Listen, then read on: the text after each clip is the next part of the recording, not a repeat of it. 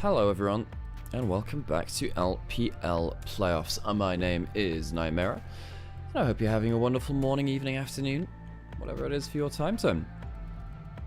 I have had a very long weekend, folks, as has my brother Initialise, who you will have seen a lot on this channel.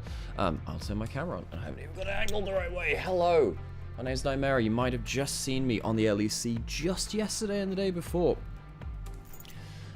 Sam has done absolute Herculean effort in the last few days, so he will be resting his voice today.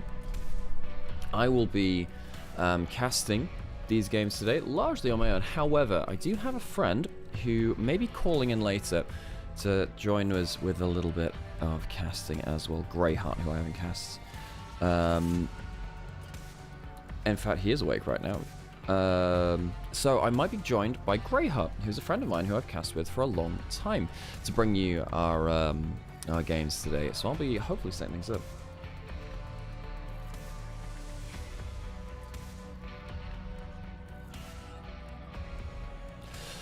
Alrighty, folks, I have some stuff to do in the background because I was a little bit slow to setting up stream stuff today, and we have a rematch here for the first game of the day, which is BLG versus TT. Of course, we're going to be live on both channels, on Twitch and on YouTube as well. Nymaera on Twitch and Nivea on YouTube, as well as Alex Nymaera Hapgood on YouTube as well.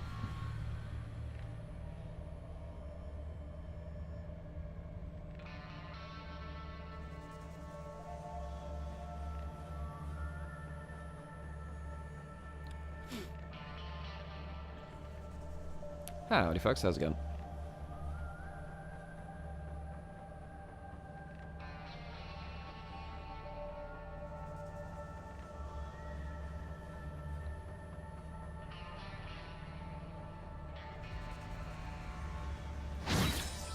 Thank you for the follow. I'm very, very tired right now, folks, and I'm just managing to, organizing something in the background.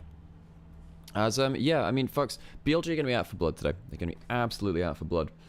Thank you so much for the follow, by the way. Who was that from? Gumby Dakare. And, we had so many random bits yesterday. Yeah. Yeah, folks, I was on LEC broadcast about, 7 hours ago. And now I'm here doing this. Is this the Amumi song? Oh, no, it's not. Oh, this is the Vi thingy.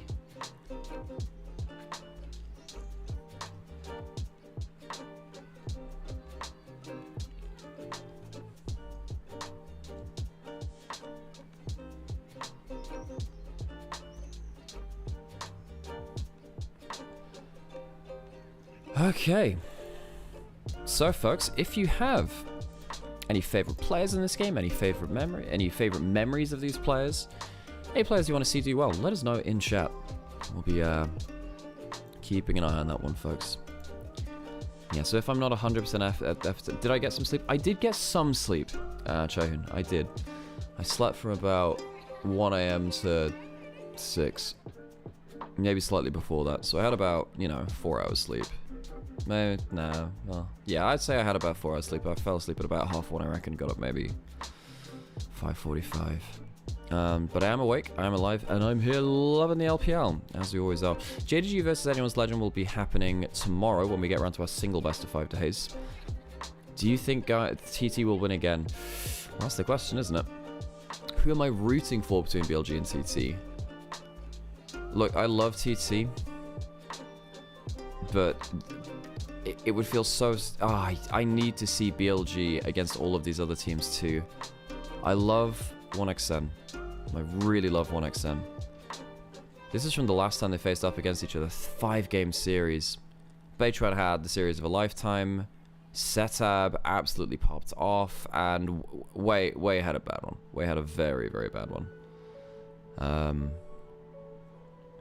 So yeah, that was less than optimal, we'll say. Oh, was this a Twitch? Yeah, the Twitch Elise game, with the Nocturne pulling ult, so the enemy team could barely even auto-attack him. That was insane. You'd love to have another win? Yeah, another miracle win? Yeah, no, I get that. I do understand that. I do understand that. Good coffee in the morning. That's what I needed.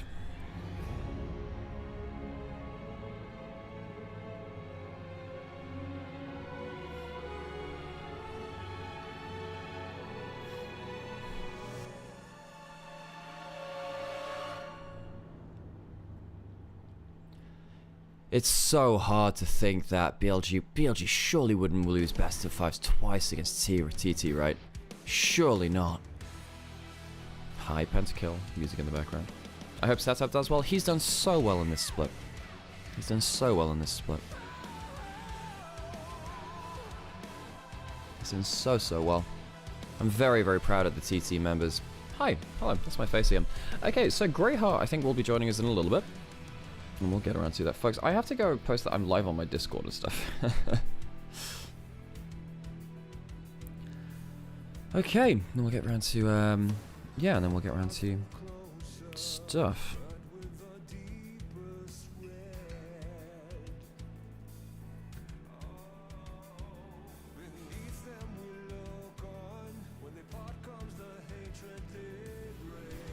BLG, the roster you know and love. Hey Angie, how's it going?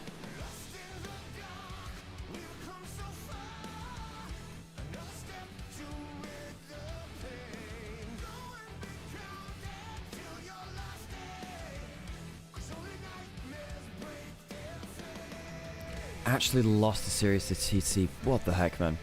Who am I rooting for? I think... look, I have to vote for BLG because I want the best teams to go the furthest in the bracket. And while I think that TT had an incredible upset, BLG by far have the better ceiling. However, in terms of players, I couldn't be happier to see 1xN do well. I couldn't be happier to see players like Bejuan have an incredible split as well. Who would win a best of 5? JDG or BLG? Depends what form BLG are on. Really depends what form they're on. Because, yeah.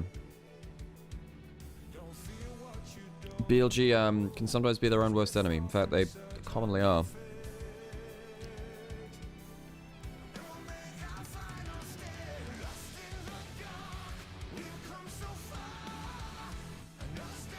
And TT, of course, kind of very similar to BLG. They did drop a game to both LNG and EDG. You want to skip a class and watch this series so bad? I mean, I understand that. Who do I like for the other series? Toppies, what's her NIP?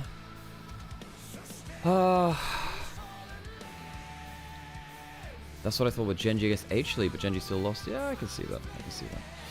Who do I like? Oh, the second series is close, folks. I mean, mid lane in this match are very important. Toppies was running NIP Top Esports. I could see that going to 5 games. I think Toppies was so good yesterday. Kanavi was on an absolute tear. An absolute tear. Oopsies, I just tapped out for a bad reason though.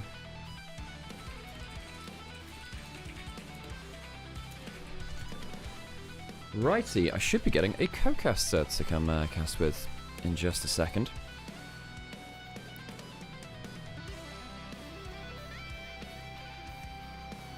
It's a friend of mine called Greyheart. I used to cast with him a lot. And actually, Greyheart, if you remember a long time ago back to the UEB streams when LPL didn't stream all their games, he used to do some LPL over there too. Back with Froskurin and Kelsey Moser when they used to... no, that was... no, it was Opal who did that stream. It's Opal who did that stream.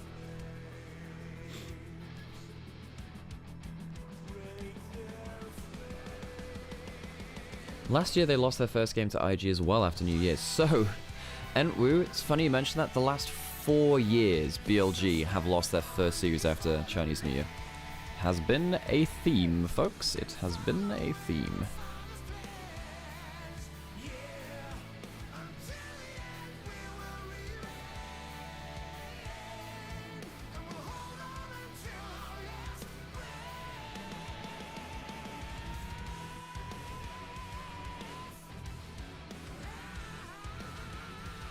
Okay, folks. Well, if there's anything you want to know about the matchup, more than what we've already said, please let us know in the comments. And if there's anything you're excited for, please let us know as well. I wish Kanavi versus Canyon happened more in their prime. I completely agree. Completely agree. Blech, degree? I completely agree.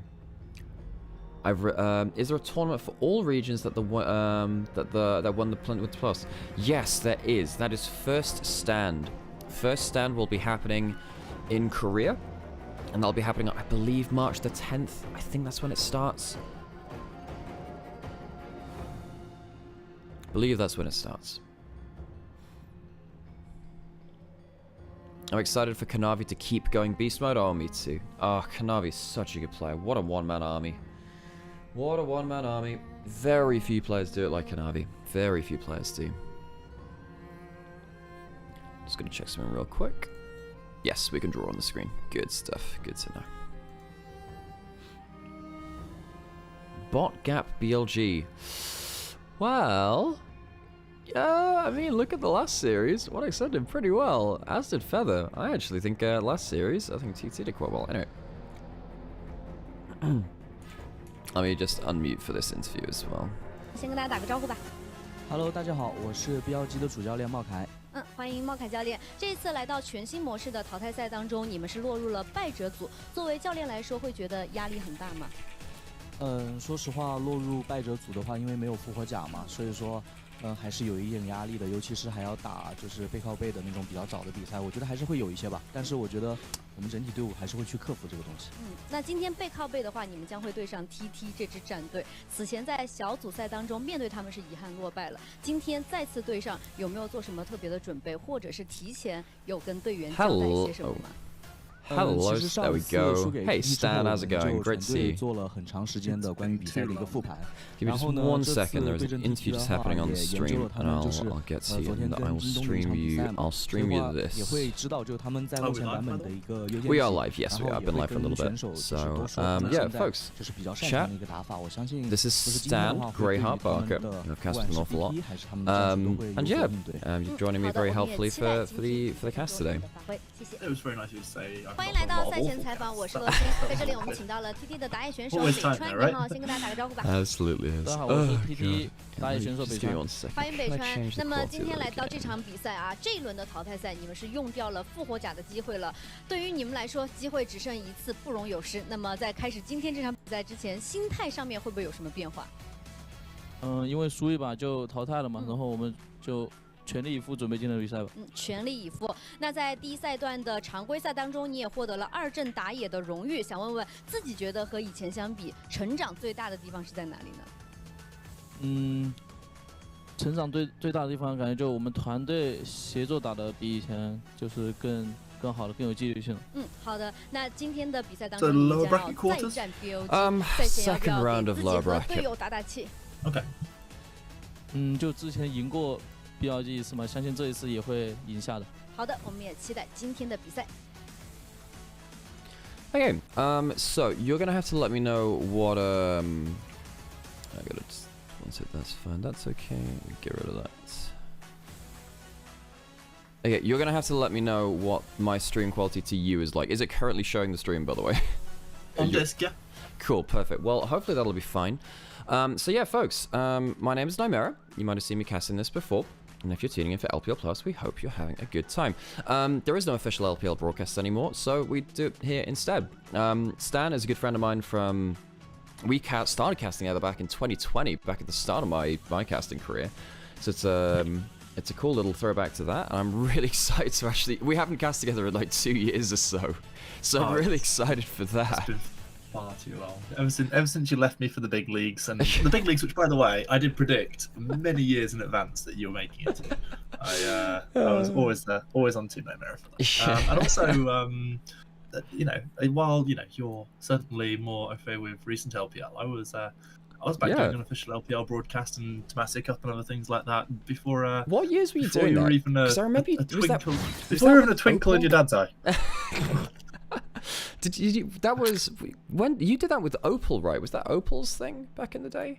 Yeah. So yeah, basically, I worked with a lot of people with Chopsky originally was heading things up. I remember that. Yeah, that's really cool. I think it was Fish, and I'm having mental blank on names. I feel really bad about because they were a great team.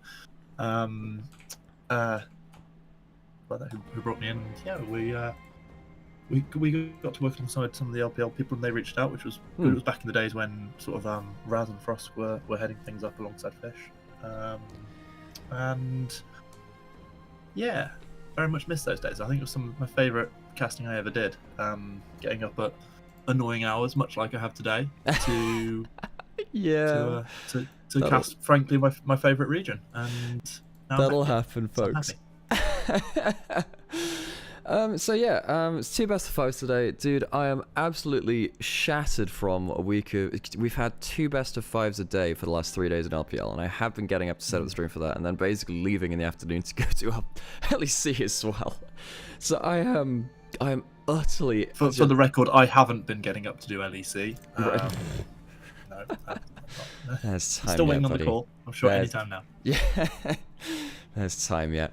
Why is this so early, Brackish? That's a great question. That's a great question, because the playoffs bracket is really condensed to make sure that it's done in time for first round. The LPL playoffs bracket has, we have a bunch of things. Oh yeah, by the way, Stem, we're also live on Odnivia's highlight channel as well, that we restream my YouTube over to them. So we have a bunch. Well, basically, I have a bunch of chats that I need to keep checking just to make sure that people are happy, basically.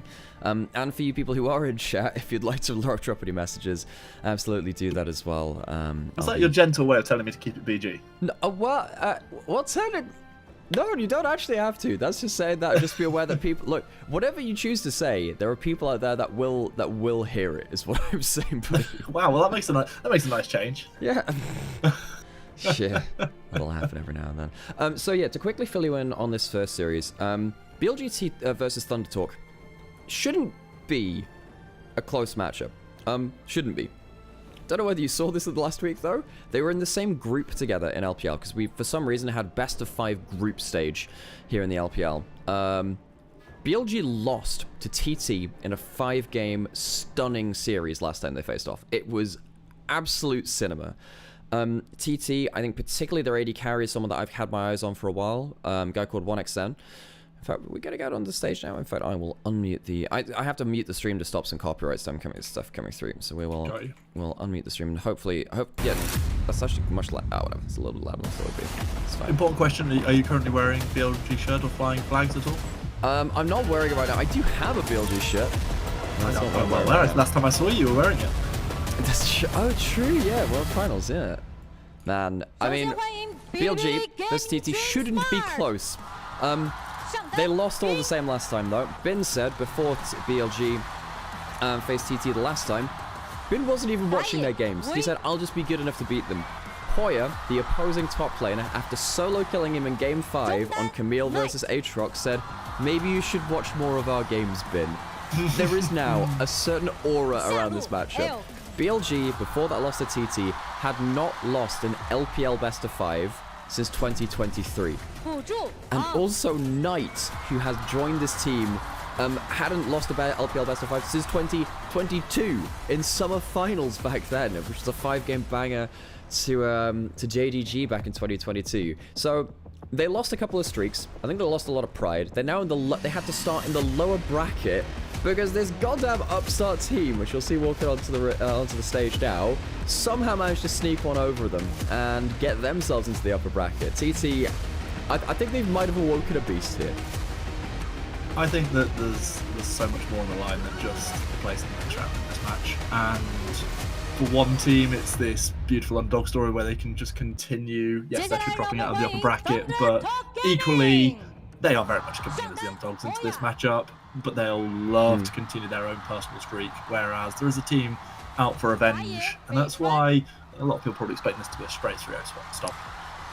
Of course, as well, another thing is, Stan, for you, this is Fearless. You familiar with the format of Fearless drafting? I'm absolutely familiar with it. In fact, a good friend of mine proposed many years before it came to LPL or anywhere else to bring it into the old what's it called? The UKLC. UKLC, yeah. So yeah, there were that was touted to be in our streams a long time before it came to here. So yeah, certainly it takes a slightly different form to how I remember it, but yes, absolutely. Yeah, I've got my bit rate's a little bit jerky, just as a heads up. So if during any team fight I say stuff every 5 seconds. Right, okay, hang on. What I can do is I can drop it down to 720. It might be a bit bootleg. It's going to be that. You just let me know if this is better. If you've changed it, it's already better. Okay, I have, right. So I'll be streaming 720 to you. Good stuff. Folks, there are tech things I have to figure out, basically, because there are many, many hamsters running on wheels as it currently works right now. And yeah, we'll get ourselves into our draft first. You know, one of the... it doesn't happen in this series. However, one of my favorite things from regular seasons, we actually used 1v1 side select to determine our side. 1v1s to determine side select in regular season. That was so fun to watch. It's not game 1 now. We've been doing that over in 4 Nations. Actually, it's been a lot of fun. That's a really cool idea. I really like it. As long as there has been a lane in League of Legends, we have been 1v1ing on it. We do it for game 5 now in playoffs. It is worth noting. So if it does somehow reach 5 games, we will have a 1v1 to determine side select for that last game. So be aware for that one. We changed it up a little bit for coming into playoffs. Actually, it wasn't for coming into playoffs. It was for the last day of the regular season. And rather than doing an A round 1v1, they did Mundo Dodgeball in the Baron Pit. Oh, great! That's wonderful. So, yeah, we've been having a lot of fun with it. Right. So yeah, we'll wait until that first draft. BLG. I think. Look, I would love to say that TT were gonna do it again. They showed some great stuff last time. I think that they largely. TT, look on paper, TT have worse players. However, they had much better understanding of the combinations that they wanted to play towards. And I think that is something which is so important within Fearless Draft. We will be pitting those lights and going into first game of the day. TT, they actually managed to last an entire best of 5 with their picks as well. They used stuff like the Sejuani, stuff like Vi as well. Rumble was a huge pick for them. So watch out for those combinations from TT, and we'll have to see whether BLG have learned their lesson from the last time and give them. So the sort of question that I would have, loved to have asked you before the stream started, but I didn't really get that luxury, given that I got a good amount of warning for the stream, without a doubt. Yeah, about 5 hours or so. Yeah, go for it. What patch are we live on for LPL at the moment? I believe we're on 0.4. Because we have seen, importantly, Ruinous Atakan, the one that you never see in Pro, bumped up in likelihood a little bit for Pro play. Okay. And it does mean that Bloodier Games will be rewarded with the other form of Atakan. First pick Jace for Bin. Kasante's off the table. We might see the Ambessa into the Jace. It seems to be the last remaining good matchup, and that's immediately locked in.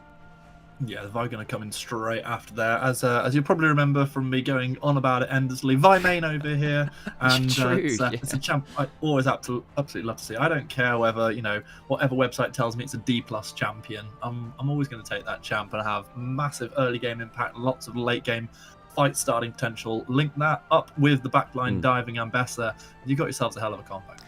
Yeah, the Vi Ambessa is one of those combos we said, hey, TT, they looked really good with practice combos. It's like the Nocturne on the other side, though, definitely has their own flavor to it. But yeah, it feels like it comes straight off of the training field. TT, they all know what they want to do with this full dive. They could even go towards something, like a Kai'Sa, something like that a little bit on. But BLG, we said, hey, maybe you should be practicing a little bit of that too. Aurora Nocturne is definitely a strong combo in its own right. I think with both of these teams going heavy dive, stuff like Ezreal and Xayah become very important in the second round as we get towards 80 carries in the back half of our drafts. Setup, by the way, came over from the LCK where he had been struggling a lot. He has done really well here in the LPL. Sometimes players just find a new lease of life here in this region with a couple of the shackles off. It's a little bit less disciplined as a region, but it does allow some players to strut their stuff. It absolutely does. Just coming into this second phase of bans, obviously those ADCs being targeted rather than the support pools, and already having one of those high mobility champions taken away, and the Ezreal left on the table if you're trying to keep yourself safe from the likes of the Paranoia. Yeah, so Xayah Rakan both banned away. On's one of his best champions is that Rakan. Last time around, folks, one of the biggest factors we had coming through was jungle support versus jungle support, really. Beitron had the series of a lifetime in the first matchup between BLG and TT in that group stage. And with Wei and Beitron being core parts of their composition now, really looking to see which support can get themselves a good laning phase and a good ability to leave that lane and go join their jungler ASAP, because it's so crucial to both these teams, or at least it was the first time we saw the matchup. I guess one of the things that I'm really wondering about, and part of it comes from someone in your chat, Mid, who's talking about the death of lane swaps. If that's the patch that we're live in right now, that is going to be absolutely huge news, especially for Ben. It means that we're probably likely to see his prefix sooner rather than later. What's up, Nymaera? I'm in a bus terminal waiting 5 hours. You're here for a while. Well, sit here and enjoy some LPL then. Varus locked in for 1xN. That is definitely going to be a dive target for BLG. Really wondering what you can lock in to keep that Varus safe. The Braum being gone definitely doesn't help. If you throw a Solar Flare on top of them as well, you're going to get a sun-dried ADC fairly quickly. Not exactly sure what you want to lock in here for Feather at the last pick. Maybe just a Rel. Maybe that's your pick. You go Poppy maybe. But this last pick support has to be really important now, actually, because 1xN feels that there's a huge target with the Ezreal Leona very likely being locked in. Yeah, it's almost certainly coming through now. It's going to leave just that one last pick to come in. I'm completely with you on this one, Alex. I think that we saw coming out of that first phase of picks and bans, we need to have some level of, movement, mobility, escape on your ADC. And the fact that we've now got that for Rel. It does help, but it doesn't help in the second part of what you talked about when you were getting to that point, which is the ability for the support to then go and help in the other lanes. The reality is that Elk can just comfortably stick around, farm as an Ezreal does, whereas Varus and Renata are going to be so much more clamped into that lane than the likes of Leona would be. Yeah. I really like that it can deal with stuff like the Aurora and the Nocturne if they choose their angles poorly, though. So, TT... they do come away with a good combo, again, from their top side. I think their bot lane has a huge barrier of execution here. You are playing against a dive comp with Assassin champion on that mid lane, and yes, Aurora is an Assassin right now. I've seen that champion one-shot way too many AD carries at this point on the hands of Knight. TT, they struck hard and fast against BLG. They damn near clean swept the series 3-0 against BLG the first time they faced off. TT hit early in the first series. If they can do that again here in game 1, then maybe I'll start to believe. But the problem is, BLG, surely they can't lose 2 best of 5s in a row to an underdog team. Surely they can't. I don't think they can, and don't call me Shirley. Starting to say I'm strong. I'll find another name for you then. Oh dear. Well, the coaches have done everything that they can. They've left the stage at this point. They've left it down to those 5 players who are about to jump on to the Rift. They can see them, and one of the things that we noticed, I mean, certainly, sitting behind the players, watching them in London, just sort of the level of calm we saw on the faces of BLG from the player cams was absolutely incredible. Roundabout until the end of game 3, and at that point you saw a very different BLG. Looking at those cameras there, despite their recent loss, that's very much the BLG from the first couple of games that we're seeing, and I do think this is a team out for revenge. I'll be stunned if they don't accomplish that goal. So we'll have a listen to the gyres from the crowd, and we'll get back to you shortly.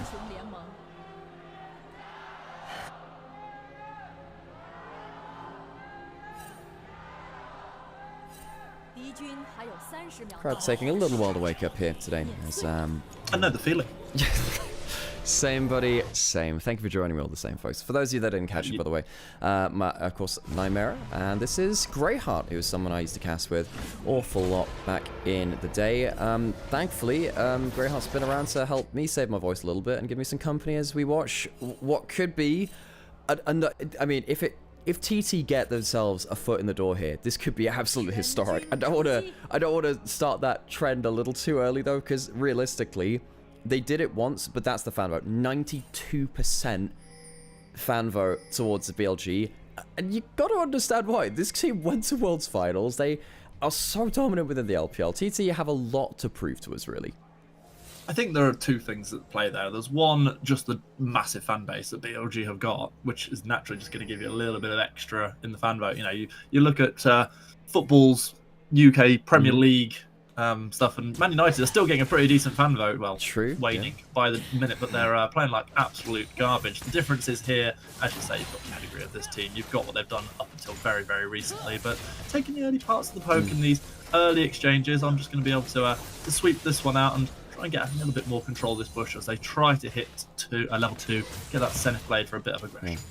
Worth noting it's the Hail of Blades on the Varus, which likely means... hang on, there could be a level 2 rush here. See what's going to happen. This could be a pretty important 2v2s. They're walking up. BLG see the level 2. We won't get ourselves a fight. Look, you just have to keep on the edge of your seat, really, when you get towards that level 2, especially when you've got stuff like the Leona in the lane. But yeah, the Halo Blades and the Varus likely signaling towards the poke. We'll have to keep track of 1xN's build as he goes a little bit later into the game. We will keep our eyes glued to that one. I mean, I don't know what you're talking about as we hit level 2. This is the LPL, Alex. Like, you have to be edge of your seat 100% of the time. Like, nothing could be happening. 9 people could be dead and you could still have a fight. Yes, they can, and indeed we have in the past. Right, what's happening on the rest of the map? Junglers doing that whole thing where they kill camps. I hear that's what they're meant to be doing. Just see, occasionally I just see some random messages in chat, and I'm like, I don't know how to respond to that. Burrito, I'm glad you like men, and I'm happy for you. I'm happy for you. Don't really know what else I could say about that, friend. Funny, actually, because quite often the best response is no response, Alex. Yeah. Look, I've had about 4 hours sleep. This is like my 5th best of 5 in a handful of days. Don't exactly have the inhibitions fully running right now. You know what? I remember those days, and I, in some ways, miss them, and in some ways, very much so don't. Yeah. So I completely get you. And early things, you know, the skirmishes in pretty much every lane. You can see that the LPL favourites currently overwhelming their respective team underdogs a little bit in lane. But on bot side, at least they did manage to prevent that early level 2 rush. Did mean that On wasn't able to make the sort of play that maybe they would have liked to. I think the fact that bot lane wins as well in the bot lane did win in the bot lane, incredible. Well, I suppose that's not taken for granted anymore with lane swaps, which we didn't see in this game. It gave BLG a lane to play around, so it's not a double scuttle. And as we highlighted in the pre-series, probably the biggest difference in that first series was jungle. BLG, I think in the first game, sent Wei 1-8 when BLG was playing Zyra.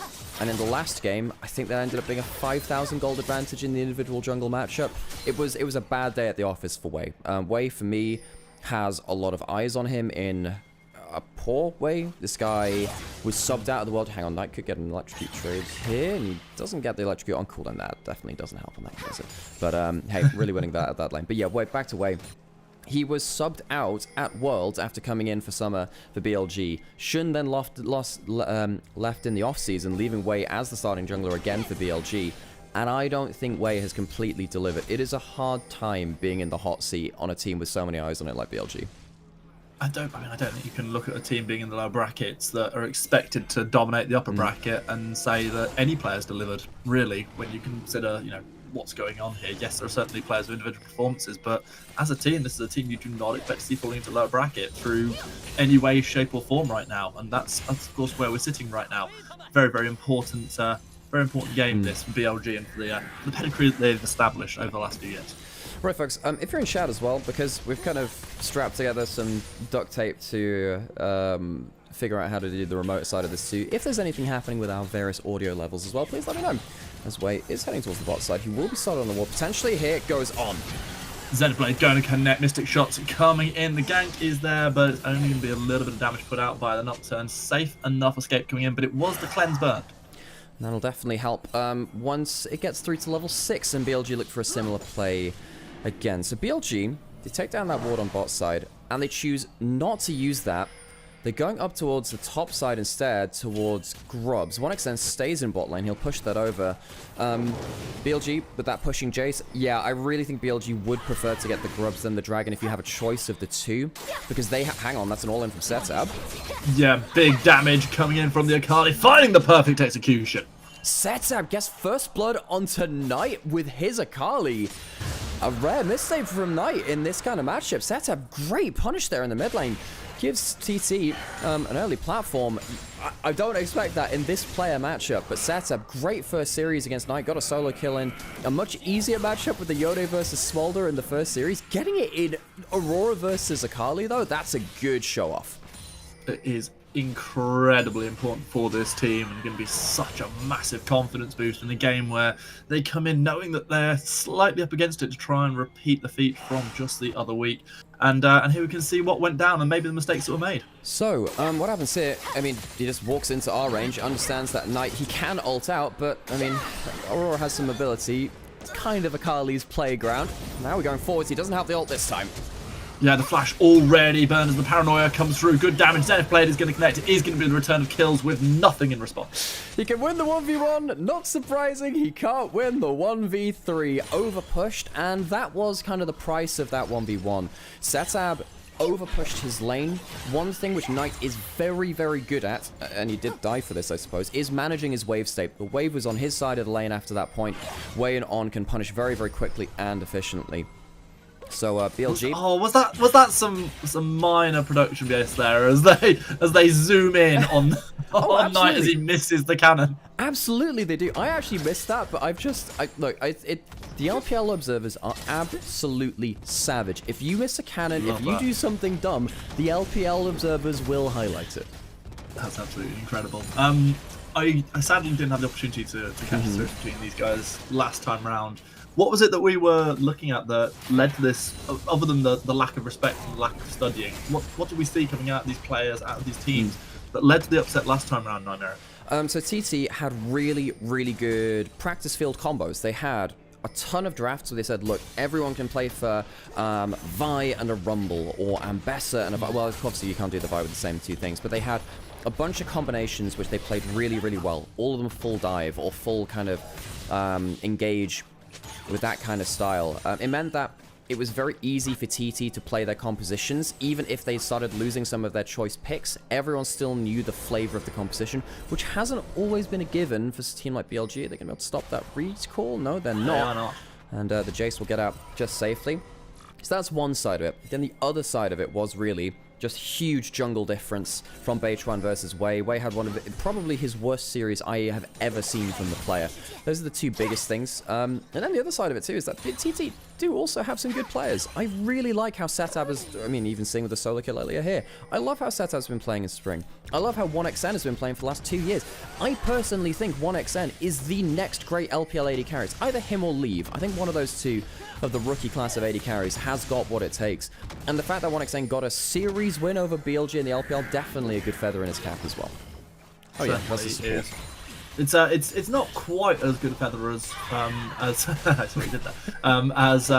As 2 series wins against BLG though. So that would have happened. Oh my god! Like that we'd suddenly have 3. See if they're on discount. Yes. Support as well. Yeah. See if they get like discount BLG series wins.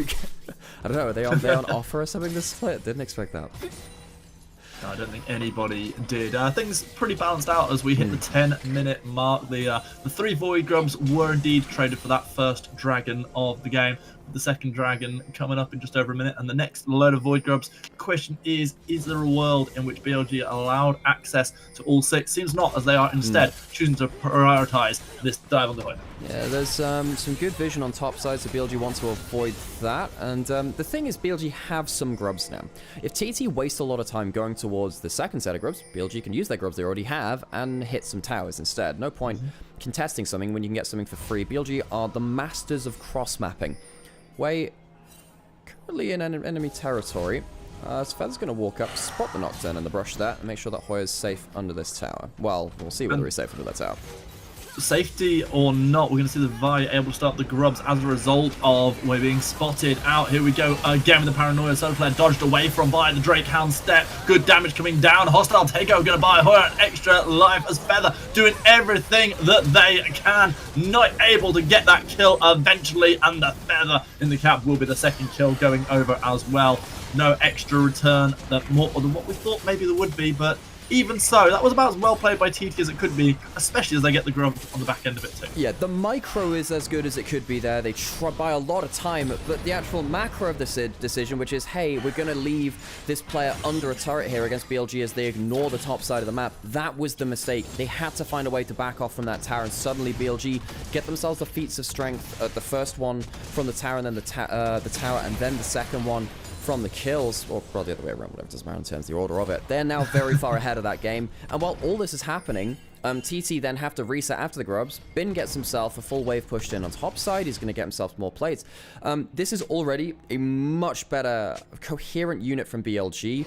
They're playing very well around the map. Yeah, the decision making was strong. Talk us through what goes right, what goes wrong in this dive. So what goes right is they don't let the public execution completely get Hoya from out of turret, but it also means that the Leona doesn't get great value with the ultimate because that's dodged away from.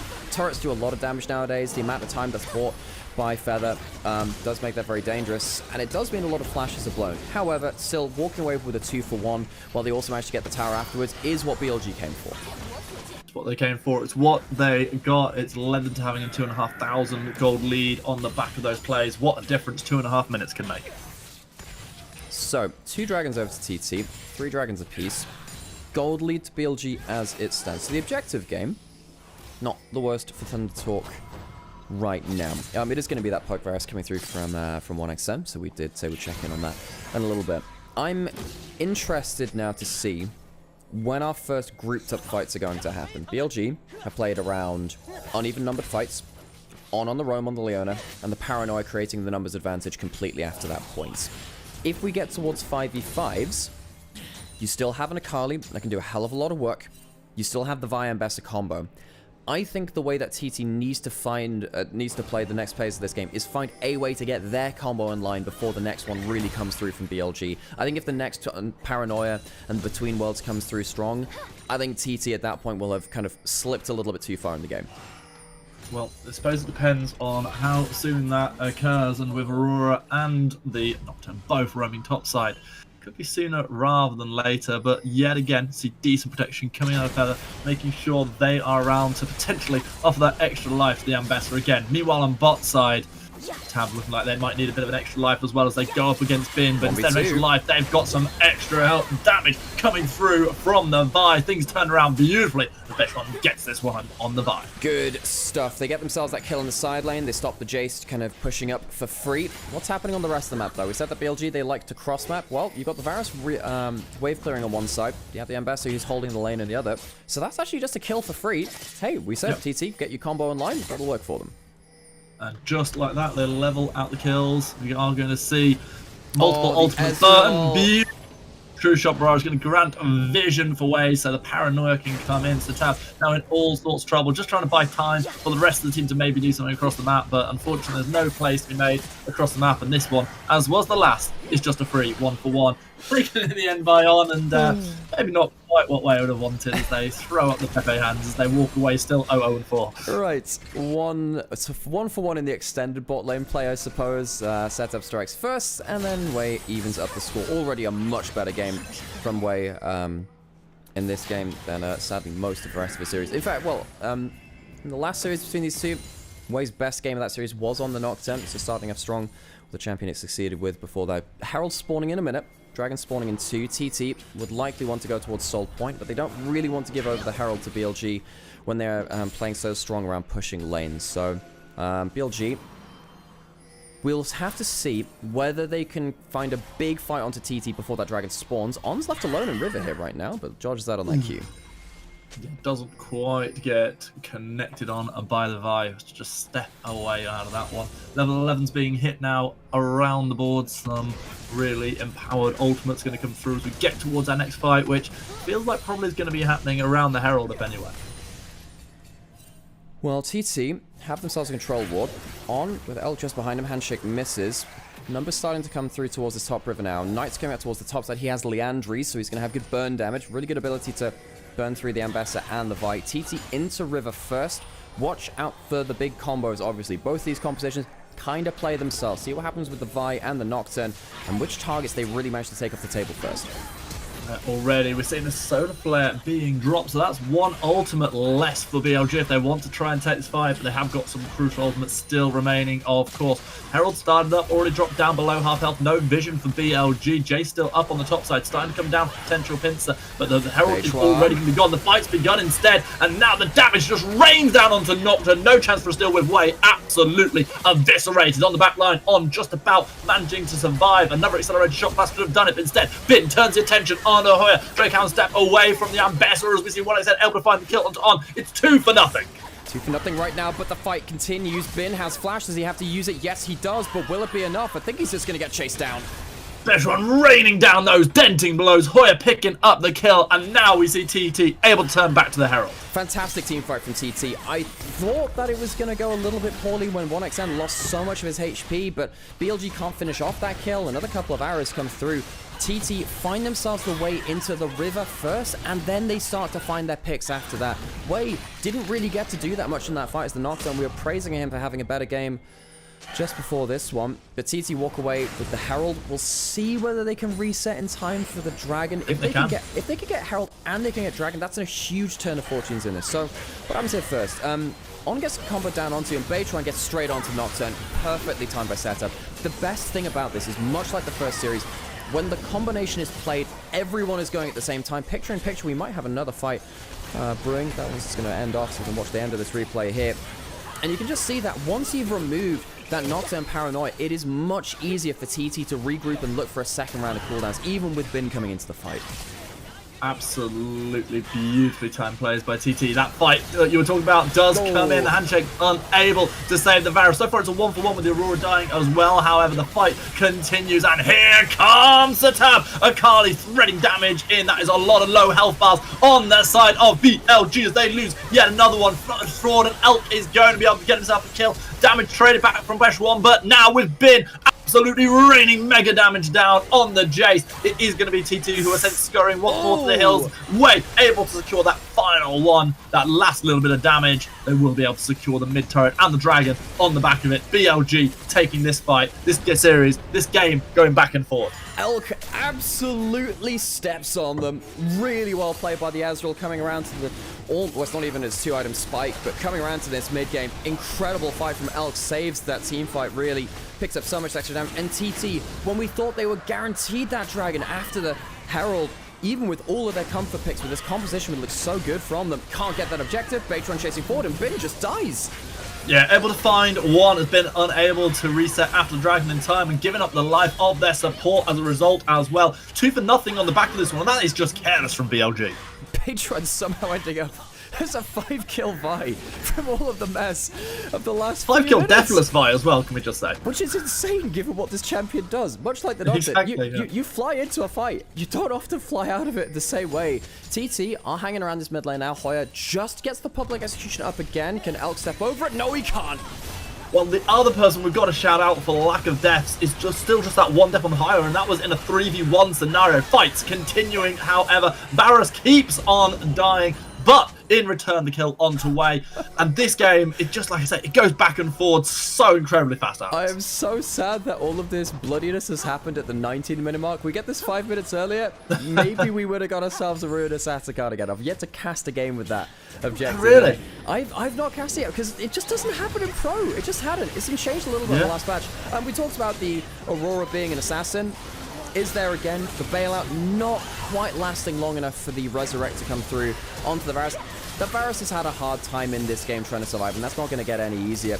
Elk has an easier time of it on the Azrael, though. Oh, setup's so close to killing Wei.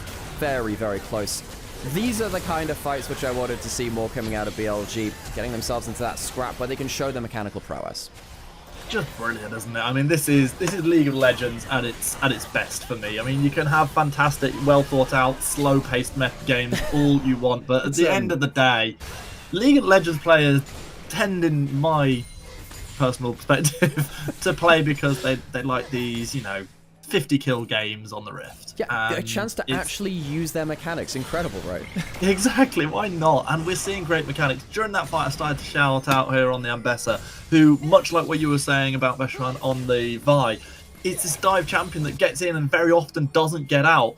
But more often than not, the Ambessa has been able to do that, despite going in so deep with the public executions. Yeah, Hoya, for me, used to be a loss condition for this team. He would genuinely just lose TT games through individual disadvantages in top lane alone.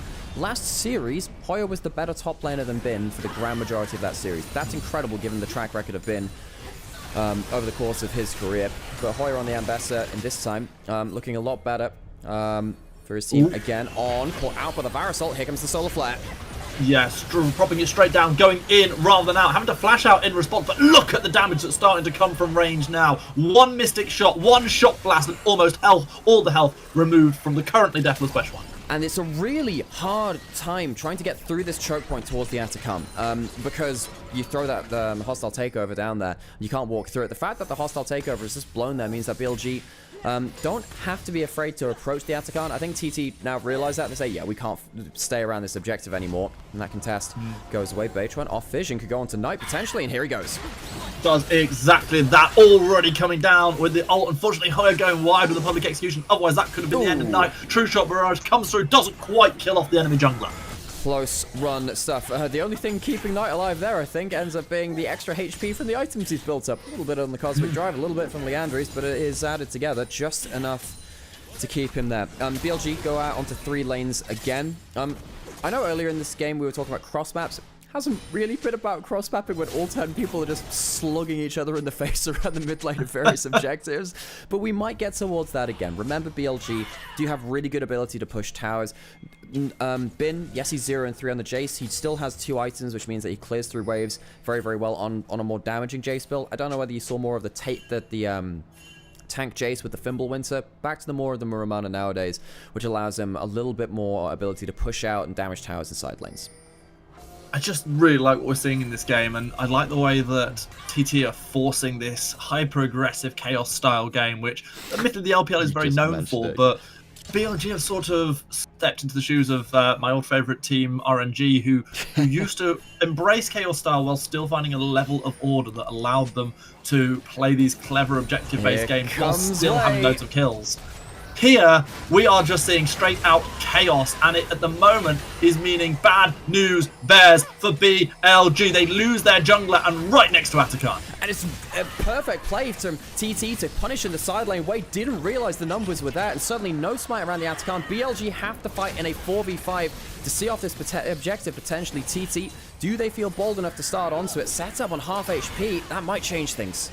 Yeah, I don't think they can feel bold enough because there is just so much poke damage. The Jace and the Ezreal are raining damage down for days. You see these health bars getting shredded through by just a couple of abilities, and just like that, it doesn't matter that BLG's jungler is dead, and now all of a sudden Bechtron is slightly caught out. Teleport going to come through, enough to stop the attack. So BLG lose their jungler as Wei very quickly realizes there are more people that he bargained for in that play. Dragon started as well. So Dragon and Atacam both on the bot side of the map. We're going to see a start of that objective. Yes, we are eventually. As Wei works his way towards the bottom river. TT reset on setup. He's going to come back out onto the map, but he's not going to be here in time to secure that objective. And TT miss another chance to get themselves soul point. They'll be kicking themselves to that one. I feel like they've had the tools in some of these teamfights to walk away with objectives. Haven't quite cleanly enough been able to go towards them. I feel it's more than that as well, Alex, because it's the dragons that they are giving over. Yes, they managed to secure a couple of good dragons themselves earlier on as Knight gets a good bit of damage down on setup, but now they've given up 2 infernal dragons, and to this heavy poking team, that is absolutely not what you want. It's on coming out of base, but he's currently not here at the Atacam. Did TT track his resets? They're starting it potentially right now. Bot wave is completely even, so that's going. Oh, there comes the ult onto Wei again. Big aggression, but Wei actually able to step away from this one, timing the spell shield beautifully. So steps backwards, and it is just a couple of skills thrown at each other and disengaged. Sometimes in the LPL we battle for cooldown economy. I don't think that was that one. I think that was just a little bit more opportunistic. Atacam not cleanly taken. Typically in a good Atacam setup, you see the waves pushed in from bot lane like this, so it means that there's another angle either opened up for the defending team, so they try and go in from both the river and the bot side, or through Tribrush and that bot lane, or of course you push it out to deny it on the other side. It was a little bit rushed there from TT. You can see how scrappy things are, and one thing which I've definitely noticed in a lot of games like this, your small missed positions are punished even harder when you have compositions like this. You have the Vi, which can make a point and click Ambassador ult effectively if they're CC'd in front of them. Hoya on 2.5 items will one-shot you after that point. You must be so disciplined when you're going around to these objectives. You misstep once, particularly as someone like 1xN or Knight, you could actually lose your team in a huge objective. definitely can. We're getting to the point of the game where just losing one huge objective could be the same as losing your team the game. And both these teams will have to tread just that little bit more carefully now. And someone who's already up to flash away is indeed going to be... Oh, sorry, Night dies first! I thought the Varus was going to be gone first for sure, but instead it's a 1-for-1, and now the fight continues to brew with Vi arriving. This means that BLG, who looked like they were taking the fight to TT, are instead taking the fight back to their own base, as it is going to be death after death, kill after kill. And TT just wiped BLG apart from white. Oh, it is a stormy team fight in the mid lane. ThunderTalk come out on top, and they'll go not towards the bot side, they'll go towards the Baron. Knight should have gotten that assassination cleanly onto 1xN, but the turnaround from TT is absolutely monumental. Wei does have blast cones. If he gets himself vision, he might be able to ult in for a steal, but no one's showing their faces, and that'll be an objective going down. TT team fight their way through to a Baron in game 1. And you know, we were saying, hey, there's no way they can win another series versus BLG. This is how the first series started in that last time. 1xN pushed up too far in this mid lane. Gets called out, but there is a Renata right by them. The bailout comes through, and Seta blows Knight's head off. Immediately have one kill coming through, and it makes it just a little bit harder to clean up the fight. Elk missed positions, and we said they get punished an awful lot. Beitron, incredible Vi engage. His comfort pick of this Vi really working out well. This one has been absolutely electric so far in this game. And I'm not just saying that because I love Vi. I'm saying because I love what I'm seeing from this Vi player. Absolutely tremendous. And you can see there the fans seem a little bit mixed in whether they're loving it or not. Hostile takeover is going to go wide. That's a huge ability to be down, but it's still a kill going over onto Wei. And with Atakan still available, there's a chance to turn instead. It looks like TT want more kills. Hoya so aggressive, taking turret shot after turret shot, will eventually give up their life, but not before they've done the damage. Elk goes down. Hoya's missed a few ults in this game quite visibly, but that one very much hit. Elk gets absolutely blasted by the 2.5 item Ambassador, and yeah, they go down, but without the Ezreal, and with Knight not having ult now too, TT can walk in. They can use the Baron buff, which they have 2 minutes remaining of, to force another opening on the map. BLG, they're getting out team fought by ThunderTalk. This team, which was middling up until this split. Yeah, they've had good moments, but this is not a team that people expected to be taking games and series off of the best teams in the LPL. They just came away from a 3-1 loss in the upper bracket to JDG as well. They got a bit blasted by them, but against BLG, they've just apparently got a better bit of insight into how they play the game. The Atakan's going to go down as well now, as TT can then recall with their Baron buff and get back out onto the map. Alex, at this point, BLG might as well say, call me maybe to TT, because they have certainly got their number. And here you can see how that fight starts. Again, it's opportunistic, but it works. And you know, Knight gets a decent escape out here in the first bit, but it draws the rest of his team into the fight. Elk tries to position around the corner. Wei does as well. Wei goes down. There's a great ult coming from Hoya, as we called out. And I don't think Hoya minds trading 1-for-1 here. We have seen how much damage that Elk has done in the past. Getting that Ezreal off the board, I think it makes a lot of sense here. He has it 3 items. Worth noting, folks, again, BLG have themselves the feats of strength. They have themselves even the extra stats coming through from them. We've got the upgraded boots even from the 2 carries of Knight and Elk. BLG need to somehow escape this initial combo, and they need to stop giving the easy openings over to Setab and Beitron, who are timing their approach so well. When one is entering the fight, the other one is at the same time. The Vi and the Akali both getting immense value in the skirmishes. Nice split pushing being done there by the Setab on the Akali, able to just draw a little bit of attention away from the tactical fight in mid. This in turn opening up the opportunity for the Drake to be easily secured. 2-shot barrage, not stealing this one away. And someone in Anivia's chat saying, you know, I don't think BLG have so many ranged pokes.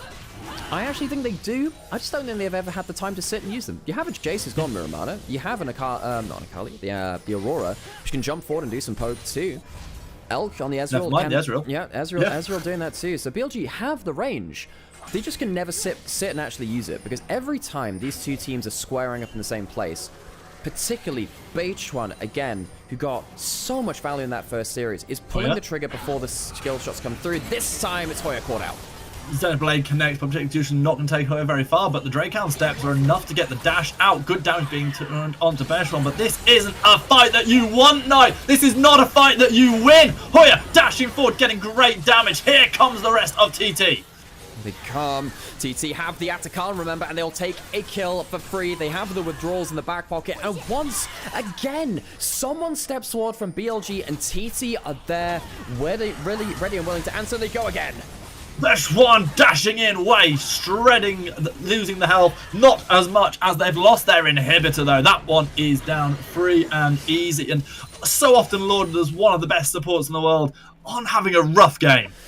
Oh, and occasionally has these. We did say, hey, Wei had a bit of an awkward one in that last series. On was on that list too. Really, BLG, their solo laners often carry them out of some of the more visible fumbles from their jungle support, but still, within an LPL landscape, normally, you'd think that they'd be a bit more stable. In this bin coming through, Setab does have the ult, he does have flash. Does he have to use both to get away? Well, I don't think he's interested in getting away. He just goes for the straight-out 1v1 kill. Has got a Aurora lurking in the sidelines. Finally using the flash, trying to dash out to safety. Might well be able to get out of here. We're going to see the Arcane shift forward, the flash as well. Good connection. Zonya's by a little bit of time for the card. It shouldn't be enough. However, Aurora finally getting that shut down. But meanwhile, the rest of the team is pushing in the other lanes. Yeah, so pushing in top lane and pushing in mid lane. TT once again find a micro outplay, which leads to a bigger advantage somewhere else. This time it's a proper cross map. We haven't, like we said, we've not really had chance for cross maps because everyone's been on the same screen. But TT pushing both mid lane and top lane. Baron is spawning again in a minute, taking that extra pressure in those two lanes surrounding it. Very much help TT. So BLG really not finding the clean picks that they'd like to. Every time that they've jumped forward, TT have been waiting for them. And with the gold lead coming through now, TT makes it so much easier for them to play out their game. Yeah, and because of the gold lead and because of the way the tempo is of this game as well, they're able to get over towards Baron first, able to set things up. They're going to be able to get recalls out if they want to. Instead, they're just going straight for the fight. Yeah, Elk watching Hoya go straight towards him.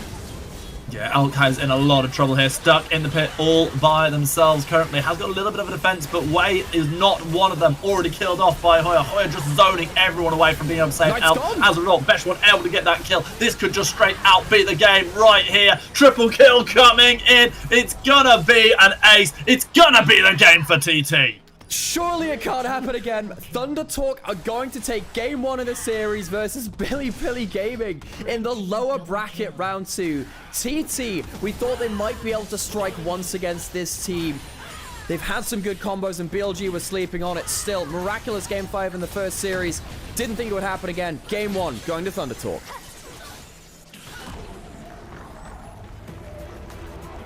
I can't believe this happened again. What a game, Alex. I can't What a game. believe this happened again. Game 1 to TT. BeSh1. What the hell has this guy done? How has he managed to have this jump up in form again? He has had a very rocky back and forth career, folks. He has had some very weak splits in and about the place. I'm not going to sugarcoat it. But the fact he comes out with games like this, it's incredible to see from a player who's had quite a long career after this point. Hey everyone, I'm Nymaera, and I'm joined by Greyheart today because Sam needs to rest his voice, and Stan is a good friend of mine who I've enjoyed casting with an awful lot in the past. Wasn't first choice. No comment on that one. You said there's, sometimes the best answer is not answer at all. But hey, there is no official LPL English broadcast anymore. So what that means is that when we get into playoffs here, for these important games and these important best of fives, we do the dirty work instead. So we hope you're enjoying yourselves. Hope you stick around either here on Twitch and YouTube here on Nymaera or on Onivia's highlight channel as well. So typically, Stan, what I tend to do in the break is, we watch through the highlights and stuff, but honestly, you do whatever you want to do in the break. We just tend to chat a little bit, but it's not really that more professional in the break because we actually do need to rest our voice a little bit and get some drinks. So you do what you want to do, man. That's true. I am sort of running out of fan true twists. So I'm gonna go and top up my glass. You go. Get something going on. But I'll be back in a couple of moments. We'll talk about that game and talk about whether TT can just straight out do it again. Can't believe it, man. Surely TT can't do it again. Thank you for the follows, by the way, folks, over on Twitch as well. Yeah. Wei is trash. Wei's been struggling. And I think, once again, bit of jungle difference there. A little bit of jungle difference. But also, I will say, be kind. Be civil, at least. So, folks, what I want to know from you, folks, they win that one game. Do you really think that TT can take the whole series again? Did it last time. Took 5 games of it. What are you guys thinking, though? You really think that they can do it again? BLG 3-1? We shall see. I still think that BLG looked better in this game than they did in the game 1 of the last series, but still, this is not a good sign from BLG. You knew they'd win the first game? BLG, it is worth noting, folks. It is worth noting, folks. BLG have a tendency to lose game 1 in a series in LPL. They do. I think last summer, they'd lose game 1 an awful lot. However, it's just that it's against TT. Already beat them once. It's happened. They proved it can happen, you know. Proof of the concept is a big thing. BLG 3-2, but you don't have much confidence in BLG. I expect much better from BLG, is the thing. I expect much better from them.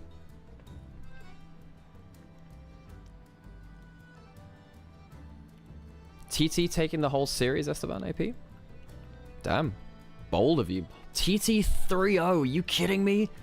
I mean, I appreciate the hustle. I appreciate the hustle. It should be BLG series to lose. It should be Sagafax. It should be.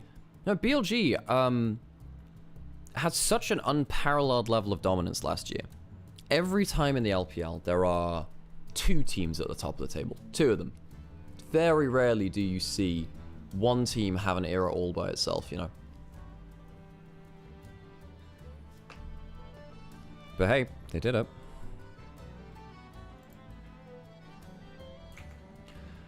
Oh, Satab's Akali, incredible too. And you know, there were some comments in Onivia's chat as well. TT had a lot of comfort. Had a lot of comfort. The thing which is special to me is that TT showed that they don't just have one comfort composition now. Mid and bottom tier table teams in the LPL, and I'm not saying that TT is one of them. Now maybe they've earned a right to go above that. And we'll see how long that lasts for, and whether they can show even more of that today. Most of the time, they'll have one comfort composition they can play. TT showed that they could at least win 3 games against BLG, and that the fact that they won one of those games in Game 5, Game 5 was not close between BLG and TT in the first run around. That gives me a lot more hope, because it doesn't feel like there's just one shot in the chamber, which is a big problem in Fearless. You're not going to get to play that Akali again. You're not going to get to play that Vi again.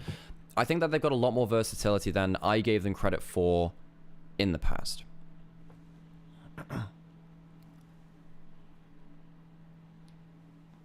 Some dude said earlier, TT are going to get 0 kills in 3 games. Yeah, that's a bit much. It's a bit much. Not sure I would have said that one myself. Elk is playing LPL. Every team's getting 50 games in LPL at least. Yeah. What is the saying there? I think.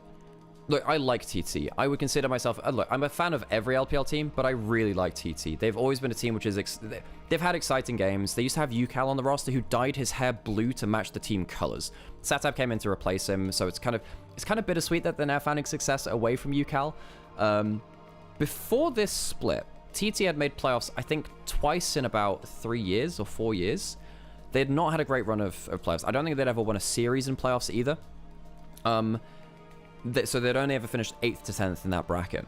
They have now got themselves an organization record high bare minimum at 6th, because even if they drop out here, they'll be finishing in top 6. I didn't know whether in the first series they'd have enough to close out 3 games against BLG, because you need to, in Fearless, go beyond your Akali, best champion for Satab, your Vi, which Baytron looks incredible on, and a bunch of other picks. They won a very one-sided Game 5 against BLG the first time around. Kind of insane that they can do that, and I think it's a really good statement to show that actually they have a lot more prepared than just any other bottom tier LPL team, and I think clearly they are above a bottom tier team now. So I think that raises the question, and you've brought up Fearless yourself there, of what do we see next? How are they going to take what we've seen already and turn it into a series win? Well, I'm trying to think what else they played in the first series. They had an incredible Sejuani Rumble, I think. Yeah, there was Rumble Sejuani, which was... And Yone for Satabs. The Satabs Yone was incredible. I doubt you're getting all of those picks at once. I'm very surprised that they got them all together in the first game in the first series. Baytron's got to be the player of the series, the player of the game, right? Yeah. You said this midway through the game. Vi coming away with no deaths is not normal. that shouldn't happen, really. But hey, Baytron made it work. Yeah, absolutely made it work. That's a number in the middle of that KDA that I don't see very often when I play Vi. So I have nothing but respect for what I've just seen, and absolutely love some of these plays. And the thing about these highlights is every time he goes in, watch how close Satab is to his own combo as well. One of the reasons why these comps don't work often, say in LEC, say something like that, is when the Vi goes in, the Akali takes another 4 seconds to find their target. That's not an acceptable time lapse. In this one, though, every time H1 goes in, Hoya's going in at the same time, Setup's going in at the same time. And that's the big thing, which I noticed about this team in their very first series this year, from Demacia Cup and then coming into the group stage as well of LPL. They are really good at being on the same page and just pressing the go button at the same time. And that can't be understated. I know it sounds simple, just go at the same time. Do you know how difficult that is to position yourself to be at the same place to go, look here again, full CC combo? I say that and Hoya actually just misses all because the Mystic Shot comes through. But like, hey, the fact that Setup gets in on a good timing again is absolutely crucial. Yeah, Beach1 is the person who's pulling the trigger and getting the flowers for this one. But the fact that his team is right there behind him means that he can get away. Again, as we were saying, with a 0-death Vi game, that just doesn't happen normally. Yeah, 100%. I'm going to go get myself another coffee, so I'm just going to do that while we're on break here. But you can chill out, and I guess you can talk to chat if you'd like. But I'll be back in a minute. I can talk to chat? You can do. I know, I give you permission. 1 second. Oh, phenomenal. All right, well, we'll talk to chat a little bit. But I just want to sort of follow up on Alex's point, even though he's not here to witness the brilliance of what I'll be about to say. But yeah, I mean, like I say, as someone who plays by myself at a considerably worse standard than what we've just witnessed there, it's one of those champions, a little bit like Nocturne as well, where you can very easily get so far ahead of your team, and having the sort of champions picked around you where you can actually have people that you know who are still going to be able to support. Love duo queuing with a friend of mine who plays Camille, because I know that if I've gone super deep, there's always a chance that I'm going to be able to see the crazy metal legs following me as well. And this is what we just saw time and time again there, and it made things work so beautifully. I do have concerns coming into the next picks, however, because we've seen the Sejuani banned away in game 1. We've also, we've just seen a few of the champions that potentially you could have picked in the same vein, like that Nocturne there taken away already. It makes it that little bit harder as we get into our second game. And yeah, I'm looking forward to where this one goes. I still favour BLG for the series. I think that outside of the messy fighting that the LPL is so well known for, the actual macro that we were seeing through to around about 15 minutes, at which point TT sort of got so far ahead, was still BLG being in the right place at the right time most of the times and making the right choices. I think that we will see more of that, but boy, I'm still here for it. And yeah, we'll see how this one goes. Let's see what chat is saying. I mean, I say what chat is saying. I only have one that chats on. I don't have a Nivea open. So if you're saying stuff on a Nivea, I apologize. I'd love to chat with you. Honestly, I would. Follow me at GreyHeart99 on Twitter. But hey, absolutely. By the way, absolutely plug yourself. You absolutely have every right. Oh yeah. Oh, don't you worry. I will.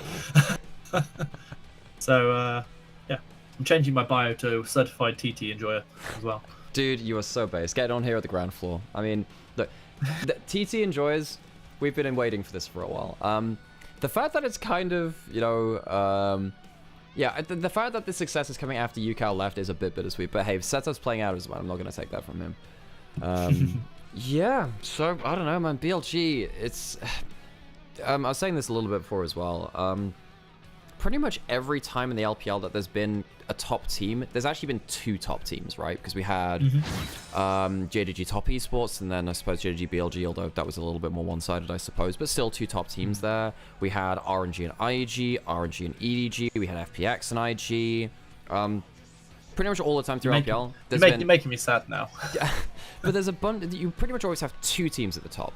BLG last year, pretty much the only time where we had an uncontested top team where it didn't even look like anyone would really take series off them at all. I mean, besides them slipping up in a regular season once or twice, right? They had an unreal level of form last year. The fact that they hadn't lost best of 5s in LPL since like 23. They didn't lose a single LPL best of 5 in last year. Kind of incredible. The fact that they're now, I say they are slipping up. No, it is right to call it that. They're slipping up against teams like TT, who I love them the bits, but they should not be winning against. This era of dominance BLG is very concerning because we hold them to a high standard, you know? Okay. Yeah, I feel like when it comes to LPL teams, they're sort of like the Sith of the League of Legends world. There's always got to be 2 of them, and they're quite happy to play the bad guys. And why have I never made that Why have I never made that before? I'm such a Star Wars person. I've never made that reference. Fantastic. This is why we bring you on. Just that, yeah, just that one reason. I mean, you know, at least I managed to avoid making the joke of first we've got TT today, then we've got Nip. So. Well, we did say that when NIP throw a game, it's a nip slip. Okay, I like that. Right, I'll leave you with So that. quite often, then. Yeah, I'll leave you with those enthralling thoughts as I go get myself a coffee from the other room. We get back. Oh, I thought you'd already gone. No, I put it on and I came back through here to put ads on, so I'm making sure that ads are on during the break. Dude, the amount of random stuff I've managed to put on autopilot now in terms of getting streams set up is ridiculous. Thanks, by the way, mods, for checking out chat. It does help me an awful lot. But basically, running a stream, casting, doing the social media for it at the same time at 6 a.m. in the bloody morning after a full weekend of LEC and LPL, it's pulling the fabric of my being a little bit taut. Yeah, no, I get that, and yeah, you're doing a good job, and it's nice to have the content. And I'm sure a lot of people are very grateful. I'm not one of them, but I'm sure a lot of people are. Oh, I missed this. Let me get my bloody coffee. I need more of it after that.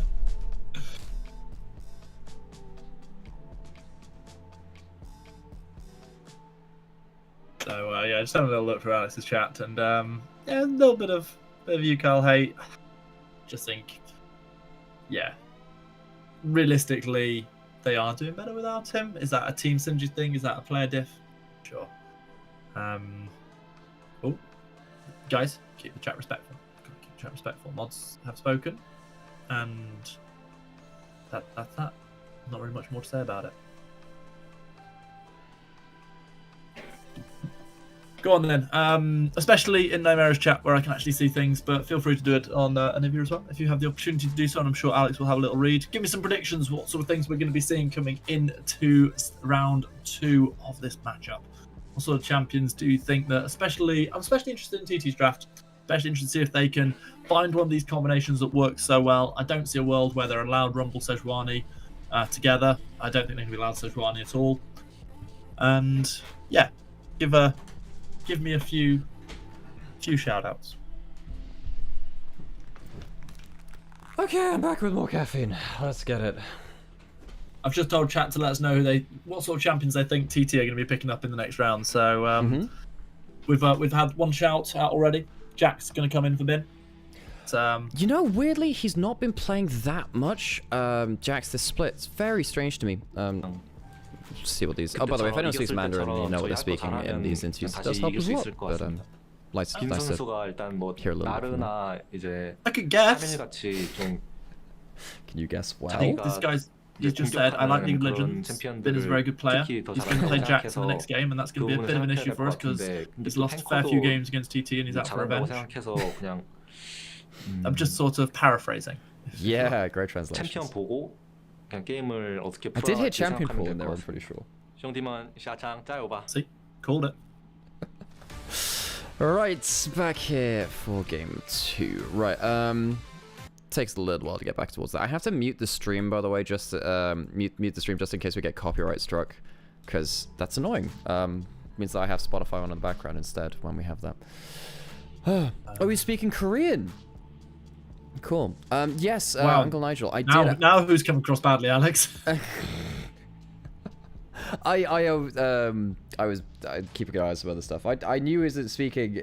Yeah, look, I only speak English. I'm painfully monolingual. I did actually notice, like, huh, that does sound. Because the other day, the Shy was doing his interview in Korean as well. The Shy, I'm trying to remember if he speaks Mandarin that much on broadcast actually, but yeah. Is it time for the story, Alex? Which story? Oh, do you not remember? Which one? Oh, Theshi. Oh, wow, you've literally spoiled the punchline of the story. You're the worst person. Tell me about the Shy Greyheart. Oh, I knew there's a reason I stopped casting with you. Go on, get your bloody story over with. Oh, you absolutely. Anyway, so you can't see where this one's going, guys. But back in the early days of when I first had the opportunity to cast LPL unofficial, I got to cast this team that were playing, and they had this young upstart top laner who was sort of setting the Rift on fire and didn't get any briefing at all about phonetics or the like. And for those of you who've seen the Shy play, you will know how that's written when you look at it on the Rift. And yeah, all game long, I was just calling them Theshi. Theshi does this, Theshi does that. Incredible play from Theshi. Pentakill from Theshi. and it went out. It's probably still out there somewhere, sort of saved with Nivea or something like that. And honestly, mortified because it's one of my favorite players of all time now. Yeah, that must have was that in the Shy's debut split? It must have been right. Because wait, it was, when, yes, yeah. God, wait, did he start playing in 2018? Maybe it was just before that. I'd have to find it out exactly when it was. But, oh no, because I think Jaculov was the guy that went from rookie to worlds in that year, because he was like a Draven streamer. I think the Shy had a year. I can't actually remember the start of the Shy's career.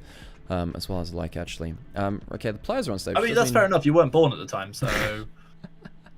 Oh, I feel older than that sometimes. Oh man, it was really cool the other day. So do you know? There's a guy called Mirwin playing in the LEC right now. If you keep, he plays weird stuff. So he played Vex top lane yesterday, and it worked. It worked really well. Okay. He played like tank Vex top lane, and I was making reference like this guy's the closest thing to Darien since Darien, and I just sat there and was thinking, who the hell's going to know who Darien is anymore? That was 2012 when he was realistically relevant. Well, he was last relevant maybe in 2014, but it's been a long time.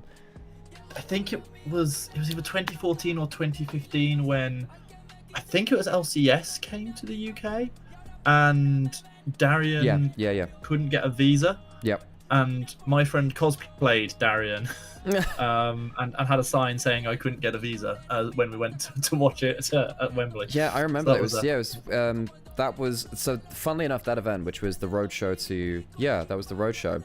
That was when Super Hot Crew had prepped Nocturne mid as a super broken. Well, it was a counter to the super broken Kassadin, because you play Nocturne, you just wave clear. And then that pick got leaked, so then the strat fell through and the bad Nocturne got banned away from it. But I remember that moment from that 2014 roadshow, weirdly enough. Yeah, that was a good old time, Impaler in jungle. That was the dude, Impaler. Yeah. He was like the one Rengar player in Europe. You can't spoil this one because I don't think I've told you this one. I played Impaler once. I went to a name redacted gaming festival before I used to work at it, and I went as a punter. I went dressed as Surgeon Shen, I believe, in the hopes of getting some of that Riot swag. Mission successful, by the way. Nice. And Super Hot Crew had sent Impaler and Kasing over to sort of represent them and to do a bit of fan work, and they were playing some games, and it was just after the new Dawn cinematic had come out. Oh right. And they said, let's do the 5 champs from each against each other in a Summoner's Rift game. So I got picked on Kasing's team, and Kasing decided to play mid, decided to play Katarina, which left me playing. Oh, I'd have to remember who the jungler was for that side of the new Dawn. I want to say Nautilus back then, but I'm not 100% sure. I can't remember. But anyway, it's like Lisa and Kha'Zix, I remember eventually. But yeah. Basically, it meant I had to play in the jungle, and of course, Impaler was the jungler for the enemy team. For those who don't know the New Dawn cinematic, the opposition jungler is Rengar. So at level 3, I died to Rengar at my red buff. At level 5, I died to Rengar at somewhere else, and that was pretty much the story of the game. Turns out Kasing not that good at Katarina, and couldn't carry a bunch of bronze scrubs at the time. Okay, story time is over and draft is beginning. Game 2 here. Thunder Talk Gaming, I can't believe I'm saying this, took game 1 again versus BLG. Now BLG have a bad track record in game 1s. There are some caveats here, but losing game 1 is going to start getting the hairs up on the back of their neck. BLG have chosen blue side. Now, are they going to let the Yone Sejuani through? Yone's gone. Sejuani still available for Beidron, one of his better picks as well, and Rumble still available too. If Rumble is left up, I would imagine that's a likely first pick, just to take it away from Hoy for 1, but also because it's just such a powerful pick on the patch. It is exceptionally strong. Big shout out to Blade Trinity, who said that they thought we might possibly see Ashe or Galio. Ashe banned away, so not going to get that one. Still a world where we get that Galio. Rumble actually interestingly banned away by TT, realizing there was a possibility it gets taken away from them. Kasant gets through the draft. Looks like it's going to get locked in. So I'll let you in with a bit of a community meme. The 1v1 side select in regular season, the Chinese community would refer to it as the Kasante 1v1, because it was just whoever wins that gets the blue side pick Kasante in their series a lot of the time. Now, obviously, it wasn't picked in game 1, but Kasante blue 1 has been very, very effective in the LPL for many of our teams. And of course, Bin is an incredible player of the champion.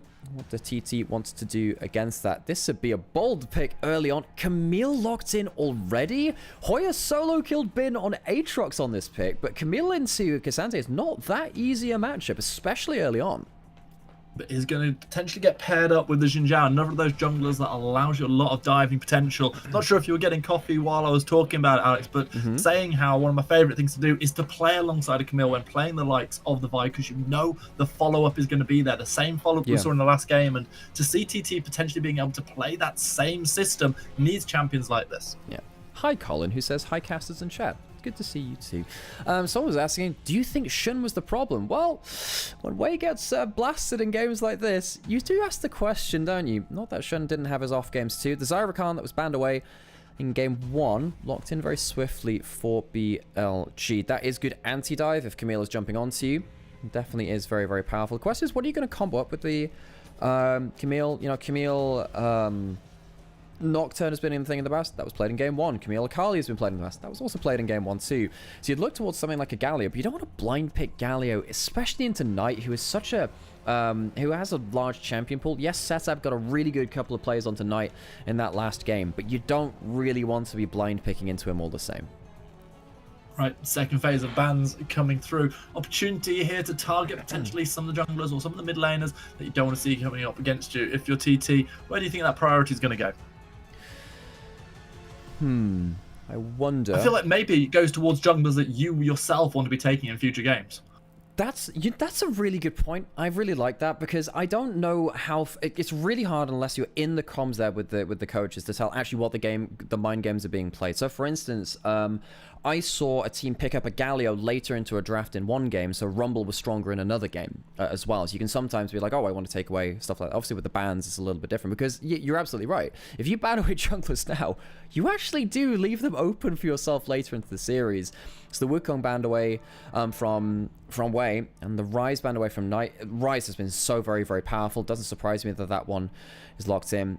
Talia locked in. We did talk about, you know, earlier, oh, what do you lock in with the combo with the Camille? Talia can very much follow up with that wall, because it's a very, very good follow-up range if you catch someone out of position. What that means is that Elk needs to be very, very careful whenever they are walking up close to Fog of War or walking out onto the map. They need to be very, very aware of how quickly the follow-up can come from TT again. The style of TT is having very quick response times from all players once that go button is pressed. And having the tools to work with, even with something like the strut from Misfortune to move around the map quicker, is very important. Yet again, however, we're seeing one that's on a very mobile champion, admittedly getting the strut extra movement speed. However, in general, this is a champion with very limited escape potential, and it does feel like it shuts down the opportunity for Feather to maybe play something a little bit more, with a bit more roaming potential, a bit more ability to jump in and follow these fights. Well, you know, he'd love to have a Rakan at this point, wouldn't he? It'd be really nice to kind of be able to combo up with the Misfortune, but also leave that lane at the same time. You don't have the Leona from game 1. You do still have Rel. Rel's probably the easy pick here coming in from Feather. As Knight goes for the Galio, he played some wonderful games of that at Worlds last year. It helps out your Viego an absolute ton. And it'll definitely help out your Xayah as well as the combo comes through. So BLG playing the defensive side of the coin. They can play to protect Elk on the Xayah, and they can play to extend a team fight until Viego gets resets. On the other side, TT, much more about that. Sucker Punch again. Everyone responding at the same time. It's not actually the Rel. It's the Nico support. Again, big engage option, but more lane dominant than the Rel. Those Q poke trades early from the Nikos made this champion a surprisingly good support pick. We used to only see it with Kalista, who would kind of pull her in to the Pokeball and keep her safe. Not the case anymore. People just really like playing this pick. And there's so many fun things that you can see out of an eco game as well, and we'll see exactly what Feather is able to produce and which rabbits will be pulled out of that hat a little bit later on. Looking at the comps now completed, hard to look past BLG for this one for me. They've got that Lover's bot lane locked in, exceptionally strong, allows onto pretty much favourite champion as well. Knight's Galio, something special. This is going to be an uphill battle for TT, but they don't seem averse to those uphill battles. Absolutely not. They out-executed BLG, and that's the thing I just don't it's not normal for me to be saying this about a game with BLG in it. BLG are losing the team fight battle. They are not executing particularly well, and some players are being caught out before things can really turn around into their favor. They have better defensive tools this time. They have the Galio, which can save you. You have resets, which means that if the fights get scrappy, Viego carries it for you. TT need to be continually precise as they go further on into the series, and that is the difficulty, isn't it? You can't just get that best of 1 win. You got to get more after that point, and as we go into game 2, that will be a sticking point. It's a little bit harder composition for TT to play. You don't have the point and click of that vibe, but hey, if you're going to win against BLG, you can't just have all the easy roads, can you? You cannot, but you can have Secret Agent Jin Zhao. It's time for more story times with Stan. This is the one. This was my cosplay at World Championships 2015. Yeah. And all that years ago. All those years ago, back when I was still vaguely young. God, it feels like a long time ago, a lifetime ago almost. As we see this format and stat not quite catching on to one. And yep, so anyone who's going to play Vi is going to have a lot of love from me. Anyone who's going to play Secret Agent Xin Zhao is going to have a lot of love from me. And that's exactly what we're seeing as these two teams are meeting in the jungle. On taking a little bit of damage, backing away from Hoya. Okay, I've just noticed the audio is just a little bit desynced, and I know this is a pretty stressful 1v1, but I just need to make sure I refresh the stream just to make sure that audio is just caught up, because things would be kind of bad if suddenly we hear a load of... I just noticed the Zai auto-attacking. The sound wasn't lighting up at all. I was thinking, that's not how the skin sounds.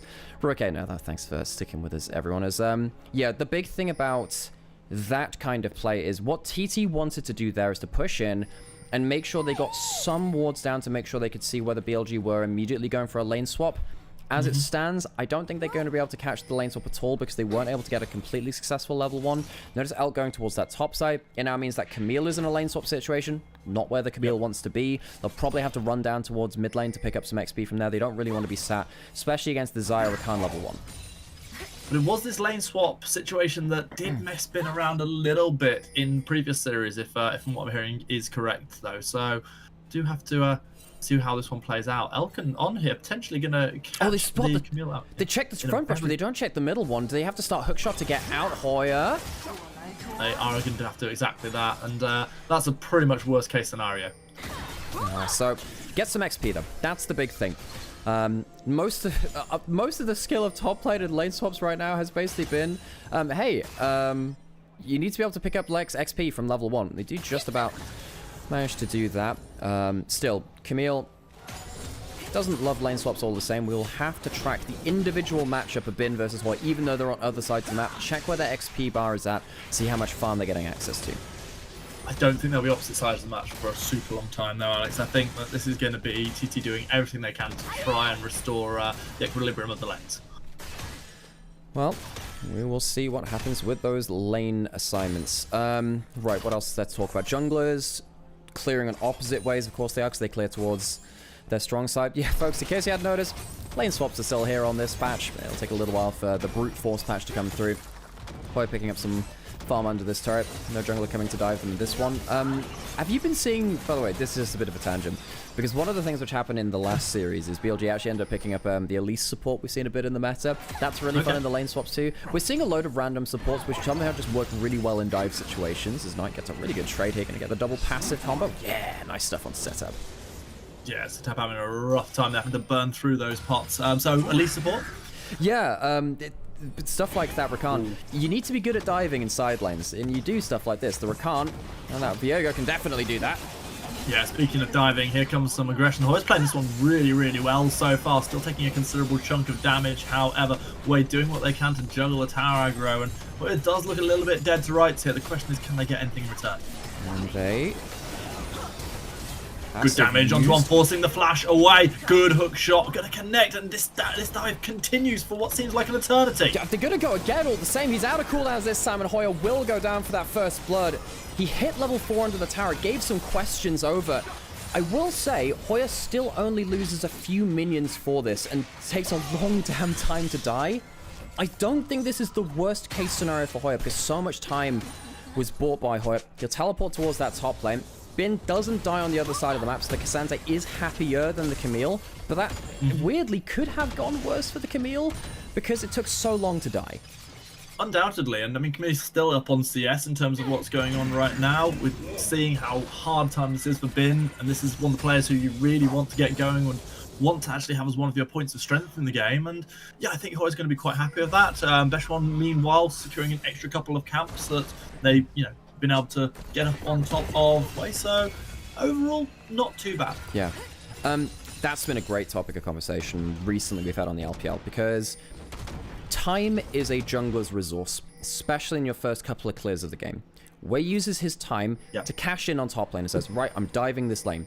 Because it takes kind of 3 attempts, realistically, that's 3 times the amount of time that he realistically wanted to put into that lane. Beitron gets to get a little bit ahead. It's not going to lead to a double scuffle, but Beitron is happy that he gets to kind of get some individual value. And despite there being an assist on Wei, you can see the gold advantage in the jungle. This, it's not led to anything immediately here. Hoya, does he get to stop the back? He does, and he's happy with that one. Yeah, really nice interrupt, and as you can see, a shout out to that Hoya for getting up on CS, and immediately Cassandra just took a couple of waves to balance that one out. Well, up on top side, something is brewing, because I don't think they know exactly what's going on in terms of the state, but Wade did again hovering around the top side. I still think we're going to see potential dives on this top lane. You can see that Knight is roaming up, does have level 6. The grubs have spawned, which is the bigger thing that we want to be kind of focusing on here. Beitron's on the bottom side of the map. He's not contesting right now. Setab coming back onto the map with his tier 2 boots, which helps him get across the terrain a little bit quicker. Splitting the early objectives again. So, BLG wanting to get themselves the top side objective. It took a long time for LPL to get used to grubs, I will say that. That was one of the biggest things which was in favor of T1 when the objectives turned over. They had a better understanding of grubs than the LPL teams, and I think that's one of the biggest reasons they ended up winning that World Championship last year. BLG and the rest of the LPL took a little while to kind of get on the board map. They'll secure themselves the first 3. Here is Beitron, trades for the dragon on the other side of the map. Typical early game objective trade. And checking it out, does have level 6. There's a chance he could really get a 1v1 here. This is going to be pretty tough. We're going to see Jin Zhao able to secure 1, throwing down the ultimate, but Knight returning with 1 of their own. Hoya's joined the fray. It's a 2 for 2 for now, as the Weaver's Wall is not going to carry Talia to the target because of Viego. Beshwan takes all the damage, and now Hoya in a lot of trouble, trying to take a little bit of fruit, trying to get to the relative safety of Setab. But yet again, second kill is going to go to BLG. The solo laners do it. BLG managed to get the Galio wall onto Bin, who roams up to the dragon. As he was saying, oh, it's a typical objective trade between top and bot lane. Nope, not like that. It's no, not. It was anything but typical. Going forwards now. Elk, dude, has himself a G-heal from Khan. Just about lives. Playing with fire there. So BLG managed to survive in this top side. 1xN and getting some great trades up there towards that Zyra Khan. Strong as a duo, but not infallible. Important thing to note as well is, hang on, what happened here? I did notice that Wei had blown his ultimate at some point. He came in here he stops the Talia going over. I actually missed that, and he's now going to get the punts away in mid lane. Setup might just die though, and the flash goes down easy. Yeah, Wei and Knight looking great here. Yeah, that was so what I was saying. As soon as I saw the Weaver's Wall arriving without Talia, I was assuming Viego had made some kind of play, and that was beautifully timed. So BLG 3-0. They get themselves that first feed of strength as well. A big thing to note too is, so Galio's been going towards the tank build more and more often recently. Knight, this player is a man after my own heart. My favorite item in the game, unsurprisingly, is Medjai's as an Ahri player. He's gone back. All right, Ahri. I gotta mention it every now and then. He goes back, gets a Dark Seal first back, and immediately gets 2 kills. He's got 4 stacks, and given that you don't actually get that much AP in your build, and you want to get quite cost-efficient tank items now as Galio, this gives you a lot of extra staying power. He's still tanky now. He's got the Spectre's Cowl. It looks great. He still has the AP from the Dark Seal. He's still got the magic resist from the Spectre's Cowl. Once he gets up towards 10 stacks, if he does get there, he's like 1,000 gold ahead of the game. He gets a lot more gold than you'd appreciate from a tank Galio. And with the way that Knight plays, I think there's a big chance that we see more and more of those stacks coming in. Such a responsive player already. Looking potentially for a bit of a run down as we see the Defense Storm thrown out in response to a bullet time, and I feel like the 2 ADCs are probably quite happy trading ultimates like that. I think 1xN is happy trading that. The problem is, if you come around to a fight now, and somehow Hoya gets to teleport him with the first ults of the game, not having your ult feels really bad. On the other side, I think 1xN, not having your bullet time, never a good thing for the Misfortune. Typically when Zyra is in meta, you try and think of all the ways you can get rid of her ult, though. That definitely is a good thing to work around. So I guess we can check in on some other lanes too. We did say, okay, Hoya did okay at delaying the dive earlier. But as we see now, an assist came in from Bin. He's managed to keep up well in CS. To Cassante, doing well in the matchup against the Camille. They are indeed. We've got 3v3 down on bot side. Both the mid liners stepping across, trying to see if they can make something extra happen, but looks like they'll both return to lane. And at the moment, this is a game that's been very much dominated by the individual plays coming out of BLG, getting themselves not only that grub advantage, but already securing the first feats of warfare. It's an oversimplification, but I think if the game comes down to individual plays, BLG are favored. They are BLG, even with players off form. If it comes down to combos and it comes down to execution on team fight link-ups between players, TT have been doing better at that over the whole on the whole between these two teams. So TT falling behind in this early game, not really where they want to be. Really need to see what that first big team fight of the game, if they can get it, looks like. They're into a competition from BLG, which have all the tools to play defensively, even if they've not necessarily executed the best on it in their series so far. If you have that second set of grubs spawning now, might have a chance to pull a little bit around them if TT really want to give a fight. Yeah, feels like trouble brewing around the grubs here. We've already seen the grubs started up. The return of damage is going to be good. However, in comes the Pot Blossom, and that is some good damage down. Hextech Ultimatum follows up. The best one is the first to die. Bullet time was back off cooldown. It wasn't enough to get 1x and a kill. Instead, it only finds themselves a death chamber, and the grubs will go the way of BLG. I mean, we asked to see what the first big fight of the game would look like. It doesn't look pretty for Thunder Talk. The resets come in for the Viego because Beithuan goes a little bit too deep, and BLG have all the time in the world to turn that play around. 1xN is a player who I've really praised a lot. His misfortune, though, really doesn't get that much value in that play. Puts down a bullet time, which is a bit ineffective. 6 grubs gonna go towards BLG. That is a bit of an issue. Even if they can't use the 6 grubs that well in a side lane, you know, like a Gnar or a Yone just kind of uses it for forever.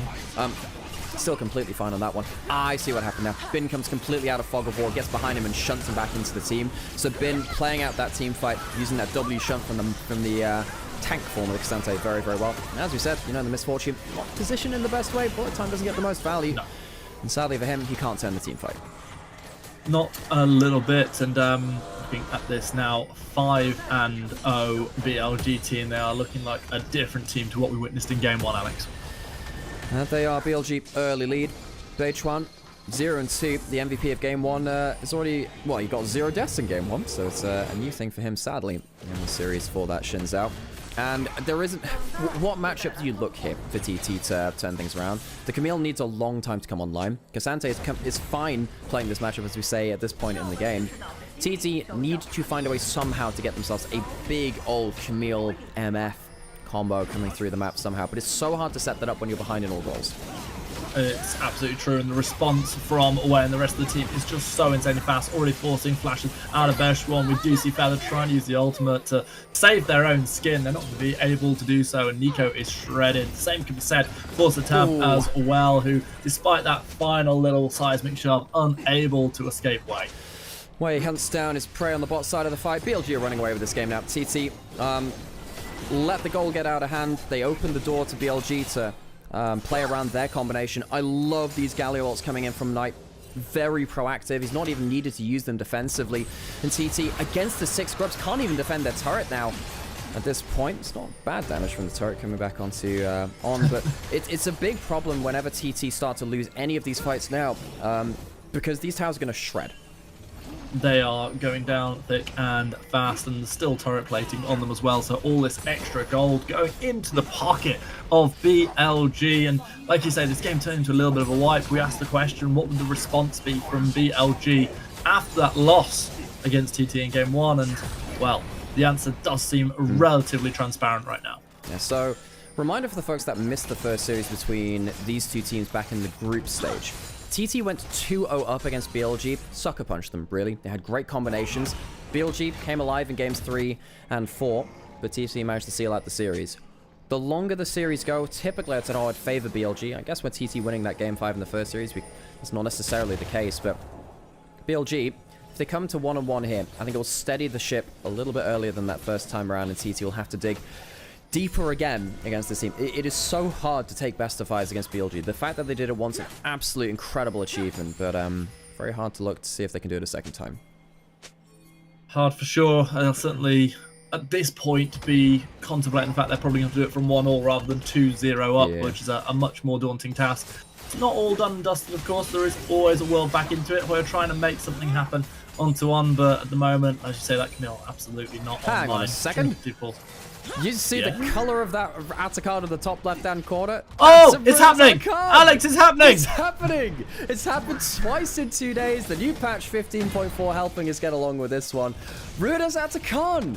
I've not got to cast one of these games yet. And you know what's hilarious about this? If you get Ruinous Atacon, it increases your neutral objective buffs. There are 6 grubs on BLG. Yeah. Folks, we are going to get effectively an almost 8 grub game from BLG. If they get that objective, they will kill a tower in 6 autos. I love this. You know, I'm happy for you, but I'd be even more happy if the game state that we're in of BLG dominating so hard means that they just win the game without having to take Atacon, and you still don't get to cast it. That would, you know what? That would make me very, very sad, but it would be such a funny story. It could happen. Now, the thing is, folks, there's some questions in chat about, you know, how is this happening after only 7 kills?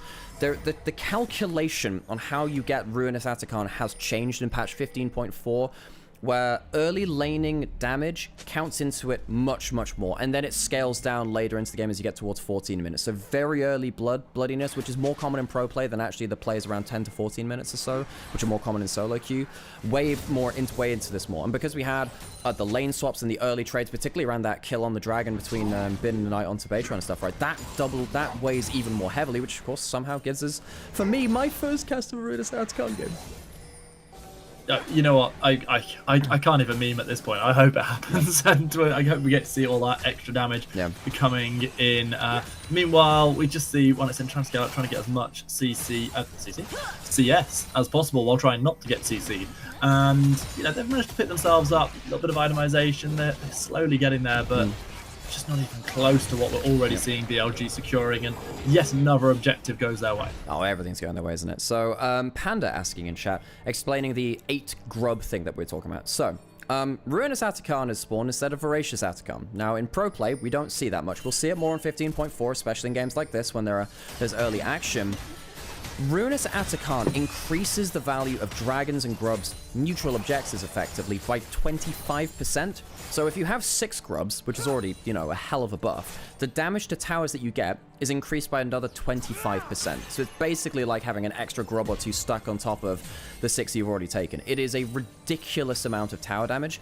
I've heard about this in scrims and how games would just randomly end at, you know, basically as soon as Atacon's taken, just someone gets hit onto towers and the tower dies in a single wave, even when you're not a tower killing champion. So Hell's going to go down to the mid lane. This one's going to go down to the 6 grubs and the Hell very, very easily. TT, they don't really have much to mount a response here.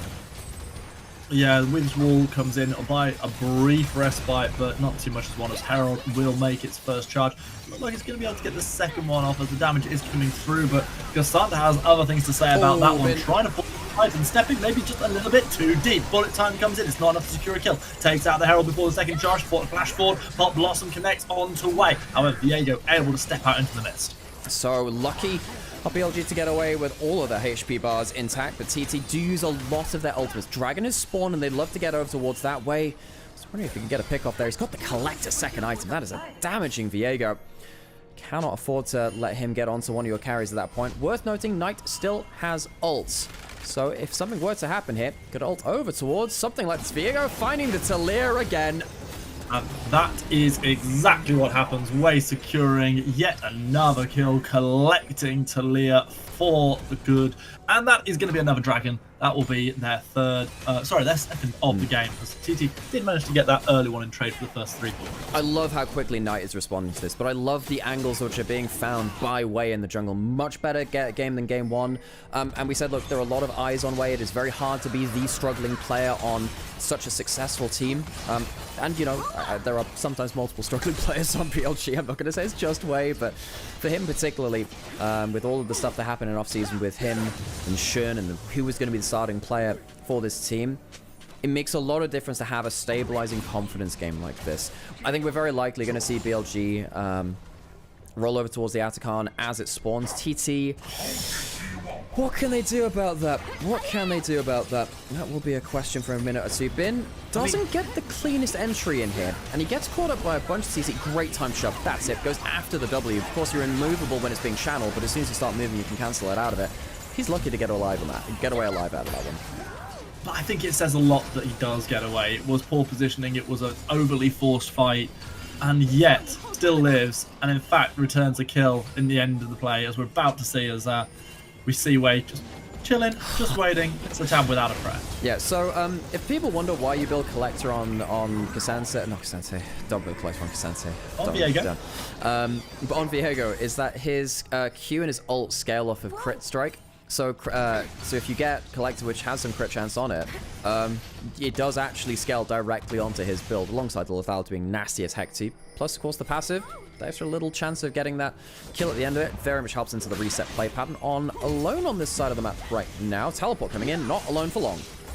Yeah, starts things off, but probably not going to be the one that finishes them as Knight arrives via that TP first kill already secured. Besh1, who had that deathless game first time round, having anything but this time. Another kill over towards another reset coming over towards Wave. Very, very happy game from BLG. Deathless so far, which has not been something we could say often about this team in this split. BLG, incredibly dominant last year. Historic levels of dominance in the LPL. Regular season, they could still have a happy game or two. We're now into playoffs now. They found themselves into the lower bracket instead of the upper bracket one because of TT. They meet them again here, and they're looking to really get themselves into a powerful point. Oh man, Ruinous Atacon. They're doing it for you, Alex. They're doing it for me, no one else. It's so different seeing the way that the attack patterns change, because it's got the swipe outwards into inwards, like this thing here, the descending circles. Look at the flowers bloom. All of these giving adaptive force as well. I love it so much. BLG are going to be so powerful after this. They give all of that adaptive force over to the Viego as well. Meanwhile, Knight trying to stay alive down bot side turret. Not long for the world. On arriving for support. Flashing away, not able to survive this one, even though the turret is not quite so lucky. I really, as you can see, 54 bloody petals picked up for BLG, so that gives them, I mean, they do. He has flash and he has ult. I don't know if this is the fight which TT won, actually. Well, Besh1's still going to take it regardless. Going aggressive. Elk having to flash away, being followed by the audacious charge. But no, it's not to be this game for Besh1. If game one, they could have fallen into a sewer and come out with a gold watch. In game two, it's just poop. This game is certainly stinky for them. BLG, they don't even lose their AD carry in that situation. I thought it might be a 1-for-1, which BLG could teleport onto afterwards, or find themselves a cleanup kill. They don't even get the single kill. Still a deathless game from BLG. Watch as this next wave comes into the tower. Next time they hit tower, watch how nasty the tower damage comes in from 6 Grub plus the Atacon. Setup's caught out by Bin. Yeah, goes in with the Weaver's Wall to try and stop those hits, and instead just gets hit in the face. And now you can see those massive chunks being ripped out of the turret. One turret drops to this empowered wave, and I feel like more will follow. How? I love that tower damage, man. You have no idea how happy this makes me. It's just it's the little things in life. You know, you wake up early in the morning and you think, I want to see a Ruinous Atacon today. Elk, yeah, he was supposed to come back to lane, but, you know, the extra bloody petals as well give you a load of extra XP and the adaptive damage. Elk, lucky to get away maybe at that point away from the kill, but I think with that teleport coming through, likely would have lost 1-for-1, even a best case scenario. TT, they have been put in the ground pretty decisively in this one. Very rarely do you see games as dominant as this.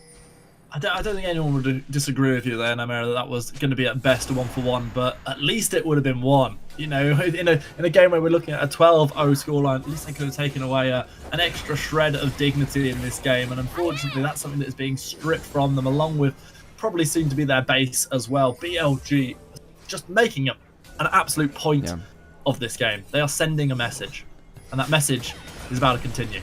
And they might be returning TT to sender at this point, putting them back to base. Bin goes in. Yeah, flashing forward, getting all that damage onto Misfortune, who's barely able to get 2 waves of bullet time off. Hextech Ultimatum comes in, but Unfortunately, Hoya, you are locked in there with Knight, not the other way round. More kills come in. It's a triple for the Galio. It's going to be 4 out of 5 secured for BLG as they look down to try and close out the ace. Not quite catching on to Tab, but it just doesn't matter. They've got free roam in this top. Here comes On, diving forwards again. That is a very dead Talia. BLG have stomped through this game. Knight has a 25 stack Medjais on a quote-unquote tank Galio. Smashes the turret, and as we said, the grubs with the Ruinous Atacant. Towers don't exist. They are paper to BLG. Ace secured, delayed quadrikill. It's not just the base that has been paper in this game. They might as well be playing the Nivea skin because it feels like the champions are made of paper too. One more push, maybe into the mid lane as Cassante starts to set this one up, and this game will be in the history books. Insult to injury as well. 2 Mountain Dragons with the Ruinous Atacant.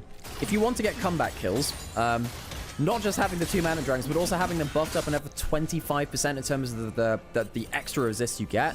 Nasty as heck. So, Bin just goes straight onto public enemy number 1, which is that Misfortune. 1xN has had a difficult game. His Misfortune has not been able to make the difference, and BLG have more than enough damage to make the most out of it. Damn, that's a lot of damage coming through from the Galio with just that 1 damage item. I guess he has the Rift Maker, maybe it's a bit unfair to say, but he has... I was wondering. Yeah, but seriously though, 54 of these Blood Roses and then also a Medjais on top of it, it's a lot of extra random damage because of the adaptive force you get from them. Hoya, he does not want to be there, and I think he'll be removed from that very quickly. Yeah, he goes back from whence he came, and Viego secures this one for an easy 7-0-8. We talked about Besh1's stunning deathless game on the Jinzhou. We have to start talking about way on this Viego. Now, having seen what's going on, Baron now has been started up. It feels like TT have decided this is going to be their last stand. They don't want to let this final objective go over the way they've met so many others, but what can they really do to stop it, Nymaera? Well, we'll see if Baytron can get himself a Miracle Steal. He's not going to be able to get into the pit. He goes in and he fails. He's going to die for the attempt.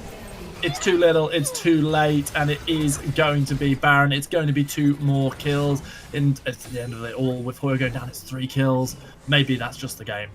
I think it will be after that point. Hoya might be able to come back up to show his face for, I suppose, the school portrait at the end of it. But I think that will be all they wrote.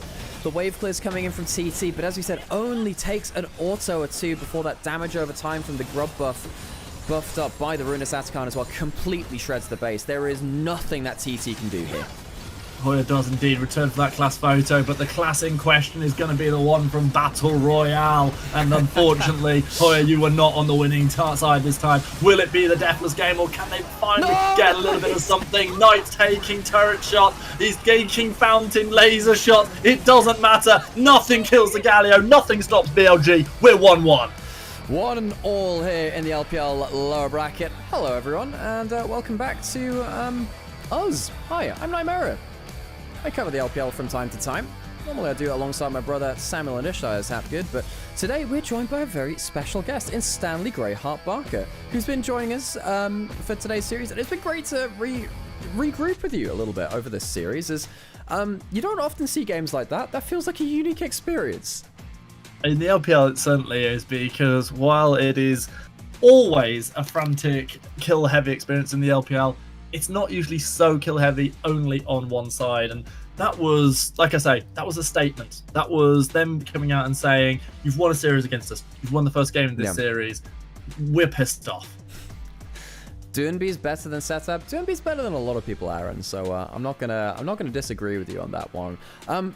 TT looked very lost in that game. He looked very, very lost. So, next game from them, need to find themselves one of these more confident combinations. Again, it felt like their combo was a bit harder to play. It was like if the team comp looks like it plays itself, TT are very, very good at finding the timings for it, because you know, they're very good at pulling the trigger at the same time. Right there, they never really got to make those kind of plays because they fell behind so early. I think particularly the key play for me was when Beichuan was looking to take that first dragon in bot side and just gets randomly jumped on by both solo laners because the Galio ult comes in at level 6.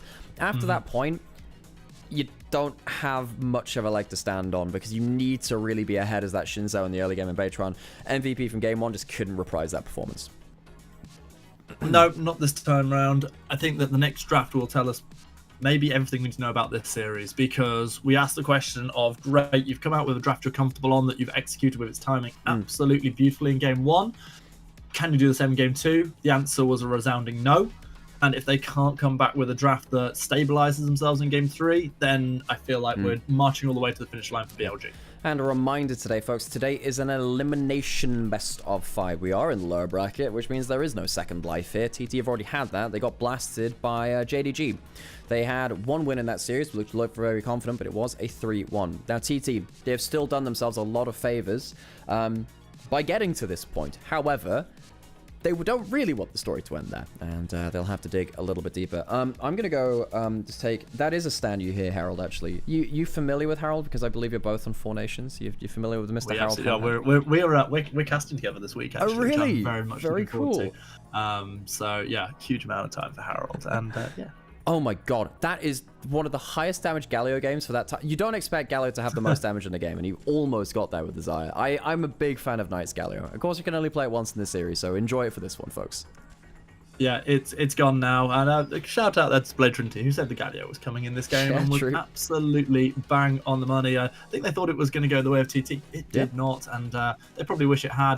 There were even talks of potential baiting, trying to set up a Camille Galio setup, but no, that's not how things played out. And just, oh boy, these fights were painful to watch at times. The thing is, Sam and I had a really funny moment the other week, because I found one of my new favorite combos, or you know how I like stupid. I like stupid things in general. That's not a surprise. I'm well aware. Yeah, that one, you know. So I really like naming Silas's stolen ults. So my favorite ones are: you steal Ornn ult and his Call of the Forgery God.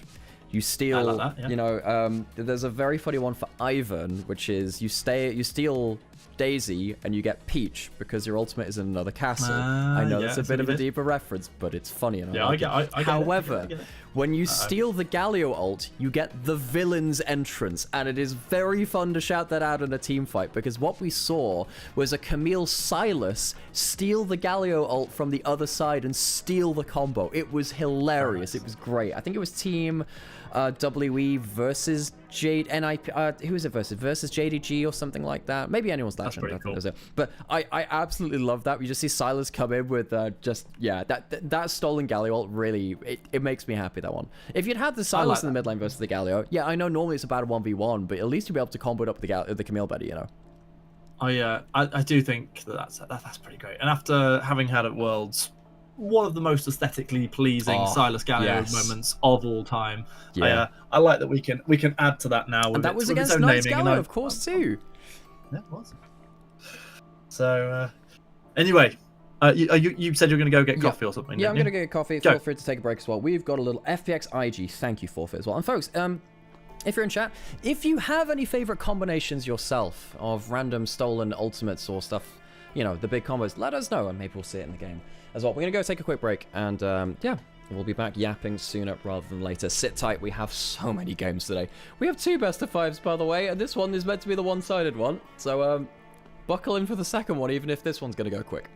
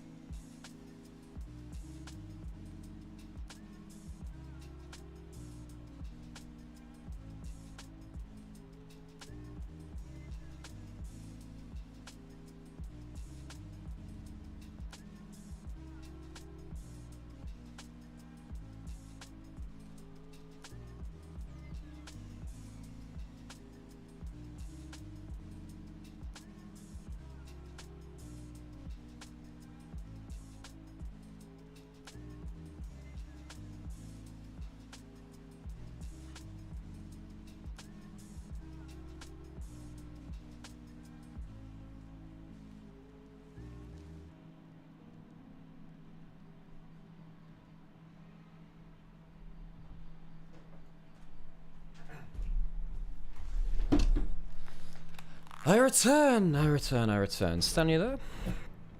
Oh, of course I am. Howdy, howdy. Where else would I be? I had the pleasure of casting with Medic for the first time this week, which was a very special Oh, nice. thing. How'd it go? It was really good. Yeah, it was really good. And obviously, I remember you and him used to know each other a while ago, so I Yeah, so much love. remember back to that. Yeah, no, Aaron's great. You know, you and him should have a. I can see where the cross pollinations happen there in terms of casting style. You've got that some similar senses of humor and a good ability to kind of break out in some of those tangents, which I vibe with very well. So it was really cool, actually. It's you know, a caster which I wanted to cast with for a long time, Medic. Yeah, I was, yeah, probably wouldn't have been where I was casting wise if it wasn't for him. The aforementioned Secret Agent Jin Zhao costume and the separately mentioned name redacted gaming festival. Yeah. He was casting at League Fest back when he still went by Sona. And I ended up on... I completely... Dude, that is... You know what? Now you've reminded me of that. That is great. If I get to cast them again, I'm just going to introduce him as that. That's going to be great. I want to see how he reacts, because I don't think anyone really knows he used to be called that now at this point. Oh. Yeah, absolutely. But yeah, no, I think it was he and Nick Scoundrel were casting all the various stage games, and I I haven't spoken to Scoundrel. You know, Scoundrel's got like 3 kids now or something. He's amazing. very different kind of life to the stuff we're living. Let me unmute for this interview just to see what Bin's saying over here, just in case anyone speaks Mandarin in chat. No, he's speaking Mandarin. Oh no, I know. It was a callback. I know. I was trying to get people to forget about that. 所有人看到我们的实力。上一次面对 TT， 我觉得我们主要的实力就是我们的前中期做的不够好，然后我们的状态没有那么好。经过上一次的教训，我们取得了比较大的进步，然后这次我们会副手他们，会赢下他们。这次再次面对。Being said here is they thought I was going to play Jax in the last game, but no, I surprised them all. I played support Cassante. Still got the Jax in the bag. They're going to have to ban it, otherwise I'll play it, and this time we'll go 50-0. Man. Oh, they always have a step up, don't they? Well, I say that, maybe not as much this year, which has been quite concerning for them. So, by the way, BLG, because they lost to TT in the group stage, they obviously found themselves in the lower bracket. The LPL format's been strange this year. We had, effectively, 4 groups with 4 teams. Top 2 go through to playoffs. Top team goes to upper bracket, second team goes to lower bracket, because TT beat BLG. BLG went to lower bracket, TT went to upper bracket. If you are in the lower bracket, to get to the international event first stand, BLG, including the series before this one, in their full run, will have to win 5 back-to-back best-of-5s to make it to the international event. 5 best-of-5 back-to-back. That is absolutely insane. Like, any team that makes it through the LPL playoffs bracket, they bloody well deserve it at that point. Yeah, no argument here. And obviously some teams will have to do less than that, I assume, because they'll have got taken out of a bracket a little bit later on down the line. But for BLG, certainly, if they want to yet again be appearing at these big events, then that's what they got to do. Is it in them? Well, I think it is today. Yeah. Obviously, remains to be seen who they face further down the line. Let me check the brackets and see what happens after this, because I know. So you're gonna check with Brackish? Yeah, I'll check with bracket. You know, he just knows everything about every bracket out there. Really does. Yeah, it's in the name. Yeah. So the winner of this goes up against the winner of the next series, which we're casting, NIP versus Top Esports. Yesterday, we already saw Invictus Gaming with Rookie and the Shy on it, the Super Team IG, go out to Top Esports. And Weibo as well also lost. So Xiao, who ended up going out as well. BLG beat them 3-1. That was more one-sided. But the Top Esports... Well, no. Top Esports IG was also one-sided. But at least, I think it was the game... Game 3. One of the most crazy games I've ever seen. We had a 1v2... So, the level of jungle play in that series is absolutely insane. Beitran had an Elder Dragon steal and a 1v2 kill on top of that in late game after his entire team died. And then after that, we had like a 9-kill fight where only one person walks away. Did we have a Baron steal? I think we had an Elder steal and a Baron steal in that. It was absolutely ridiculous. I mean, the last couple of days have delivered in terms of entertainment beyond. I mean, it's the LPL, but just randomly they'll have a game where it's just like, wow, this is maybe the best thing I've ever seen in my life. That's one of the great things about the LPL, man. Yeah, we absolutely love it, and I'm really excited to get into this next draft. When we hit the draft, I'm actually going to leave you to it briefly to talk over. But I will be back very, very shortly thereafter. Yeah, no worries. Before, just very, very briefly, I've got to leave you with my favourite fact of the day. Okay. All right, chili beans. I found out recently that the same actor who played Wilson in Castaway also played volleyball in Top Gun. What? I'll back in a minute. Wow. Was it Sputnik? What was the name of the basket? I've actually not seen Castaway. That the joke there, folks, is that it's a basketball in wait, it's not a basketball in both. It's a volleyball in Top Gun. Wait a second, I've been duped. We've had 2 Ruinous Atacons in LPL. It's 3 now, isn't it? Volleyball, not a beach ball. Yeah. Wilson is volleyball. I thought also was a basketball. You can tell I've not watched the movie now. I'm incredible. I've been exposed for the fraud I am.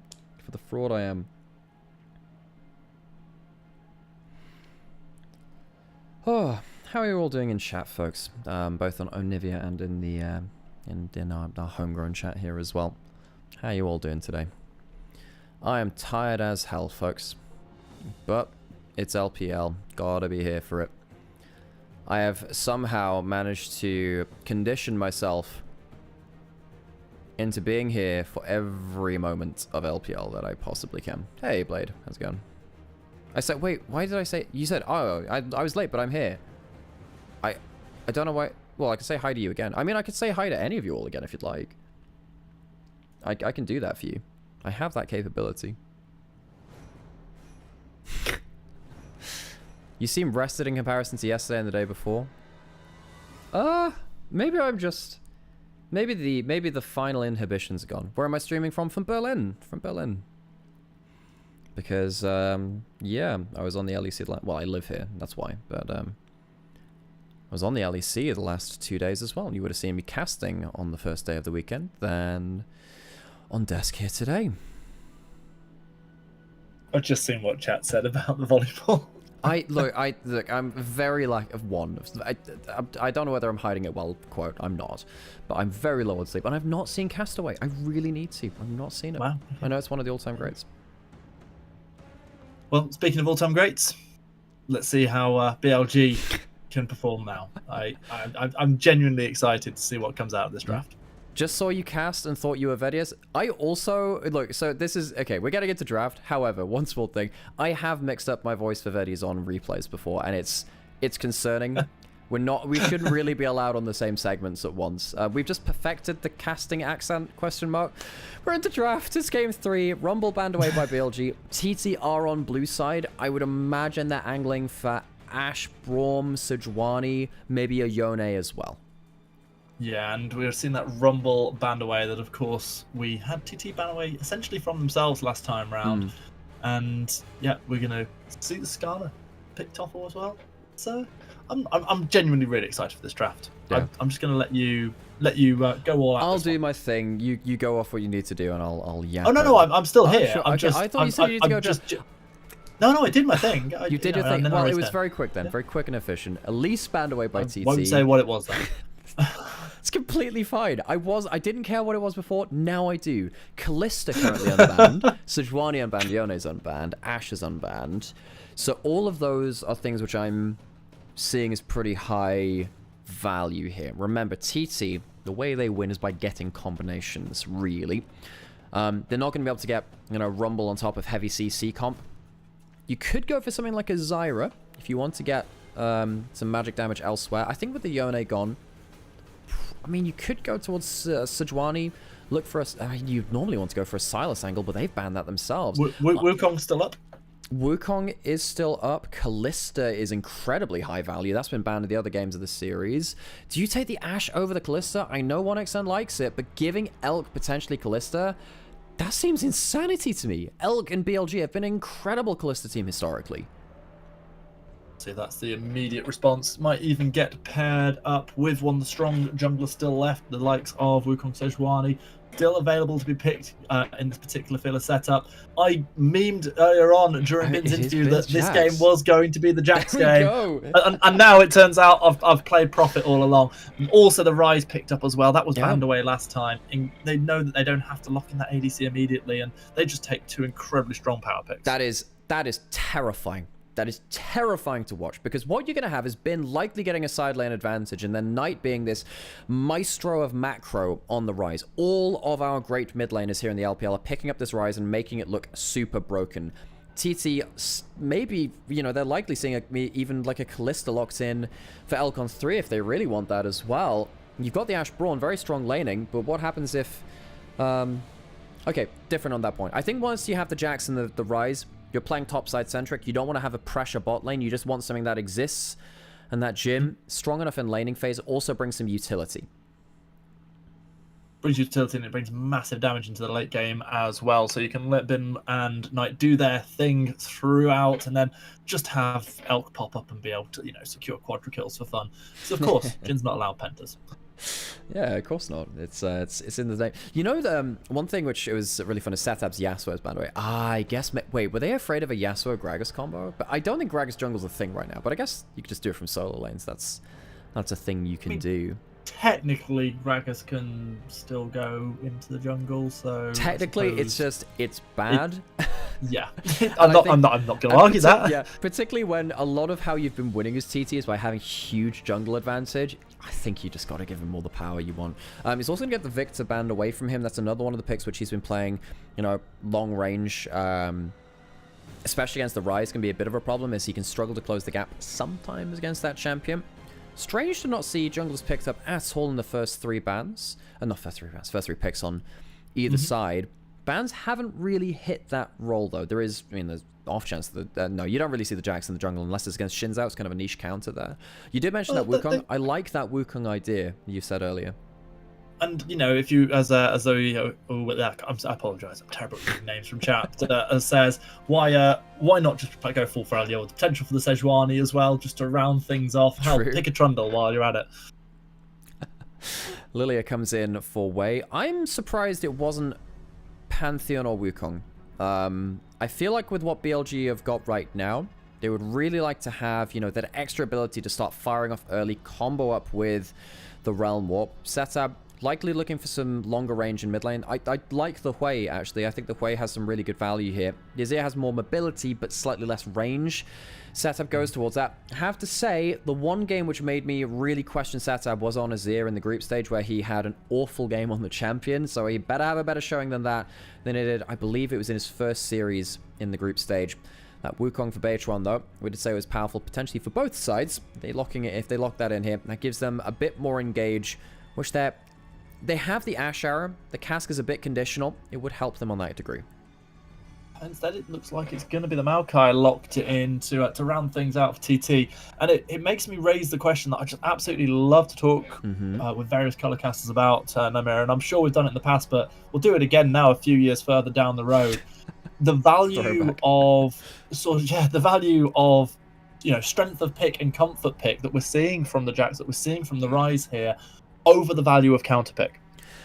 I mean, normally when you're on red side, you go towards that counter pick, right? And the thing is, someone still has to blind pick, and that's where comfort really comes into it for those blind pickable champions. Rise, very, very strong right now. Jax, for Bin, doesn't really have that many counters either. Technically, the Gragas is quote-unquote a counter into the Jax, not really when you're against Bin on the other side. I think that allows you to play for counter pick, for like this Alistar as the last pick. No, it doesn't work well into the laning phase, but what now BLG say is, right, we picked that Alistar, which will do really well into the Maokai ult later into the game and stuff like that, and we'll lane swap away from this. Jax is final lane swap. The Alistar wants to get away from the Ashe Brawn. Expect an advanced level 1 to make sure they can get that. But the only reason that Alistar really comes through in the first place is because it was allowed to be that last pick. It's the Luke Skywalker pick, red 5, last pick, red 5 standing by. As they lock that one in, which potentially could be a game breaker for shrugging off Ashe arrows and Maokai stuns later into the game. Yeah, over on the other side, of course, we're going to have the Braum able to block off a decent little bit of the oncoming damage from the likes of the Jhin. the way this draft has gone, I'm looking at BLG, just looking at the champions, thinking it just feels a little bit more comfortable for them. And having seen that incredibly dominant statement performance of Game 2, I'm struggling to look past them at the moment. TT in their first matchup kind of dunked down on BLG until they woke up in games 3 and 4. They've woken up a little bit earlier this time. TT, they don't have the obvious combination this time, and we'll see whether the crowd feels awake today in this game 3, and we'll listen to those gyres. If they're there. There we go.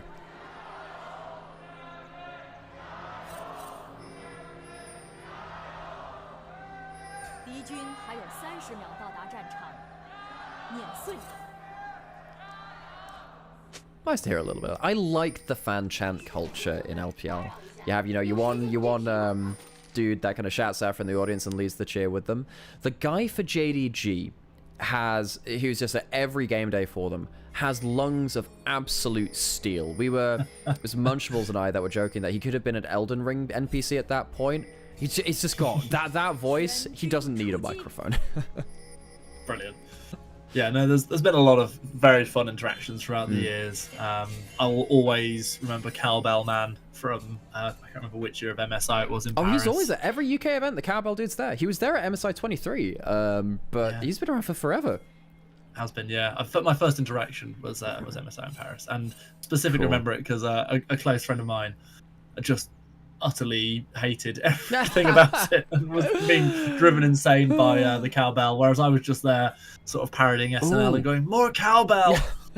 We do see TT calling the lane swap. Elkanon are going to walk up. They wanted to avoid the Ashe Braum. They're not going to be able to do that. So this, for me, is an early level 1 win for TT. Now, BLG, they're not going to... Look, they'll probably survive the lane, but they're not too happy about it. Jhin will be picking up farm. Alistar doesn't really get to play the game into Ashe Braum. If you ever use your combo, Braum gets his passive on you and you die pretty quick after that point. TT get the lanes they were looking for. And as a result, they go aggressive early on, stepping forward, trying to get said passive straight onto the Alistar, who's having a horrible time, having to flash away. That's why we said from that draft, okay, last pick for BLG, they lock in the Alistar, but they want to go for the lane swap. They do that, but they don't scout out where the bot lane is. They just assume, okay, we turn up in top lane, surely they won't be there, right? But they are. Well, he's going to clear towards that top side. There'll be a race between him and Beitran to influence that top lane. BLG need to make sure that this lane is stabilized. Losing that flash on the Alistar, not the best thing. Ashe Braum winning lane against melee supports is a given. Lane swaps have kind of hidden that for a while. This is a good win for TT.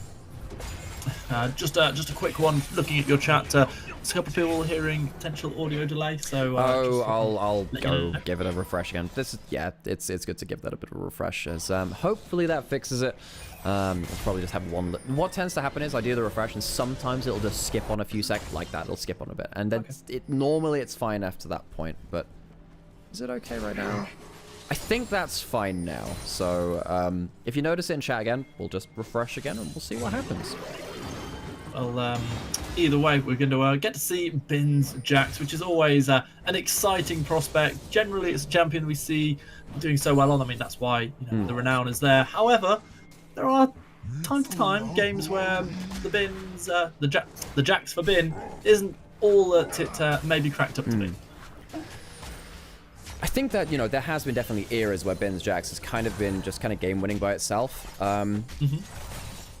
BLG have normally had that in both Knight and Bin, where just even if the game goes to crap, Knight and Bin will do something about it. And they've typically done it through Knight's Ari or his LeBlanc or something like that. Not necessarily been the best doing it this time. Trade there from Wayne. But I think in this kind of game where you have the Rise giving you a macro option with the Realm Warp, opening up multiple angles, that is really, really nasty. I think when you look at that composition like that and say, well, it's also been on Jax, that's when you get really scared. It is a scary composition, and you talk about ball delivery systems, but in this case, you've just got an entire champion delivery system coming out of Realm Warp. You could have gone for the ball delivery system. We have an Alistar. It's literally there, isn't it? You can say, you know what? If it comes up in a highlights video, this won't be part of it. There were no kills. You use that for the team fight it's relevant for. No, I feel too bad. I stole a line from a friend of mine once in casting, and I had the permission to do it. because I liked it so much, and Oh, to this day, seems to be Raptors. Nasty note. it still saddens me that one of my favorite things I've ever said on cast was a complete rip from someone else, and it was oh man, when was it? I think it was back in when I was doing Compete League, and there was a fantastic caster called Cradden. And he came out with the line, like an Alistair that's been hit by a rupture, the stakes couldn't be any higher. You know, I still remember. You know, I think I've also referenced that in the past too. It's just such a good line. It's great. It's incredible. So what we saw in the last minute, just catching up very briefly because I just want to get ahead of this briefly. So we do have Grove spawning top side, Dragonfall spawning bot side. BLG got frozen out on top wave, so the Alistair and the Jhin just left that lane and went bot side. We now finally have the Jax kind of in the lane swap scenario and the Jhin Alistair being able to escape that. It's just come a couple of minutes too late. So BLG, they're not going to be able to fight for the grubs on the top side realistically.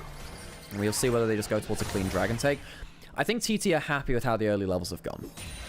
I think so too. I think that the tempo's gone quite nicely in their favour, but it is just going to be that standard trade coming through of the opening neutral objectives. Meanwhile, a little bit of aggression coming out of Bin. Whoa, Bin go hard on to 1xN, and now damage being traded back, and Bin having to hop back to the safety of the turret, but a nice little neat job in the 2v1. That's nice, yeah, because he's on weak side there, and what happens with that kind of trade is if you take enough HP, it means that there's no... It's not as easy a dive coming through if BH1 have chosen to not go directly onto grubs. They have some wards anyway to see that coming, but taking trades like that can be very important. Now you can wait until you have another counter-strike coming up. It can help you. BH1 did hit level 6 off the grubs. He doesn't have ult now. That trade before this dive came in was how important it is. He has 3 biscuits. That can help with the regen. He is stuck under turret now, and Knight is not within realm up range. He will be alone in a 1v3 if the dive is commenced.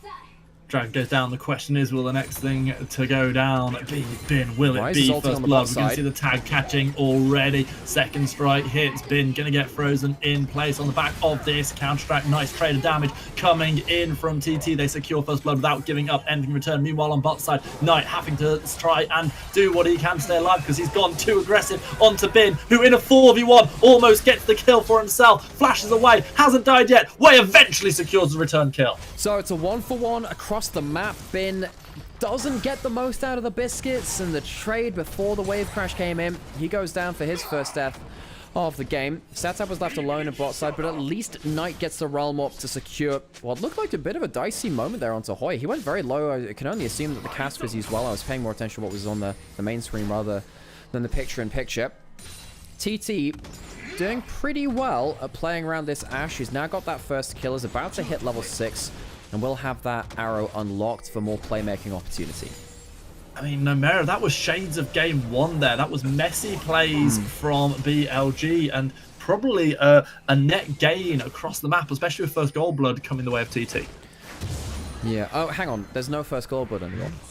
All it does is add on towards the feats of strength. Oh, yep, sorry. First tower. No, yep, honestly, right. that's the thing which catches me. Look. Yeah. There are so many things that just change this season, which just go against what I know to be League of Legends. First Blood doesn't give you extra gold. First Turret doesn't give you extra gold. And then there's weird stuff about, you know, Atakan completely changing the game too. In fact, I talked with a bunch of pro players about this because this will come up later, right? But when something happens like, oh, that's a systematic change, I think a great way to visualize it is Atakan is an objective fight, but it's not in a dragon pit or a baron pit. It's in an open field. Those kind of instincts are things that players have played around for sometimes, you know, 10 plus years. Whenever we've played this game from whatever season we've ended up starting in. Changing fundamental aspects of the game can take a while to lock in. Knight has flash and ghost. He's roamed out of lane again. Hoya's low HP. See if they can combo for a solo lane kill. Knight's going to go over a ward. Beshwan's going to know this is going down. Hoya can try to escape. Of course, doesn't have flash after the last fight. And look at the Knight. The Nature Growth is going to connect. Can we now see the Ash Arrow not quite connecting? No mana for Bin, however, not able to leap strike out to safety. And with Satab arriving, securing the kill on the Azir yet again. Plays going wrong for BLG. Again, shades of game 1. Bin 0 and 2. Hoya playing really well in that play to just make sure that the wave didn't hit tower. Knight uses his ghost, but he can't really get the damage down. I think there was a bit of a disconnect between who was going to lead with the CC first. Knight tanks the turret, that's fine, but he misses an overload in there somewhere along the way. Hoya lives. And BLG falling behind the curve of the game. Kill for the Azir. Nasty as well. This is a fun build that we see from the Azir too. It's not the Nash's Tooth. He's going towards the Riftmaker into... sorry, the Leandry's into the Riftmaker. Means he's a bit more tanky. You can go towards the Shuffles a little bit more easily too. Against lower range champions like the Ryze and the Jax, very impactful. Less good against stuff like, of course, like the Jhin, who can outrange you quite heavily. But then again, if you've got enough HP, then Jhin doesn't have to matter as much either way. Fair point. Nymaera, I know that we sort of, we had game 2, which was a blowout. It wasn't good for anyone. It wasn't really a game at that point. That was just an example. It was, exactly. But I've been so impressed with Hoya in this series. Player I've come in having had very limited experience of having a chance to watch, has been put in a game that also has been in it, for me, has been the standout top player of this series in terms of, opportunities where they've got dive, plays that have been made, and so far, really showing what they can do. I love that you're here to say that, because my experience of Hoya has been very, very different at that, because I have the context of years before that point, but it doesn't mean you're wrong about what you're saying. Hoya's had a great split. Probably his best split that I can remember. There's a teleport coming in for the second set of Grubs. BLG, this can be dangerous. Hoya's going to just go straight into ult them, surely. Yep, Nature's Draft's going to go straight through. Yes, the Grubs might be going in favour of BLG. The question is, will the fight? We already see the flash out and Feather's going to fall. Bin is so very low, surviving for so long, buying so much time for the Jhin to do work, getting themselves a kill, but the fight is so very tight. Everyone's still duking it out until finally the curtain is called. Flashing away, it is going to be 1xN, able to survive as a solitary survivor in what ends up being, I believe, a 4-for-2. 4-for-2 is what I counted as well, so we'll go with that. And it's going to be the Grubs going over to BLG. Some crucial things happen there, of course. Entrance in from Hoya and Beitran. I thought that was going to be the game, the fight-determining moment, where you split up the team and you burst out the first player. In reality, that's not what happened. BLG managed to split things up, and pretty much the worst case scenario happens for TT, where they don't manage to stop the Ryze getting isolated 1v1s or 1v2s. Bin escapes the initial play just about. On disrupts the backline. Then watch how both Bin and Knight play out this fight. Bin gets right into the mix of things, and he takes such a long time to die. L gets 4th shots down, and Knight manages to get like an isolated 1v1 on multiple points in this fight. Ryze is not easy to play, but once you get into these flanking positions where you're not getting gunned down by 3-4 people, you are just going to machine gun overload your way through the fight. And TT don't manage to stop the carries doing the damage. I hate to do this, but it feels like the full-on caster curse coming out of me there, because no sooner do I praise Hoya, then they throw a cask which literally delivers Bin and On straight into their own backline, and from that point in, that fight was somewhat cursed. They're able to get Dragon in response, RTT, however, they lost out on getting any more Grubs, which can be so useful. Deadly Flourish dodged away nicely there by Feather, and once again, we ask ourselves, when's the next fight coming? No more neutrals for at least 3 minutes, but I'll tell you what, I don't think we'll be waiting that long for a fight. Keep your eyes on the clock. 15 minutes 50. There'll be a fight before then. I'm looking at the Realm Walk cooldown. I'm looking on. Well, it's very quick. Here comes the combo. Here comes the Jhin. Yeah, never mind. 3 minutes is more like 3 seconds. Good damage coming in. TT looking to try and claim this fight, having lost out in the last one. Already slain the Lilia. We're going to see the ultimate running out on the Alistar, and the damage still coming through from the Ashe. But now Jhin able to turn their attention onto the carries, putting out so much damage. The volley. The volley was good, but now it is just remaining for the final bit of damage. Braum able to snipe away the Ryze before losing their life as well. Deadly Flourish dodged away from, but the trap is enough. Oh my god, it's all going on here. I mean, I thought that was going to be like a 2-for-2 maximum at some point. No, screw that, it's LPL. It's a big, another 4-for-2. Elk walks away 4-0-5 on the Jhin. I was waiting until the round ball came back up. Doesn't even need to wait for that. BLG come alive. And they managed to find these split fights where the Ryze gets this multiple spell flux bounce. And on the Alistar is being so disruptive. TT are getting slightly more value out of some of these fights than I thought. I think particularly 1xN on the Ashe is managing to space glide really effectively in some of these moments. Getting that Aron's away, shutting down the Lilia before they make game-ending plays is kind of important. They don't have the ult at this point, and they can't get multiple Qs through.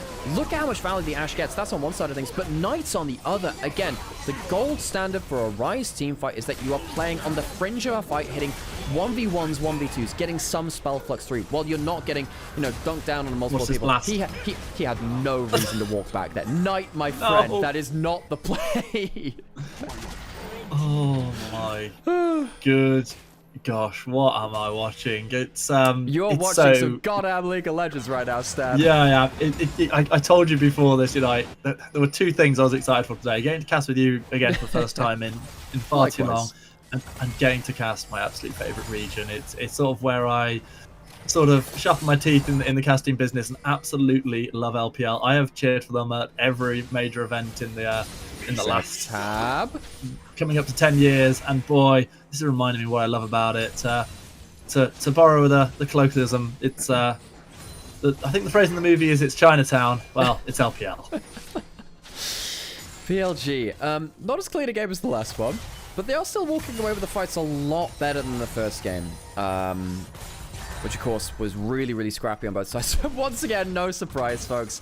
It's patch 15.4, which means that we do have ourselves a Ruinous Atacom. There it is again. Strap in again, folks. It will be the increased neutral objectives. This time you don't have the 6 grubs, so it's not going to be crazy tank killing tower killing potential, rather. But if you get dragons on top of the Atacom, it does, of course, increase that bonus as well. Of course, give you access to more of those flowers, which increase your experience for the whole team and adaptive force. That's a good swell speed onto 2. Don't think they pull anything more than that. You see that TT were really afraid of a snap engage coming through from on because the Alistair has flash. Herald is spawn. You can see that TT feeling a little bit scared of BLG and their playmaking opportunities. And here we go. We've got the Realm War potentially being pulled as well at some point. Scout. Not Scout. I see. Look, he had a great game the other day on the champion. That's why I said it. Here comes On. On did so much in the last fight, looking to do the same again. Herald not taken all the way down already. So Tab is not on the rift no more. Or we can see the Echelon at this point feels like they've just accepted they've lost this fight. They want to at least try and secure themselves the Herald. They managed to grab the eye, but they lose the rest of their body. TT fall by the wayside again. It is going to live there. I was a little bit afraid for him at just that one point. Question chat was, how do you tell the different Atacon forms? It's the color of the icon in the top left-hand corner. You can see the Baron at the top, just below. If it's orange, it is Voracious. If it is the red and purple one, it is Ruinous. And because we've had a lot of blood in this game, we get ourselves a Ruinous. Again, BLG walking away with a great fight. They don't get the Herald, but with the amount of gold they're picking up, I don't think they particularly care. They're still getting great value. Going to go into a replay of this one. We said, hey, Alistair has flash. That's a problem. It's a big problem for the Azir, who gets, even with the extra HP from the Leandries, not nearly enough to escape a combo like this. The Ignite goes down. And yeah, On can't really play the fight that much after this point because he's used all of his HP. That's what he's done. He's used his HP as a resource, and really well played by BLG, using their different engage tools to open up different options. You can't really stand and fight as the Azir and the Ashe that well. Oh, so close to securing the kill after the round warp there, and one extent still showing what they can do. 3-1-3 on this. Ashe still has tons of damage to put out. You question Tatab's Azir, and it has been caught out a few times. The plays have maybe not been quite as exceptional as what we're used to seeing, as another dragon goes the way of BLG. And we can see the Swirl Seed following. It's not going to connect on to anybody. Bin in a lot of trouble here. Just fight after fight after fight. Oh, wonderful. Oh, it's a good stretch of the vocal cords, it is. Azir turret's going to come up. The Ashe Arrow onto On. Misses, though. He did have the ult to cleanse it away. Wouldn't have been the maximum value either way. So, we don't have objectives up currently. Dragon's up in 4 minutes 30. Atakan's up in a minute 30. Although, with the amount of damage that Atakan does, don't necessarily want to be running at that hell for leather. What are our big items? We, of course, have slight gold lead for BLG. Building up. I mean, they've got a 607 Jin right now. Yeah, and that is 1,000 gold. But the Ashe on the other side is still 3-1-3. So, at least both AD carries are ahead of the curve. Maybe that's a bit too much copium. I won't go like too much further beyond that. No, I don't disagree. I mean, we saw what the Ashe could do in the last fight, even soloed against the Rise. Yeah. I mean, overall as a team, the gold lead's not game-breaking. It's hard. And we've definitely seen that BLG are playing out the bigger fights really well with the Realm Warp and their engage options. You do have 2 items for the Azir. You do have 2 items for the Ashe. If BLG mess up their angles, you have the damage to make something work, especially with the Gragas being able to split up the fight. I'm looking at Hoya's Cask, and I'm looking at Feather's big ult and shield as well to buy space for those carries to make use of those 2 items. If they can't, this game is as good as gone. Tiny bit of supportal combat here on the bottom side, going towards the river just as they're clearing out vision. Still a fair while until dragon spawns, but Arcanas, of course, spawning up on the other side of the map. All the attention is being put towards his bot side. There's all that standing gold potentially there to be secured for TT, and they need to get a little bit of that gold in their pocket to start to balance out the checkbook so that they've got the items to deal with the likes of what we're seeing on Elm. Actually, there's a good call out there as well from Mookie the Wolf in chats. Setup has gone for the Nashes as second item, so I was wondering if it was going to be more towards the tanky build. The runes are actually the same between both. You still go for lethal tempo, so you can't tell from that as you can with someone like that Varus. His DPS is good. Now, TT grouping up. They have to group up. They have to group up, though, because if they don't... Oh, that's a problem, though. They get hit by the Swirl Seed. Here comes the Realm Warp. Yeah, and Dead Verse connects as well, despite the dash, and with the Realm Warp coming in, the health bar's already shredded, so Tab dies so early in the fight yet again. All 4 shots of the Curtain Ghoul are going to connect. Now Elk can come in and deal some damage with those 4 bullets in chamber. Kills are coming through fast. Knight's giving up their life, but with the chase still coming in, feels like when the rest of the team might still have to secure a little bit more. Hoya and Moshan, they run for the hills. So the saplings and the barrels managed to secure a retreat. Knight doesn't get the perfect flank this time. TT managed to shut down that rise earlier on into the fight, but it's not a fight win. BLG, they haven't won heavily enough to go straight towards the Atacon on the other side of the map, but they will be able to break up in the mid lane turret, and that's definitely a good prize to them. Bin, another great fight on the Jax. He's been having a wonderful team fight game on his signature pick, I think. It's that and the Camille. Those are the two which really come to mind first in this big series of fights. TT, they have to group up because they know that if Alistair has flash or the Realm Warp's available and there stood as 2 or 3 people, they are just dead. However, even when they're grouping up, they're not really still able to win the fights, and that's a big problem because what options do they have now? You can't stand under turret as an Ashe, or as just the Ashe and the Braum, or even just the Azir. You have to group up, but they're not even winning that.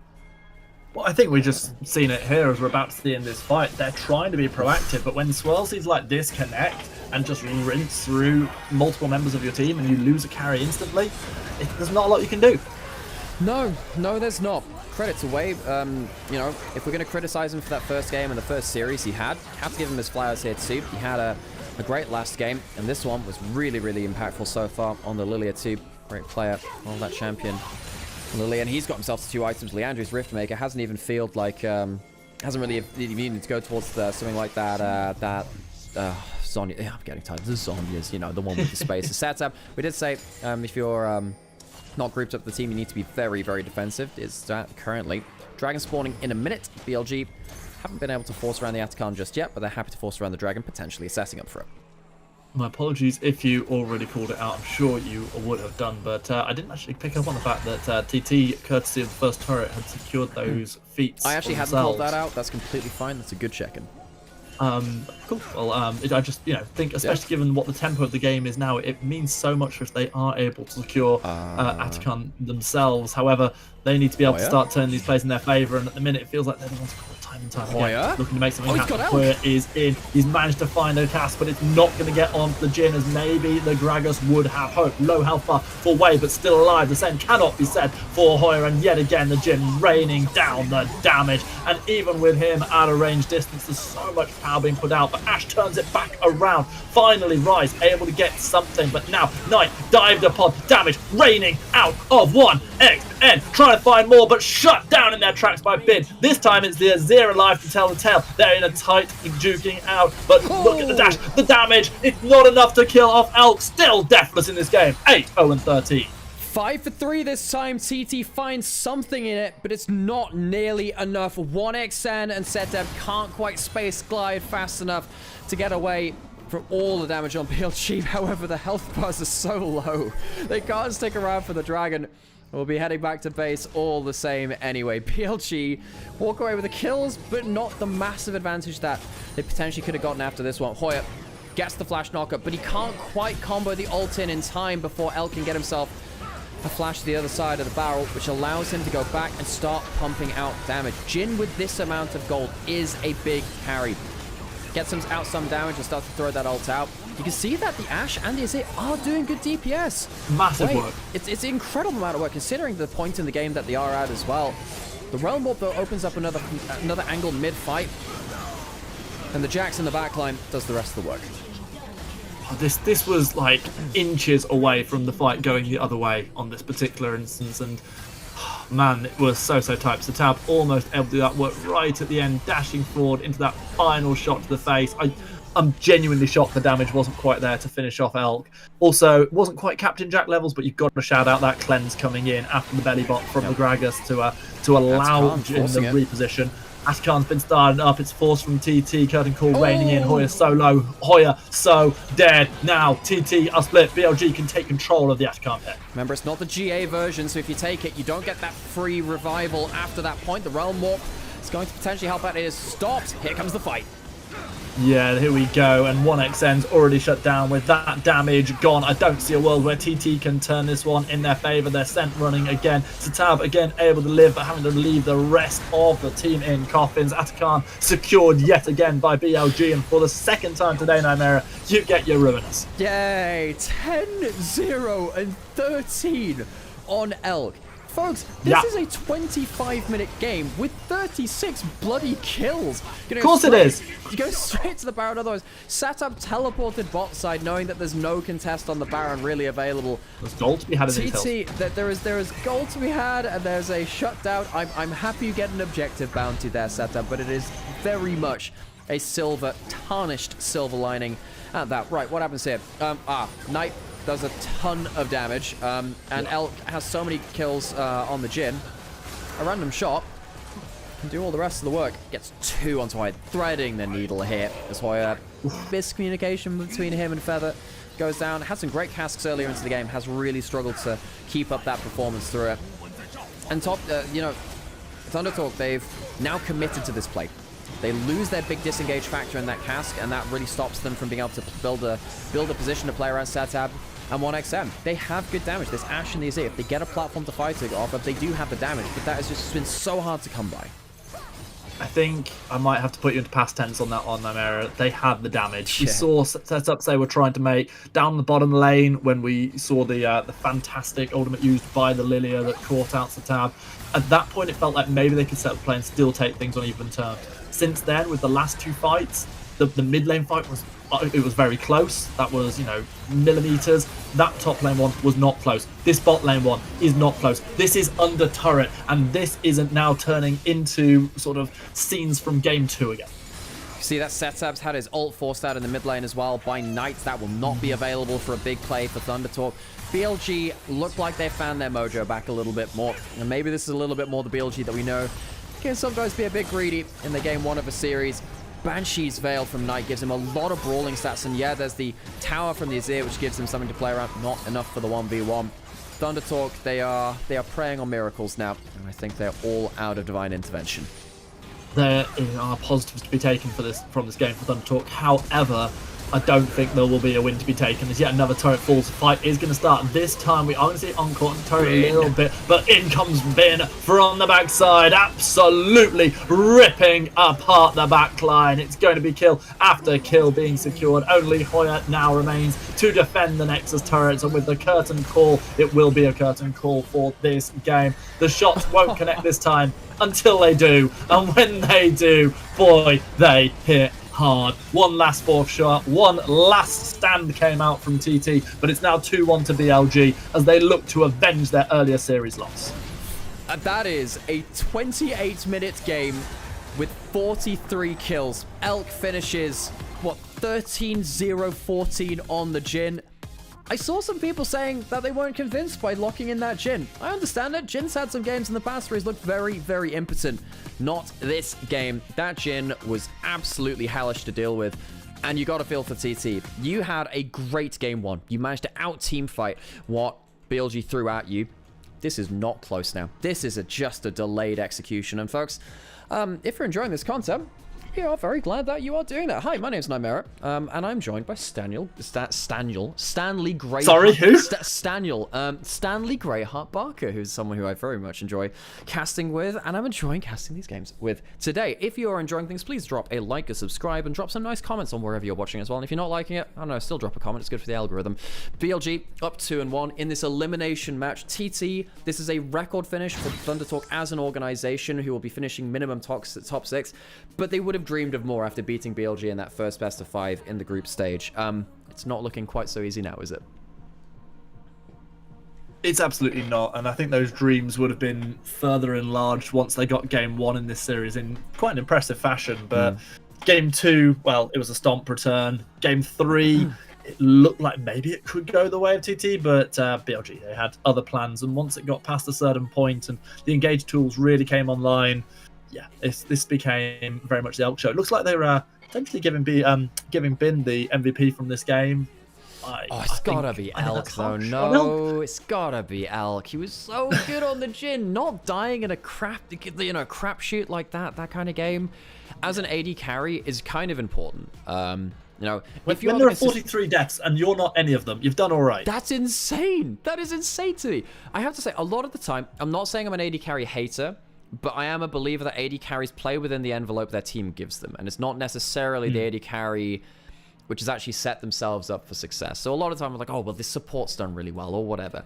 In this game, Elk did a hell of a lot of work, and I'll give him all of his flowers for that one. And now we're looking potentially like a swift end to the series after this point. TT, they've not found another plug-and-play combo like that game 1.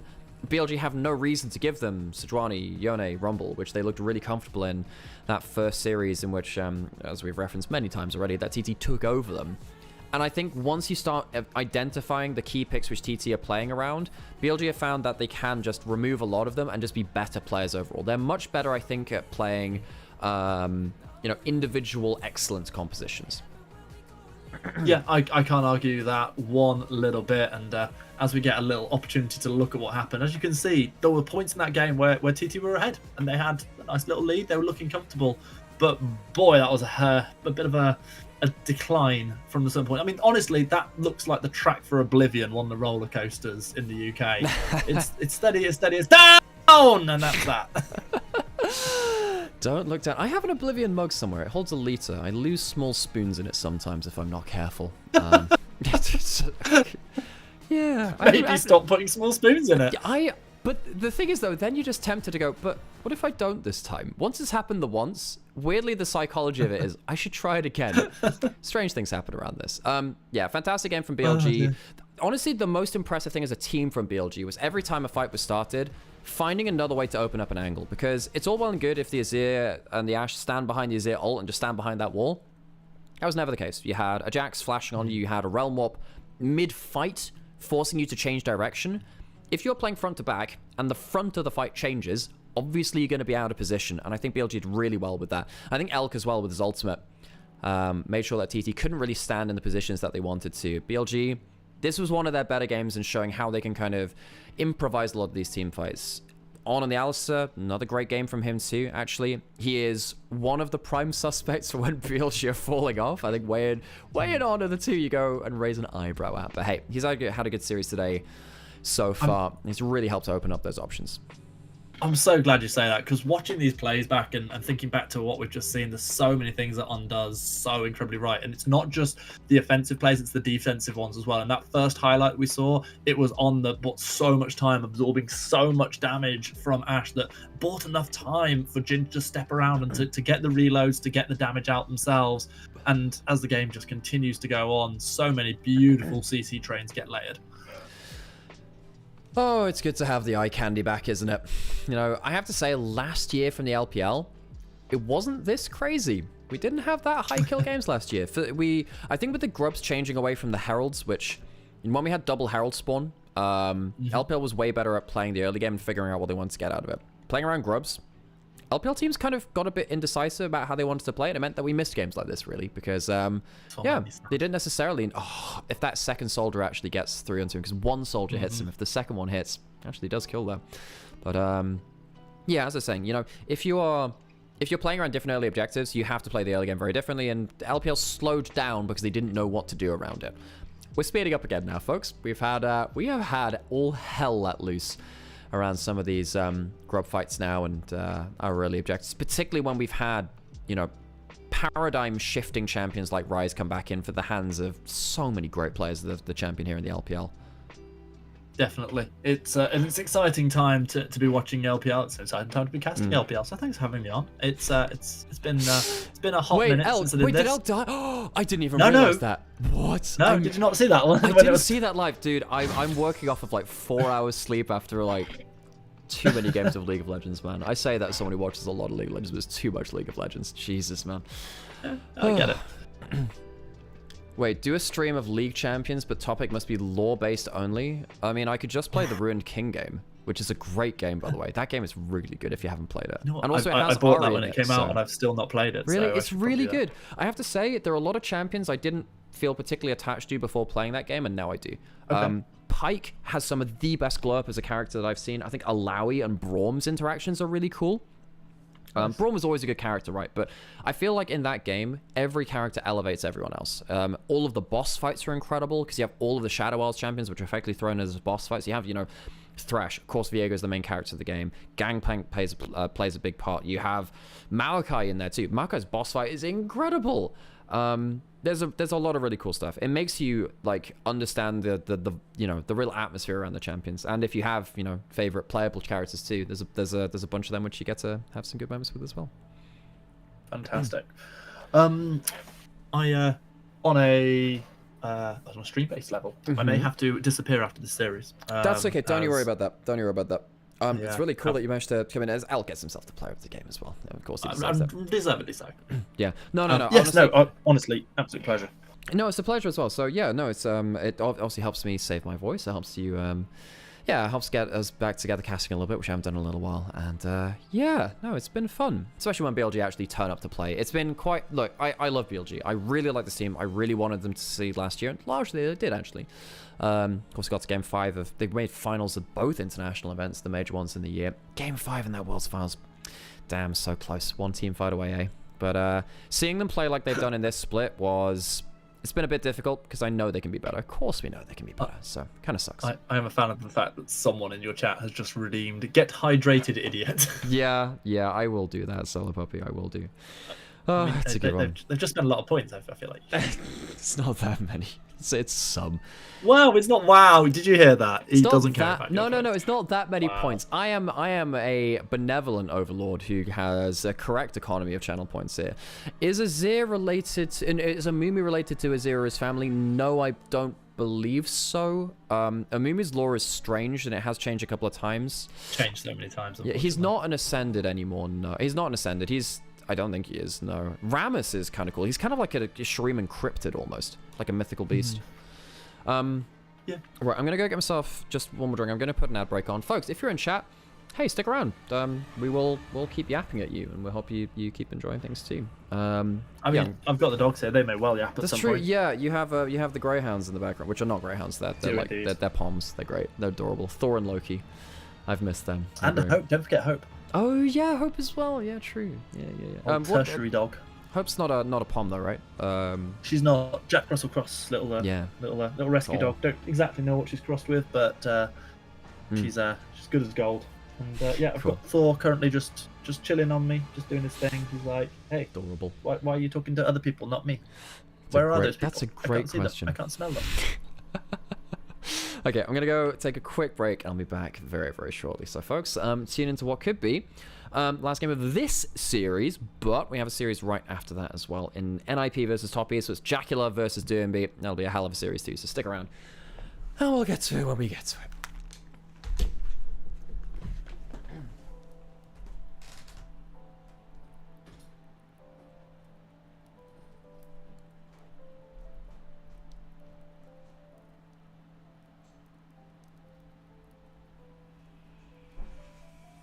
Fellow armsmen, I ask you, will you follow me tonight to break their spine and reclaim what once was mine?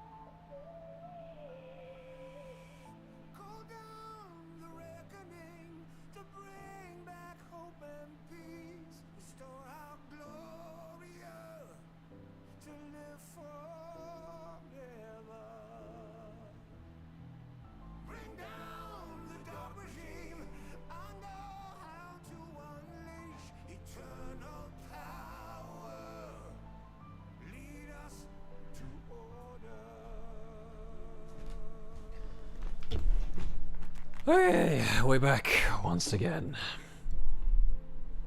Give it up Yes. for day 5. What was the SpongeBob meme? Give it up for day 15. That was it. Okay. Well, I love TT. I'm a big fan. I do not think they have shown me much out of games 2 and 3. I was impressed by how many combos they had ready for Fearless. They've not found more than one this time, really. Yeah, I unfortunately didn't have the pleasure after we watch it. Watch it for the first time at some point to see just what that series was like. I'll disagree with you slightly in that I think that game 3 they did show us a bit of something. It felt like it was going back to that slightly more chaotic style, that they were finding the sort of picks they needed, but they ran out of steam, and a few too many misplays and a slightly too fed Jin meant the end of the road on that one. I can't argue with you on game 2 though. Yeah, for sure. Yeah, game 3 was, it showed some more stuff, but, TT still didn't... I don't think they actually I don't think they won a single fight. They got some kind of snapback kills. Still didn't find actually any one fights, though. They had some okay stuff in the lane swap. The early levels were good. Outside of that, though, I don't know. No, you're right. From team fighting onwards, they didn't. But boy, they came close. Oh, great game. Enjoy that 支 stuff. 援团还有我们下路的选择权、选择英雄权，靠 And this is Mandarin. 往前提一下吧。 I wasn't gonna say anything. BLG 的 Honestly, 话 I wasn't. 他们是一个 That's 很强的 alright, 队 I 伍 was. 然后 I have to now. 打他们的话，他们也是注重前期的进攻吧，然后我觉得我们也需要注重一下。再打 BLG 的话，我觉得他们上一把的比赛印象深刻的应该是梦魇老鼠那把，就打团有点难打我们。第二车站自己打的还，我觉得团战那种的话，就队友保护着我，要让我注重的位置吧。但是今天输金的话有点可惜，自己可能打的也没那么好吧。就赢下比赛来还是很开心的吧。然后相比常规赛的话，我觉得我们现在的沟通配合做得越来越好了吧。我觉得15.4的版本的话，其实你选野核的话，要阵容搭配的特别好吧，野核才能发挥出它的作用吧。然后其实你就算不玩野核的话，选到一些比较好的开团阵容，我觉得也是可以打。对，上一次失利的话，就是我觉得他们的资源团前做的特别的好吧，然后很喜欢抱团，然后接下来打他们的话，我们就是尽可能在资源团前减少自己的失误，然后跟他们去打5v5。我觉得就是北川选手的话，也去规划做的特别的好吧，然后自己还是要多多的去研究他的路线。Well, folks, hearing some stuff from the players. Sadly, I can't translate that for you, but for anyone who can do this well or wants to go back and watch that on the recording and, I don't know, translate the text on screen, that's something you can do as well. So we're going into game 4 now of BLG versus TT. BLG playing a lot better than we have seen from them in their first matchup. Even honestly against Weibo in their first round of playoffs as well, there were some concerns that I had. I think Knight even... This is crazy to me because I do genuinely think Knight is the best Ahri player in the world. The one game they lost in that series was him on Ahri versus Xiaohu's Rise. I was just sad there because I slept in through that game because what I've basically been doing is I wake up at 6 o'clock, I turn the stream on, Sam's cast the first few games, I come and join him later, I leave for the last game or two, I go over to LEC and then I get like 4 hours sleep and then do it again on the next day. But I slept through that game. I woke up, saw that he was losing on Ahri, and I thought, I don't want to walk through, and I'm not gonna go and cast that game. I'm gonna let him lose in peace. Losing one of my favorite players, losing my favorite champion, unexpectedly. God. You know, last year, he had 100% Magi's buy rate on Ahri. Every single game he bought a Magi's because he snowballed so hard. Insane. What a guy. What a guy. Indeed. Well, we're coming into our fourth draft of the game, a fourth draft of the day. So we've got a world where 30 champions now have been removed from the pool. Yeah. A further 6 will be removed before any picks whatsoever comes through. So I guess my question to you is, what could TT possibly still have in the tank? You've got to feel like there's got to be one more combo that's not something we've already seen. The likes of Yoon, Sejuani, Rumble. What could it possibly be? I think it has to be. I think it really depends on what jungle mid synergies you have. If Yone gets through, yes, use that. But I'm very surprised that Kalista got through in that last draft. But they're not even a Kalista team. Maybe that's why. Well, maybe that's why BLG led it through, and the Jhin obviously did the work. They didn't need to pick up the Kalista themselves. Thanks to the follows, by the way. I appreciate that, folks, on stream. Yeah, I think that going for, if you can snatch up Zyra or Sejuani, I think that is a good building block, because Beichuan needs to be leading the charge. I think we've seen that 1xN and Setab are putting out decent damage.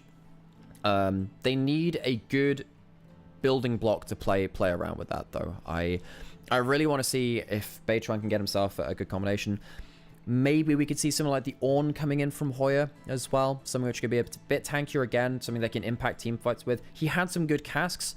Hoya had a weaker game, I think, in the late game, though. He was more continually picked off, and he couldn't really be the front line he needed to be. But let's get him on something a bit tanky. Yeah, I mean, let's go with something like Ornn Zyra. Maybe that works. Maybe it does. We're getting closer and closer to be able to look at the draft coaches back on stage, helping talk their team through things. And I assume that for coaches, it's just got that little bit more difficult having fearless draft, knowing that, you know, you've got a world where you see people locking certain things or banning champions away and going, oh, we can play this, and then having to have someone sort of just tap you on the shoulder and be like, I'm sorry, you can't pick Viego. Oh, man. I think... what happened before? There has been one game in regular season which I remember, one of the first which BLG played, because Bin made this mistake. It was very funny, where they banned a champion that had already been played because they banned Ambassador after it had been played in game 1 or something like that. I don't think it's actually happened again in LPL. I think we've managed to clue into that one, which is quite remarkable, actually, especially when you're going off of, you know, you're in a stressful situation, you're on stage, gut instincts take over as well. Anyway, we will see exactly what happens with those bans as we get into the draft between TT and BLG. TT have chosen blue side, no surprise. Feels like everyone chooses blue side right now, because if you're on red side, you kind of have to ban Skarner. Most of the time you ban the Kalista as well, but maybe BLG, you look at TT and say, you're not actually a Kalista team. We're not going to ban it from you. There is a world where that happens. Of course, back on blue side again for TT, having lost for the second time in the series. Nidalee going to be removed alongside the Skarner, so Sejuani yet again still available, but it's a champion that's got through drafts so many times at this point, you wonder if they even mind at this point. The Rumble, of course, hasn't been banned away, which we've seen banned so many times. That's a good point. Rumble, Sejuani, Yone, one of those is getting through. Unless Silas as well, also up on the table. One of those melee mid laners, good for both teams, actually. So maybe that could be... Well, Silas now gone. However, the other picks mentioned could very much be snapped up easily. BLG, they don't have a Galio if Rumble is locked in. The two... I'm going to call them answers. One of them is an answer. The Galio answers the Rumble, because even when he drops down the ultimate, Galio puts a magic shield onto his team and it kind of nullifies it. And he also wins lane against it. Can play Udyr against the Rumble too and kind of look for pushing lane and be tanky, but you don't help your team out in the same way. BLG ban the Poppy and they leave the Rumble open. I didn't expect this. That should be an easy first pick for Hoya. He's had some incredible games on it recently, and we do are saying, you know, Hoya has had a good split for his career, really. He's had a pretty weak career in some ways, but this split has been a good one, and that Rumble has helped. Passing it over for the Yone, no? Not giving it over tonight? Oh, it's a difficult choice, isn't it? So, I'm unsure exactly what the main reason behind this is, because there are lots of reasons it could be, but all it means is that you pass over this incredible combo, which you yourself have played in the previous series, and I'm not sure that this was the wisest of choices coming in for TT, but I'm here to be proved wrong.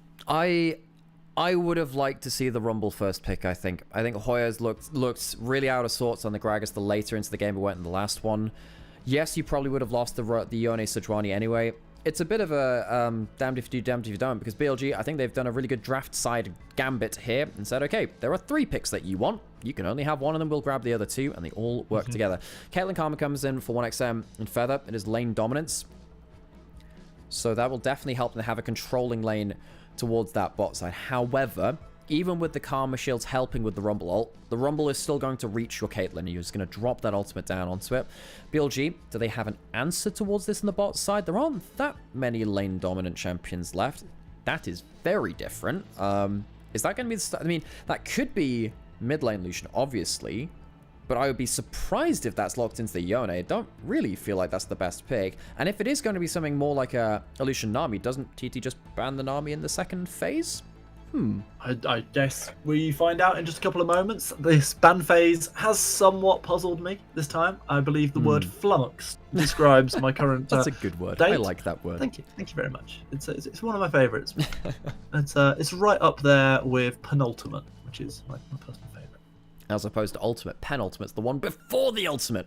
Incredible. Maybe champions should have a penultimate as well as an ultimate. The scenes we'd have. The scenes we'd have. Okay, BLG. Need to figure out what the heck's happening on with this bot lane or mid lane. Of course, we have seen, you know, some mid lane Lucian come up around summer last year. It was a Xiaohu pick for Weibo. I'm not going to say it's the best thing ever. Setup is a very good Yone. Typically, we do see some AD carries picked into the Yone and that laning phase, but normally that's the Smolder. Because the Smolder can kind of outscale at the same time whilst also retaining a decent early game advantage. Tank engage being banned away from TT. We did say that we wanted Hoya on one of those tanks. Those options being removed quite consistently now. Not really that much left up there. No, with the Xant already having been played in the previous game, with Ornn and Sion both taken away from top side, I wonder exactly what's going to get played into this Rumble now. And it's looking like BLG have really done their homework in this draft. They were accused of not having done the homework, not having respected TT previously. Coming into this game 4, it feels like maybe the boot is slightly on the other foot. So TT, they choose not to go towards you know, a Nami ban if they thought it was going to be the Lucian Nami. Of course, when you're playing an Enchanter lane, yeah, hook champions are really good with that. You could go for Pyke, or you could go Kalista. Unbanned and unpicked last game. TT lock in the Caitlyn Karma, very lane dominant, but this is Elk on Kalista. He is incredibly lane dominant alongside On with that. They could go, well, they don't have the Nico support, they don't have Renata, so we'll see what On wants to go towards with that Kalista support. They're going to have to dig down a little bit deeper into the champion pool, especially if they want to go towards a lane dominant bot side. And yeah, you're absolutely right. This has been, we called this out in the last draft, locked in now for H1. Yeah, I've been expecting this for a little while. It is finally going to get locked in. It feels like it's patching holes a little bit in this draft. Still, obviously, just waiting on one more champion to round things out. If the Kennen gets locked in, then there'll certainly be a heck of a team fight potential coming in, but it's a very fragmented draft coming in from TT. I mean, it is a good lane into the Rumble. But this is Bin's Rumble, and he's put a lot of time improving this pick to be a world caliber Rumble. That is going to be very important lane to play around. BLG, if they go into standard lanes, they'll have to flex their muscles a little bit further. Pantheon, typically a jungler on this patch, but can very much be played as a support role as well. Pantheon Kalista, that is going to be point and click. Lodge the spears in from both of them, and hope you get a kill. Hard to play out that lane versus the Caitlyn Karma, though. If you don't manage to get yourself an early trade, you do drop a lot of HP very quickly. I am very interested to see what BLG do at the very early levels of the game. You have a lot of difficult lanes, and they have to execute well. And I think that sort of, for me, raises the question of lane swaps a little bit. And it feels like, of all the games we've seen so far, this is the most important one to get that vision down, to know who your lane opponent is going to be. Yeah, so we will have to answer that question. Are we going to see the lane swaps? If it's standard lanes, do they just back themselves to be better players? BLG have some choices to make. I think TT definitely looking for those standard lanes themselves. They picked this composition to be about that. Once we get into mid-game, I think the conversation does change, because I do think that when you got the Rumble Sejuani, your composition is easier to play with that. When you've got the Yone and you've got the Kennen, sure, that's a good combo, but I'm not sure how that links up with the Caitlyn Karma. They're not the most aggressive bot lane in terms of following up in teamfights themselves. So for TT, really is about lane advantage, early game value. We'll see exactly how much they can get out of that, because the last couple of early games have obviously not gone in their favor. I'm trying not to be someone who criticizes drafts set up by coaches who know one hell of a lot more about the game than me and who are doing this week in, week out. But I just don't understand this TT draft at all. It feels like they're massively missing engage potential, and I feel that given the playstyle that we've seen from Thunder Talk across the last few games, especially in the two in which they actually competed, I feel like they need more than just a Wukong being able to dash in to be able to effectively, consistently start these fights. And I am worried for them coming into this game, because this could very much be the end of the road for them. Level 1 group up. Hoya spotted on bot side. Electrocute on Pantheon, not Conqueror press the attack. Ah, this could be something. So if they this could be well researched. What's happening now? Do they go into the enemy jungle? Hoya was spotted. No one else was. Yeah, this is very, very deliberate. Hoya skirting on what is known to be the edge of vision there, and just trying to get a little bit of something here. There it is. That's that deep ward I talked about. So crucial. Yeah. So and for the record, folks, this is still likely going to be standard lanes from TT, but what they want to do realistically is make sure that they know they're getting standard lanes. I'd be very surprised if they go for a lane swap with this draft with so many dominant lanes. Potentially looking for a late swap. But the thing is, so hang on, where is Wei starting? There is a ward on this buff. I think BLG have scouted this out.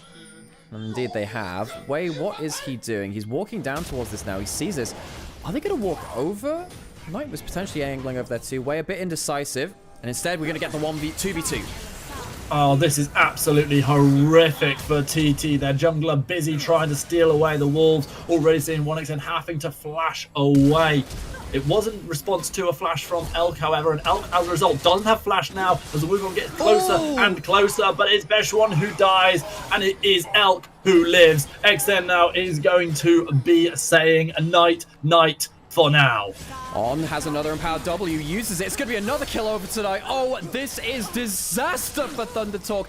Wei comes over at the level 2, and it is a 4-kill level 1 for BLG with a triple kill to the Lucian. Shall I just leave now? Like, what has just happened? The potential nice scouting turns into a step too far. It turns into a good read from BLG.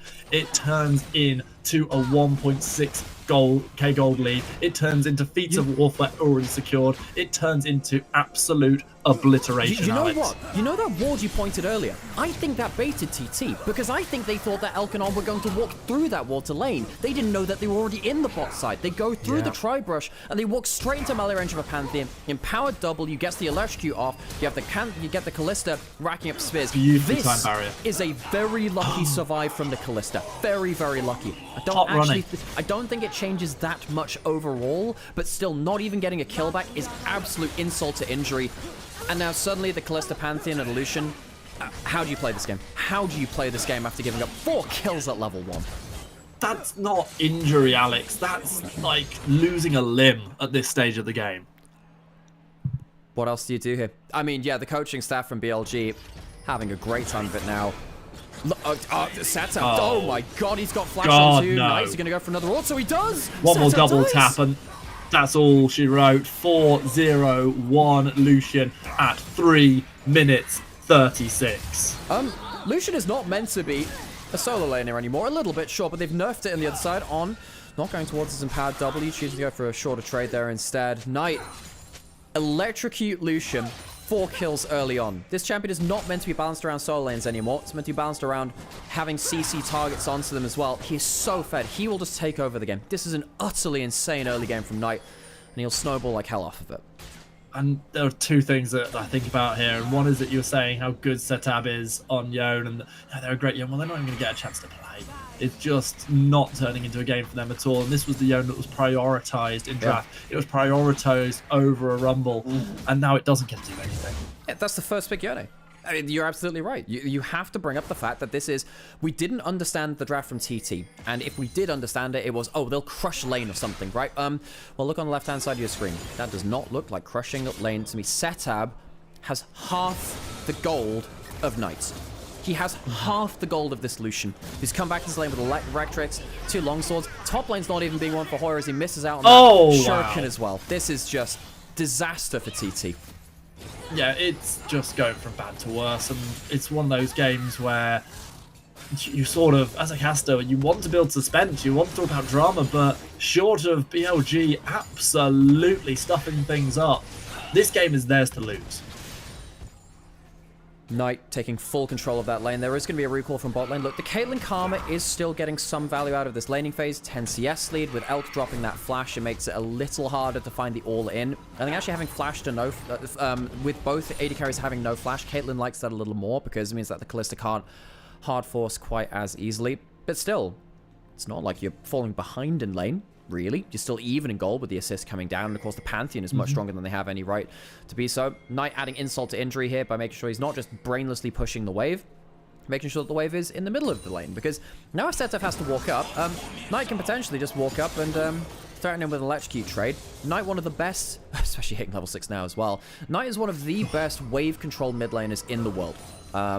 If you make a mistake against a lane dominant champion he has, suddenly you're frozen out on, you have an XP deficit, someone is called to his lane at the worst possible timing, and things go bad to worse from there. He has no teleport, he'll be losing a cannon wave to that to that tower as well. Wave is going to start up the grubs, and BLG have complete control of the map.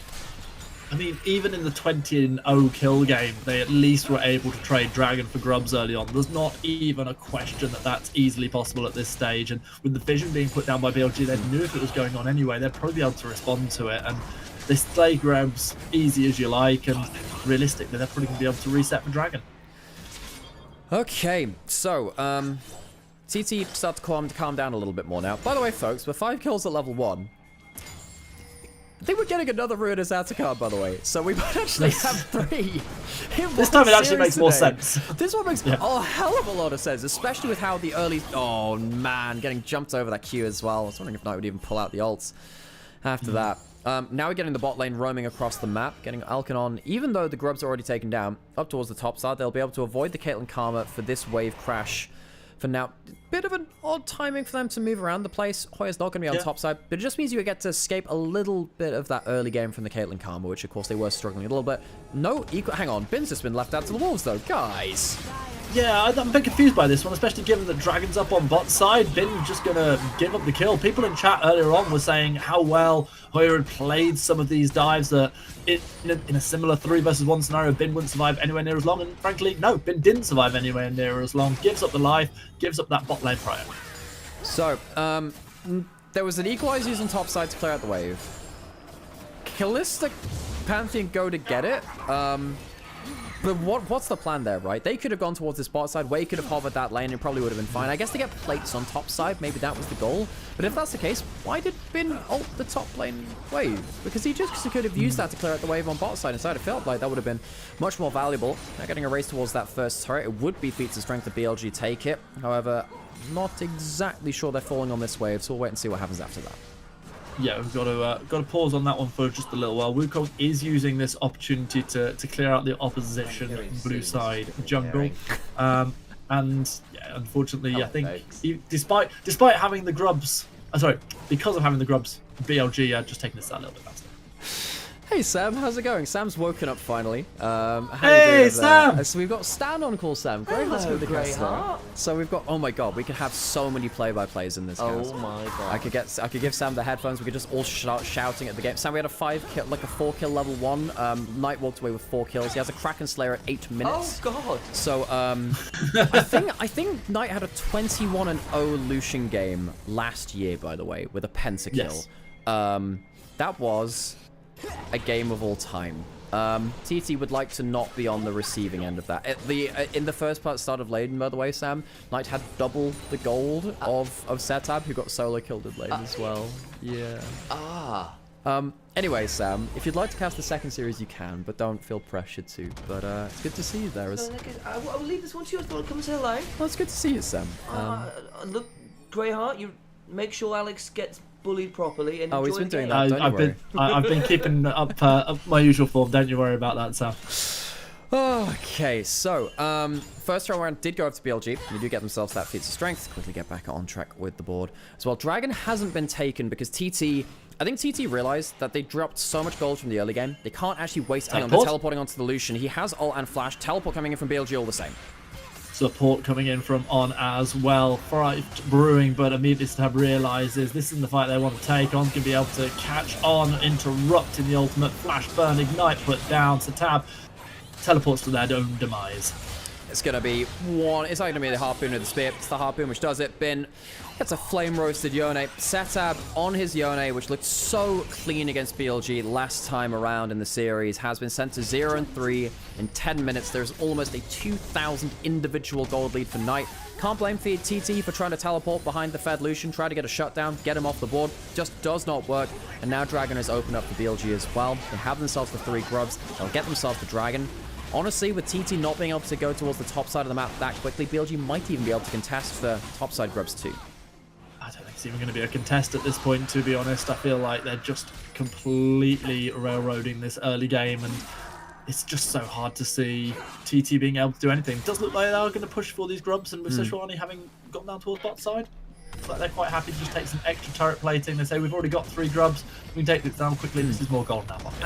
The argument always is, right, if you're using the grubs to get plate, hang on, Blim's just going to clear out this wave. There is a teleport coming through. They're not even going to be able to use this. Hoya is going to do what? Just go out of turret, the lightning rush away.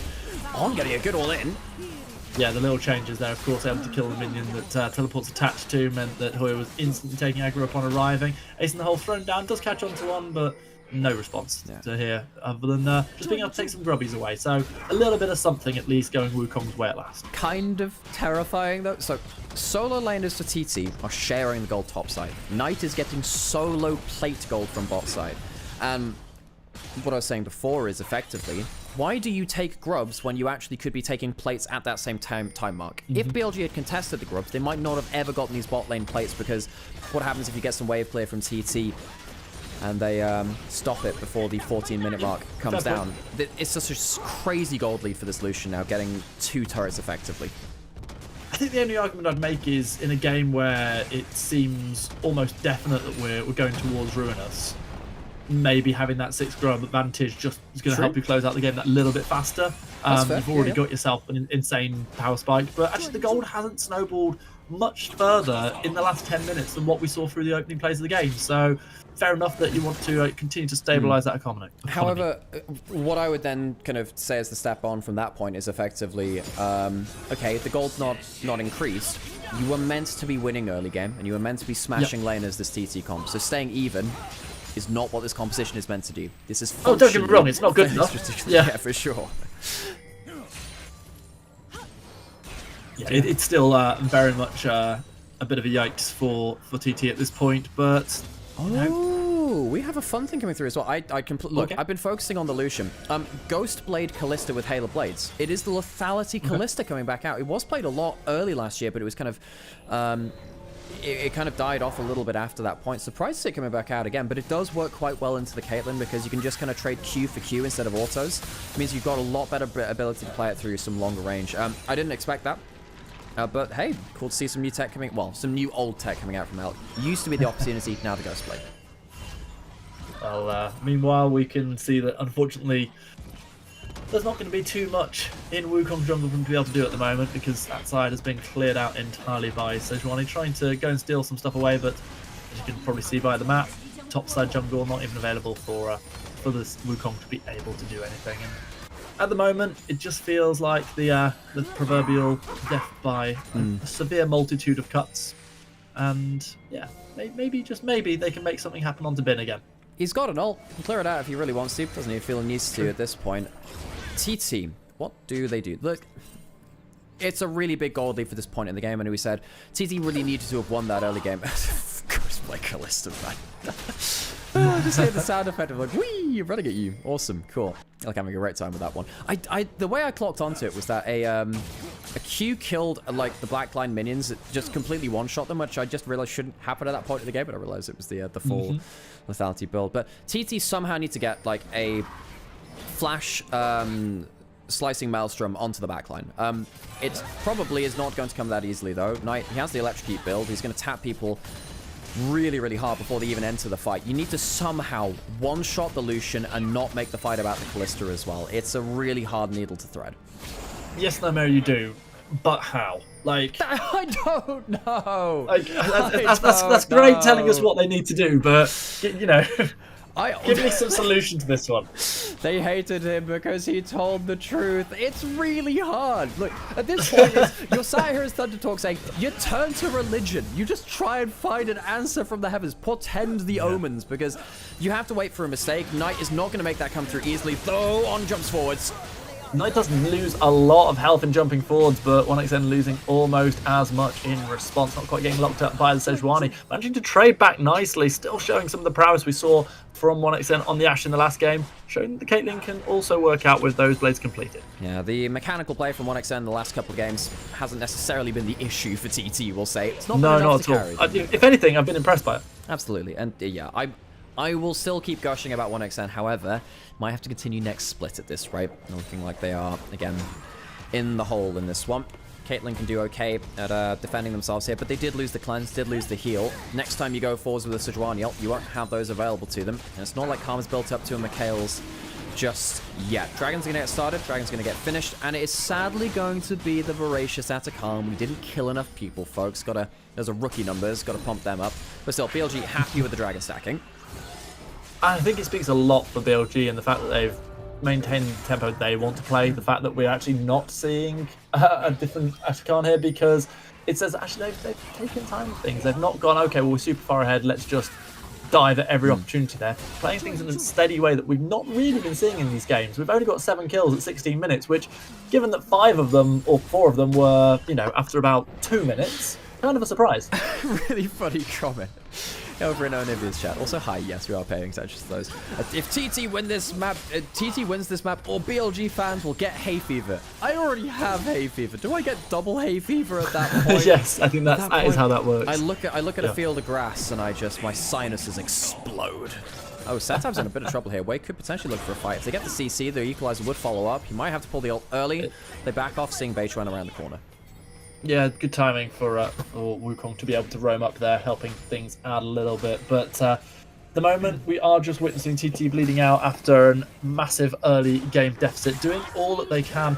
You said earlier on that 1xN might find themselves in a hole. They'll have to very much be an ace inside that hole to turn things around in favour of TT. BLG look like they are proceeding towards the finish line at a fairly leisurely pace. BLG taken 2 of the outer turrets. Can't get that mid lane one just yet. I think wait, did they take Herald? They probably took Herald, right? Sometimes when a game gets like this, and again, I'm working on quite a lack of sleep. I don't always track that objective. Hoya, maybe trying to catch out Knight again. The extra HP from the Black Cleaver makes it quite nice to play around that. Gonna find out Way. Knight around the corner. Doesn't necessarily want to stick around that. He's there. Stun misses. Oh, it was a good flash. That wasn't a full next Smithy of an ult, but even so, Hoya still in a little bit of trouble as we do see Pantheon arriving and actually immediately departing. Beishwan able to get themselves their first kill of the game. Teleport comes in. It's going to be matched. We're going to see this 5v4 play out. There we go. The ult comes through from the Yone, but it's stopped and the fight continues. Equalizer goes down. Equalizer goes down, but not onto too many. Arriving, we can see Elk with a lot of damage, getting that kill onto Hoya, and now what was looking like an opportune moment for TT is looking like it might be something that seals their fate. Cullen goes in, narrowly dodged away from this little bit of fruit to help 1xN survive. No fruit, however, for the rest of the team as Rumble secures a double, ending this one out in convincing fashion. 1xN lives for a while. Maybe should have just recalled instead of eating the fruit, buddy. That is an apple that's going to cost you your life, and it's going to be at the hand of Knight, of course. BLG pick up a fight which will really break open the game now. You can see that TT were holding on to their lanes, not so anymore. BLG get an inner turret. They still have to take the outer turret, but of course in the mid lane, but Knight will finish that one off. This Lucian at 6-0 and 2. The mobility of the pick and the cooldown reduction of the Black Cleaver becoming such an issue for TT.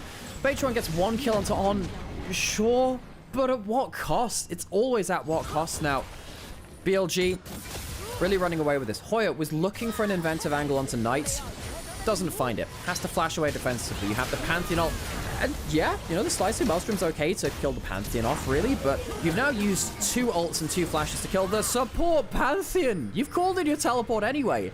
I wonder if this teleport should have just been left. I wonder if you just leave him to die. You're not winning this fight. All you're trying to do is bail out Setab, and that's not really what you're there for. See the value of the lethality Callista as well. We did call out Elk as a powerful player of that champion. He's played it in the past, of course, a bunch, but BLG really picking up the pieces very effectively.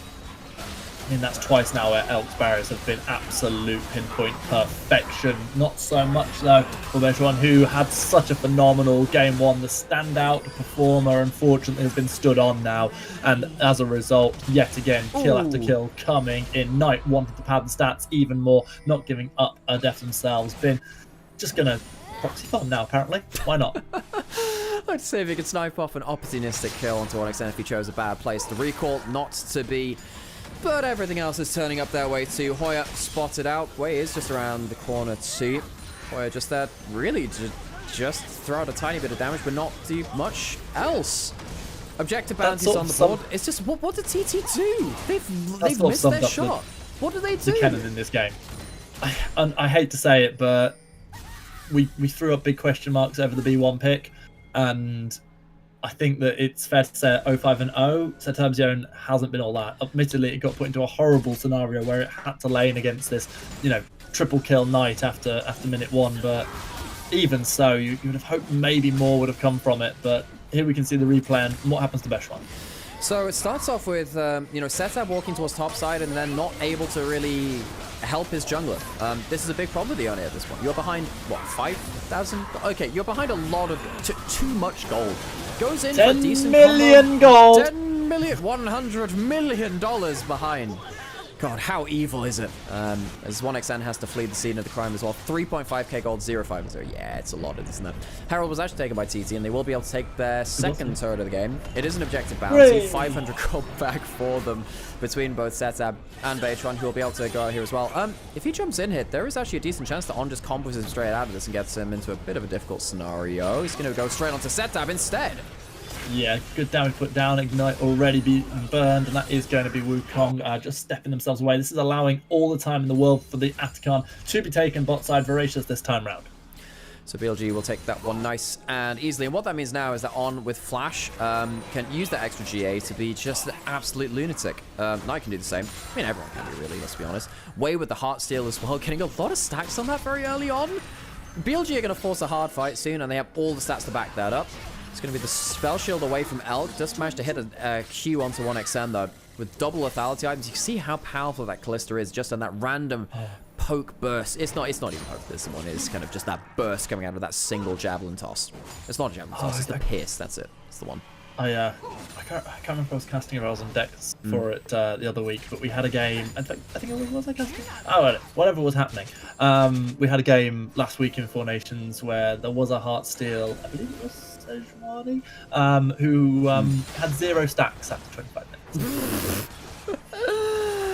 Yeah, that happens. The last time I remember that was World's Play-ins. Junjia, the PSG Talon jungler, got 1 stack in a 35-minute game. That was very not okay. Luckily, he's done a lot better since then.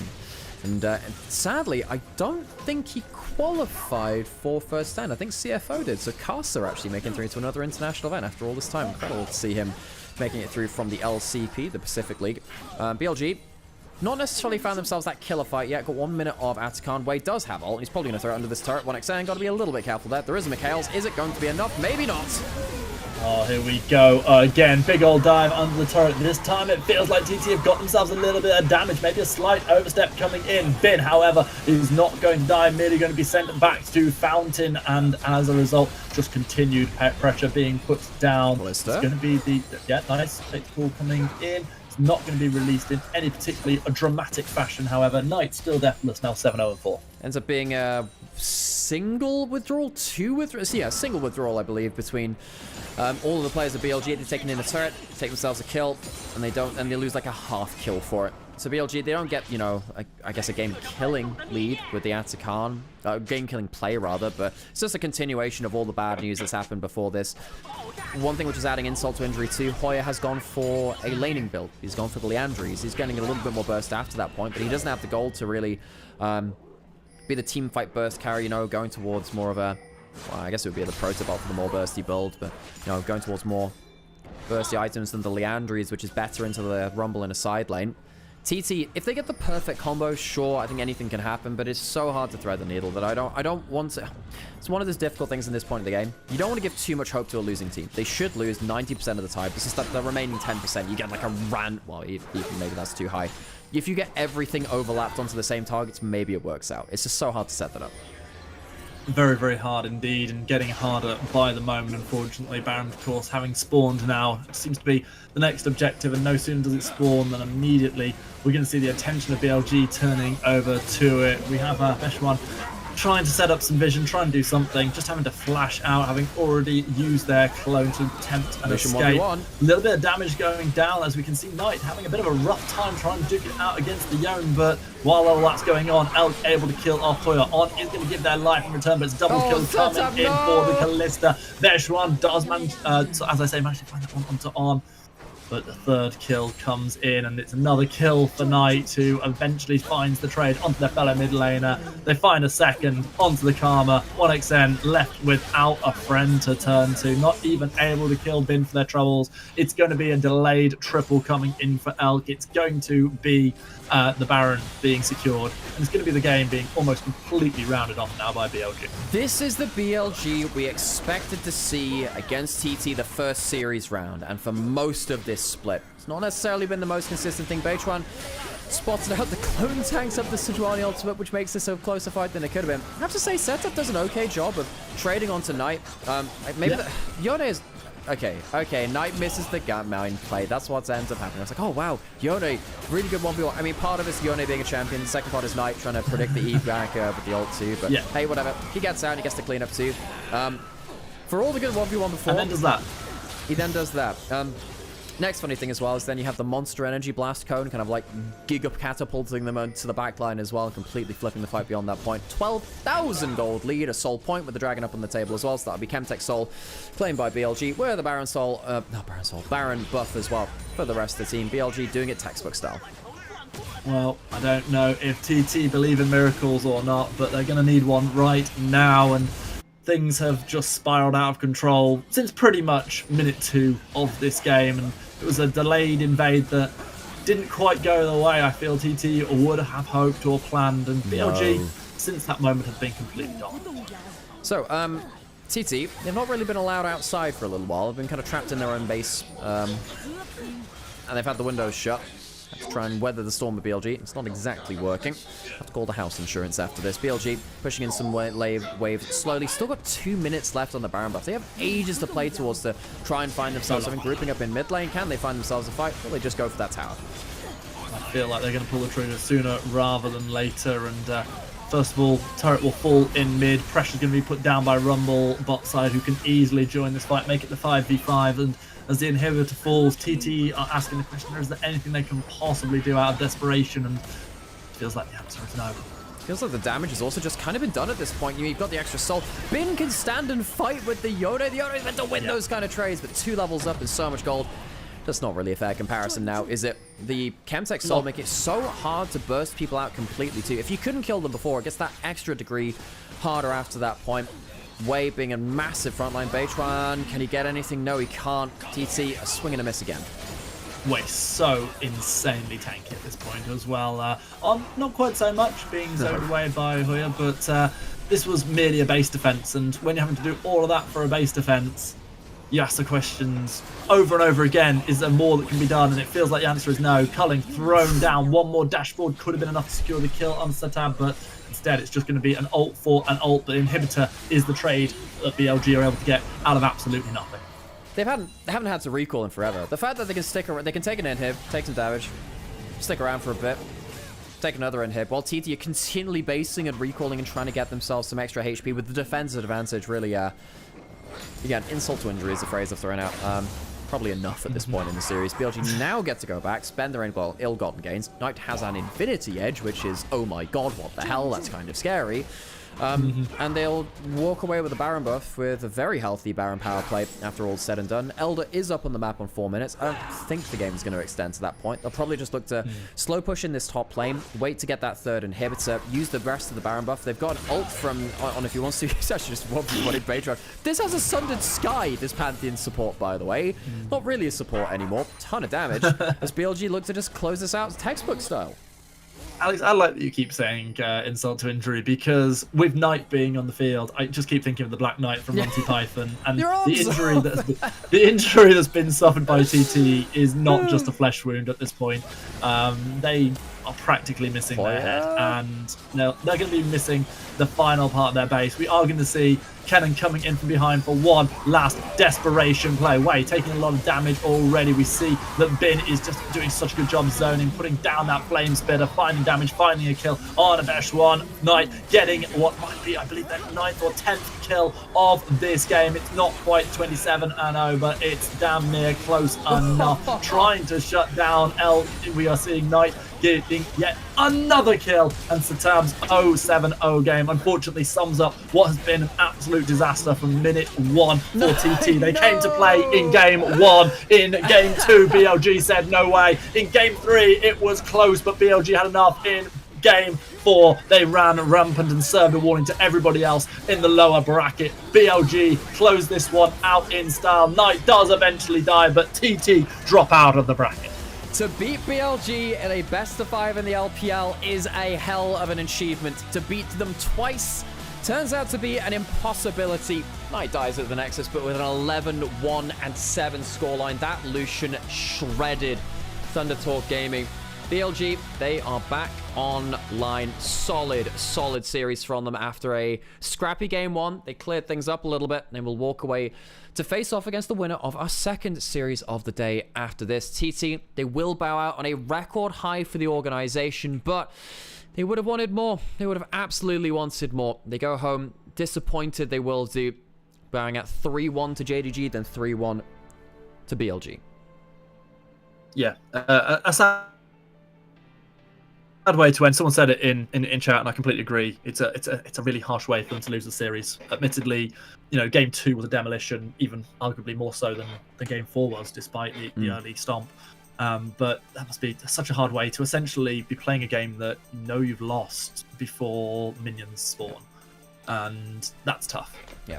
So, folks, that is our first series of the day. We hope you enjoyed that, but there is a second best of 5 coming up after this point. Greyheart. What? There is a second best of 5. We have so many games in the LPL. We have to chuck 2 series into one day, 3 days back to back. If you enjoy BLG versus TT, we have Ninjas in Pajamas versus Toppy is what's coming up just after this as well. We'll be wrapping up the series, and it'll be, 20-minute break or so until we're through into that one. Fairly quick as far as things have gone. Yeah, have had the absolute pleasure for this first series to be joined by Greyheart, a caster who I've spent a lot of time with over the years. It's been great to have you on here. How are you feeling, buddy? You know what, the pleasure's been all mine. It's been a delight to get to cast LPL again, and I said of all of the casters that I've ever worked with, the one person who I most wanted to reunite with was Chronicler, so I was a little bit disappointed. But no, it's the guy's like my brother. But all jokes aside, I mean, it's been great fun to get to cast you today, and seen, we haven't really caught up much apart from briefly catching each other at Worlds for a while, and I'm super proud. I feel, I was sort of there at ground zero for you coming through, the university leagues and things like that, and seeing the way that you've progressed to exactly where I predicted you would. Isn't because I said you would. It's because you had a fantastic amount of skill, and then you had so many hours that you put into it, and you've grafted away. You've got to where you deserve. I couldn't be happier for you, and I look forward to seeing more from you, and hopefully getting to cast with you again, because I don't want this to be the last LPL I do. I freaking love the LPL. We'll absolutely find a time for it. That obviously means a lot, Stan. I really do appreciate that. For those of you that are not familiar with Greyheart, Stan's a caster that's cast with both myself at the start of my career, Chronicler as well. So Greyheart's been around for a while, and we hope that you've... Wow, shade. Wait, what did I say? No, I said you've casted a load of good casters. You're a good caster. I've been around for a while. I think what that interprets is a sign of veterancy. It is a good thing. He's the grandpa of the casting world. Yeah, he was casting Theshi way back in the day. That top level to win worlds. But yeah, we hope you've enjoyed his contributions to the stream. Feel free to head off whenever if you'd like to. There's no obligation for you to stick around if you got to go do stuff, Sam. It's been great having you. I do need to bounce. Okay, well, thank you. An absolute pleasure. Yeah, let's do it again. Thanks for joining. And in that case, we'll figure out what we're doing for the second series. But Stan, thank you so much for joining us for that first one. I'll catch you on the flip side. Peace out, everyone. Okay, folks. We'll take a bit of a break before that second series, see who that MVP was. I mean, it has to be Knight for the MVP for this one. Last of our 2 best of 5 days. It's so many games. But I love being here for them. I love being here for them. Stan's always good fun. I haven't cast with Stan in a while, you know. Must have been... I didn't cast them last year. Would have been a year and a half, I reckon. Maybe. Maybe even 2. It's been a long time since I've cast with him. But hey, good to be back on the mic with him all the same. Sesab is BLG's MVP for Game 4. Oof, Blade. Oof. Oof, oof, oof. Oh, man.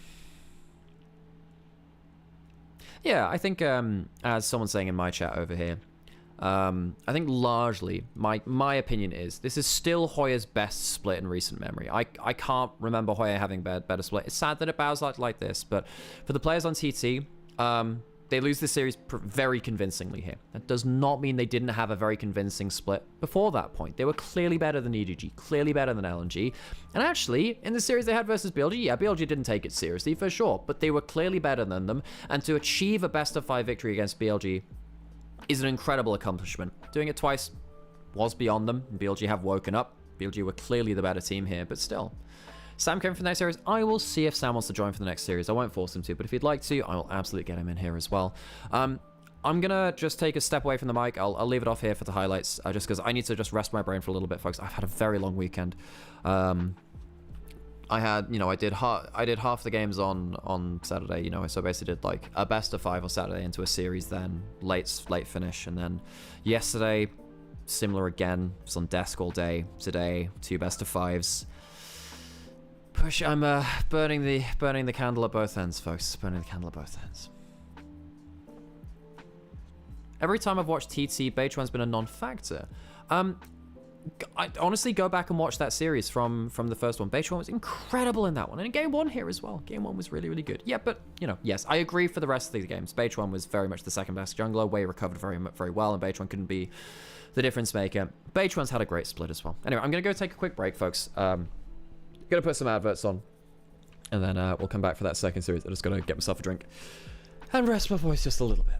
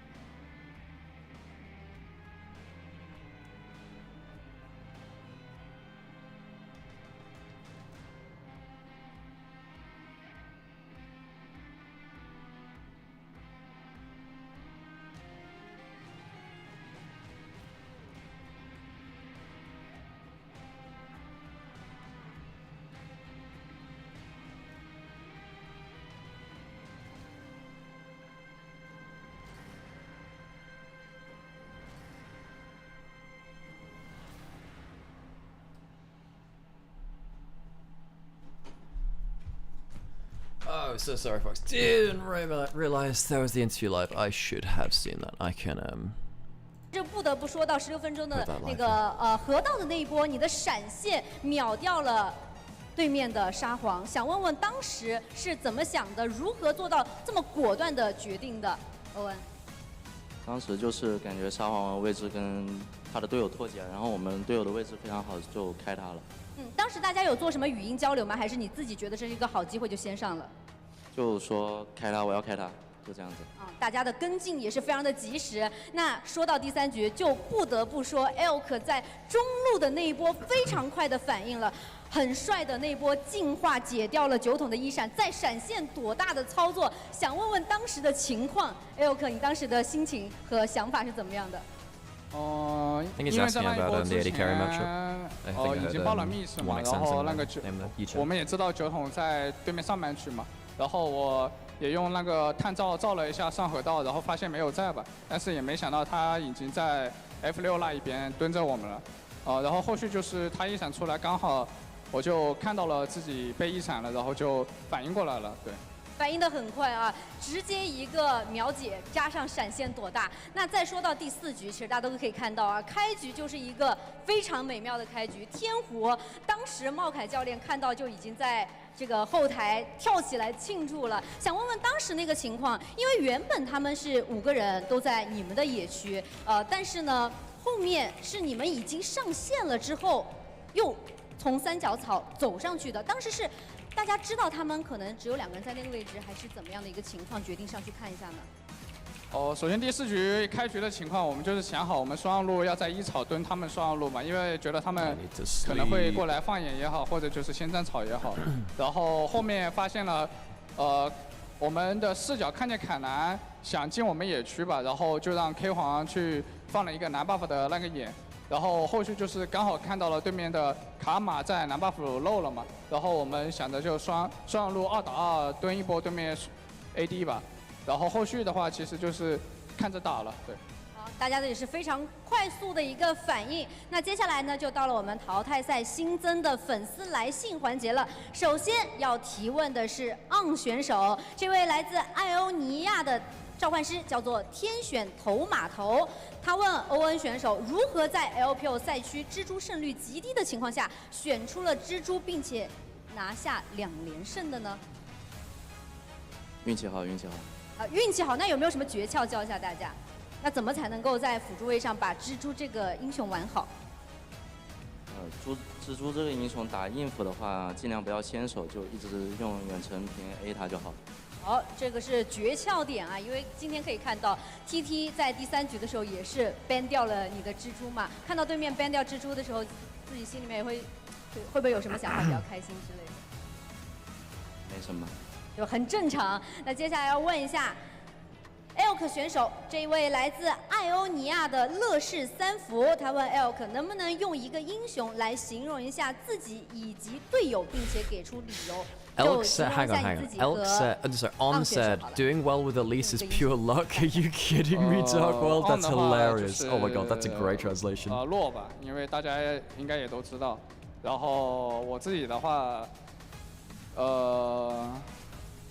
感觉都差不多吧。你要说一个的话，我可能就觉得，寒冰吧，因为好像寒冰也是自己的，出场第一个玩的英雄吧。对。哎，如果不是从你玩的多和少来说的话，就是你觉得可能他的性格或者形象和你自己平时比较像的这种角度来说的话呢？其实对于欧恩的话，还是我就觉得是弱吧，因为就不管他游戏风格，还有在游戏上面的这些操作，都是挺适合这种英雄的。然后我自己，我可能会喜欢玩。那个卡莎和维恩吧，对。卡莎和维恩，如果说正在收看我们赛后采访的各位，你们也想要参与到这个环节的话，可以通过英雄联盟职业联赛社交媒体官方账号搜索我们的话题 LPL 淘汰赛，你问我答。同时也可以参与到活动中来。好的，那我们的赛后采访到这里就告一段落了。再次恭喜 BLG 星际魅族获得了今天比赛的胜利，成功挺进下一轮。接下来时间，我们一起来回顾一下今天比赛当中精彩的 The host and interviews for LPL are very glamorous. Very, very glamorous. Okay, gonna be that I need. Okay, I need to turn this up just in case we get that thing where we get copyright struck and shit, which is not good. I'll just put on some copyright-free music in the background. Okay, folks, I gotta go get myself a cup of tea, and we will be ready for our second. So Sam's gonna come join us. Top piece was first NIP, so he'll come in, and we will enjoy ourselves, won't we, folks? You will enjoy. You will enjoy yourself. You will. Okay, right. I need caffeine. I need caffeine. I can make it through today. We'll make it. We'll make it through it together, folks. It's just you and me, and all the other people in chat across the various channels we're live on. But you know, besides all of them, it's just you and me.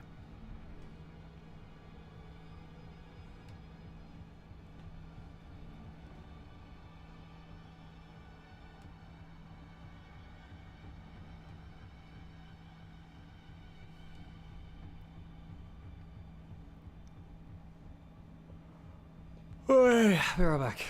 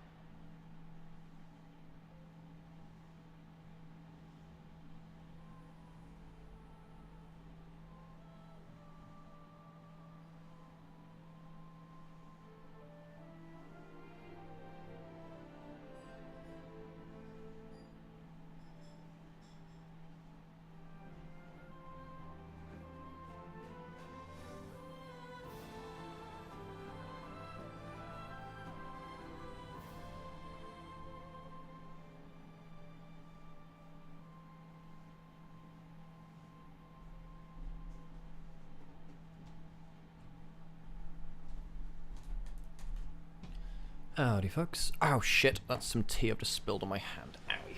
Ooh, poo. Let's go get some tissue.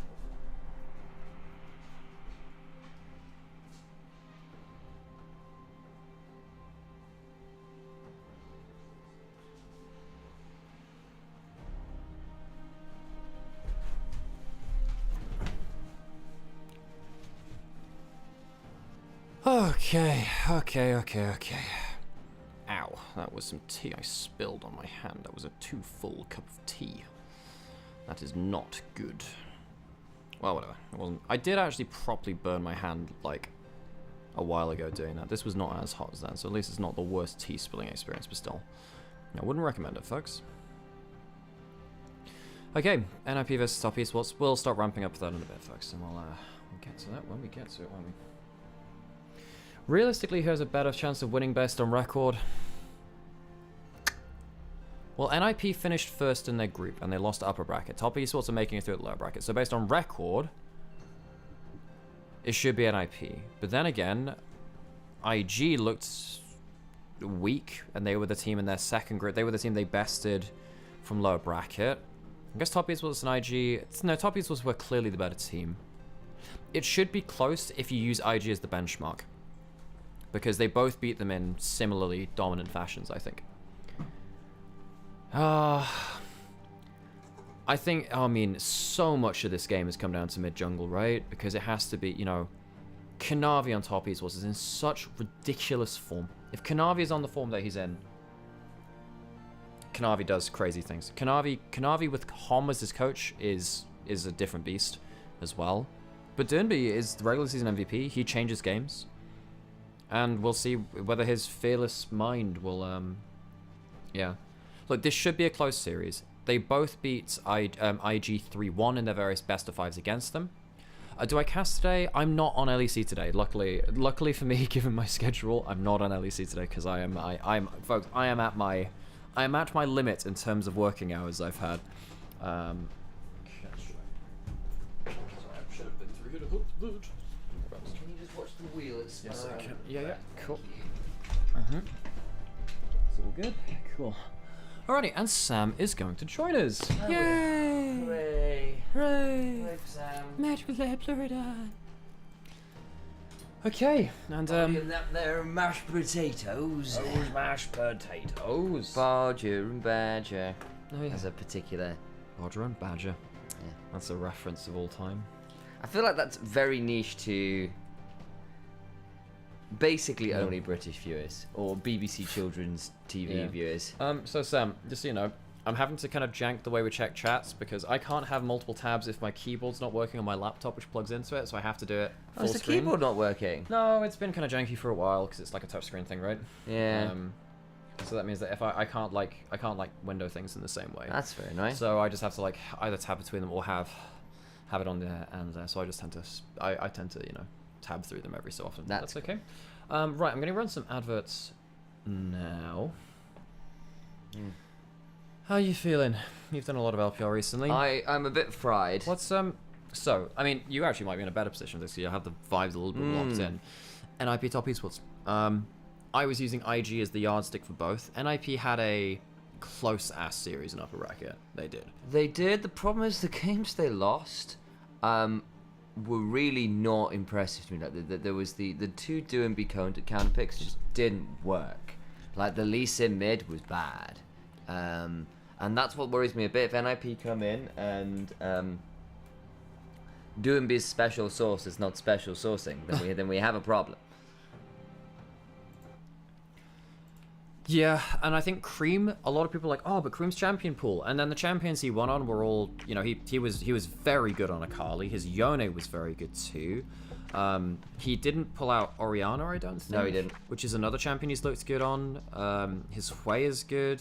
The only one that looked a bit suspect was the Tristana. That whole game was a disaster. Yeah, that game was bad in general, folks. So I'm not exactly going to call him out as primary suspect for that one. I think Jackie was on great form yesterday. I think him versus Leave is going to be a hell of a fun. Yeah, that should be fun actually. Fun matchup. This should be fantastic. This should be fantastic. Yeah, it was a 4k damage Lee Sin. Yeah, it was very. Doinby, for someone supposed to be the MVP, looked very, very mortal in that series, and that worries me a touch. But we shall see. And I think if Top Esports, having just gone through the fires of that series yesterday, I think they might be scarier than people are expecting. We shall see.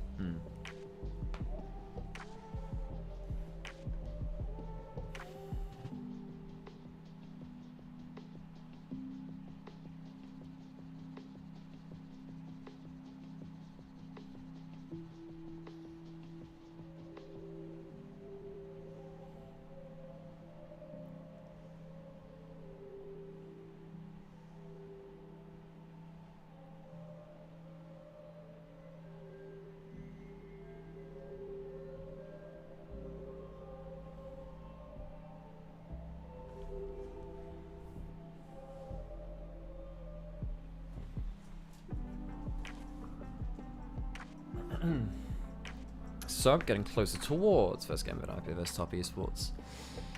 Oh, this one's hard to predict. I haven't thought of all the moving parts, and there are a lot of them. Let's go roll by roll. Shanji's been looking pretty good, actually, but 369 had a great series versus IG. Aki's been on the best form I've seen him on in a very long time, but Kanavi is very actually very just good. divine right now. Kanavi might be the best jungler in the LPL. He is so good.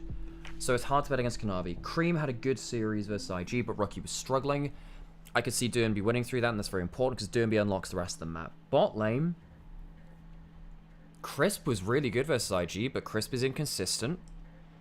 Yeah. PP God has been consistent in a way that we've not known from him as much. Yeah, I think PP God had a rough series in the upper bracket. I'll say that. But then the other thing is, can an IP face down that incredible mid support duo of Krispy Kreme? Like that is just that's a combo you can't afford to lose to. The calories alone. Yeah. Okay, well, we will get ourselves through into the series.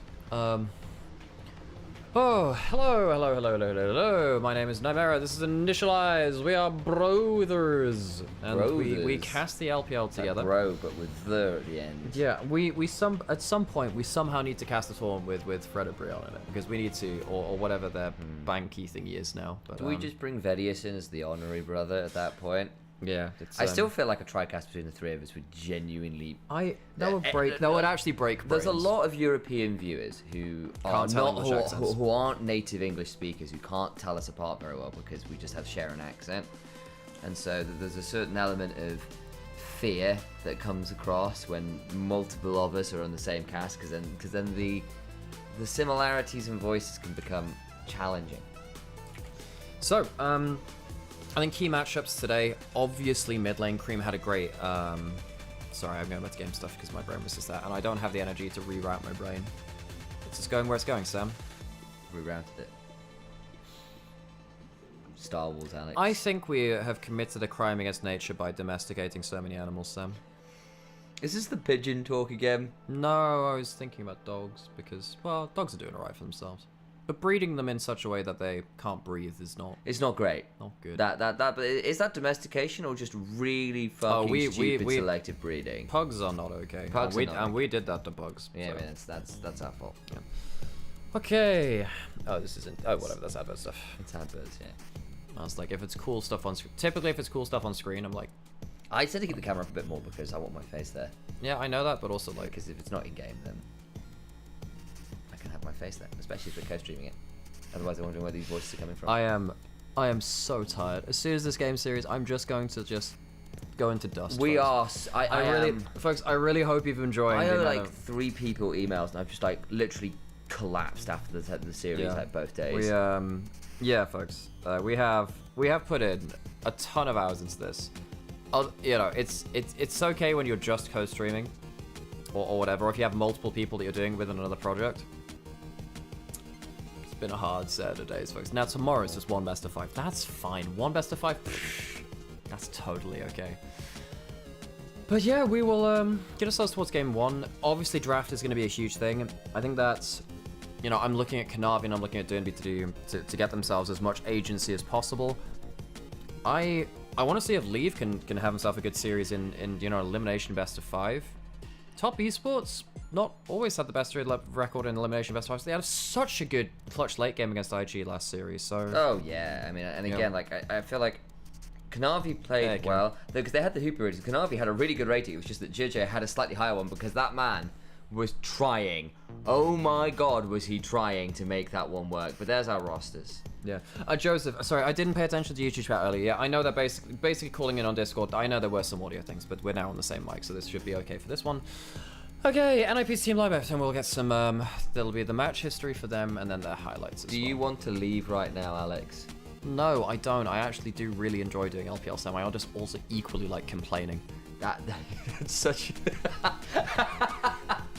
Like, I ain't lying. Folks. He likes complaining. Yeah. You're learning that now, folks. If you hadn't realised it, what can I tell you? There's our picks over the split, by the way. Doomby's got some fun ones in there. You'll note 2 Lee Sin games. He's 1-1. The Akali game 5 was not it. Nope. No, it was not. It was a weird draft because that was with the Zac and stuff, but it just didn't work. They ended up with a very disjointed draft, and that worries me a little bit because normally NIP have come into series and it's felt like they've had clever drafts together. As that series went on yesterday, I looked at some of the drafts and went, what the hell are you thinking here? Which is not what I was expecting out of NIP. And if you get that into top esports with that lineup, I think it could get really tricky. The Lost Anyone's Legend was a bit of a shocker. But then again, Anyone's Legend are now potentially looking like the team that might take the LPL to last stand, or first stand, not last stand, first stand, because of how well they're playing. They might just be the best team in the league right now. So, top esports. What are the concerns? What are the good? The good things, Kanavi was on excellent form. Crisp also very consistent in that last series too.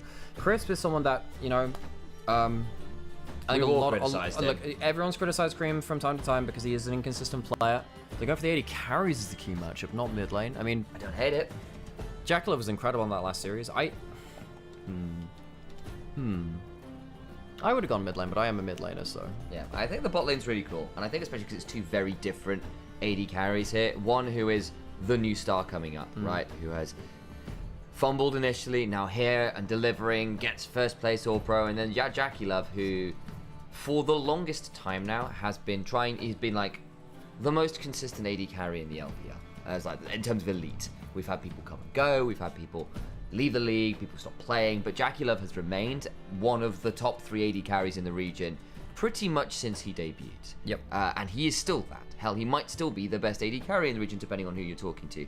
Leave is one of the people now competing with him, and that is a very different style of history. And yeah, speaking of, he's picked up a lot of kills in his career here too. He's only behind 3 exceptionally storied people that have heard of him. With a good enough series, he will break 3,000 kills in his career. That's insane. LPL kills in his career. He's actually broken 3,000 kills with international games, of course, but yeah. When you're looking at that there, he's ahead of Uzi, he's ahead of Gala. This is a fun question because Leave is doing really well right now too. Alkapol is asking, is Leave better than 1xN?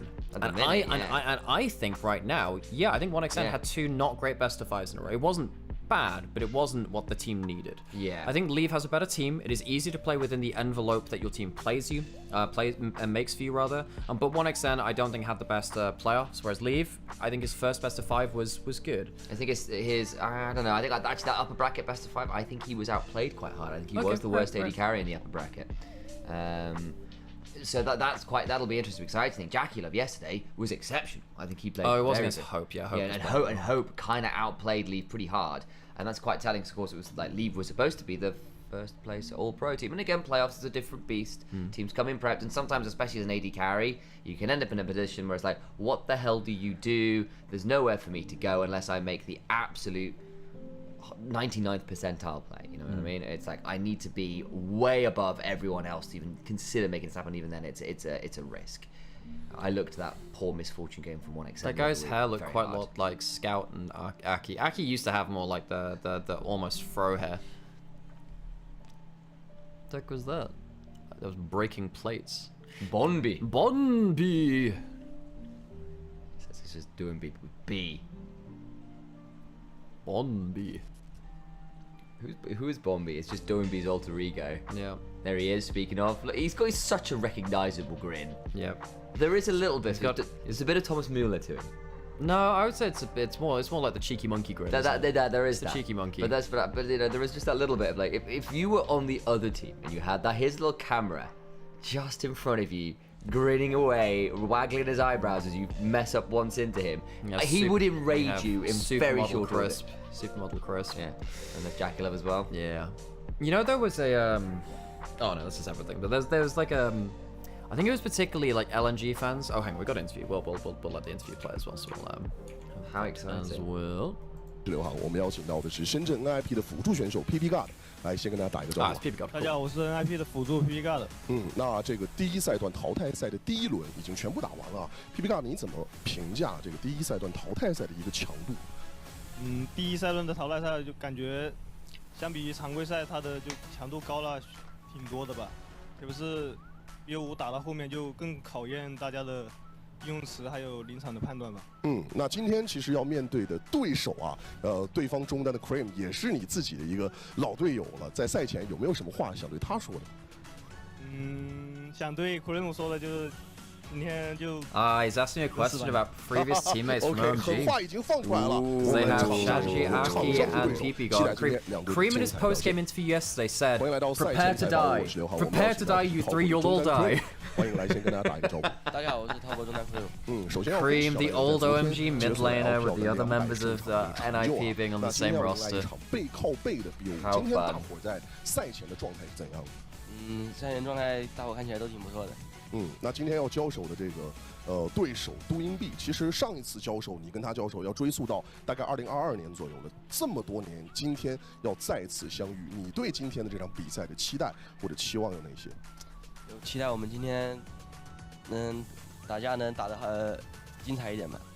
好的，比赛加油！我们也谢谢小奶油，我们一起期待精彩的比赛。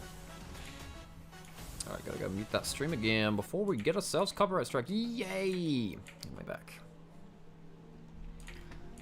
Oh, welcome back, chap. Yeah. I don't welcome you back. Oh, damn. Didn't miss you at all. I'm gonna run some adverts now just so we don't get them in game. That's probably a good time to run them. As I say, I didn't miss you. Just so, look, we've already seen the interviews. That's the cool stuff.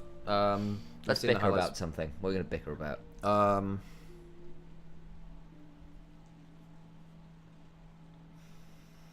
I don't want to bicker about anything, Sam. What the hell? Yes, you do. No, I don't. Yes, you do. No, I don't. Why would I want to bicker? Of course you do. You always want to bicker. You always never want to. You said you enjoyed complaining. You don't enjoy complaining with me. Sometimes I feel like I have to bicker. I don't want to. You just said you enjoyed complaining.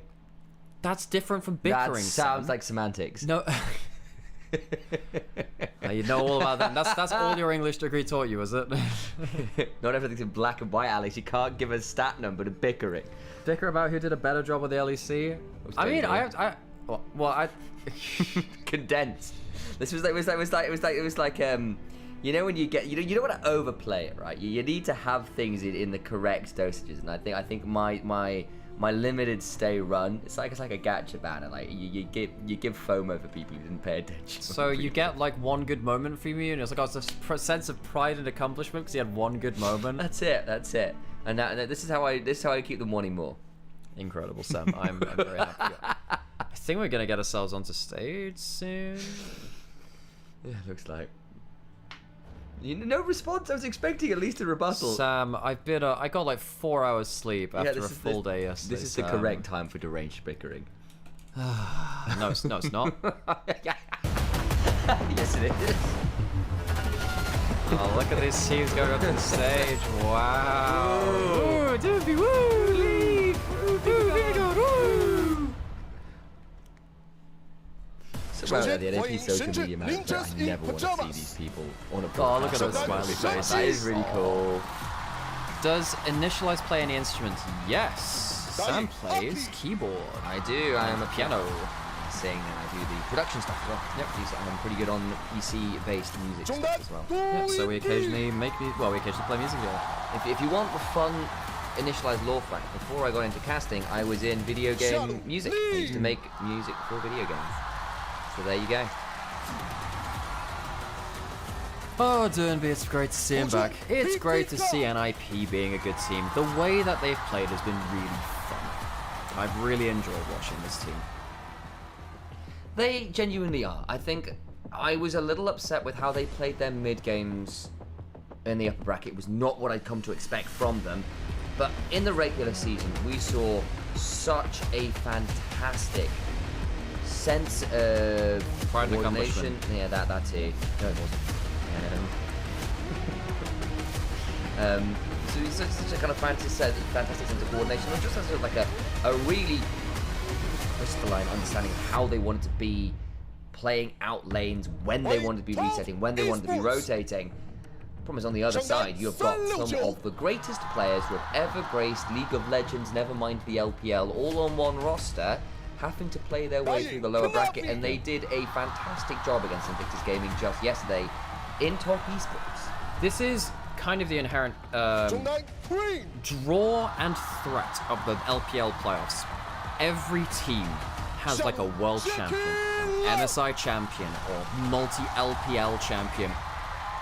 In this series, we have Durnby, 2019 world champion, LPL champion. And on the other side, you've got Jack11 Crisp.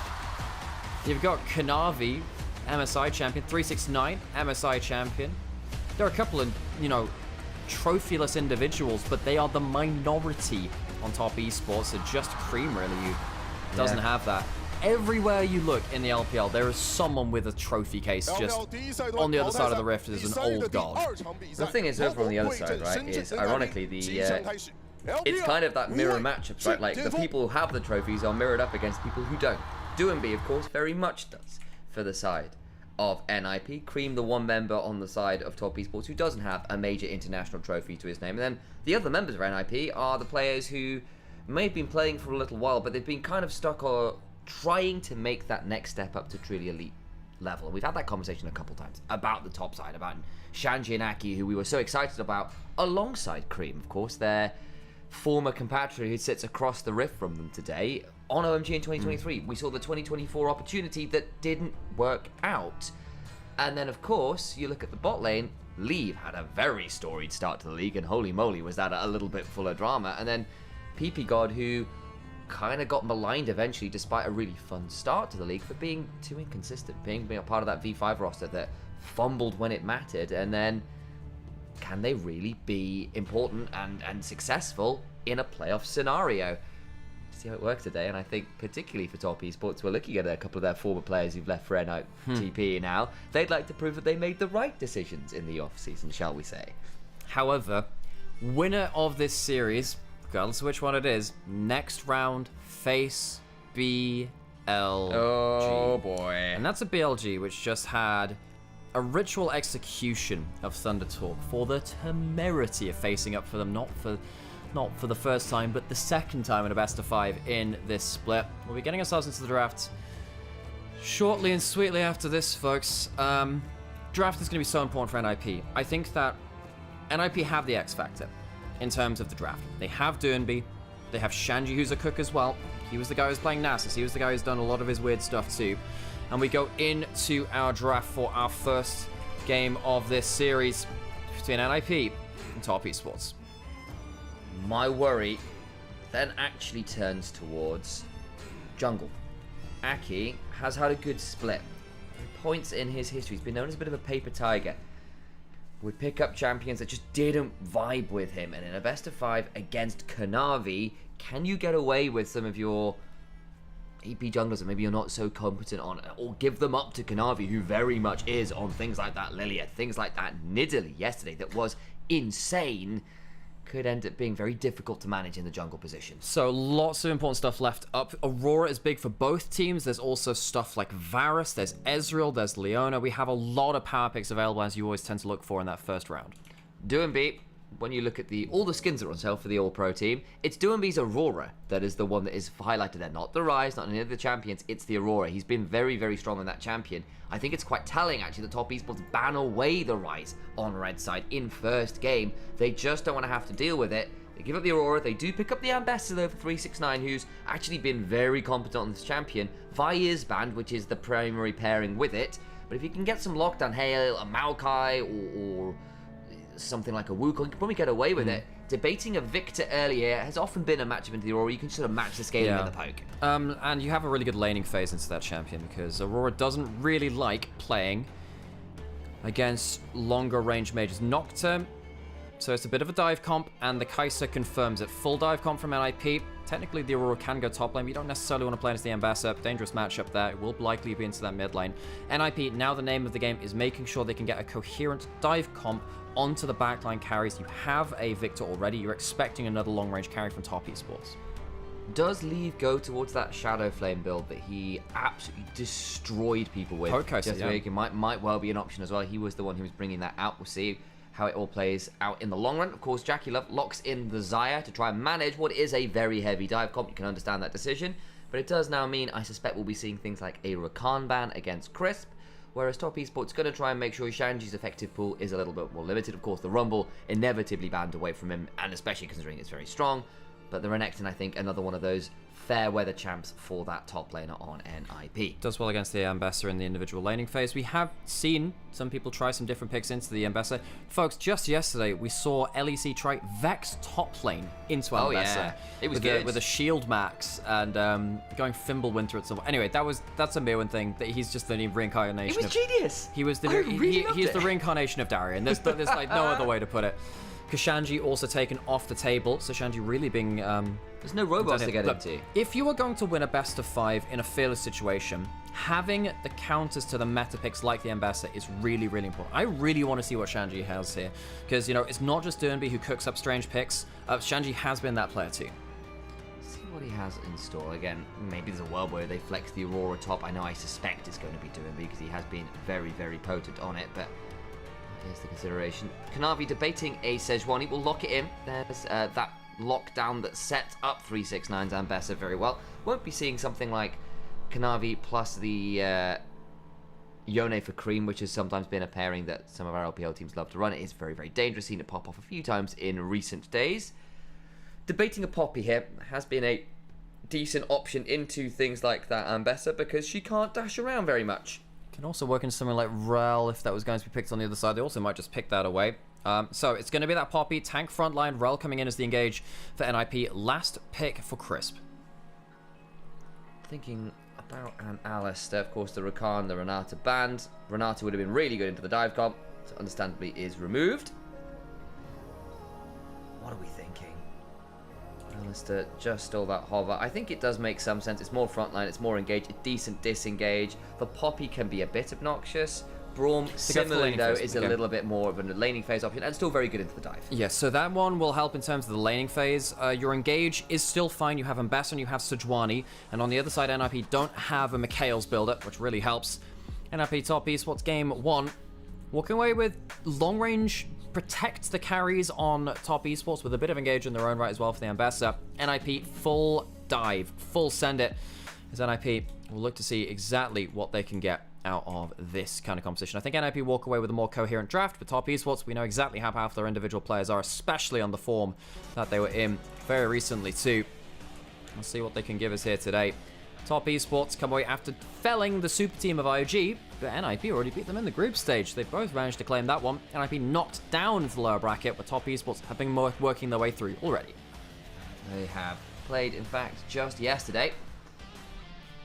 Got themselves a very heavy dive comp, have NIP. On the other side, though, Braum, with all of his kit, the feathers, the Sejuani, Rel and Poppy, you've also, that's the other side, you've got the, I'm having a moment here, the Alistair, the gravity field. That's a lot of zone control. That's a lot of CC. It's not always going to be straightforward to make those dives happen, especially if Top Esports are all arrayed and set up in formation. So, important series today. Every game today, folks, is elimination. NIP, straight go onto the Rift. The IG skin is picked up against Jackie Love again. Gala tried it yesterday. It didn't work out. It was a very close game, but Jackie Love ended up whacking Gala with the Jhin in the late game. Seems to be sure. Let's get onto the Rift and hear how the fan bases feel like. See how low those gyros get.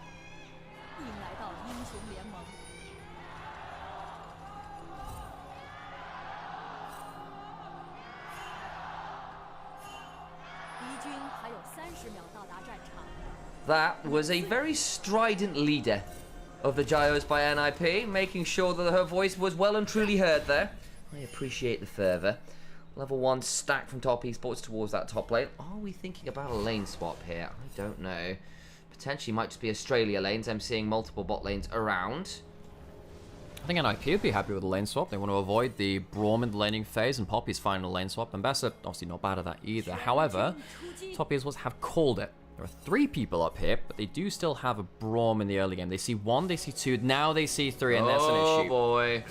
Okay, lands it onto Shanji. I think we're just going to see Jackie forced to flash. What has Shanji started? It's the Wallstone Captain Jack, but he's down all summoners. There's no way to keep him alive, and Leave picks up first blood. Leave picks up first blood. Jackulov loses both summoners for just the cost of the Ignite for PP God, and NIP starts off very, very well. In a game which is about protecting that Xayah, the Xayah falling behind and the Kai'Sa getting ahead is doubly important.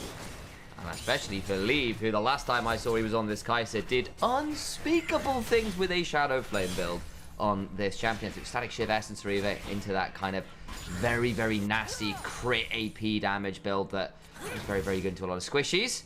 Not sure it'll be that one this time around. When you've got the Aurora mid, probably you do want to consider a more AD option, at least having some of it in your kit, see what the decision is in the long run. But Dracula back to lane. Will not be hitting level 2 first, that's for sure. Getting down those double summoners will kind of suck, not gonna lie. So, NIP, great start to this game. We said, hey, they have X Factor in some of their players. I think their strategy and their macro has been very intriguing to watch as well. On the other side, the X Factor for top piece really has been Kanavi, who's been that one-man army. Very, very intricate early game pathing and ability to just kind of take over games. On the Sejuani, be very, very important as the primary tank of his team. Not necessarily got the best early options. So just keep an eye on that. People got on the roam, managed to catch Cream a little bit. It's going to be one good chunk from Durnby here. Wants to get himself the electrocute trait, and nice. does. That's nice. You don't have to look for the kill. Just getting some extra HP while the wave is pushed away from him really changes the way the Victor has to play. You'll now need to look for an earlier reset.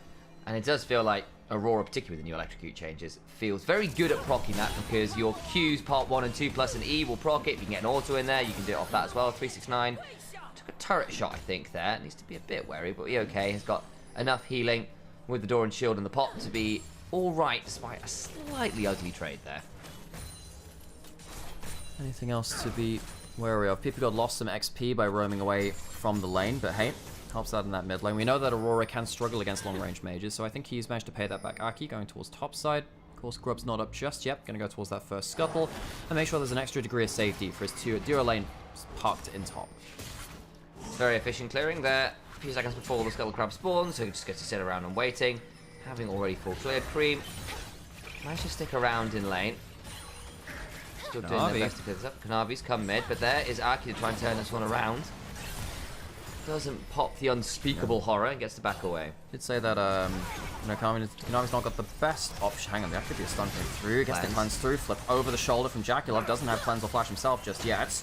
Jackulov, despite getting engaged by PP God, the door was up, so Leave couldn't turn around the damage. So HP trades very much in favor of top E's. Now Kanavi's on top side. Is there a chance of a flash Sejuani gang? There's a ward in this brush.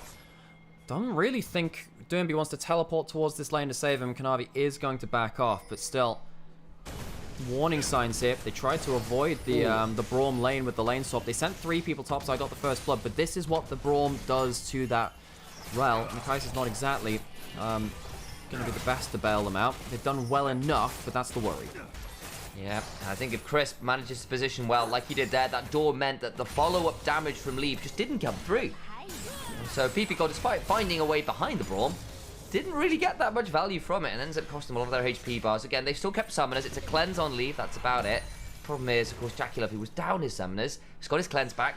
The flash is only probably 30 seconds or so off cooldown itself, if I'm reading the timer right, and at this point, the damage has kind of been mitigated well enough. First blood at least did go to the Kai'Sa, who's picked up an early cull, so that helps.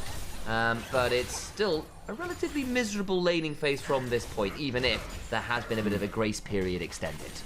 So Grub spawning in a minute, Dragon up as well. I think that, you know, we've seen some complex decision making around whether you go towards the Grub contest or not. On the whole, we have seen contested Grubs, if at all possible, but I think if you don't get yourself the best resets or something funky happens in a 2v2, you often just end up letting that one go away rather than throwing bodies at the problem to see if it works. Typically, blue side tends to be better at it too because the terrain is nicer, especially when you've got Victor and Xayah. You don't really want to be stuck against the wall, especially against a Poppy if they can teleport and getting a wall stun.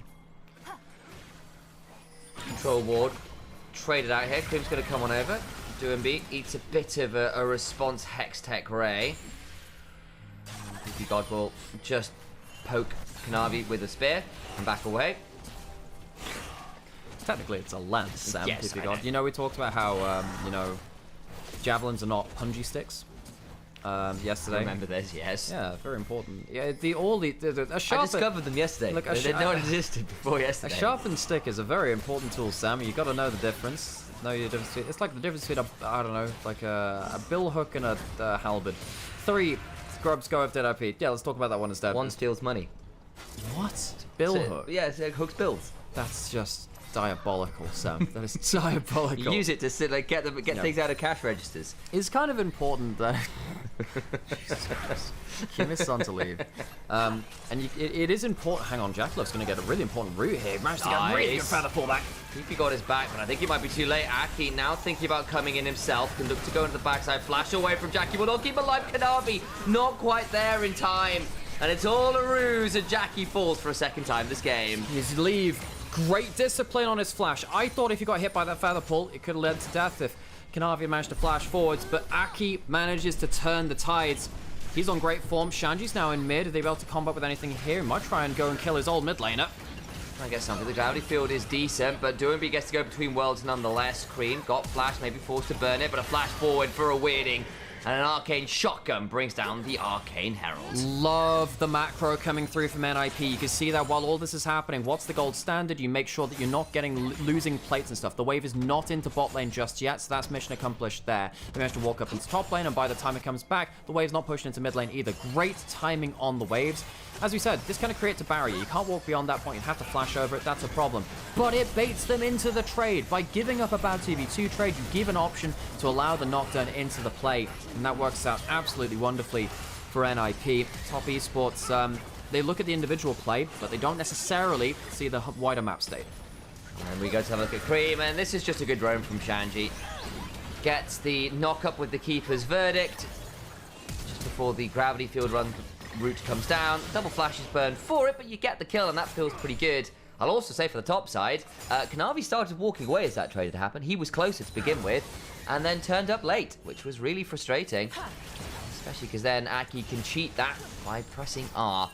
And I wonder if Kanavi had been a little closer, that play might have looked different topside. Either way, it's a second death for Jackie Love. It's a kill over to... frustratingly PP God, actually, but hey, still, a bit of early tankiness on the side of this Rel can feel pretty good, especially when it's earned you Merc Treads into a Sejuani Braum, which can be a bit frustrating here for the side of the Rel. Okay, so minute and a half until the next Grubs comes up. Dragon has not been taken, so there are some options around this. Again, I do think, though, when you're playing a dive comp, we did say Kanavi doesn't have the best early game options. You have melee synergy in the Ambassador, but you're not really killing a Poppy. Not with this, really. Pops the W, you can't really get through with a bunch of your work through that. So Shanji doing a good job of keeping himself safe and denying the melee synergy. We're laning very well into 369 on the whole, which is kind of what you need to do with this pick, really. But Kanavi, he's got a lot of work to do, being the sole frontline and, you know, the most convenient engage. But NIP, they haven't necessarily thrown themselves at objectives. Getting the early gold on the Aurora and the Kai'Sa, that's nice, though. That really does help you hit down this Victor or the Xayah in these big team fights. I think especially here for Leave, having the cull early from that first kill that's cashing in quite well, getting involved in the second kill, staying alive in a lane that was looking a little bit dicey, and you can see why it's tricky with these two 2v2s being a little mismatched in terms of how the champions play out in the early laning phase. It was pretty good. Of course, it's not really led to any breakout of advantages yet, but they've got the first set of grubs, the second set of grubs spawning in 5 odd seconds. Which would be nice for NIP to play around. Kanavi, though, stepping forwards. Cream's got teleport. Gonna lead to all that much as yet, though. So, fighting over mid-pro helps you get it towards those objectives. Doomby does have teleport, so even if he does take a chunk, he's safe. So he might look for a chunk himself, actually, just with a basic combo. And teleport back into the play if he loses a bit of HP. That can work for him. Jackalov obviously doesn't have that same degree of freedom. Doomby is going to go back now. Maybe go get himself first item before this fight. If he gets first item before this fight, this Aurora is going to be very, very powerful. BP World's coming in. Here comes the paranoia. Goes up into the air. Remember, there's no flash. Trying to get behind, but in goes Leave. That's just a very dead Xayah, and the Luden's completed for Doomby on that teleport. A killer piece for the AD carry and mid laner. NIP come up on top. 5-0, 3 grubs on the board. Top Esports have not gotten themselves an objective or a kill just yet. NIP doing away handily with this early game. Cream is around, and I guess 369 can look for a play. Navi's around as well, and they burned quite a lot to make this play happen. Flash forward, Shadow Strike goes wide, but the crash down happens nonetheless. PP God dies. Arcane Storm is up. Kanavi trying to flash to get on top of Leave, who is going to get permafrosted. Not quite! The stun from Shanji keeps the Kai'Sa alive. Kai'Sa lived. 369 turns up late to the play. Hang on, that's a lot of people, but the fear is really good flash. Drake comes up denied by the W. Shanji is just the ultimate saint. He is a guardian angel for the whole of NIP. Top Esports get themselves a single kill from the play, and that is it. They stopped the 6 grubs, but 5 has already gone over. NIP finding gold in this dive comp early is absolutely wonderful for them. Every time they hard force, they will have so much extra bang for their buck. Top Esports lose their minds a little bit. Jackulov not able to be protected. He had ult, he had, you know, summoners hit. He didn't have the flash. That's the big one he didn't have. I really think the timing from all the ultimates coming through makes a huge difference. The fact that this Featherstorm goes up but can't quite stop the second follow-up is a huge issue. But, you know, you don't have the grab field there. Cream's not in position. And I really feel like Top Esports should have called it off if they weren't there in enough force. The teleport comes through late, and in fairness, NIP just burned a lot of the ultimates. See the attempt there from the Sejuani to interrupt the crash down. You get one, and then Leave should have fallen. It doesn't happen. Doomby gets hit by the Glacial Prison out of the replay, though. Can't manage to make the Between Worlds work as an escape. Goes down. And as a result, a shutdown goes the way of Kanavi. Leave cashing in a cull soon too. Already 1,000 gold ahead.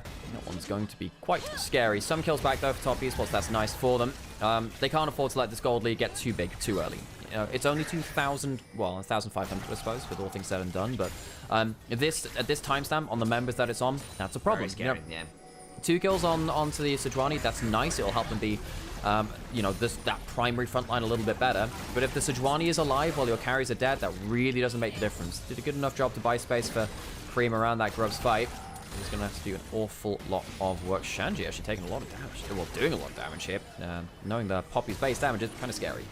Oh, there's NIP. Head over to the Dragon. They got 5 of the grubs. There's 1 grub remaining, by the way. And as it stands, Kanavi's on it right now, securing 1 of them. But we'll have a look. Here's the replay. Kanavi was spotted on vision, by the way, doing the Scuttle Crab. Puts down the control waters Doomby, but as a result is a bit foolish in his decision-making on the retreat. And the all-in from 369 allows time for Kanavi to come over and help secure that kill. Right, we have a Ruinous Atacon against Sam. Worth noting, patch 15.4 has changed things over in terms of the calculation. Early damage, early fighting, waves more in to the calculation between Voracious and Ruinous. So, with 5 groups for NIP, if they were to get that Ruinous Atacon, they would shred towers. We saw that earlier in the day. 25% extra bonus to any of your neutral objectives, which are, namely, your grubs and your dragons. Very nice. The Top Esports absolutely cannot give over that Atacon. It's a little bit harder to fight because you don't get that free GA. If you take the objective, then take a fight afterwards. Obviously, that's kind of a cheat code. And the Rose for is just on the ground, right? You can just pick them up as the enemy team. Sure. Even just killing the Atacon doesn't necessarily get you all of the bonuses. If you lose the fight after and they get the Roses, they get the Adaptive Force and the experience, which the Bloody Petals give. Which, I have to say, I don't think that's really been factored into a lot of pro games yet, but it can make a huge difference, especially when you're looking for the big kill combos. The extra damage makes a difference. Because it's not just killing the objective, you then have to play afterwards. It's one of the more interesting parts of that objective. Not seen a huge amount of it yet. As we said, we saw a few over this weekend, which is great news, and it means that the LPL living up to its namesake is one of our bloodiest regions, and we love to see it. There's been a lot of skirmishing in this game, that is for sure. Still, we now find ourselves in a position where NIP in a great spot. They're up 2,000 gold. That Cole just cashed in, Leave now 1,500 gold ahead. Is in a fantastic spot. Doesn't spot the person over the wall. Kanavi is there. Here comes the paranoia, but they don't know Kanavi's here yet. Over the wall goes Peter Crisp. It doesn't matter, and despite having someone over the wall, it doesn't matter. Glacial Prison is Captain Jack Sparrowed out of there. As the day you almost caught Captain Leave. And doing beat hit by Gravity Field, but nothing too much more than that. More gold again. NIP, every single one of these kills feels really good for the Ninjas in Pajamas. They are sharpening their knives. And I don't think Top Esports necessarily have the body armor to deal with that. If Herald goes over too, with 5 grubs, Herald giving you a bit more map presence, Top Esports are sweating now. They're really sweating. Yes, if you get to the point where you have 2-3 items on Xayah and on the Victor and you get to protect them, yeah, they will carry a game. I just don't think they're going to be safe enough to get to that point. We have the, the earlier game kind of build from the Kai'Sa, who goes towards the Kraken Slayer in this game to be that kind of diving threat. It's not about scaling up to 2-3 items with all 3 upgrades. This is just dive in, get stuck in, especially with Doombee's Aurora as well as Sada 4, 1, and 3. One-shot those carries. And you saw there in the gold charts, so to speak, Leave was very much at the top of the graph. And Jackie Love is languishing something at like 7th or 8th in this game. He's really struggling in terms of value in this one. And that's a big deal because you want this Kai'Sa, this Xayah to be a legitimate threat. I just don't think that's going to be the case for a little while yet, especially being down the amount of gold that she is. And the thing is, I don't think Jaculov is playing badly. It's just the whole enemy team comp is gunning for him, and particularly because that level 1 didn't have the laning advantage to the degree that you should. You could see it a little bit later after they gave over that first blood, right? But they could get some good trades. But Jaculov has been targeted very heavily in early game and in composition by NIP. Top Esports need to find a way to keep the carry safe. If this keeps, well, it's already carried on long enough. You're in dire straits now. NIP starting to split the map. They have a Herald in inventory. Top Esports have to be kind of having their heads on a swivel for where the next play is going to come next. Imagine the dire straits again. Do we have to start bringing up the Noppler effect again? What, having like the world's weirdest guitar tone by, yeah. Even he doesn't know how to get the perfect tone, apparently. It's just like, well, we did it for that one recording, and we'll figure it out after that point. I like dire straits. Never listened to them enough. I like them enough. You can put in the Sultans of Swing solo over Go Your Own Ways chorus, and it works really, really, really well. Those are 2 different bands, Sam. But yeah, but I know, but it's a really good mashup. Yeah. I highly recommend it. If you ever play Go Your Own Way, use the Sultans of Swing solo. Yeah, very good. Hang on, should leave on the sideline. Shanji can prop that passive, blocks Here we it with go. W. Overcomes the killer instinct and Leave ensures at 369. Dude, I love this. Just that. I love this. Leave goes for an earlier game build, but the Kraken Slayer compared to, well, okay, whatever. You're 2 items. It doesn't matter. But basically, the Kai'Sa playing around side lanes isn't the primary play pattern of Kai'Sa. We don't see that much side laning Kai'Sa right now, but goes into that kill, uses the 5 grubs to kill that first tower as well. They have themselves the feats of strength already, of course, but NIP getting this Kai'Sa ahead very efficiently is great. Teleport to the top side to keep that tower alive too. Lane assignments on point for NIP. Okay, Infernal Dragon taken by NIP. It's only the 2nd of the game, but they have got 5 grubs. They do get feats of strength now, courtesy of those objectives and those kills. Turrets haven't fallen yet, ironically. Actually, just did in bot lane, I take that back. But still, NIP in a very, very strong position. Can't quite secure this turret, but the shield after taking the Herald means that Aki not in too much danger there. Cream is really trying to get something on the other side. This Victor could be an X Factor again if they get a little bit close to it. Shanji does not have ult, has flash. Why is he going for this one? That's a bit of a ballsy play. I guess he thinks with the next round of cooldowns he can make that kill. But there is a Seraphs on Cream. It does flip that calculation. Gotta credit Shandy for trying though. Trying to keep this turret alive as long as he can. Actually, because Cream's had to back miles and miles away, you're not able to finish up that turret, which Cream would really, really like to do this. Victor has at least been farming well. Doombe sometimes drops a bit of farm on the Aurora to make plays, and honestly, Aurora sometimes in the mid game into big poke matchups can end up dropping off a minion or 2 just purely because you can't step forward without eating a siphon power. But still, just picks up a Shadow Flame, is 4 kills deep, mid lane turret's just fallen. You're in a spectacular spot here. This is, the more important thing for me is actually a lot of the macro here, because this is a great play through this, but this is while, again, mid lane's not pushed, they have a teleport to go mid lane, and then the teleport from Shanji after they reset is, they let Kai'Sa kill the tower, Shanji teleports topside, so they don't, the tower is still alive, it'll fall on this wave, but NIP extend that timer. Ruinous Atacam is alive, and NIP have a great window of opportunity with this power they've been afforded through the early game lead to take a really good fight around that, get a huge amount of tower killing potential from 5 grubs, and well, 2 dragons as well, with the extra neutral buff, and really force Top Esports into a defensive situation. Steadfast pressing comes up and denies 369 those dashes. Can be a very obnoxious matchup. We've seen It's interesting that it's going to be the Shojin second here on 369 on the Ambessa as well. Just ensuring that they have got as many of those basic ability cooldowns as possible. Yeah, it's the standard build, really, that Shojin. It just allows you to just keep spinning through people. It's nice as heck. Oh, he's going straight in! And the feathers are not in a great spot for it. Goes up into the air, try and buy some time. Jackie Love flash and survives. Now, he's PP God off on the side, but isn't hit by enough of the Winter's Bite / concussive blows to be under real threat. Leave is feeling it. Leave really on that shortlist for next great LPL AD carry.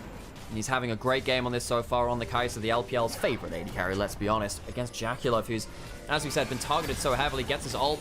Cannot be caught out. He's very tanky, though. That won't be your easiest kill. Forcing Jaculov's flash and ult before the Atakan fight, though. Perfect for NIP. I love that NIP just kind of say, all right, let's just throw this Kai'Sa at the right targets. By the time they can pun it, they can make another play, the Kai'Sa ult will be back up anyway. At least between Essence Reaver and Flicker Blade, at least by the fact you got level 11, the cooldown isn't as excessive as it might have been at Hang on, Paranoia, 10, no flash, no ult, no teammates. You have a Hex play on Nocturne, and that means you will always hang on. Crisp turns up this time and keeps the Zyre alive. I thought it was foregone conclusion. They didn't have teammates that close, but they were close enough. No Kai'Sa ult this time. The Fear Tether was taken away from the no Stride Breaker, remember, so we couldn't just slow him into it. I think Stride Breaker kills, but of course the Hex Plate means you can do it more often. Jaculov, really big target. This is just the Jaculov hater club from NIP. They do not want him to play the game. And again, I don't even think Jaculov is like playing this that poorly on the whole. This time it's a little bit far up, but he has that cleanse and luckily he can get away before anything else comes through it, and a minion blocks the W coming through onto Kai'Sa as well. He makes it away safely, but you know, realistically watching this game, you know, Jaculov's against his own goddamn skin. But what can he do? It's such a hard game to play against NIP, especially after that level 1. Has at least gotten a second item. Now the problem is Leave is at 3, and it's a wit's end too, and a lot of that threat is from things like maybe this Cream in this fight, and honestly the tenacity in this game to mitigate things like the Sejuani ult, the Braum passive is a huge deal for this Kai'Sa if you're going diving in. It will not be that easy to lock this Kai'Sa down. Here we go again. Jackie's got ult available. Now goes up into the air, manages it around the feathers, but it's still not going to be quite enough to keep them alive.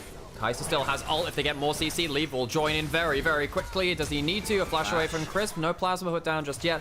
Can't fly in. 369 taking the bot lane turret. Cream pushing the top lane. 1 kill for 2 turret pushes. I actually think top esports are okay with this one in the grand scheme of things, especially since Leave can get, well, he's just ulted in now. Kanavi, if it gets caught, maybe we'll revisit that. Oh boy, they pick him up too. That might just lead to a bit more. Of course, they'll still lose this tier 2, and they will get soul point off this. The dragon was spawning in 10 odd seconds, why they were all around there in the first place. But the second kill definitely stings. Kanavi, I think, should have just left. I think so too. Kanavi giving up that extra kill, then it starts to make you question things a little bit more. Another dragon goes down, as you were saying, beyond that point. Oh, brother has just spawned. Cloud Soul, kind of nasty when you're chasing after people with that Nocturne. It means that you really don't get to run away. Doesn't have the flash, has the ult again, has to blow in quick order. It is an absolute battle for Jaculov to have any sort of cooldowns available again. Crisp can't save him this time. Dragon goes down, NIP. I suppose maybe thought they could have got more there. Very weird that Kanavi sticks around though. I guess the W just confirms it. Really like the way that Leave is just completely full standing himself at the enemy team. I think the idea was there by interrupting Doomby couldn't reset and teleport towards that bot lane to clear the wave out to deny that tier 2 shot. So I think that's what Kanavi was doing if I've got the timings right. The problem is then getting caught by the Kai'Sa W sets up for the ult. If that hadn't happened, I think it probably would have been worthwhile. In the end, they still get the tower. Just giving up that extra kill kind of sucks. So, Baron spawning, Atakan on top side.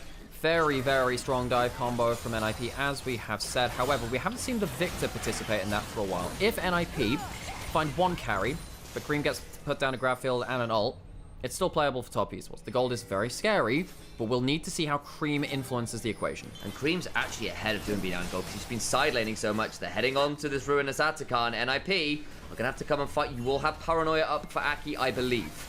Yes, you will. Aki can go dive in with the Paranoid. Single direction fight. Let's see how it works.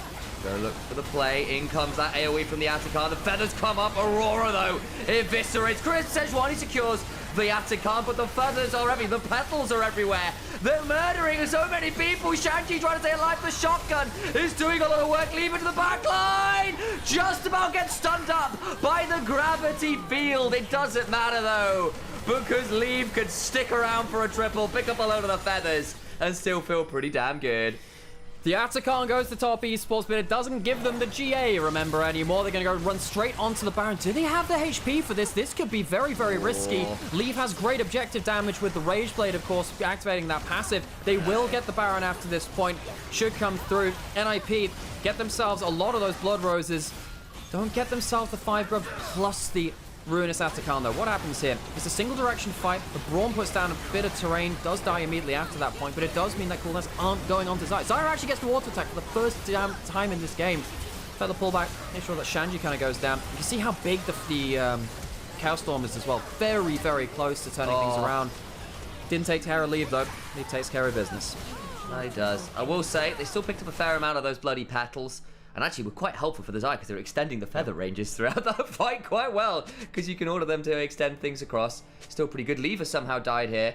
And at this point, there is the GA picked up by Leave, which is a big deal. Sam, you can't use the feathers on wards and things like I thought they flowers. worked on No, they don't work on plants. That's why it doesn't work on blast guns. So, I thought that was how. Okay, we just automate people then. There you go. Leave has a GA now. Yeah. Wow, he just really wants to full send himself at it. It is worth noting, if it goes like later game than this, you don't have, you know, your W upgrade for longer range stuff, I suppose. But Leave, I mean, he has been the main character of this game. Absolutely. And, you know, I think a lot of... How did Leave die?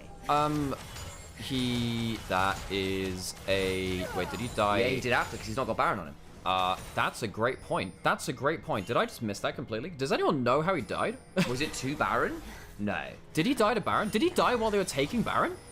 He must have done. Surely he did. Has anyone else He still has the shutdown. He has a 700 gold. He must have died to Baron. He did die to Baron. God damn it. Well, I just missed that one. You can tell the lack of sleep is starting to affect us now, but it's okay. The rest of the team has him. They can group up with it. Anyway, Leave has the G8, and we'll be happy enough with that one. Alrighty then.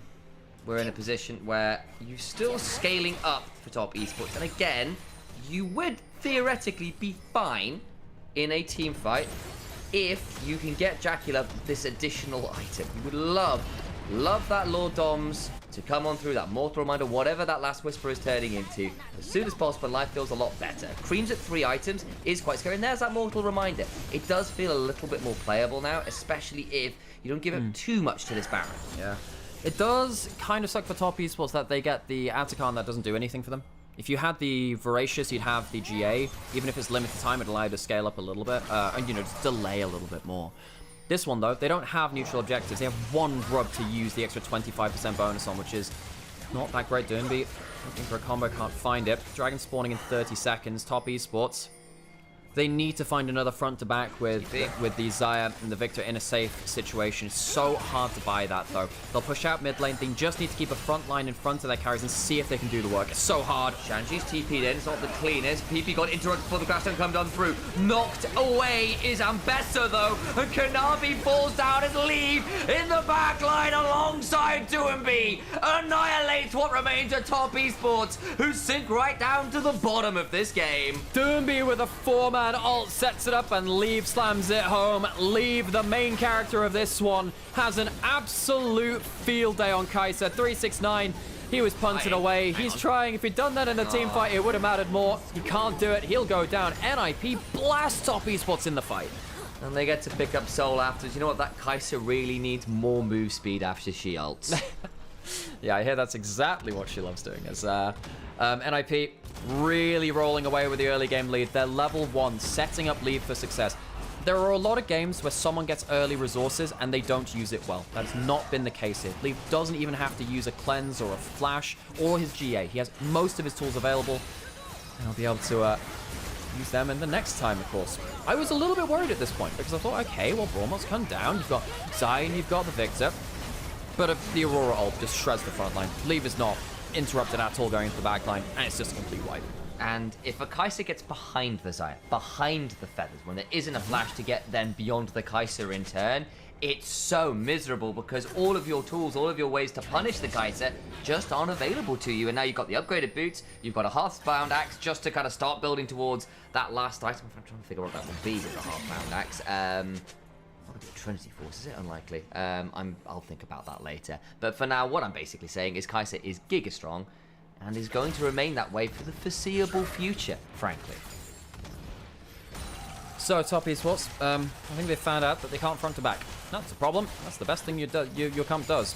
Leave. Of course, almost. He's got the feats of strength as well, which really, really help. Well, I said they really help, but it's just nice to have the extra cap to your scaling too.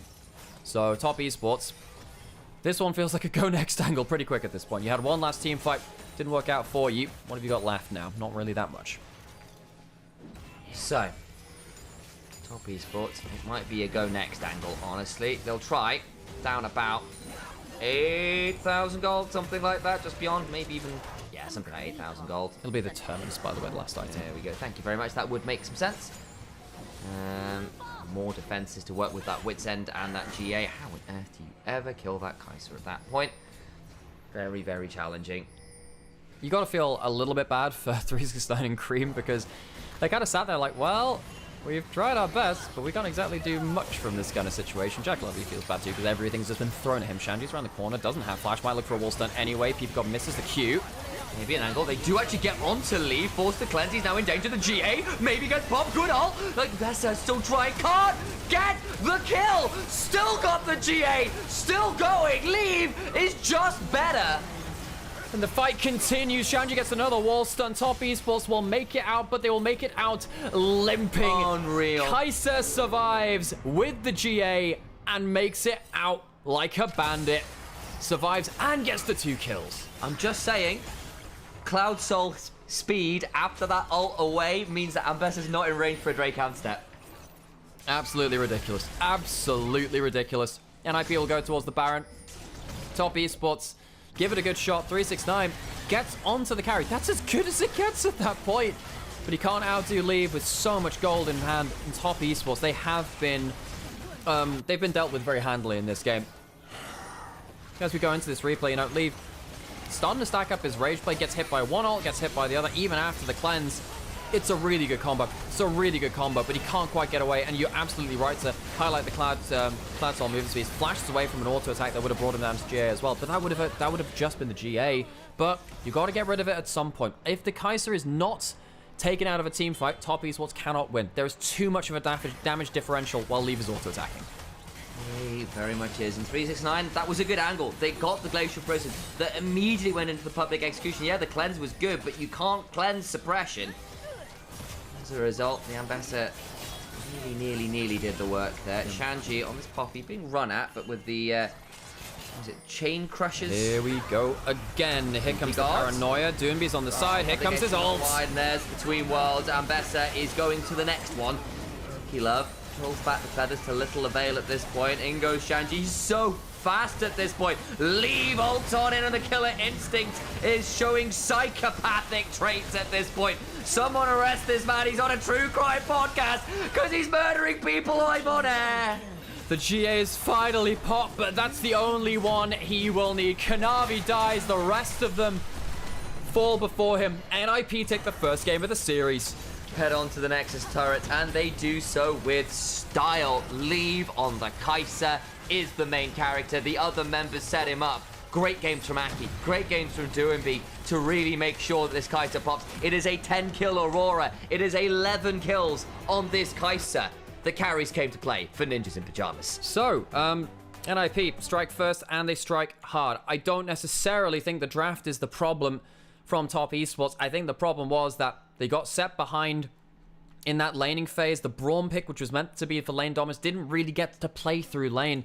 And they never really managed to get themselves into a point where their front line could protect their back line. I feel bad for Jackie Love. I think that, you know, there is only so much you could do as a Zyra in that situation when 5 people fling themselves at you. And then I think come the mid game, hell, come the early game, I also think Top Esports were just not quite sharp enough in terms of putting the defensive tools. Kanavi backing away from the 2v2, which which gave the second kill over. Because Aki gets started as Kanavi's walking towards his own tri-brush isn't what you need to see. It's just that slight lack of awareness, that slight hesitation that cost them a lot in the early game, and then later on, there was no room for mistakes. Hell, there was no room at all. They were all just in a grave permanently. So, folks, hello, and welcome to our stream of the LPL playoffs. My name is Nymaera, this is Initialise. We're brothers, we live together, and we've cast together for many years at this point. We love casting LPL, and we love casting LPL for you. If you're enjoying this content, please like, subscribe, comment, whatever it helps to do with the algorithm, because it helps us keep doing what we are doing. There is no official LPL broadcast anymore, so we're the next best thing, and we really enjoy doing it. NIP, Top Esports, we followed these teams through this year. NIP, massive overperformance, I think, compared to some people's expectations. We were worried about the form that Doonby was coming in. Leave hadn't impressed for a lot of his career. Both of them standing up incredibly well. The whole team looks unlocked. Top Esports, though, we know they can dig deep. They did lose a game against IOG, and of course, still dealt away with them very well. Yeah. This series is by no means over. It's feeling a little doomed, I think it's fair to say. Or at least that game. That's probably not fair for the whole series, but still, NIP struck first, and this is more like the NIP we were hoping to see, bluntly. Absolutely. Okay, folks, I'm going to go take myself a break because I really need to get a drink. We have been doing this, so we've had 2 best of 5s a day for the last couple of days. I've been doing LEC for the last couple of days. Brandon, I saw you were talking in my YouTube chat about, am I on LEC desk today? Thankfully for me, actually not. Obviously, I love being on the desk, but doing 3 days in a row of LPL and LEC would have been a bit much. It's quite a lot, folks. Have you got games tomorrow as well? No, there's only games. Well, sorry, not for LEC. No, for yes, we do, but it's only one best of 5. So that's okay. That's actually doable. That's all right. I'm gonna go to the toilet and get myself some drinks and stuff. Stick around, folks, and let us know how you're enjoying the stream and how you're enjoying the series as well. These have been so fun to watch. Do you mind sticking the kettle on? I absolutely can do, because I was gonna do that anyway. Fabulous. I appreciate you all. Okay. Righty then. There we go. There's the damage. You know what? Considering Jackie Love was put miles and miles behind, that's a respectable amount of damage. Did all right there. Did Dearest leave and Jackie Love? Of course, the problem is it's where that damage went. And Jackie spent most of his time dying. It was really hard for the Xayah this game. I think Crisp and Kanavi couldn't do enough to keep him alive for various reasons, but a lot of this as well is just the fact that I think Kanavi and Crisp were kind of always being quite reactive, and it's understandable when you're into a draft like this. The problem is when things like the Kai'Sa get ahead, it's not just half the HP bar you're losing, it's the entirety of it, and that's a massive deal. 42 months for X Kirby. Hello, League of Legends cast Initialise. I'm currently writing a subscription message for League of Legends cast to Nymaera, and my information has led me to believe you are likely to be in the same room as him. Could you please inform Nymaera that I've subscribed to the channel for 42 months? Regards, your X Kirby. I will pass that exceptional message along. And congratulations for 42 months. That's it's a great number. It's delight the universe and the number of months that X Kirby is subscribed. Shanji actually also had a really good game on this Poppy. It was really obnoxious, and I think Kanavi as well looked late to every play. It was really frustrating. This Sejuani just got like no value. Is LMP a weak stream or is AL just strong? I think AL are in fact very strong. Is a lot of it as well. I think anyone's legend are very good. In fact, I wouldn't be surprised if they become the LPL's representative for first time. Why do I keep saying last stand? Probably because last stand feels like an actual thing, because it is.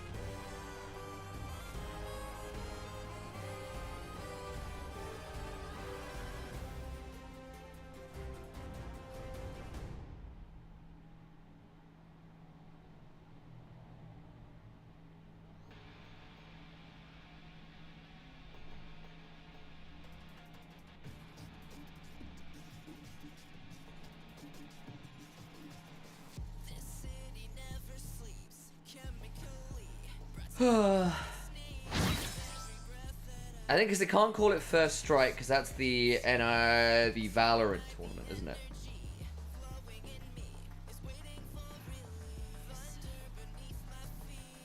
We need to run some ads actually as well. Hang on, let me advertise to you all. Twitch viewers, give us advertisement money. Adverts. Ha ha.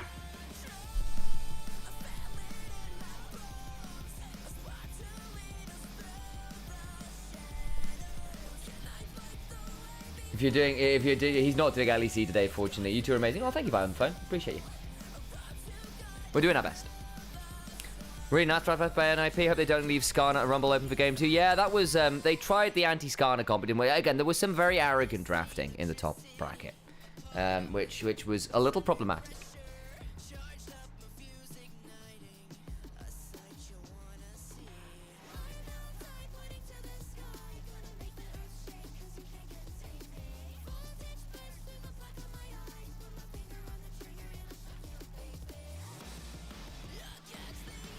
Ivern, Leona incoming. I mean, honestly, I don't hate that because Leona plus Daisy is a lot of frontline. You get an Enchanter from the Ivern to set up for your backline carries. I think Ivern's pretty strong right now in the right drafts.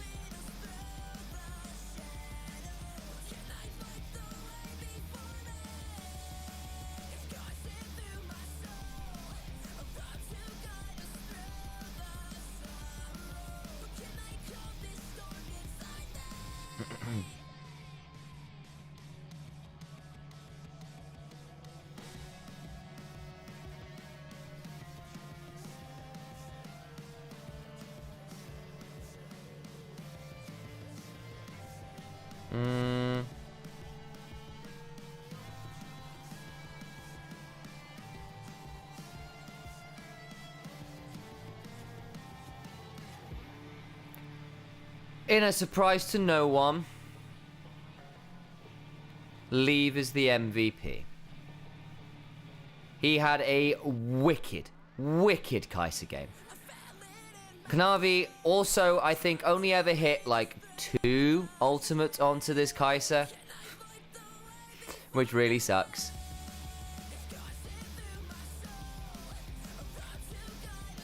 Ivern Leona is kind of the only answer to Skarner. I think you can do it with Zyra. I genuinely do.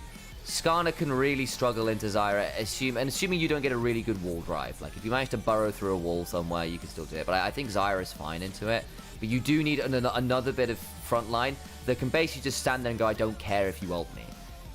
So Leona probably is your best option with that. Ornn is an awful. Poppy can be quite frustrating as well. Basically, people that make it really annoying for Skarner to burrow past you. Glad to nicely leave back on form and performing well with the team. Yeah, me too. I really like him. Let me tab over to the other option. How are we doing over on Onivia's chat?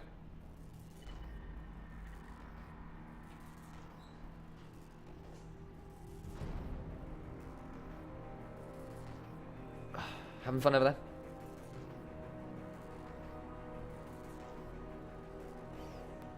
So it's either need you to pick Leona because they have strong synergy. Yeah, true. Because basically, whoever gets hit by the tangle, root caller, you can just get into melee range as Leona, and that feels really good. You're not wrong there, Shady.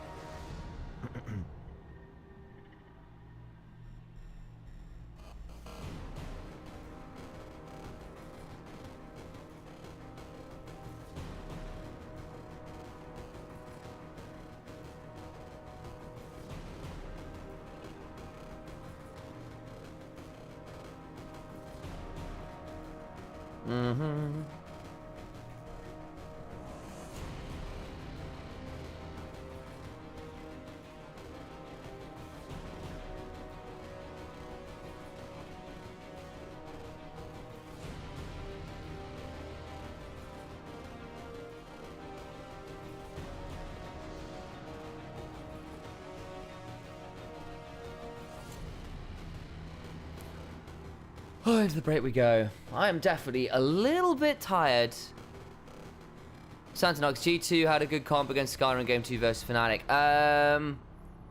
They did. It took them a while. I mean, in fairness, it got a little bit dicey eventually. But yes, Warwick isn't exactly the best target for Skarner. If I remember, actually, let me look that up again. I remember watching this. G2 versus... I'm surprised Fnatic are still in the bracket, bluntly. They should have been... It should have been done. I think Fnatic is still apparently surprised they're still in the bracket, says Alex from the other side of it. Kirby sent a very lovely message, by the way. Yeah. 42-month subscription. Yeah, it's a long time. Go read it. It's very entertaining. I was supposed to deliver the message, and I've now sort of delivered the message, but you need to go read it. I can go do that. Oh, thank you. Okay, folks. My brain. Well, let me go have a look for this then. Where are you? Thank you, Boy in the Phone. Yeah, and tonight BBDS. No, so folks, I'm not doing LEC today, luckily, for this one, unless... No, I don't... No, not today, I think. Let me check. As in, like, the only way I would be doing it is, like, if an emergency happened, and I'm pretty sure that hasn't happened, so we're good. Wait. I mean... There is some illness around the LEC again today, actually, so I was a little bit worried that they'd call me in on short notice. But look, folks, I'm good. I'm going to, as soon as this stream ends, folks, I'm going to sleep. I'm going to go to sleep, folks. Oh, man. Baby no money guest casters? Nice. Am I muted? Sorry, I was checking another chat there. Never mind. I've had some issues with my laptop today, which is normally what I check chats off of. How many kills does Doomby have so far? I actually didn't check what happened in the last game. He had like 10 though. He had a ridiculous amount of kills last game. He had like 10 kills. It was a lot, folks. It was a lot. And by the way, if you want to check the stats, go zoom back on the VOD, or you can go on gol.gg or I know Leaguepedia as well. They you'll find the stats there. Aww, Pieface, thank you for continuing the sub. You two are the greatest duo besides Medivetti. That is such a good compliment to be compared to them, who like are obviously one of the most notable duos. Thank you. That is very kind of you to say, Dom. Oh boy, oh boy, oh boy, oh boy.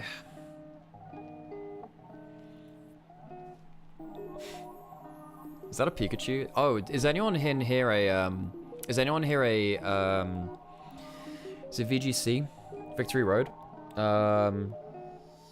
The Pokemon competitive video, the competitive Pokemon video game fan? Because there was some really cool stuff happening in the last few days with you know, the GOAT of Pokemon, Wolfie. He I know it's Wolf, but Wolfie. Yeah, he won another international using his Paris song scene, which is absolutely insane. And at the end of it, he had an interview where he said, you know, this is the biggest event ever. 1,400 people trained their Pokemon and came here to win it all. And it wasn't enough. Like, holy crap, that man is walking content. What do I think of Ambessa Blind? So, Shady, this is a great question, by the way. This is a great question. I think there is a thing within League of Legends. Yeah, I think that there is a phenomenon within League of Legends, which is if you cannot blind pick something for forever. If you blind pick something for long enough, someone will develop a counter. I think Ambessa was blind pickable earlier in the split. I think it is still blind pickable if you have it with Vi, because even if there is a lane counter, it's not a team fight counter at the same time. The problem is getting something that's both. But I think in this game, when you have Ambessa Sejuani, I didn't like that. I don't like Ambessa. Hang on, I'll unmute the stream for this as well, so we can hit crisp. 然后我觉得最大的变化可能就是像团战的沟通以及配合我们做得更好，然后有一些就是该放弃的一些资源，我们可能就是不会再像之前一样，就是那么冒失的去选择接团了。然后就是在中后期的团战配合上，感觉我们相较于之前，我觉得就好了很多吧。感觉我们现在打团，感觉每个人都是挺有信心，然后以及有自己的目标跟一个方向的。杜云比之前比赛的时候，就是我也是有看他们的比赛的，就感觉他在比赛里面的状态是蛮好的，就是这么久没打了，然后现在还是有一个比较好的状态吧，感觉他也是付出了挺多努力的。然后现在的话，感觉他的那个风格的话，就是可能完全就带给 NIP 了，就是可能我们需要小心一些他的一些特色。下场对战 TES 的时候啊，就感觉他们还是一支非常强劲的队伍吧。就感觉他们的下路对线是非常厉害的，然后我们的话就感觉要处理好换线吧，然后接好每一个支援团。下场对战刘劲松就感觉他们就是野鹅体系玩得比较好吧，然后下场对战他们就是我要加强跟大家的联动吧，就在野辅对位上就是跟他们对抗。Yeah. It was okay. It was. I mean, obviously, I don't understand what it is. Yeah. Yeah. Well, folks, welcome back to NIP versus Top Esports. NIP demolished game 1. Yeah, folks. Just some housekeeping here, by the way. If you're on Onivia's chat, you're in the YouTube chats. you talk about whatever. If you're on the Twitch chat, just because we've had issues specifically on Twitch channel, this is not for people who's watching on Onivia and stuff. If you could just keep like overt betting chat to like out of that would help us an awful lot. Just please respect us in regards to that. It's okay on the Onivia stuff and whatever, because it's their channel and you're free to do that there. Just that on our channel, we try to keep it clean up because we've had some issues with that before. Yeah. However, we do wish you luck and fortune in whatever you're doing as well with that as we walk into our second game. I think that's enough on that topic. Let's just move on. Well, the only thing I'll say is for those who want to actually start playing the game, come join the Discord so we can teach you how to play. True. For those who want to start, it's the way to learn to play League of Legends. And if is you with want, friends. if you want to learn more about the pro game, keep watching watch here it. as well. Exactly. If you have, and also, folks, if you have questions about the game, if you have questions about the players, you come talk to us. We love talking about the game. It's kind of our thing. We talk about the game so much. As we we get ready for our second game of this series. I can't imagine Top East will take that lying down. I think this game is influenced a lot by that level 1. Oh, hugely. And I don't know how consistently you can get level 1s like that against a team the caliber of of any top tier LPL team, but against the caliber of a team like Top Esports. Expecting to get a level 1 which kind of circumvents the laning phase of the Rel into the Braum, especially with the Zyra alongside it as well, that's hard to do. Really it is. And I think the other side of this, right, is we saw this Game 4 of TT versus BLG. Sometimes you get a level 1 that warps the game so hard, everything else afterwards can just really, really fall apart from that, especially if the team that gets the early lead is good, because they are just better at taking small advantages and basically investing in them, making them grow exceptionally large, exceptionally fast. Like getting 3 kills on Lucian was lights out in that game. We're now into this one where Jackulov got both summoners popped early on. The Kai'Sa gets a cull. The Kai'Sa gets 1500 gold by 10 minutes ahead. Game's over. Leave is more than capable of taking that advantage and turning it into something really, really destructive, especially when it's not traded, as it often is, for advantages elsewhere in the map. So, we now prepare ourselves for Game 2 with those kind of thoughts in mind. Top Esports humbled bluntly in Game 1 for various reasons. Yep. Level 1 in particular was the catalyst for it all, but I think you also then have to give serious credit over to NIP for taking that advantage and running it all the way down to score that beautiful converted try of a game. I was going to go for an American football reference and went, I don't know this one well enough, so, you know, I went for the hand egg game I know better. There's some good games on the weekend, actually. Very good games. Sadly, we're still bad. Well, we could have beaten Ireland, actually. It was kind of convincing, yeah. It was a better game than we've had recently. England somehow beat Scotland there. Scotland would have won if they'd hit their last conversion. Oh no. 16-15. Oh no. Anyway, that's for rugby fans out there, which very different style of competition. We're half Welsh in the way that it matters for yes. Yeah, we're half Welsh in the way that it matters for that sport. Anyway, back out onto the stage. Top Esports looking to recover from a difficult Game 1. Look, personally, if I'm a Top Esports fan, I'm actually not that bothered by Game 1 because you say, look, it's a level 1, we can't do much about that, and yes, that definitely set up NIP for success. Let's fix that up. Don't give them that any easy opening. Let's go into this on blue side this time, banning away some of Dernby's better global picks, potentially aiming also at a Rumble pick first if it's not banned by NIP. We'll keep our eyes on that. I see it, John. I think you had this conversation before as well. Something about Baby No Money casters. Baby No Money casters. And look, I understand that I am in fact Baby No caster. I get it. That, you know, you've never seen me and BB No Money in the same room. Yeah. Exactly. So who knows? I also said I did music. Maybe we're just the same person. This is the alter ego for casting. Udy's banned, Galio's banned. You have to ban the Rumble here as NIP, right? unless look, NIP, if they ban Yone instead, I guess it means that Cream can't pick that up. First pick Rumble, surely, right? And it is. It is. So now you don't have the Udy, you don't have the Galio. What do you pick into the Rumble? What does Shanji have into it? Because, of course, you have given this up. You have chosen to give this up. And again, Cream on Yone just yesterday did unbelievable things on the Yone. It was really one of the most magical Yone games I've seen in a very, very long time. He was hitting some absolute killer ults. The response is just Shanji going on, Shanji, we're going to pick up the Vi. We're going to just deal with the fact that this lane will be a little rough, but I'll survive it. Normally I'd say, oh, well, you know, the Vi's gone, but the Sejuani is one of the other good picks with the Rumble, and that's also out of the picture. Kanavi maybe goes for a Maokai now. I think if you go Varus Maokai, that really sets your comfort for success. You've got, you know, potential for poke Varus. You can go for the on hit as well, but between all of the lockdown, then suddenly the Rumble ult is going to get a much larger amount of duration because people are CC'd into it. And again, you can run Merc Treads, but then you've also got things like this Varus on the other side. If you run for those defensive boots, you can end up in a position where the poke Varus can be really, really obnoxious. See what they decide to go towards. Leona as well, good lockdown. Then potentially leaves up something like the Wukong, but again, I feel them for NIP, you just ban Wukong Maokai, right? I actually don't mind this, because if you're going... now, what could have happened is you get, you know, Leona on 3, and then you get, like, either something... like Akali going through on the other side, or Ahri, that would have been nasty. Derby goes for the Akali, blind pick in the mid lane, but the thing about Akali is that even if she loses push in lane, she's still the same champion in mid game, especially comboing up with that Vi. In the current patch, Akali's pretty okay as a blind pick. The only thing I will say is we saw Doumbé pick up this Akali, and anyone's legend dispatched it. It was game 5, it was the first Ruinous Atacon we saw in pro play. I called you up during that game because we saw him in a holy moly, we got Ruinous Atacon. A lot of that was the fact that Doumbé on this Akali got absolutely nothing done. It was not a good showing from him for various reasons. Like, it was a weird draft. They ended with a Zac that didn't quite work and lots of stuff. And on the other side, it was a very, very coherent draft from anyone's legend that led to a very swift game victory. That said, I need to see better from him. And hell, if you want an example, go look at Cream earning MVP for himself in that last game on the Akali. Was earning every cooldown under the sun by just threatening with a rocket belt. It was great stuff. Immediately they removed Cream's Tristana, Cream's Silas, two of his standard options into the Akali in the past. On the other side, they get rid of the Rakan for PP God, also the Ezreal, which would have been quite a nice option here for Leave. Debating now an Ashe, a little immobile, but can match the Varus in terms of what the ultimate is providing. You won't have Ashe Braum in terms of lane dominance, which is a problem. You could go Ashe Renata if you wanted to go lane dominance.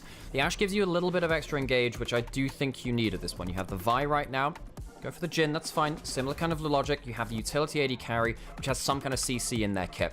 You need to now look for something which can work with that. You can go Jhin Nico is sometimes pretty good, quite dangerous into Leona, but it works quite well for your poke and your engage. Ahri locked in for Cream, one of his better picks. I wonder whether we might see a Wukong. It will get locked in. Big dive combo now for Top Esports with that Ahri Wukong plus the Leona, and then you have really good follow-up with the Varus and Rumble able to add in a fair amount of damage from about a screen away. Longer throw that from the Rumble, so it feels pretty good. What are you pairing with this Jhin? PP God left with the Luke Skywalker pick here on Red 5. Alistair would be an option, and it is locked in. It does quite well into the Leona because you're rooted up with the E if it hits you, and then you just pulverize them out. Yeah. Top East walk away with a very coherent composition, though. Great early game top side, and the bot side too, actually. This is a great early game comp, but it does scale well into the late game. If you get a little bit of gold, you can force plays very, very well. Don't hit the power button to the PC sound. That would be really bad. I know you stuck your feet out there. I was like, let's not turn the entire stream off. That would have been very, very bad. But now you said the big red button. No, don't press the big red button. I'm like, meow, meow, meow, meow, meow, meow, meow, meow, meow, meow. Right into the microphone as well. Enjoy the ASM meow. NIP. I do think that Top East was walk away with a really coherent composition. NIP, I don't think this one is as plug as play as the last one. I think that level 1 obviously did them a lot of favors. They'll have to execute very well on this one, because Shanji definitely helps. It's one of his best champions too up there. But going into the Rumble, a good Rumble draft too is a terrifying prospect as we walk into game 2. I also need to see Doumbé on this Akali become a legitimate threat, because otherwise, NRP's draft becomes very low damage. It's got a fair amount of upfront burst, but if that Vi and Akali are anemic for whatever reason, you're going to full combo someone, possibly even a frontliner, and leave them at half HP, and then you've got to play out a fight into a Wukong, into an Ahri, into this rest of the Rumble as well. That just means that the later the game goes, the damage is just going to get increasingly obnoxious. So, as an IP in this mid game to get things rolling, well, I think they could end up struggling to secure kills as the game goes on. The riff we go though.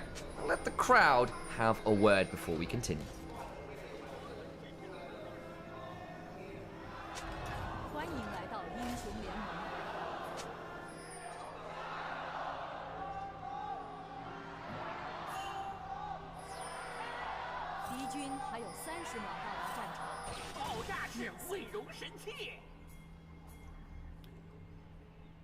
Alrighty then.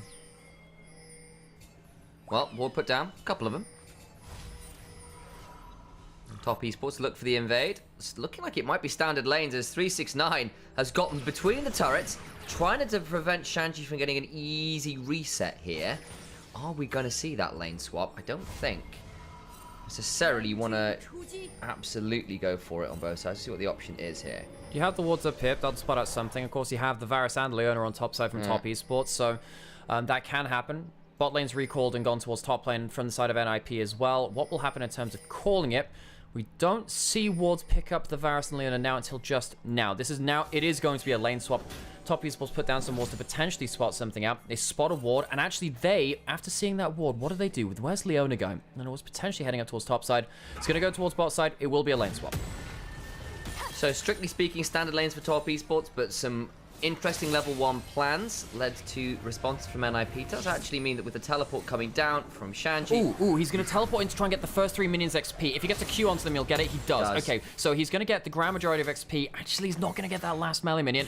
Jackalope walking at him, just using that Varus base auto attack damage, which is kind of nasty. Shanji does get some decent XP, though. Sadly, didn't get the Q on all 3 melees to get that. It does get the level 2 now, though. Does get 3 CS. I think he might have picked 1 up in mid lane, interestingly. So doing all right there, gets the level 2. A lot harder to die from this point as the Cassante between a W and a Q. You can have quite a lot of threat if people come looking for your head in these early tower dives. I am obligated to mention, of course, as well. I am an Ahri main. I have 1.5 million points on the champion. I've played it for like 12 years at this point. Far too long, really. So I am a bit of aficionado, and I'm a bit of a critic on the pick too. Of course, playing with the new Electrocute feels really good, especially into melee matches, because you proc it so regularly with your auto W, auto right the way from level 1. Of course, Akali's gone for that on the other side. Ahri should have wave control here. You can do a couple of things, just perma shove, give access to Kanavi across the rest of the map. As Jackalope takes 2 tower shots, that's not great, my son. Cream. You can also look to freeze it out and give out angles to Kanavi as well and punish Dernby. So, does feel like even the lane swap, we've not seen the early dives. 369 gets towards level 3, so has Shanji, and it leads to both top laners being behind, but not really out of the game in the way you sometimes see. Here comes the turnaround with the headbutt pole into the deadly flourish. There's the trample. Nicely done. Gets a bit of a proc there. It's Dark Harvest on the Jhin, by the way. Yeah, gets that initial Dark Harvest, rocking the Ignite Burn there to make sure Shanji or 369 is taken lane. I have to say, you know, there's no tank here. If you look on the left side of the scoreboard, there's no hyper tank besides the Leona. The Leona is a little bit harder to kill, right? Going towards Dark Harvest and playing towards well, if Vi's gonna ult and the W and the ult comes in after, Leave is not looking for auto attack damage, he's looking for the long range finishing kill. And I don't think that's the worst thing ever, because you don't necessarily need the consistent damage if you can get that first kill. Go. Looking for a potential dive on this bot side before we start talking comp nuances a little later on. Shanji, spike moving out, lots of flashes being blown. They want to get this kill and they do secure it. Comes at a relatively high cost though. Does. Shanji gets a little bit too far away from his tower. If he can go a bit closer, maybe it changes things. 369 going to be able to survive on his own side and pick up a little bit more CS. Shanji no teleport, of course, to go directly back towards lane. Does get those summoners, as you were saying. That is the cost you alluded to. Still, 369, he's okay in terms of the gold that he's picking up. A little bit behind in terms of the XP, but he's alive to recoup some from the next wave. So we'll have a look at this tower dive again. Crisp is the one who starts off, takes the turret aggro, and flashes away. Can't quite secure the kill. Shanji, good barrier, but the flash that's blown as well, and they do secure the kill. As we said, it just came at a bit of a summoner cost. So, kill went over towards Varus, which means he's on a decent early spike. He's going for the poke Varus as well. Now, the thing is, I feel like you do need DPS from Varus this game too, because you are against an Alistar and a Cassante. Hard to get through them as a poke. Well, poke's actually pretty good versus Alistar, but once he pops the ult, the easiest thing ever. Jackalope though, the bonus of going for a poke Varus is you get to stand a bit further away from the cage. If you force Akali to E and ult you, or flash and ult you to get on top of that fight, it becomes a little bit more difficult. Shanji's gonna get stunned up, but manages to escape there. 369 has to flash away because he's next to the wall. Nasty to do that against an Alistar, because he can separate out his combo. Well, top laners not look, this is just lane spoke experience, folks. Top laners hate it. I don't mind it for in moderation. Realistically, it's not been in moderation. I miss standard lanes. I miss seeing a lot of our best players kind of have their mechanical Where's the shy being able to play Quinn, you know? Yeah. Yeah. I mean, look, I like lane swaps in a lot of ways because it does open up different picks. I think if we go back towards standard draft and standard lanes next split, people are going to realize how boring seeing the same 3 supports and, you know, Ashe, Varus, Kalista support was for a little while too. We might be seeing a lot of Zeri Lulu. Yeah. Lucian Nami. Well, they weren't as strong in laning phase at least, but I don't know. Stuff like the Ashe, Caitlyn. Oh, yeah. Stuff like that. It can really get dry quite quickly. Grubs have started up because of the rotations around the place. Cream, of course, with a Dark Seal first back. Yay on the RE. Can maybe snowball if they look for that first good ult of the game. Chris doesn't have Flash, doesn't have Ignite. Might be important in this one. Here we go, looking for the engage. PP God and Chris both try to go forwards. It's a lot of damage, but PP God dies first. Now there's a charm onto Duinbi. Can't quite secure that one back as they do lose Jackie. Comes at a fairly high cost of Shanji being burned down. Kanavi low but not out of this. Duinbi has had his perfect execution timeout. Leave holding on to the 4th shot. Ends up being a 1-for-1 in terms of the kills. Grubs look like NIP the ones come out with 2 of them. Yeah, Cream a little bit unfortunate to... He ends up charming the Akali midway through that fight. Doesn't pick up a kill, picks up an assist. He has 1 Dark Seal stack. He's fairly happy with that, but losing the Grubs is top peaceful. Your favorite thing? Hey, I mean, I guess you're against a comp that's not hitting towers all too regularly. Starts off with both supports kind of just full sending it. One with the flash, one with the Hex Flash. Kind of start things off well. Shanji not immediately into play. Also doesn't have level 6s there too. No level 6 for either top laner really changed it. If you have an equalizer and all out, a couple more kills almost certainly would have been cleaned up.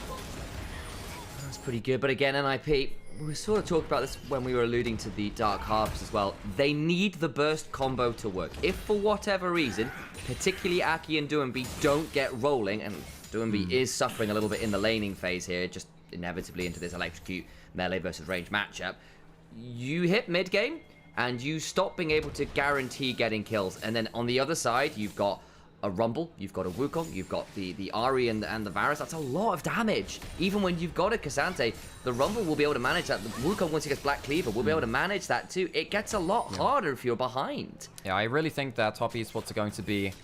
Sam's actually just pointing out, and I'm going to quit my point I was saying before that because he does raise a good point. You have the Symbiotic Souls coming through for Leave. It means you get empowered recalls. I think they were buffed on this patch, which is the big thing. I can't remember exactly how. I'll go look at the patch notes now, but they're a cheap item. Gives you quick recall, and of course eventually they come up into the version of Mobius. Remember we were saying, hey, he's got Dark Harvest, he wants to be that follow-up damage. Helps him get a rage quicker. I don't mind it if he uses it well. We'll see if the play matches the purchase. The idea. And again, Swifties for the longest time being the option regime, because Berserker Greaves, defensive boosters aren't really what you're after. You're trying to make value out of move speed a lot of time on the Jhin, off your passive, off ignoring things like the slow, because again, you're so gated by the way your passive and your 4 shots work. Nice charm there from Cream, gets a nice chunk onto Shanji, who's actually now in danger at a 3rd HP with Kanavi coming on over. I think they're going to try and dive this with Chris coming on up. Turret has got the Q3 gone down. That gives license to go forwards. All out goes Shanji, but the charm follows. Cream takes aggro, doesn't care that much. 3rd kill to Jackie as Varus. It'll come at the cost of the dragon. There's no real camps to steal on the other side. Especially Jackalov. Jackalov is such a good poke Varus too. I think last year, I called him the best poke Varus in the world. Go back and watch some of his games. Sadly, didn't make it through to internationals to definitively prove the point, but really good at using this long range and continually putting out damage. Did similar against, I think it was IG. It might have actually been in the group stage I'm thinking of. He had some fantastic poke Varus games recently too. We said top easels have a great early game comp. 3-1. Didn't pick up all the objectives they wanted, but the damage is starting to rack up, and Cream getting accelerated too. Doesn't have ult. Needs to be a bit careful here, buddy. Flash Q to curtain call is coming on down. The cease and desist. Flash just out of range. Charm is good. Here comes PP God, who headbutts to get to the wave and allows Aki to pick up the kill. Greedy from Cream, loses his Dark Seal stacks, should have either called down a teammate or flashed the initial engage. Doesn't do either, dies. And sets his snowball a little bit behind where it should be now. Leave gets himself another Dark Seal, not Dark Seal stack, another Dark Harvest stack, while Aki picks up the kill. He's had a good series so far, he has. And with a grub or 2 here, Duinbi able to pick up a few plates. Was behind in the early laning phase, but actually because they've been able to get to that side lane freer, gets the extra wave, Cream drops it. Nice for the Akali to get back into this matchup, gets a Dark Seal stack for themselves too. Okay, so Grub's up in 20 seconds. Some big cooldowns used for NIP. They probably won't be able to fight around that, but they're not aiming for the Grubs. They have the 2 already, and they have the Dragon. I think they're happy just getting into the side lanes, and as you said, make Akali relevant. That's important. There isn't that much tank on top esports. Hang on, that's a really good ult coming through from Jackal. Forces out the ult from PP God. He's tanky, but he will make his way out. That's actually pretty key, though, because it means you won't have Alistar for a potential grub fight, and that's a big deal, because, again, without K'Sante in particular, you don't have that much of a tanky frontline. Your main initiation tool is on cooldown for Aki, doesn't have flash, doesn't have ult. PP God losing that ult again goes down. This should just guarantee, I was about to say it should have guaranteed grubs, but Aki sneaks over the back of the pit, gets another one, so that's 3 grubs. Nice, and it means that there's no mites going to be spawning this game, as the 2 will be secured by top esports. Very important question in chat. Karuro was asking, has Aki changed his hair? Yeah, he used to have basically like a proper afro kind of thing. It was crazy. It was very voluminous hair.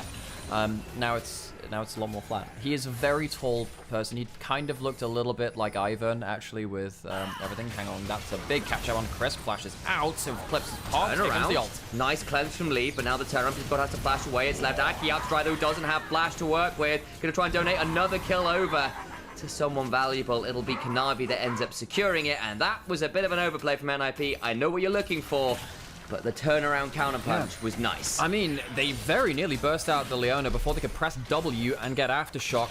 Just about survives through to it, and then it's the overplay. If they cleanly gotten the kill, sure. They overcommit a little bit too much. Then Anaki, who we have seen a lot from in this game, doing well, gets taken down. And gold goes over to his opposing number, evening up the gold matchup now in the jungle.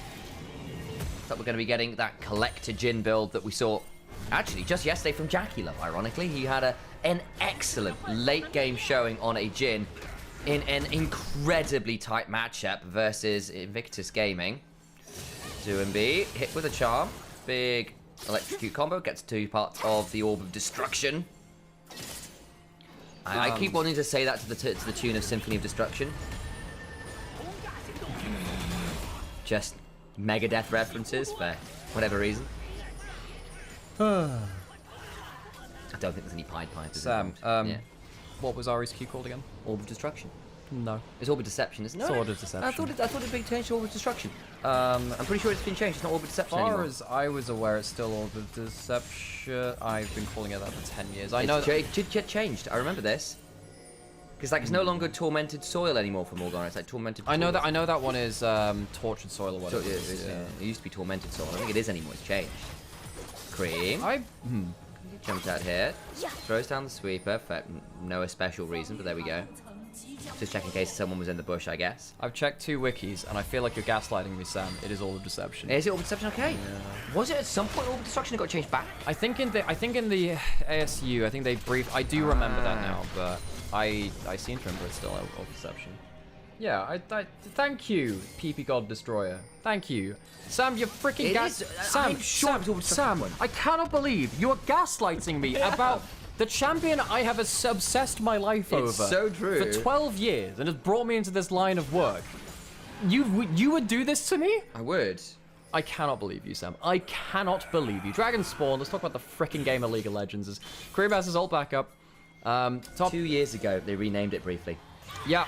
And it's not that anymore, Sam. Yeah, they've moved it back to Orb of Deception. There you go. I noticed you mentioned that yesterday. NFP, fill it up. I'm definitely not salty about that one. Teleport's coming through. Let's see what the fight takes. Can look for some more. Chains of Corruption land, but it's only on to K'Sante, who's taking that much down. Dragon secured. That's second one in, but now Cream looking for the angle on the other side will just mean that the Vi dies. No option to cease and desist, and you're right, resets begin to fly.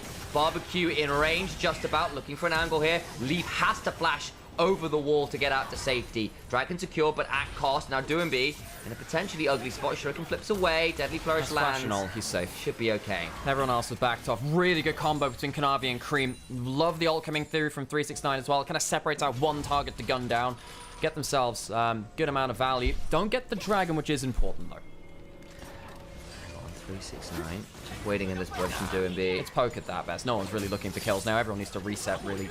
Herald up in a minute. That will be important. Will we have any cooldowns up for that? Yeah, we will actually. NIP have some ults left, so they'll be able to look towards that. Some really important moments here, because you see that there's a couple of angles coming through. Kanavi ends up going towards Aki as he goes for the Smite Steal. Cream goes over the wall, and then this separates out the team as well from 369. So there's no real ability to jump into the pit to save their dying jungler. NIP lose one. They do get the dragon though, so I think you can say it's maybe worth on an objective standpoint. They have themselves 2 dragons now.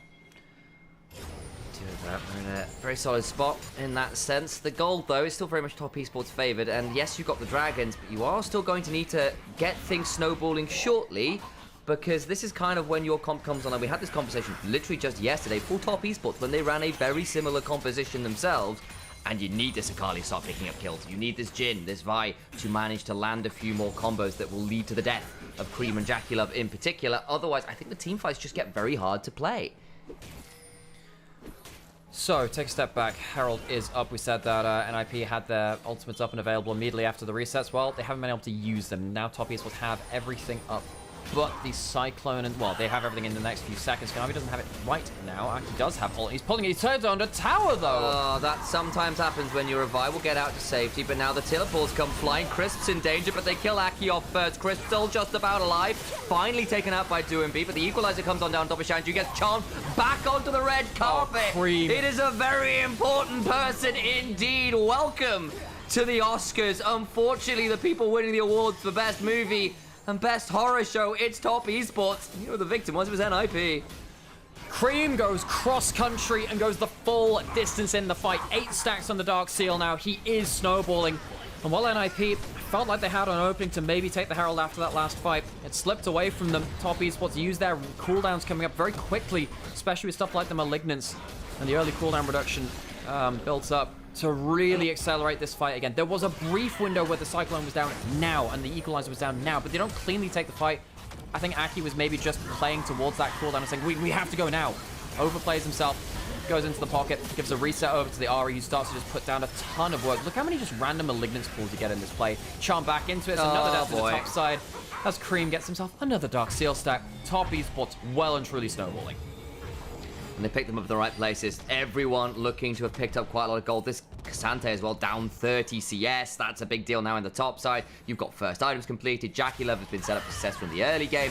In the picture-in-picture, we can see it's just Crisp walking menacingly at DoMB and chasing down with all the abilities. And then, despite Cream having taken a bit of a chunk, still manages to pick up the kill. It's a good spot. He's going towards the Leandri second now. He's got a lot of gold.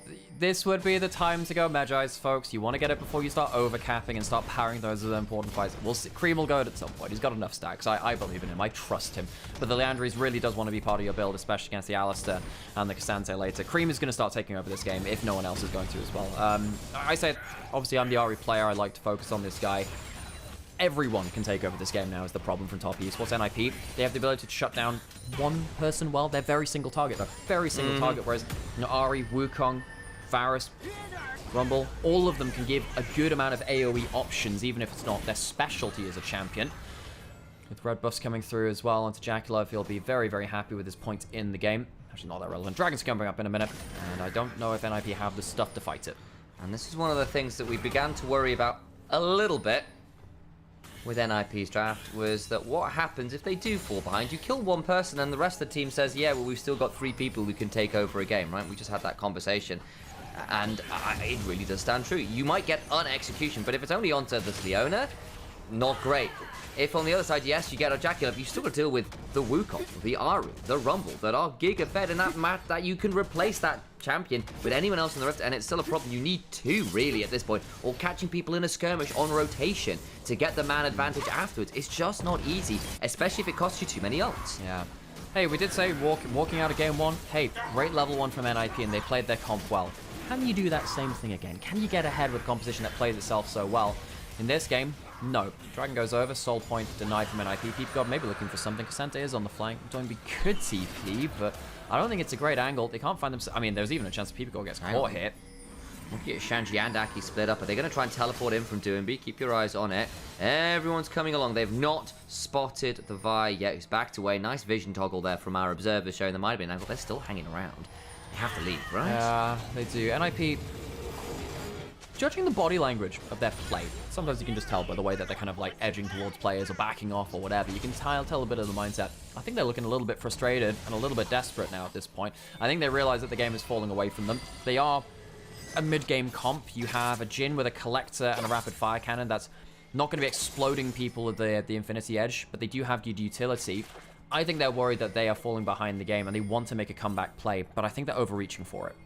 You really want, at this point, I think, a second item on DoMB to match this Collector Rapid Fire, and then you can try and just pick off the Ahri, the Varus, someone who will die in a chain CC, assuming you can make it happen. And that would be a big deal. So there is actually a comment in chat which I'd like to talk about as well, because Helena's asking, well, why are we playing the lethality Varus? Isn't that a mistake against multiple tanks? And normally I would agree. I think that makes sense from the Varus perspective. But you now have 2 Liandry's solo laners going into the tanks as well. I think that they'll do enough. And Jackalow, I mean, he does damage to plenty of everyone else all the time. He puts that ult. He's not looking that tanky, is he, right now? Maybe he found an angle on here. He's going to jump onto Kanavi. I think we'll just get executed. Cyclone's solid.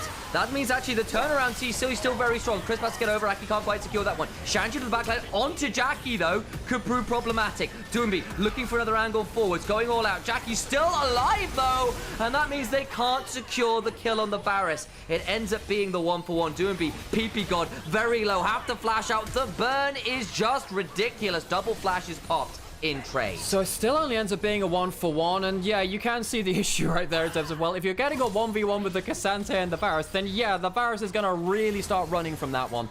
Does well to force PP God into a bit of a rough situation. Cream not quite able to clean up in the way that he wanted to either. A bit of a worrying side from top esports. They shouldn't really be giving up easy kills like that. Shadow Flame now done as well. That was a kill given over to Doomby, necessary on this Akali. Let's have a look again, because basically they all come in relative force to try and start playing with this vision. They jump on PP God thinking they might have a moment, and actually they see the moment to maybe turn this around. It is a good read.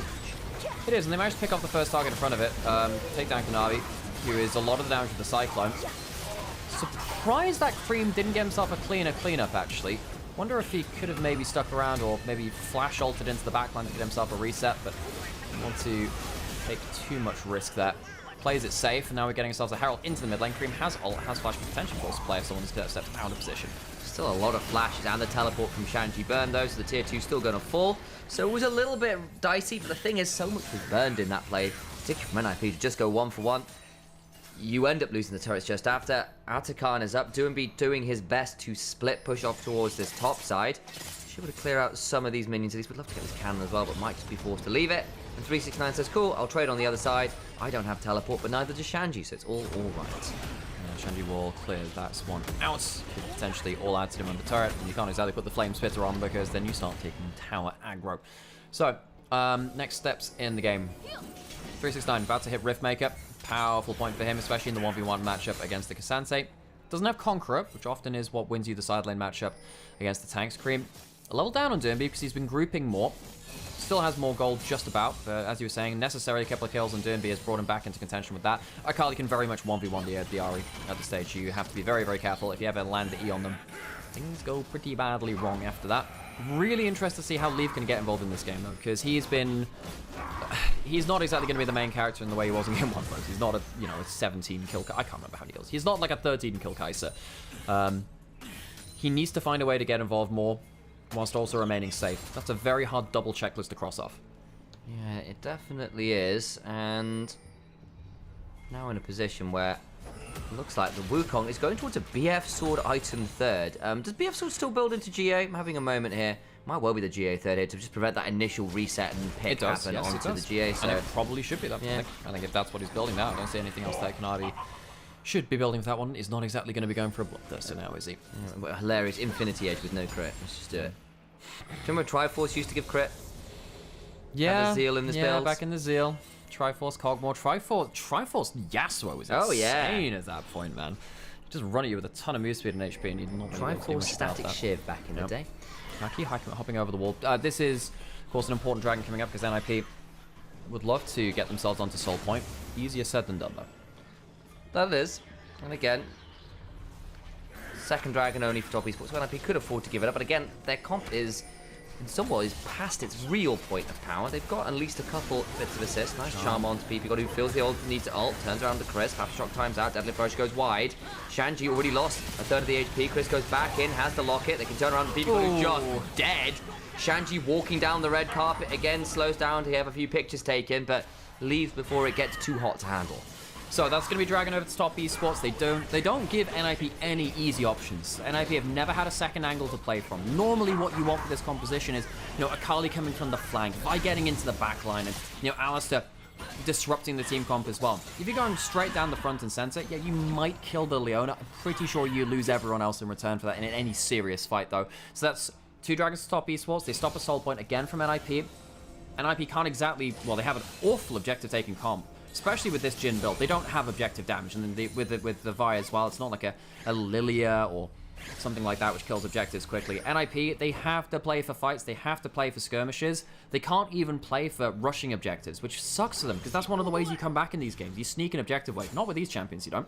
Bloodletter's Curse just done for this Rumble as well, so, and even things like the Kaenic Rooker really aren't keeping you alive versus the Rumble anymore, who's already very good at dealing with MR tanks purely because of the Electro Harpoon. Shanji gonna face check the Ahri, and if there was someone he does have a slightly better time against, it is the Ahri, who's still got the Liandry's and has got the Blighting Duel, so he's going to be dealing with pretty much everyone but this Cassante super well, and across the extended trade, still not going to be exactly fun. Well, I was about to say, actually, this is the anti-Cassante build. Yeah, Cassante will take half his HP from that. Atacon now started by top esports NIP. They need to find him another angle. Aki does have that angle. Can they execute on it? Don't know they're there. They're trying to hold a court in these Tri-Brush. PP God now coming across. Curtain Call and Aki on a good flank. I think PP God still probably just dies. Dracula Ghost Blades away from the potential angle for the Vibe. Rumble dead though. Ahri now coming up. Duembi very deep. They will get both junglers now trading. Duembi needs to flash on out. Make this one out. Duembi goes golden, but he's still going to just have Kanavi waiting on top of it for a crushing blow. And they bring him down. Chris keeps going forward, trying to extend the play. They lose one back as Jhin. At least gets that execute with the Collector. Cream flashes over the wall for the Orb of Deception, as we now know. It is confirmed. Shanji all out. Picks up a decent Untopo Strikes Part 3 to get that, but Kanavi ain't stopping. Wait, though, Leave could do a lot of work here. Fourth shot gets him a triple. Leave has a 7,500 damage team fight to keep NIP in the game. I am so sorry for criticizing the build Leave. The build Leave. Clearly you knew better. NIP somehow bring it back from the brink. It's arguably not even a quote-unquote one fight, but Leave does so much work. Aki has the angle up first. That's the first thing that we talk about. PP God knows he's going to die for this, but he buys enough time to make sure the Tri-Brush is easy for Duembi to get towards. That helps. Leave uses his ult to get something on the board, and the Rumble can't bring up any more damage for himself. At this point, I was thinking, well, you know, Duembi's out of the fight. Yeah. You don't really have to see this damage. Surely this is it, right? But Atacon has taken a load of damage, and the route into the Atacon means that Shakulov is basically completely one-shot. Especially low enough that another Dark Harvest, which of course comes up multiple times through this fight, comes through from Leave.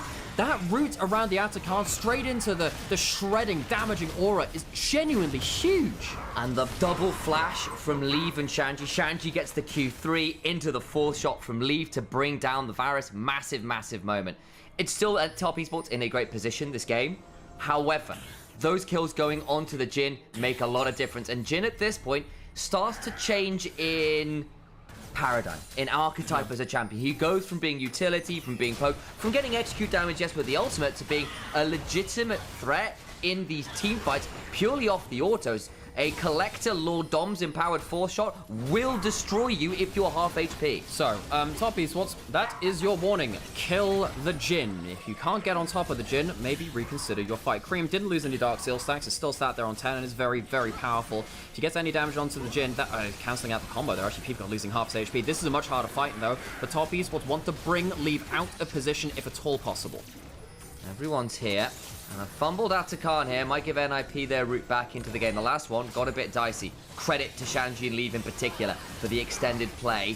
Shanji hit by the charm. Aki still on a decent flank. Crisp is warding him off. Promises Tri-Brush control, not fantastic. The equalizer is decent. Burns a lot of HP on PP God and Shanji. They back off and we restart Atacon again. Here we go again. Top esports trying to control the Tri-Brush. These charms doing a very good job of denying that access in. Duembi opening up the extra option from top lane, and Leave is still in the defensive pocket. He's got a W, he's got an ult. How much can he do? And we walk them, say, into the river. Again, here comes Aki.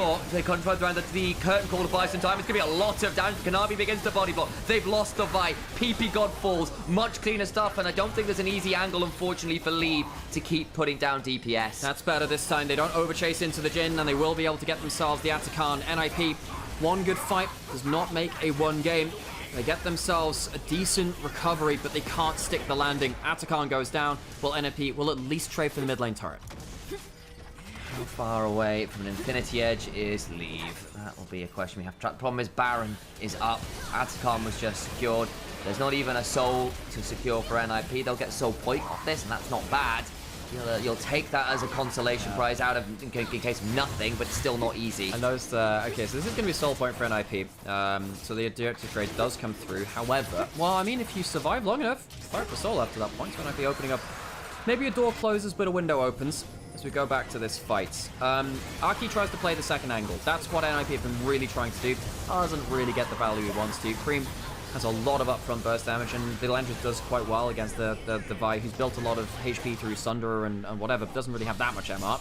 Definitely means that you can have good damage over there.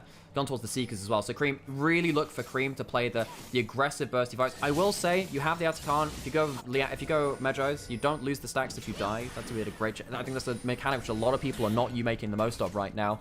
Top Esports, now's your time to force the play. Leaf doesn't have flash. Kill him. See what you can get on the map. He does have an Infinity Edge. He though, does. so. I said I wonder how close he was to that. That now makes Leave an X Factor. He can do a lot of work this game if he gets time to hit people, and probably, if possible, not be full-shotting people at full HP. The bullets do way more damage as long as you've lost some HP to begin with. It means Aki and Doinby do a little bit of work there themselves, I think. The problem is they just don't want to fight right now. I don't blame them. They're trying to maybe get a hold of 369, but the inhibitor will fall nonetheless in this bot lane. Yeah, I think NIP, as long as they know that Leave's in... Look where Leave is positioning. He's positioning at W range, not auto range. So he's sitting back, way beyond the engage range of the fight. He's trying to sit there because he knows he doesn't have to auto attack all the time. The ult's going to be good poke again. Using quite an important tool. Atakan's only there for 30 seconds. They break the base, but they don't break the game. Charm, wide from Cream, does still not enjoy the damage from Leaf, but again, you've got Atakan withdrawals to work with, so they can play very, very aggressively. They do so. Second inhibitor about to go down. I think NIP, he may be forced to pull the trigger at some point. I don't think top esports are leading. See, there was a... Oh, man, there's a lot of damage onto Cream. The Atakan's moving off in 10 seconds. Can they get kills after that, or will they have to delay? Curtains are called. Remember, there's not that much pit work here to hold on. They get one withdrawal. Recall now comes from Cream. It's bearing off now. It's gone. It's gone. You're right. They can start trying to put up a Doinby. Goes golden, but too late. They turn it around. Gonna try and play out for Leaf. Akali gets two. No way. Doinby on that HP gets that much value. They can keep going. You're right. They're gonna try and play it out. 369 puts on the barbecue, but Leaf likes those odds. Cream takes too much damage before the fight, and top esports just do not recognize they are actually in a 4v5. Great work from the rapid fire cannon W of Leaf before this fight. This AD carry is putting in monster work here for top esports. Still hasn't died, had the Infinity Edge for that fight. Cream picks up a frickin' Medjay's, but he's not there to use it. Look at this W. That's after a rapid fire fourth shot. And yeah, they think maybe they've caught Leaf, but their Atakan is wearing off, and the Ahri doesn't have teleport to rejoin the fight. Recalls, but it just doesn't matter. An NIP strike as soon as the Atakan falls. I thought Doinby was dead. He is next to gone. Gets a little bit of second wind healing. Gets 2 kills at the back end of this, by the way, before going down. Insane stuff. And then, Doinby's taking the damage. It doesn't even matter for me that he goes down a little later, because it looks cool. Leaf would have cleaned up the fight anyway. Leaf is so goddamn strong on this Jhin. We've seen some great Jhin games today. We saw Elk have a 13-0-17 game earlier on it too. Something like that. Insanity from him against TT earlier in the day. Leaf, he might be able to solo carry this now. He is getting to the point where he has an ungodly amount of Dark Harvest stacks alongside his almost full build. Not seeing how many stacks he's got, actually. Maybe next time we hover over, we'll have a look. Can be a pretty big deal here. Going towards what I suspect will be a GA last, and I do not blame him. That's pretty significant. Of course, Aki did lose the GA active in that last play, worth noting. But then again, so did Kanavi. So both junglers without that additional second life, which is a big deal when you're diving into comps that can manage the dive pretty well here. A GA, or it could also be Bloodthirster, I guess, if he wants just a little bit more stats. He goes for the GA, that's fine. I do agree with that. Means that top esports, if they overextend now for the gym, and he has flash, he can die, go into the GA, flash out. Hopefully his team's done a bit of work while that has happened. Akali, as you've seen, actually kind of scary despite being so far down.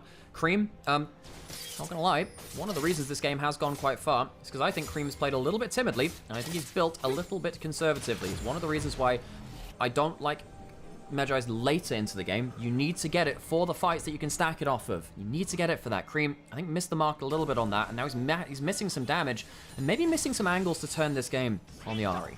Again, it's still top esports in a good position this game. They have broken 2 inhibitors, NIP in a difficult position in terms of the wave control, if nothing else. They did get soul point. So this might be their angle back in if they can win this next fight. Cream, what's he doing here? PP God doesn't have flash, will have to ult early, and he does. Here comes the on the fight. side. Jumps into the back line. Cream goes golden, but it's not the best angle. And now the turnaround can begin to go on through. It's a great character call angle. 1-for-1 as it stands, but the walls are closing in, as are the curtains. Doomby goes golden. Will likely still fall apart here. They get that additional kill. Ends up being a 2-for-2, but the jungler is dead and Dragon's alive. But the AD carry is dead on one side, and Leave is still full HP with the GA. boy. With a flash, you cannot go towards this. I think at this point, the AD carry diff is more important. And if now you've reached this point where if top esports send Kanavi into the pit for a steal, he will die. And I think that's way better for NIP. Even if they don't get the soul at that point, I think they're okay. They can still look for a play here. They still have the all out and Shanji. Try and get on over. Still hasn't quite got flash. It goes down. They secure it. Jin has that one. Ocean Soul. Ocean Soul. Big dude. You've already got a very tanky front line and a... You've got the option here for a bit more damage. 369 takes a huge chunk. Leave still trading, waiting for the rapid fire angle. The charm comes on through. Shanji, though, begins to heal on up, and that tankier front line can do a lot of work with There are this Ocean super Soul. minions on the Nexus right now. They're not going to kill that tower, I don't think, just yet. I will survive, indeed it will. So Ocean Soul for NIP, are you kidding me? Top esports, they might have fumbled the bag a little bit here. Surprised that they managed to not close out the game when they did, but Leave with that incredible 7,500 damage teamfight around the Atakan has saved their bacon.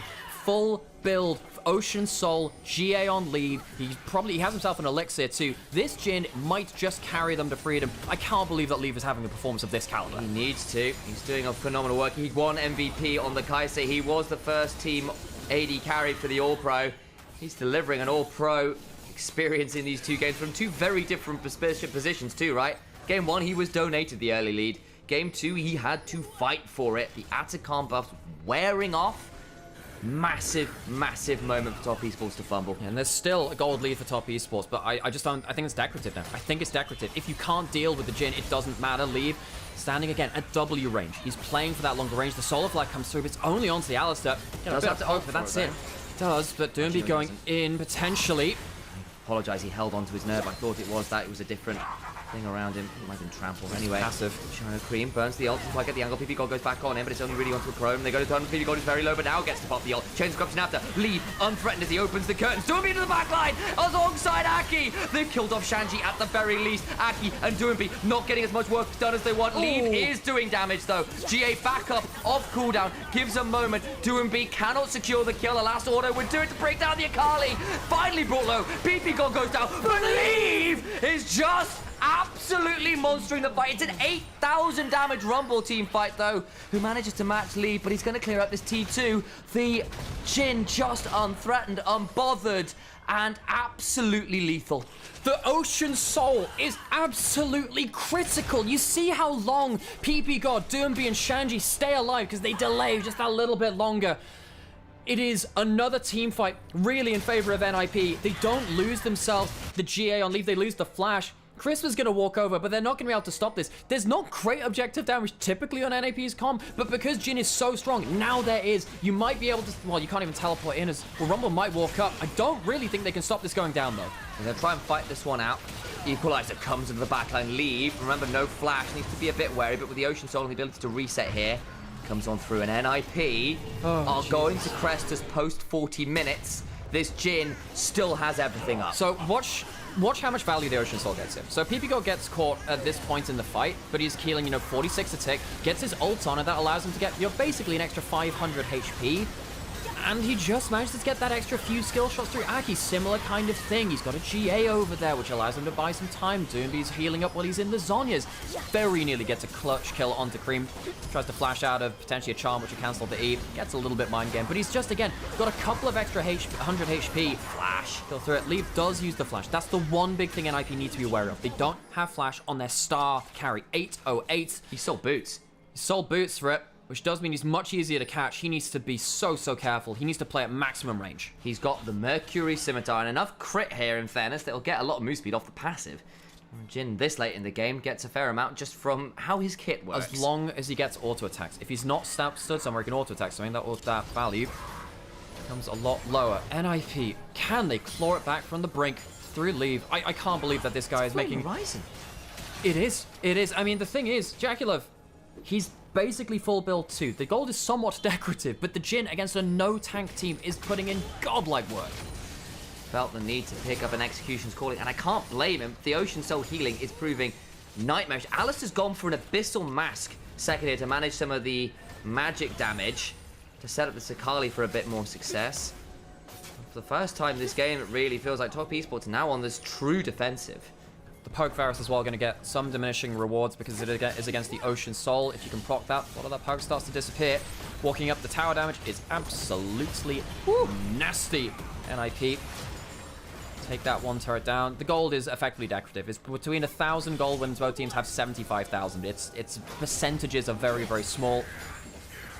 Double GA is active for Aki and Leave. Dragon up in a minute. Any deaths now could lead to the Elder going over. Your missed positions will be punished oh so greatly. Supposed feats of strength from Top Esports helping for this point too. A little bit of extra stats in their pocket. We have the Sorcerer's Elixir coming through from Cream as well because they're on full build. But this Ahri has not been the main character in the way that we thought they could do. They snowballed away. Just hasn't been able to capitalize. The other side of this, though, is 369 on this Rumble is insanely strong right now. That is a 4 item Rumble with 9 stacks on his own Dark Seal. If that Rumble gets any access, we saw an Equalizer tick twice and remove Leave's HP by about a half. What flashes are they going to have? They don't have the flash on the Rumble, not on Kanavi either. If the fight gets delayed, maybe they can do it. None on Leave, though. Leave doesn't, but he has that crit move speed, as you said. He's standing at such a long range, it's really hard to get onto it. No flash on Leona either. I don't know if they have the target access. It's so hard to reach that carry. Leave has sold Collector for Phantom Dancer, by the way, for a bit more move speed. I think that makes sense. At this point in the game, base armor matters more, so charm onto Shanji. He doesn't take that much damage. Working their way in with the poke, but remember, the Ocean Soul, if you can proc it, can be very powerful. Deadly Approach goes wide. PP got jumps, but it's only onto Crisp. Aki over the back of the pit has got a control ward in the pit. Now spotted out though. But he's on vision, and that control ward's not giving him the safety he thinks it does. I know exactly where that Vi is. Gonna throw down a lot of damage onto that Vi. Oh my days, that burn. The Equalizer after gets the GA. Oh, the control ward might have just sold them out. He thought he was safe, and he absolutely wasn't. Footwork shield helping, but Aki losing the GA, that is important. Now, what is the play from Top Esports? Elder Dragon for the taking. Aki alive on a flank. If you can heal off of the Raptors, it changes a lot here. They go in. Onto 2. Lot of damage. Curtains are called. Trying to shield up Crisp, who takes a lot of work. Needs to be very wary. Oh my days, I've not body blocked it properly. He needs to back away. Your support, not here. Aki shield off camps. And they don't have the Equalizer. The Equalizer got the GA from Aki. That is now a big tool missing. Leave back into position. The Elder going down, and Crisp not at the fight with the Solar Flare. Doomby still on vision. That ward is offering so much work this fight. Deadly Approach wide. In goes the cease and desist, but survives. Aki dead. All out for Shanji, trying to play as one out. Cream can keep on hopping it.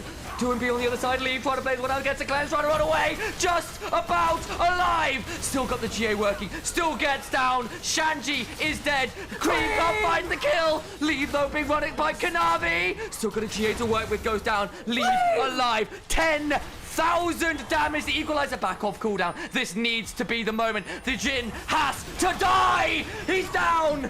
The game is done. 11,000 damage is not enough from Leave. Top Esports will win the game somehow, some way. After fumbling their mid and late game, NIP tried their best, but Top Esports will end it here and bring us to 1-1, even in the series.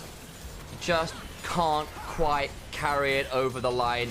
That ward in the pit, it's going to haunt them. It spots out Aki that loses the GA. It spots out Doinby as he looks for the flank and Leave. The one death of this game is the one that costs them the Elder. It costs them what looked like the most incredible of comebacks. Leave dies once and the game ends. Oh my god, this AD carry. You can see why he's first All-Pro team, can't you? Came into this series off of not the best performance in the upper bracket. Top Esports bring us back to even.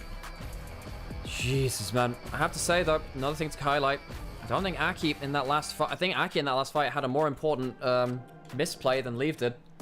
Lost that GA, went in at half HP, didn't get the value he wanted. Suddenly that didn't work out. Aki, that last engage just wasn't it. A bit of a... He's had a great split, but that was not the game from him. Man, oh man, oh man. What an insane game. We've had fantastic games recently, folks. Between this... Top Esports IG yesterday when we had the incredible late game, Jackie Love versus the Shy, Jin versus that Ambassador. We are spoiled by entertainment. We are not lacking for that at all. Hi folks, I'm Nymaera. This is Initialise. We're streaming over on Nymaera and on Onivia highlights as well. I noticed there was some adverts stuff in the YouTube. I'm so sorry if adverts came up in an important moment. That's not something that we control. And we'll just hope we get better RNG on that next time. We stream the LPL because there's no official broadcast anymore. So we're the next best thing, really. There's a couple of projects doing the same. We hope you're enjoying ours if you're watching it. I love watching these teams. Yeah. I love seeing the drama between them. I'm incredibly entertained. We are getting at least another 2 games. Let's fucking go. That is pretty mental stuff. I genuinely thought Top Esports had done it. That Jin was insane. Insane. Oh my god. You will have to excuse us if we rest our voice a little bit now, folks. We're gonna get some more drinks. We're gonna rest our brains. It has been a long weekend, folks. It has been 2 best of 5s a day for 3 days straight. We've been doing, well, I've been doing LEC for the days after that, for the afternoon after that too. Words are hard. We hope you stay with us for this ride. It's been incredibly entertaining to see this. Jesus, we're getting at least 8 games today. Yeah. Let's see if we go even more.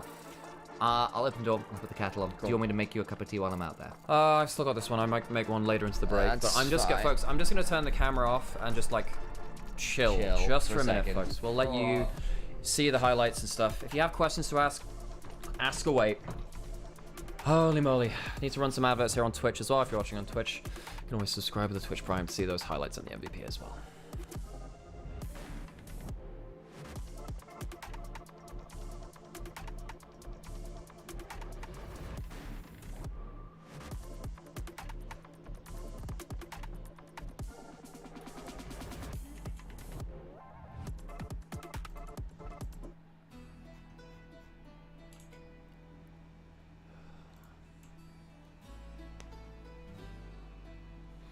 Hey, Hotshot Salty.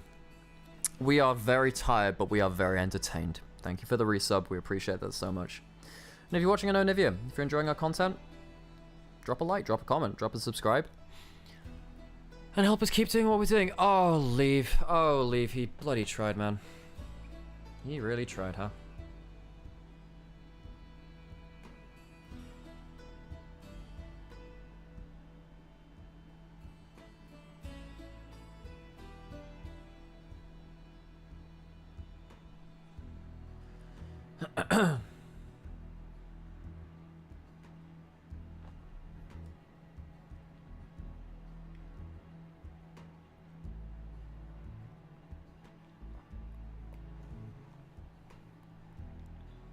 Only just finished work, so I've missed it all this morning. First series was BLG kind of trampling on over TT, but they did lose game 1. Worth noting.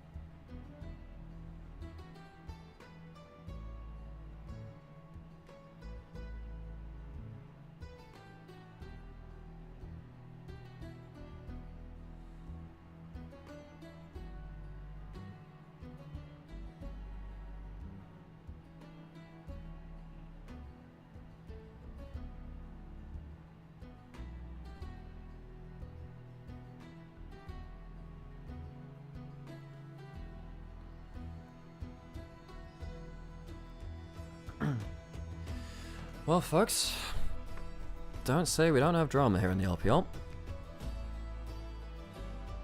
I just need the GOAT and Doonby back on the international stage picking Nautilus. Yeah, that'd be great, man. Lost to 369 Rumble. Hey, Dark World. He actually had a good Rumble game there. Okay, folks. I'm gonna go sit somewhere not in this room for just 1 second. Or 1 minute. Just so I can sit in a cooler room for a bit and also not warm this up. Okay, I got myself a cup of tea as well. Holy moly. Holy moly.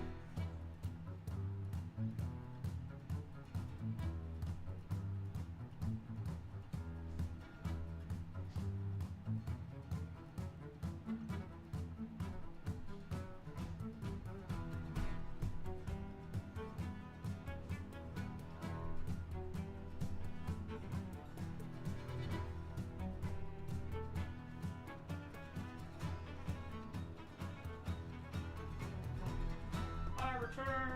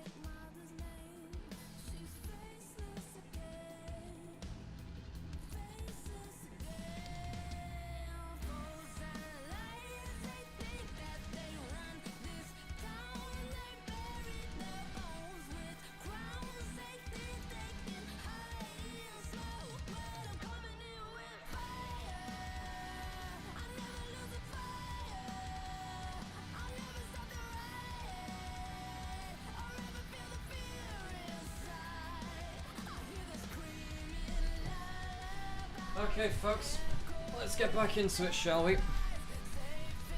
Back onto stage. Okay.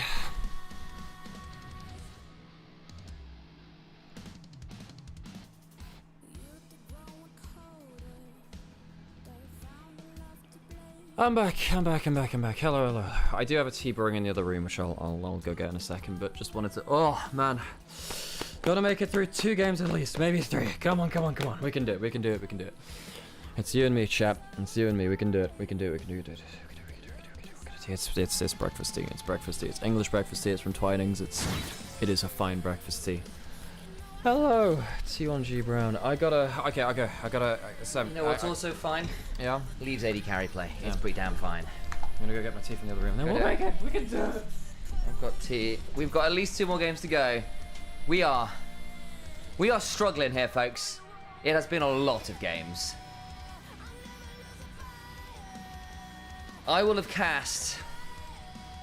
How many did I do day 1? 9? No?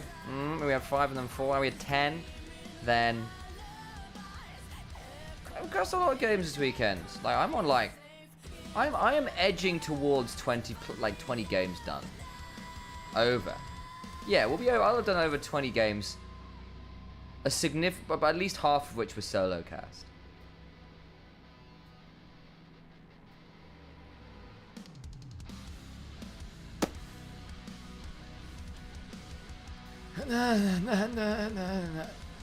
It's fun, isn't it?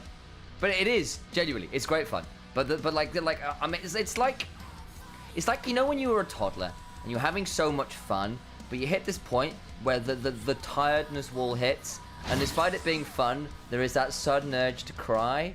We're not miles off that genuine precipice. There's just limitations, right? Like there is a physical limit. There's a certain point where I think I might just break down at the end of the series, just to get ready for that, guys. Oh, okay. Corral. A lot of games. Yeah, there's just physical limits. Like this is a you know, like we love doing this. We wouldn't do it if we didn't. However, just that training the force you're right now. You're either Cyclops or that dude from Star Trek. You know, the guy with the visor. Yeah. Okay, folks. I can't currently see anything to respond to this. Thank you for sticking with us for the last few days as well. It has been, folks, it has been a slog. It has been a slog. I can cry on the stream. It's fine. Thanks, Murky. Oh my god. Right, I have myself a Red Bull. Let's hope it gives me some wings that we don't even have. We don't even have, whatchamacallit, the thing. We've got Mr. Fantastic, Sue Storm, and Johnny Harold, the Torch. Harold, I already love you forever, but I would continue to love you forever if you got us done. Oh, you're Harold. Okay, we can do it. Okay, When draft is game it? of game 3. Top esports are lucky sods to not be 0-2 down. They somehow made it to that. What did you miss once upon a blue moon? Quite a lot. Honestly, we're reaching our physical limits. We have cast. This is our 6th best of 5 in 3 days, alongside a bunch of other stuff that we've been doing as well. Yeah. Thank you, Shruhan. And if you are enjoying our coverage, whether it is on Nymaera here on Twitch and YouTube, and over on Onivia on Highlights, thank you for sticking with us. It means an awful lot that you're enjoying this alongside us. Of course, go give Sam a follow over on Initialise Casts on all socials as well. Please do. Sam's been doing a hell of a lot of legwork. Couldn't do without him. And it's honestly just bluntly more enjoyable doing it with you too as well. Thank you, mate. Because sometimes when we dive deep into the madness, sometimes you gotta get yourself into the right mindset. Into the draft we go. NIP versus Top Esports into our 3rd bout between them. If it's long for us, imagine what it's like doing it on stage in those late game scenarios. NIP Top Esports. A lot of the regular stuff still banned. Skarner unbanned currently. Surely you banned Span. Okay, that isn't banned, but leaving it to the last ban, maybe it spooked me a bit. Interesting that they've left the they banned the Nautilus, and also interesting we're seeing NIP ban Callista on blue side. Leave is a Callista player. When he first came to EDG, he was putting a lot of time into that, but clearly saying they've got another idea about what they want to prioritize, and it's the Jace. That's what they wanted to get a hold of. Well, especially with Ambessa, Poppy, Cassante all gone. Rumble too, yeah. Not as many options into it. So now 369 has to find an answer up there. He could go Renekton. It's a losing matchup, but you get by and you get to team fights. Maybe just takes a consolation matchup like that. Kind of sucks. Ezreal Karma. Okay. I mean, with the melee supports gone largely, this is very, very good in laning phase with nothing to really catch the Karma out. You can go towards Renata lanes if you want still, but... Yeah, I mean, I've watched so much League of Legends over the last few days that it's sort of blurring together, but we saw an Ezreal Karma really pop off recently. Did a lot of disgusting work. Again, it's an old school lane. It used to be one of Ezreal's primary pairings, but with a lot of the engaged supports down, which aren't very high priority, we go back towards this, but the immediate response from NIP is the Zyra for Aki alongside the Renekton. It is Doinb. That could be a Renekton mid because it's who he is as a person. It can be. Shanji loves the Renekton too, and it takes the matchup, importantly, away from 369. So now the Gnar has been locked in. Renekton Gnar is a fine matchup. 369 is a hell of a good Gnar player. That is a risky thing to be picking into. But it does mean that the Jace doesn't have to... Well, I mean, I don't know. I don't really get the Renekton pick away at that point. I think it's better largely as a top laner. Do you remember not so many years ago when Carson was absolutely lambasting 369 because he couldn't play now? What? After how many? With a very blunt comment about after how many years, how can you not play now? It's one of his better champions now. No, it is, isn't it? He's been a side lane win condition for top esports sometimes with that. Not necessarily getting like all of the dueling kills, but very good at playing the macro of that. Right, what else have we got?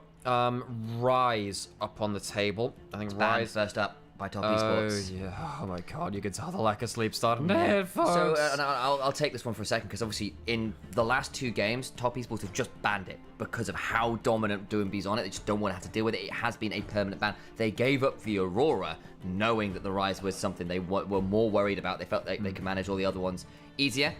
Ash Smolder as bans. Neither team has great engage right now. Neither team has great engage. You have occasional roots from Zyra. That's not engage, that's pick. Gnarl, too hard to set up. The timing is very hard to make it work as primary engage. Who is the first person going into each fight? You have a lot of brawling, you have a lot of skill shots, and dodgeball is fine and well and good, but it doesn't net you that many kills. Ash being taken away, important in that consideration. Varus and Jhin both gone to in terms of AD carries that could provide that for leave. What have you got? I mean, I suppose there's... Lilia, okay. There's Rakan. Lilia would have also filled that route as well. You're looking for engage in places. I mean, Viego is not the engage. It becomes very hard to play if you lock that stuff in. The thing is, you are starting to get a little bit limited. Kanavi's Viego is very good. It's not bad into the Zyra as well, because you can still ult away for some of the engage options. The one thing I'll say, though, is NIP have still got a bot lane they need to lock in here. Nautilus being banned is the last of the really big engaged sports, but a Senna plus an Ornn, I think, might solve their issues here. That changes a lot. Yeah, that does. We have seen some Senna around the place. That unlocks a completely different class of champions, and this is how you play Fearless drafting a lot of the time. You use champions which unlock other things. Nocturne can unlock different mid laners. Senna can unlock different supports. If you can get some engage through this, that does help. Now, you are... You're still likely lane swapping, I think. I don't think you ever really want to play the Ezreal up against the Ezreal Karma, as they're too good at that level 1. So you're likely lane swapping and trying to get online through that Senna with the Scion being a little bit of engage. We may need to change the Spotify track because it's just changed to something, and I am having a moment here as there's some fun hovers from Cream. This is why I normally have the headphones of Champions League, so I can check That's super fair. I just put them on because I had them for visor moments. I get that, Sam. All right, we have Azir in the mid lane for Cream. I think he has to go for the shuffle. Well, I don't know. You don't want to shuffle into a Scion and a... Okay, look, folks, we will see how this works out. We are lacking engage because we're getting later into the draft, and the melee supports have either been banned or they've been picked earlier in the series. It makes compositions much harder to play. You don't have easy pick and go comps like the Nocturne or the Vi.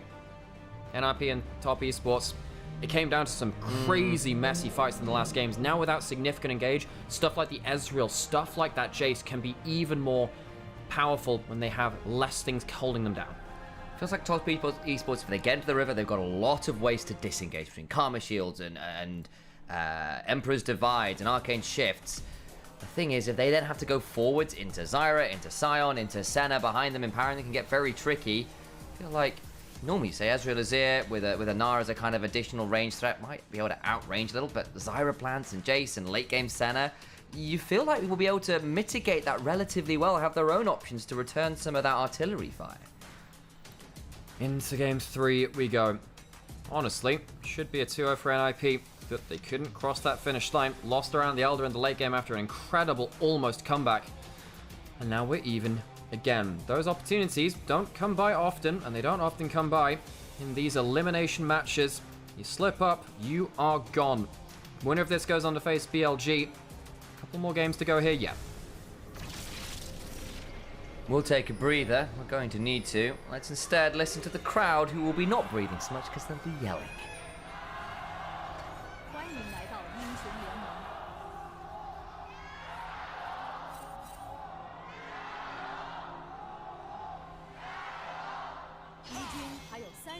Interesting, the Top Esports chant is still Top Sports. Of course, was once known as that. They've renamed to TES away from Top, but the chant remains after all these years.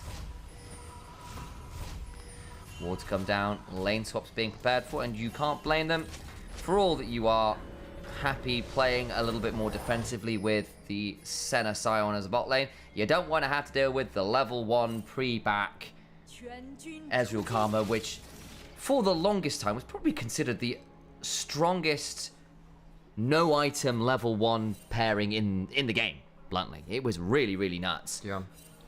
Yeah, there's some fun stuff you can do that. Yeah, hang on. So did you just explain the Senna Scion combo? No, I was talking about the Ezreal Karma being really, really obnoxious. Yeah. The Scion, sorry, look, folks, again. Energy is starting to slip here a little bit, folks. We love these games. Leaf is roaming about the place, and we do have weird stuff. Oh! Going for souls. Senna is roaming. PP God is... This is weird. Sion is alone in the 1v2, which normally Sion loves to do. Okay, now this maybe changes things a little bit. So Senna is just going to be walking around trying to get some souls off of champions. Aki goes Wolves over to Raptors.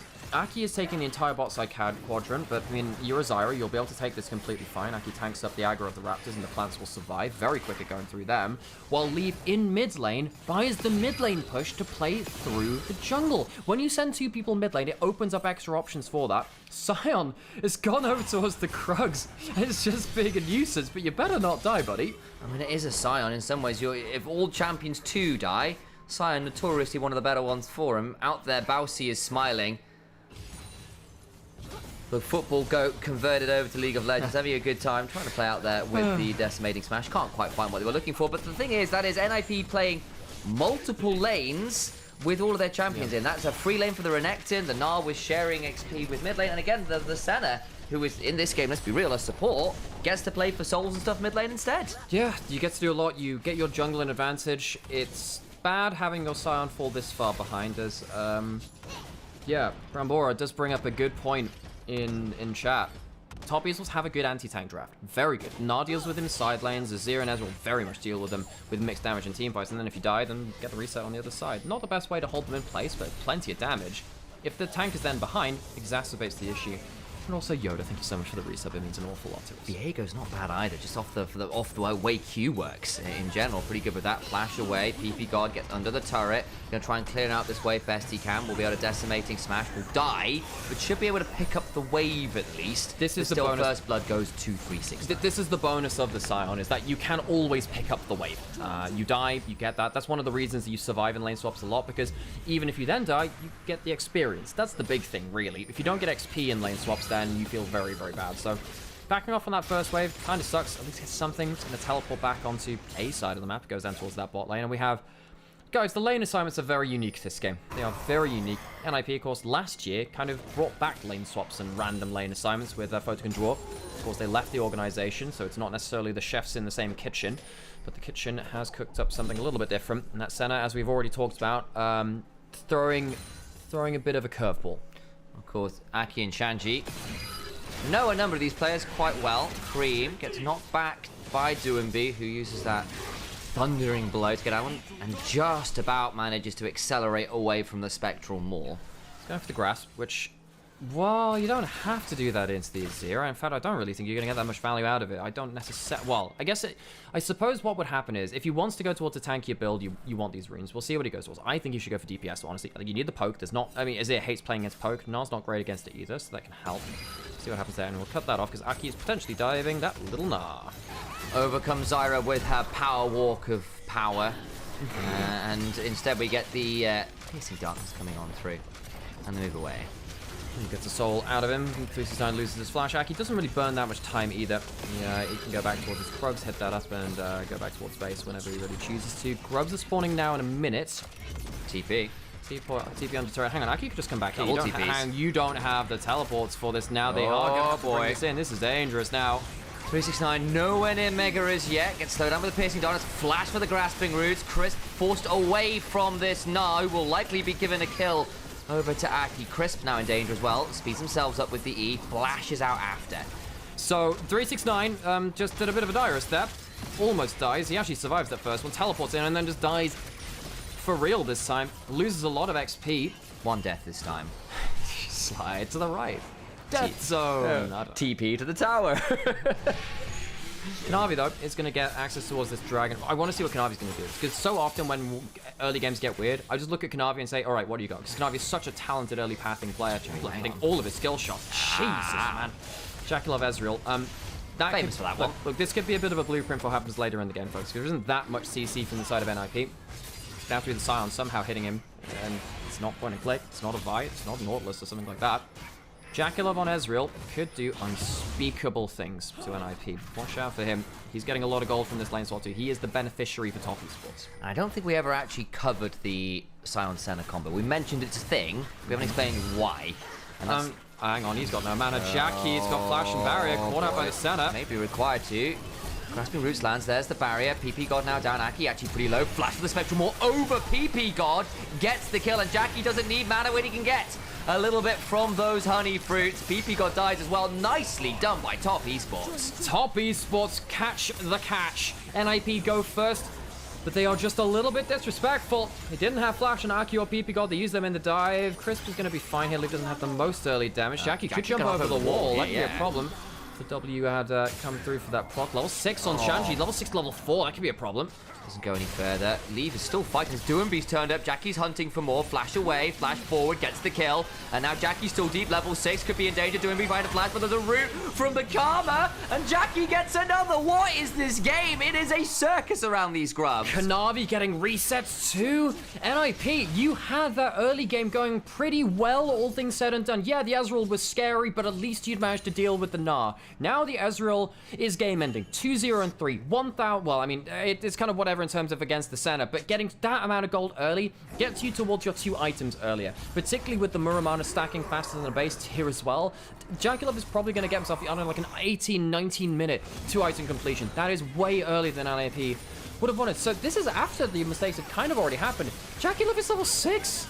You're a center support. You're not going to do anything about this. Aki doesn't have 6 either to burst out Jackie. And every time this happens, you're like, well, okay, even if you kill the Ezreal, what about the resets? Kanavi could have carried another kill after that point. They have to disengage. NIP grossly overestimating themselves. Yeah, I know they were trying to buy time for Aki to get there. I mean, 5 seconds might have been enough to play that, but now PP God's getting run down by 369, and it's not the Renekton versus the Gnar, it's the Sion versus the Gnar, and the Sion is not having a very fun time, having lost access to that first wave like the Gnar did. Jaculov is so goddamn strong, man. Hang on, that's a big root. Gonna be potentially chased on right now. Has no flash. That means there'll be a lot of work to blow up Jackie. Nicely done. Leave gets that kill. Jackie is so goddamn dead, man. I can't believe, I cannot believe that happens. In the next breath afterwards, Jackie, I mean, he's really feeling it, right? Because he's in a position to massively carry this game. But dude, you can't be playing like that. Gets hit by that W, leave, snipes him out. Revenge for taking him down.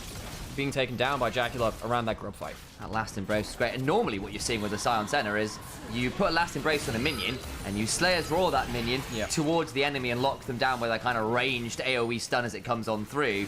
But that's not been the combo, that was just a blind W hit. Guys, I'm gonna say it again. Gonna get ourselves a Ruinous Atacant in this game. I think 7 kills in 9 minutes. Baby. I think we're getting the Ruinous Atacant again. I love this little objective, it's very fun. So, where do you start? Where do we start? Let's go matchup for matchup because the lane swaps made things a little bit different, okay? So, Renekton got more XP than the Gnar in the lane swap, so that's down a little bit in terms of XP. Gnar gets... yeah, Gnar is more actually equal towards the Sion in regards to that. However, Jaculov is very, very high for XP in terms of gold as well. So Jaculov has gained the most resources in terms of the lanes that we're actually swapping. And we haven't really talked about the mid laners coming into that too. I think Cream is probably the most helpful because we said, oh, you know, Ezreal, he doesn't have that much CC to worry about. Azir is in a similar situation. If he gets towards 2 items... Very scary. NIP outrange with Senna, Jace, but, I mean, it's... If Cream actually gets soldiers down and starts auto-attacking, NIP don't have a great way to stop that. And they've gone for Nashes as well this game, which I don't blame them for, actually. I think if you've got the Azir and the Gnar in a side lane, realistically, you're going to have some pretty good tools to threaten the side, even into the fact of that Jace. You should be able to out-clear the Renekton. Yes, Sion's got the teleport, but basically, if you're ever grouping up, it gives room for one or the other to be threatening on the side lane. PP God, because he's so far behind, just cannot stand and deliver. The range discrepancy from this Ezreal Karma early, really hurting. Okay, Top Esports in a good spot. Because also remember during all of this, if you have a tank that's slightly behind, like, well, decently far behind, like the Sion, especially, you know, you're meant to be farming, you're meant to be equal with the Ezreal, like, so you're the farming side of this. You expect to be a little bit far down, but as a duo, the Senna, Sion are down over 1,000 gold already, or just around there. The wave makes kind of nullifies down, whatever. You are more likely to lose that tank at the start of a fight. Viego gets a reset. That is a problem. We saw earlier in the day, Wei have an incredible Viego game. Got a couple of resets, went towards Triforce into Collector. That seems to be the meta kind of carry Viego build right now, which gives you the really good ability to be the damaging threat. If that happens, it's not even just the Ezreal or the Azir you need to worry about. You have a triple threat comp on the other side. Yeah, again, on the other side, having the fact that you've got the Zyra and the Jace and the Senna, even the Renekton to an extent as well, who's actually quite ahead of the curve, particularly versus the Snar. You've got a fair amount of damage yourself. It's just about getting on top of people to use it. Dragon being started, Aki. For an angle, Kanavi takes it, Q Smite is good, and the charge on through doesn't work. Jackie very low. Root lands onto Chris. Dawning Shadow comes across. The shuffle back is good, but doesn't get the kill. Aki alive. The plan still doesn't work. Kanavi flashes to get the reset. Will now die. No, he doesn't, because he just gets to jump away again. Surely, surely, surely he dies. Oh, no, he doesn't. Double reset the heal off both. Gets a, what do we call it, last stand in there too. Shanji, no flash to follow up on that. And Kanavi, just as we were saying beforehand, can also be a carry in these fights. Using the HP like a resource, gets the dragon, gets a couple of kills, gets out. 3-0 and 2. Nicely done. Gets one body, gets the other. That flash to get the reset was so huge. Milliseconds off a die. I think the auto was in flight. Gets himself the HP. Yeah, NIP get themselves a turret here, but they are starting to lose real control of this game. I genuinely thought when we saw Cream get that shuffle and Aki just sort of ignored it and got to keep putting down plans, keep putting down autos, that fight was going to get really ugly. It didn't, because PP God died early enough to get one reset. And of course, Leave on the other, picked off as well, and you end up in a position where the gold lead isn't that excessive yet, but you can feel it beginning to bloom. So, very, very close with the Viego, as we said. Thought Aki would have a good chance of stealing this, but of course Viego gets himself the Q Smite as well. Cyanol makes things a bit interesting. The real big thing is actually Jackie Love not being able to put down the amount of damage that he'd like to. The amount of CC that comes onto Kanavi is insane. He survives on so little HP, but then gets the shield from the sun, goes through into the Senna, gets himself into that, gets to heal with the Q, which keeps him alive there. Shanji TP back The into two this. souls which he ends up taking are the two ones with shields and heals that could actually save his life. Incredible. That's tough, and it felt like NIP were really close to having a good fight there as well. Shanji, maybe a second earlier on that TP, catches multiple members, doesn't happen. Leave, just about not getting that kill onto Kanavi, means he gets the reset, and Cream gets to stand and deliver. Position, of course, we're still claiming a lot of plates here. Doinby gone for the Shojin first, which is sometimes what we see about the pseudo bruise rebuilds. It might be Muramana after. Black Cleaver first, often being an option for Jaces in recent weeks as well. You don't do that if you've already got the Shojin. You need one of those items, then you go into your tier 1 after that. Yeah, one. So no. maybe in a full build, we shall see. Jackie Love, as we said, very good amount of gold early game. He is going to be stacking up that tier very, very quickly. Kanavi doesn't have flash. He does land the stun all the same. Oh my goodness, Leave flashes away, but it's a little late. And actually, PP God can't stand and deliver. Turning Shot Barrage comes on through, but to not huge amounts to avail. Leave ends up having to blow the summoner, tried to hold it, and regrets that. Grubs are spawned now. Using your Sentinel in that fight and almost dying. Nasty, nasty, nasty. Kanavi does lose his ult. Leave very, very lucky to be alive there. True Shot Barrage and Viego ult burned, and they didn't get the kills. The flash being down might hurt still. Do NIP feel like they can come and play for this objective anyway? That Warble spot Kanavi coming on up. There is no teleport for PP God, but there is an ult, so you can get here faster, I think, than people sometimes expect. Grub stuff. Right, Shanji no teleport, that's a big problem. He'd have to walk his way up to the fight. Cream does have it in a few seconds. I don't really think you want to walk in without vision control, because if you misjudge it and you give up a reset, it's rough. Yeah. It's very, very, very bad. Cream's going to recall. Got himself a teleport now. He'll be on call. Let's see what he gets on the next back. Well, he's already got his one item. Nothing really as important as that. NIP, we said they were losing control of this game. They're going to start losing control through the side lanes now, too, and that's a big problem. 369 gets the stun. Thundery Blow comes down, and Doinby has no mana. He's used it all. Tries to accelerate away, but there comes Chris. Throws out the Soul Flare. Doinby survives, but they lose another turret, and Top Esports already had feat to strength, having secured that last dragon, so now they really begin to accelerate. Doinby not really been able to take over the game in the way that he wanted to. I think he's had a fantastic regular split, but this is the problem with the regular split. They are often uneven games against the lower place teams. Yes, they are a good team, or NIP, and Doinby is a good player, but now he's coming up against Top Esports, and similarly before in their upper bracket match, it didn't feel like he could be the game-changing player in the way that he was in that group stage. It's such a shame for his debut split to end like this, but hey, they were almost 2-0 up. And however, I'd say it wasn't because of Doinby. I'd say it's because of Leave, really. And Leave in this game, not in the greatest spot, has at least picked up a fair amount of souls, 64 and 15, not quite 15 minutes. It's pretty good going. You've got the Black Cleaver, you've got the Blood Song, you double stack Q with your You're sorry, double stack cleaver with your Q, your piercing darkness, because it counts as an auto and an ability. So you're actually getting the sense to a point where she is going to be an additional threat, but really she wants another item if she can make it happen. Yeah, the extra HP, very nice in this kind of game to buy you a bit more safety as well. Jackie Love doesn't have himself the 2 items just yet, but as we said, very, very close to it. He's going to get himself that, around about the 18-minute mark, I would imagine. Center W's, very, very threatening. They are one of the few things that can actually genuinely start a fight. Shandy picked up a couple of those honey fruit, gives him a bit more rage. Jackie has to hop away. Crisp in danger. PP God goes very deep. Crisp flashes away. PP God surviving, gets a shield on that. Dawning Shadow flashes out of Kanavi's ult, especially now. 369 on the flank, nearly at Mega. Gonna get knocked up, but not quite enough. Shandy doing his best. Flash for the Gnar. Leave in danger and will swiftly be put into an early grave. 369 turns up late, and it is fashionably so. 369 needs to add a 4 to the end of his name for the targets he hit with the ult. Flashes in, great timing, and manages to win top esports the fight. NIP did not respect that extra engage. We said the engage is very, very hard to land on both sides, really. It's very conditional, but 369 makes it work with his flash. That means that Leave gets split off. Well done. And actually, PP God shorted the decimating smash, afraid of the ult coming onto him. Means he didn't get the knockup, just the slow. Gives enough time for that one to happen. Now you've got Trinity forces as far as the eye can see. We'll see the engage, Jackie hops, Crisp flashes, and it all goes from there. I really wonder whether, the Scion is not the most convenient engage as well, is it? It's quite hard to land that ult into people getting Karma shields.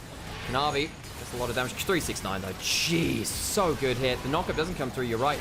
And I think the body language, the way that he backsteps, oh, is he going in, is he not? Well, he absolutely is with that flash. Damage is done after that. It's only the 1 kill, but you see how much value 369 can have in the right situation. As Hopius was breaking the outer turret, it's the real victory there. Cream, on the other hand, really clutch disengage. Flash just as the W from Shanty lands, so the Ruthless Predator doesn't lock him into place. Gets to ult out the people jumping for his head afterwards and doesn't quite burn down to the Zyra plant. And there was a shield in from Karma afterwards as well, so really, really nice stuff. And now you're in a fantastic position this game. Up about 4,500 gold over towards the Heralds. Use that just after probably to claim that outer turret. Actually, no, it's already gone down. That's a control ward I'm seeing under Leave's head. And the game gets very challenging, don't get me wrong. Senna's scaling is good. It'll offer something. 9 no flash. Shanji does have all. He can get himself the empowered stun. Aki can kill hit. If you try to. Stranglethorn's coming down. The Mega Gnar into the wall with the knock-up after. That's a lot of burn. I don't think 369 has anywhere really to go. Slice, dice, and Shanji picks up the kill.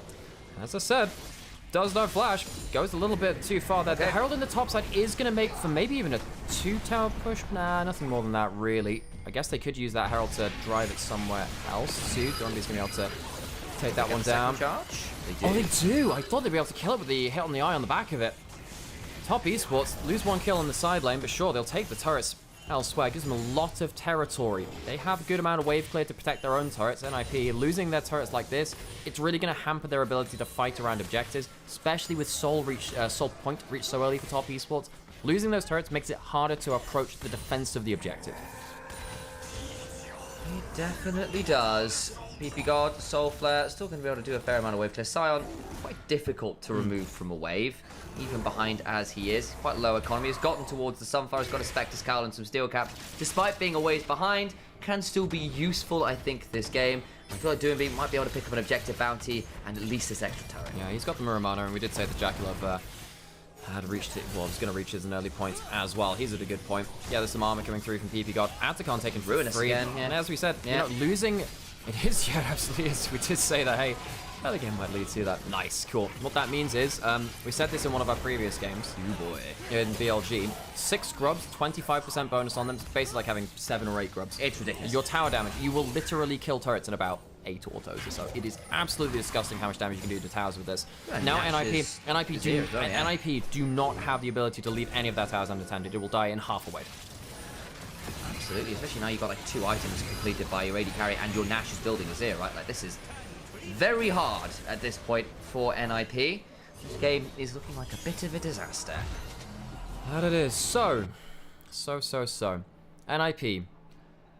From the brink of going up 2-0, could be going down 2-1 against top esports, even with Leave's monstrous Game 2 and Game 1 performances. Well, the Game 1 was the win. I guess you don't have to throw that on there. But top esports, They better be feeling very, very happy with themselves after that one. Relieved maybe is the more appropriate emotion. Minute 30 until Dragon comes up. Great item spikes coming through from Top Esports, and I don't know really what NIP do, because the other thing is now, if you cross-map against this, I mean, your base just goes. And the other thing is I feel like NIP are going to be forced to stop and smell the roses. 54 of them. Oh, yeah. Blood Path from Top Esports, that's a lot of adaptive force on a very high damage comp as well. There's like this Karma with a bit of extra AP. He's still got a Sting as well. And it also means that you see XP advantages across the board. Durnby is 3 levels down. Level 15 at 22 minutes. That is absurd. 369 ahead of Shandy too. Everyone's so far up. Of course, Lee does have that piercing darkness. We'll be able to pick up some more. There's a 90 souls hit by Leave. Again, the 100's a break point, but it's just not there. And Cream is such a good point of power. Yeah, he is. So remember, a lot of Azir's damages also comes with levels as well, where a lot of, you know, your W rank does increase some sort, but just your base rank as well does increase a lot of your stats as that Azir. Extra HP, definitely nothing to scoff at either. Top Esports, they are completely destroying each lane. They are full court pressing, and because there's no good CC on the other side, they can push all 3 lanes, ready for the Dragon to spawn in 20 seconds. And with a poke comp, effectively, let's be real, plus Ocean Soul empowered by a Ruinous Atakan buff, that is so difficult. Cream looking! And it's the cream of the crop. But you know what the crop is? It's a Zyra plucked from the garden. Leave tries to run, but there's nowhere to go. Well, Dawning Shadow for a moment, but that's 3 members dead. And this could just be the game. Look how much damage they'll do to towers here. Where is the wave clear? Derby might have to go melee form to break something. It is absolutely disgusting 6 grubs with the Ruinous Atakan. Top Esports, they don't need the Ocean Soul. They might just end the entire game. I think they can. That's 3 members dead. They've got so much structure damage. They might just decide, look, respawns are coming, we'll take inhibitor and go for the soul. Yeah, a little bit of hype there. I saw the respawns like, oh yeah, it is. I'm normally Solo queue would have stayed. I'm normally used to late game. I was thinking, oh yeah, but the death times or whatever. I mean, if they get another kill, maybe that can happen. Jumping forward is Shanji. They're going to have PP God come on in. Shanji flashed out, Cream low, but just standard delivers. In comes PP God running out to a Cream, but he gets a heal courtesy of Chris. And 369 is back around. Now that Sion is real deep. Flashed out, still gets rooted by the Defiance. Or the Renewal, I apologize. Busy Sniper continues to hop on forwards. They lose the initial member. Zombie Zion will clear out the wave at least. But an attempt to pick on the retreat doesn't work for NIP. Yeah, Nars going to just go towards top side, by the way. If he gets a wave, hang on, I want to see how quickly the 369 takes that turret at top side. Oh, he doesn't stay on it? Come on, man. Got to know your damage limits on that one. But still, NIP lose another member. They will not be able to contest for the soul. Top Esports, absolutely wonderful snowballing from them. Cream gets a really good shuffle at the right moment to completely break the spine of this game. And this was after what looked like a very astute lane swap. Renekton getting solo lane. The Senna is the one that goes to mid to match the top lane. You get Sion, who's really good in those 1v2 scenarios, and then actually failed to get any little crops. Didn't get under the tower to get the wave. And then the game just keeps falling apart and apart and apart. And Jackie gets that grub fight where he picks up multiple kills, and it just keeps going further and further wrong. The further past 5 minutes you go. It's quite a way past there now, Simon. I think it's gone know, quite wrong. 20 minutes past there. It's gone really wrong. Oh, where were you when Azira fell over 2,000 gold behind a Viego? It just doesn't happen, does it? Kanavi 2 levels up in the jungle because of the Blood Roses, really. All of them spawn, and we did say it gives you adaptive force in that experience as well. Jackie Love didn't actually go for the Cyrildas, went for the Shojin, but it means he has... Oh, Aki, he's been spotted now, and that is... A Rose by any other name would still be just as dead, so it would seem. Smells a bit like manure this game, unfortunately. He is back into the compost pile. Hey, I hear that's meant to be a fertilizer, but that might just have to be growth for the next game. They'll have to grow from this one. God, they wish they could have grown a little bit more in the last one. Now potentially down series points against Top Esports. They're trying for one last desperate play. Cream eats a bit of damage. They try to go over the wall. Shanji pops the Dominus. Cream actually now in danger, will likely fall. So they get one. But the extended fight going to be very challenging. Doinb flashes out, but they give up a soul. 369 flashing over this Gnar. Nearly at Mega. Shanji tries to get some damage back, but there's nothing left to be done. A triple to 369's Gnar. 16-4. Soul, Ruinous Atakan, and NIP are ruined. It is the end of an empire here in this one. Match point, series point for Top Esports. That'll do it. They will shred through the turrets, and NIP. Creative composition is about all you can say for that. Leave, exit stage left. Nexus falls, and Top Esports move to series points. That got rough. We had questions about target access. Didn't feel like that was an issue for Top Esports this game, did it?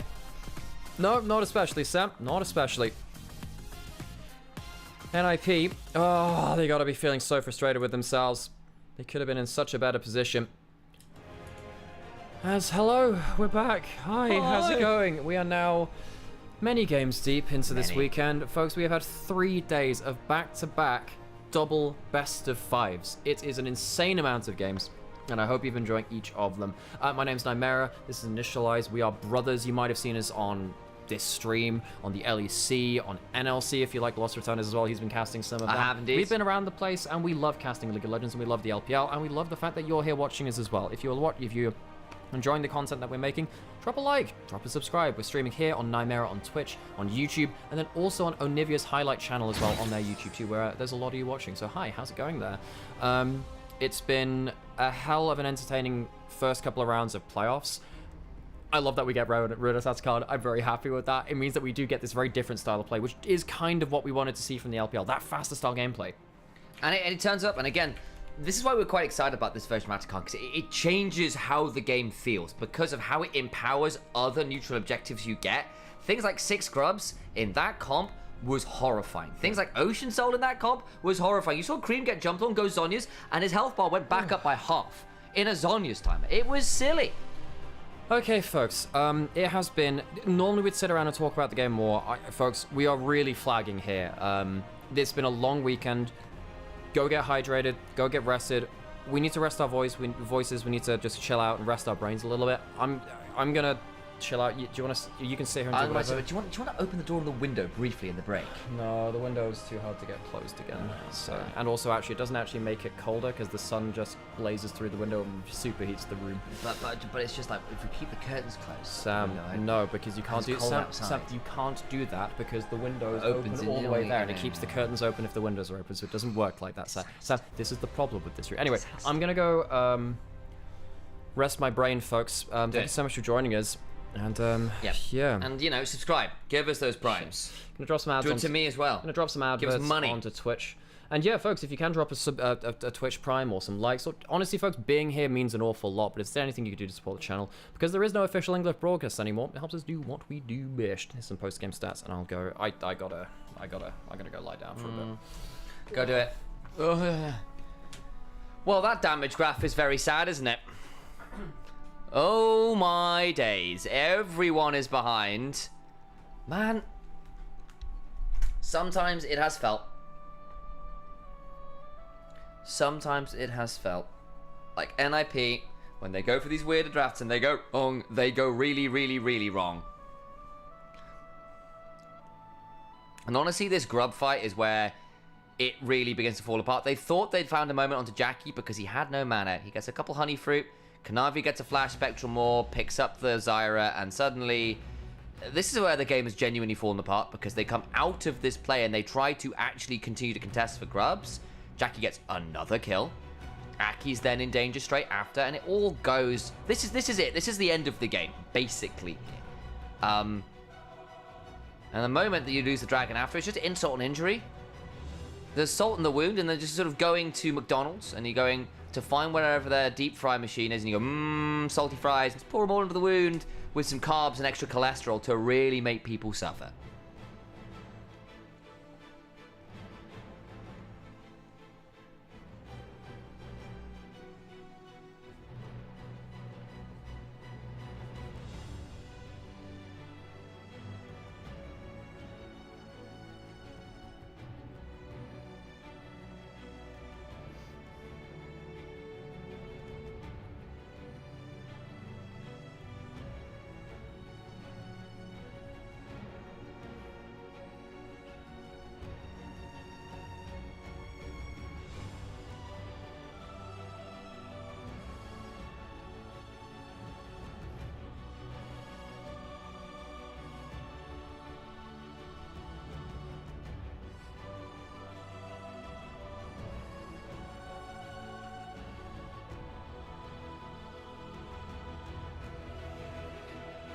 I'm very tired, guys. After the banger from last game, this one felt kind of boring. Yeah, I kind of know what you mean. I mean, the drafts were fun, but that was a little bit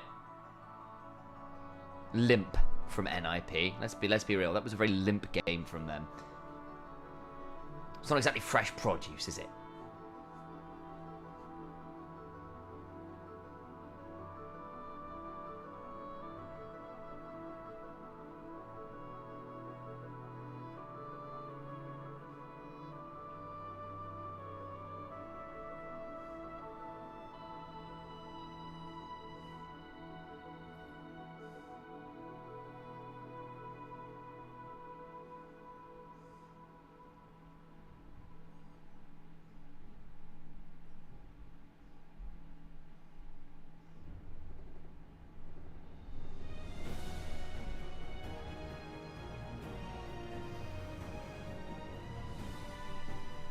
Jackie Love.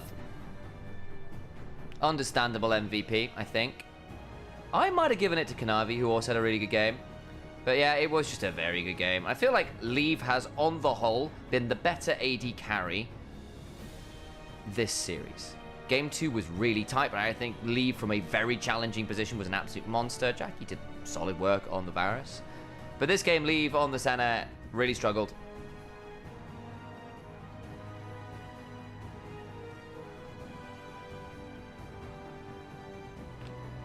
Zyra wants her out to Prior and Senna kind of sacks out for bot lane. Yeah, but then you've got the Renekton and the Azir. We're on the Renekton and the Jace, who theoretically can get that for you, and Sion actually helps cheat that a little bit on the weak side. So I somewhat disagree in the sense you do get Prior, although I grant you Zyra often likes to play around bot lane because she sets up for an engaged support or someone down there to get your AD carries ahead. She's a really good bot lane diving champion because of her AoE and safety doing it. Though I see your point. Now, you're going to be your best player on Senna. The thing is, Leave is a really good Senna. Also takes it away from Jackie Love, to be fair, who's a phenomenal Senna himself. Complete set of votes for Jackie. What a surprise. It's not. There's no surprise there at all.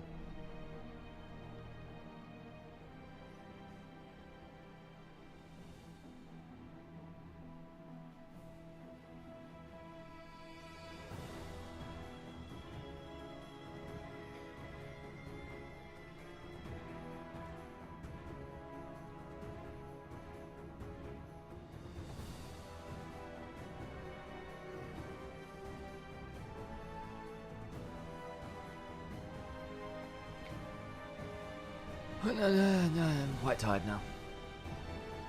I bet the streamers.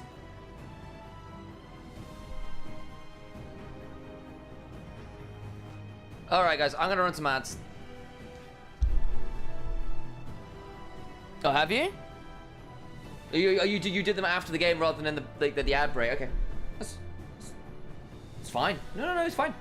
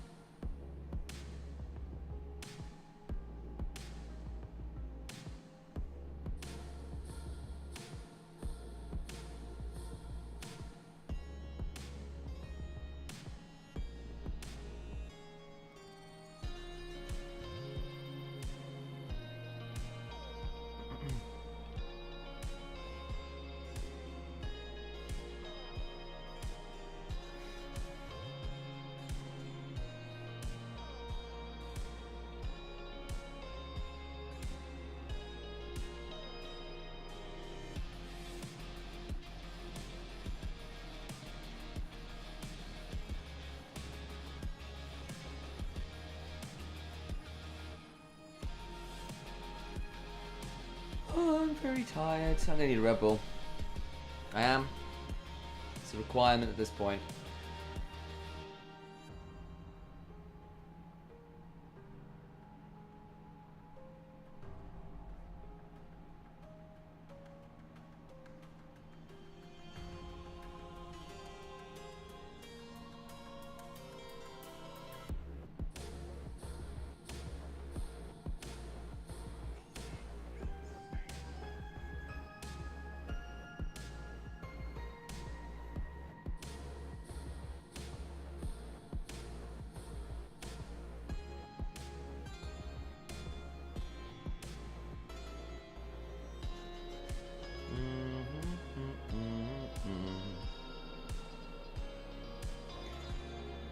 Are we really gonna get BLG, Top Esports, and JDG as our top 3 again?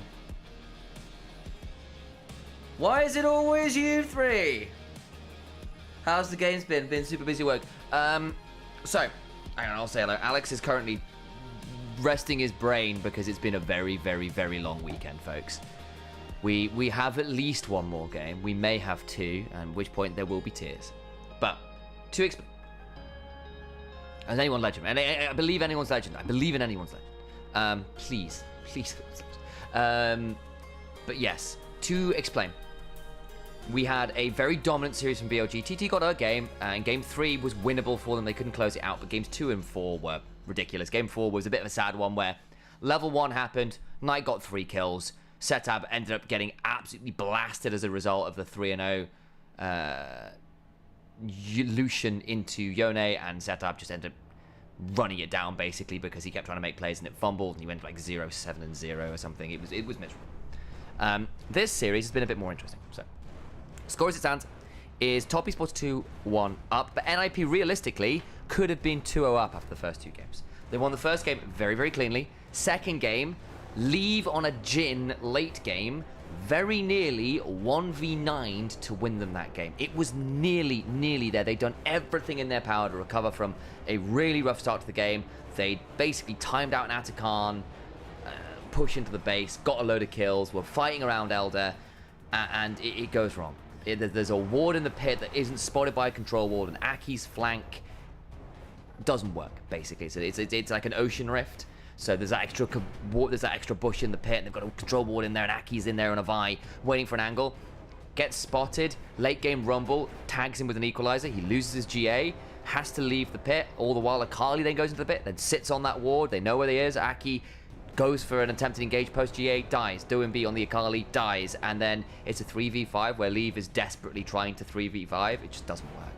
It's really, really close. Barry White with the first time chat with the Top Esports hype. That is the correct choice. Hang on, I'm just gonna mute the Spotify and get us some listening moments for this. This one. So for Mandarin speakers, you can enjoy that. But there you go. That's the breakdown. It was really good. Go watch seriously go watch the VODs. It was Greyheart casting that one as well because I took the morning off because my voice wasn't going to hack it. After lots of solo casting this weekend. So shout out to Greyheart. I do. I'm going to grab myself a Red Bull. No, I'm not just need to join the interview. I'm pretty chill. I just want to ask you about how the game's going today. Cool. I've just done that now. Okay. Well, folks, 1, maybe 2 more games. Hey, Barry White, how's it going? Ugh. I see you are someone who must have been hit with one of the Mecha Fanboy subs. Hope Game 4 and 5 will deliver. Well, we'll see if we get ourselves a Game 5. And again, apologies, folks, that if we're not as present during these games. We've done 6 best of 5s in 3 days, and I've also done 3 best of 3s. Wait, is it 3? Yeah, 3 best of 3s right now. Oh, please NIP lol, please don't be as fraudulent as NIP CS. I don't know what the current state is. Do you mean like historically or currently? Because I have no idea about current NIP. Oh, that's not something I have awareness of. Right. Hope you can find time to eat and chill. I need time to sleep because the games start at 7 AM here. I put the stream live at 6:30, so there's a bit of a countdown, which means I wake up at 6:15 or so. And I've been doing that for the last 3 days. It's been a lot. You guys better appreciate it. Lisa mid incoming. It's good into Yone here. Wait, is Yone played in this series yet? No, it wasn't yet, right? It's been banned a lot. It's been banned a lot, actually. Understandably, it's a really good engaged champion from mid lane. I am very exhausted, the Solly. I'm very exhausted. What is this? This is better than LEC yesterday. Yeah, Fnatic somehow managed to win a series whilst also losing all 3 games. Yeah. Am I sleeping through G2KC later? No, absolutely not. No, I gotta watch that. So I'll just, I don't know. I'll figure it out. I'll figure it out. Oh, right. Do you think McCoy, Movistar Koi, have a shot at the split, or are they clear 4th? I think they can beat Fnatic today if Fnatic played like they did yesterday. Because Upset looked a little bit off, and Razork had a nightmare. Razork had an absolute nightmare. So none of Fnatic's players were really turning up yesterday. Still managed to win it, but it wasn't convincing, you know. I don't think that, you know, I don't think Movistar Koi are completely online either, but Mirwin's been good. Mirwin's been good, and Elyoy has been on real fire. Thanks, Pineapps, I appreciate it.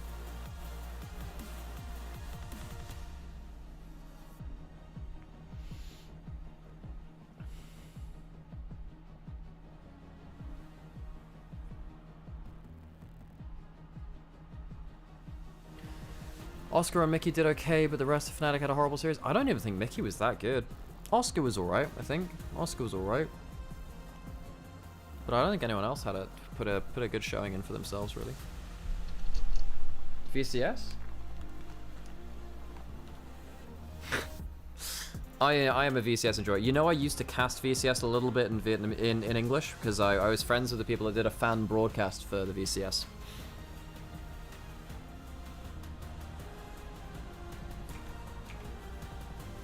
Where's the 22 Worlds team? That feels... Nah. That's a bit...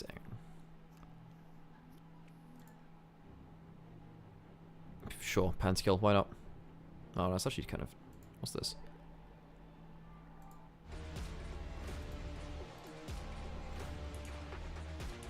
We'll go to that. That works. I think Mirwin has been their clear weak spot. I mean, his Karma top was bad, but the Vex yesterday was insane, man. He was very good yesterday. Very good yesterday.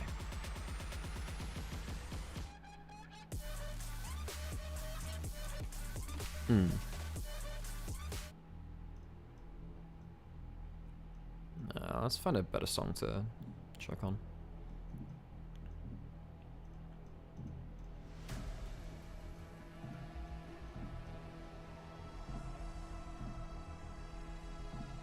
Whatever, this is fine. This will work.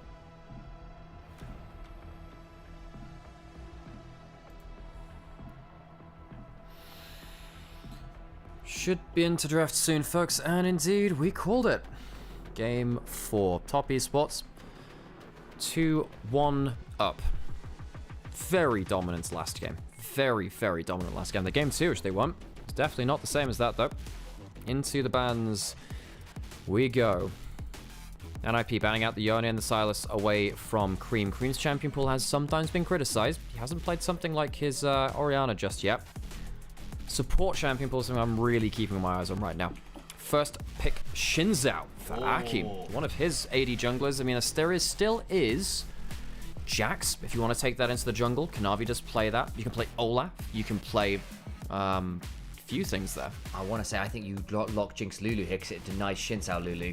That's a good point. That's been really dangerous over the last few days, and I think that's now a decent combo for Jackie Love and Crisp to try and find a way to build a composition. So what do you do now? We've seen Zeri Yuumi. Yeah. And that has brought us back, folks, to around about that 2022 meta or thereabouts. Jinx Lulu, Zeri Yuumi, because all of our melee supports which beat them in lane are currently out. We now have 2 strong scaling bot lanes which can carry the engine house of the late game. This is only really possible because those melee supports are out. When we're now talking about that jungle matchup, we did say that there are a couple of things which can go into it. The Jax is typically the Shinzao counter. We've also seen just yesterday Cream pop off on an Akali to try and manage a composition with Zeri Yuumi. They're going to try and do it slightly different here. They've gone towards the Jax. Jax Lulu does a great combo. It's great for that Shinzao, as you said. And also the Akali was played earlier in the series. So that's obviously one of the other things, right? There's a lot of things which are not there to deal with this. There's no Nautilus, Rise, and the Skarner. Banned away top esports hack, which does mean, you know, top esports won the red side game, you know. They won the red side game, which helps them an awful lot here. Into the second round of bans. Cream's champion pool being targeted an awful lot. Because, I mean, he plays, well, of course he plays the 3 champions he played, but he also plays a bunch of what Doonby's picked in as well. The Hui banned away, the Silas, the Yone. He's been really targeted. Ban last, isn't it? Just to make sure you don't have that ball carrier with the Jax plus the Lulu. I think that's probably a sensible ban here. And it says that would be his choice mage now. If you want to go for a mage, that's what you do. It's technically an enchanter, I suppose, which can help the Jinx get things. But they know targeting 369, which makes me think that Shanji wants to play a tank top lane. But that does leave open the Orianna, which you rightfully call. What does Doomby want to play into? He does often have interesting answers into things like the mages. Has often played things like Lee Sin mid. Historically, obviously, was a Kled mid player. See what he decides to look for. Mel is up and available. Hasn't been that high priority here in the LPL. Feels like teams have struggled to find drafts where her Reflect in particular offers enough value to justify picking it. Only a hover though, so we'll see what they go towards. I can see the Gragas value into the Jax in case it is Jax Flex top, because of course it isn't guaranteed to be jungle even if it is a Shinzao. I mean, I do like this. I do like this because now it means that you have a really good ability to split up the team fight. Shinzao goes in, Gragas punts out the Jinx so they don't get an easy reset, and you hope that your Zeri can pop off before the Jinx can. It's not quite the same plan about playing around the reset, but it's not dissimilar sorts of logic. Doomby, last pick for NIP. Into that Orianna. Okay, taking the mage versus mage matchup. We would leave last pick presumably for 369 because we assume that. Oh my god! Yes! We get Doomby's Yasuo for a Gragas Yasuo combo between the solo lanes. Very different now. Not a mage at all. And you've got Yuumi to empower the Yasuo if you need to. Between the Zeri and the Yuumi. Between Zeri, Yasuo, Shinzao, great Yuumi carriers here as well. What do you lock in to try and defend this? Malphite's a hover? I mean, the Malphite Orianna would be kind of lit. You get rid of that Zeri or that Yasuo very, very well. You need something that goes straight onto the Zeri. The Camille is a way to point and click on Zeri and say, you don't get to play. Camille Orianna, incredible combo as well. You ult onto the Zeri, you pull the shockwave, and the Yuumi won't save you from that. Lulu is going to need to do a lot of work here to keep a relatively squishy team alive, especially if big Yasuo and Gragas combos come on through, because I don't think a big wombo is something that top esports can realistically survive. Yeah, notice there's a couple of follows coming in the background, and that sub as well. Thank you very much, Cube. These are our compositions, good answers into that Zeri. Cream does get comfort and the Orianna. I think that top esports come away with a better composition, I'm not going to lie, but still, Gragas Yasuo into a team without a great tank is definitely something you can play around well. It very much is. So, coach's fist bump, possibly for the last time. Two somewhat similar compositions, honestly, even if it's a different take on them. Enchanter plus hyper carry, AD carry, massive wombo combo, top side of the map. This is going to get explosive. There's no way it doesn't. That's the hope. God, that's the hope. Elimination match. Two well-known teams and with well-known star players on them. Yeah, gets the blood pumping, doesn't it? Let's see what they got for us. Gragas Yasuo here in the LPL. Haven't seen that combo for quite some time. It's not the jungle Gragas, it's from the top lane. We'll see how effective it is. Ironically, it's 369 who's probably the most famous Gragas on this rift. He's not playing it, he's gone towards a Camille, and there's a player who, again, we had this conversation earlier this weekend where we said, look, 369 became the tank player, became the low economy player. Back on a carry. Gyro's come on out. Possibly the last time today. 欢迎来到英雄联盟。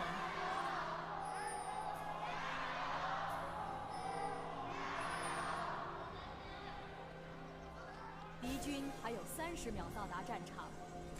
Ward down is not going to get swept out until just now. They spotted it and they've got enough auto attacks coming on through to delete that in a second or two. Are we lane swapping today? I think you want to lane swap on the Camille. You can see that, of course, as we're live on the screen there. Leave her on that top side with the Yuumi.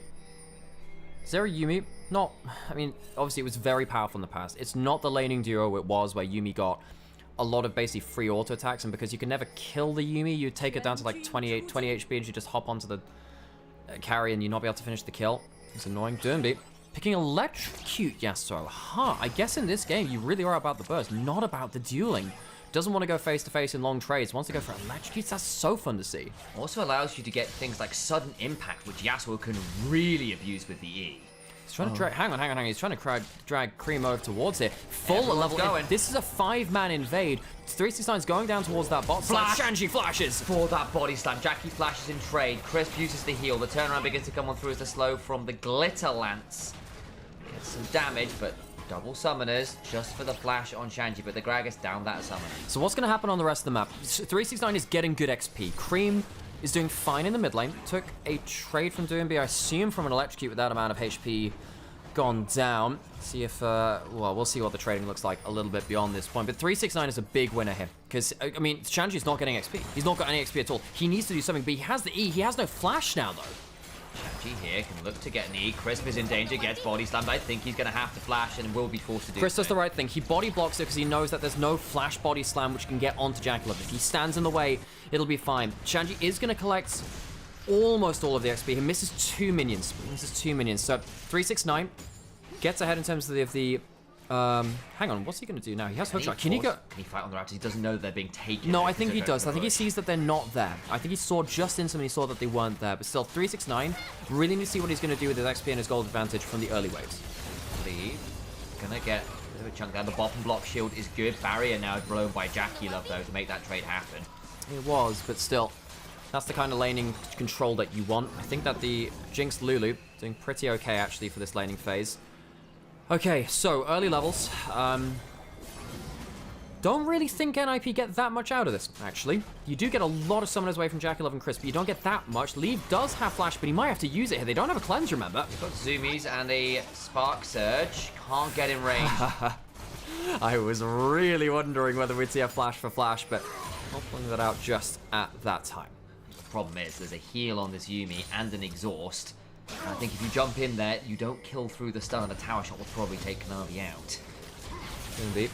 Remember, one of the bigger changes to Yasuo recently, oh, actually on this patch as well, incredibly huge patch on this patch. Yasuo now gets regular crits again. He gets the full damage from them. That's one of them. Later, it was last year or so, or maybe it was before that. It's been a while now.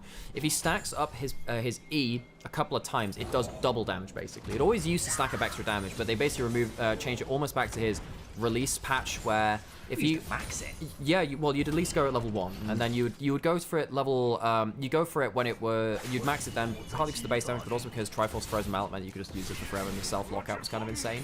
But if you do stuff like that, where you slide twice through the wave, the actual E onto the target is a lot of damage now.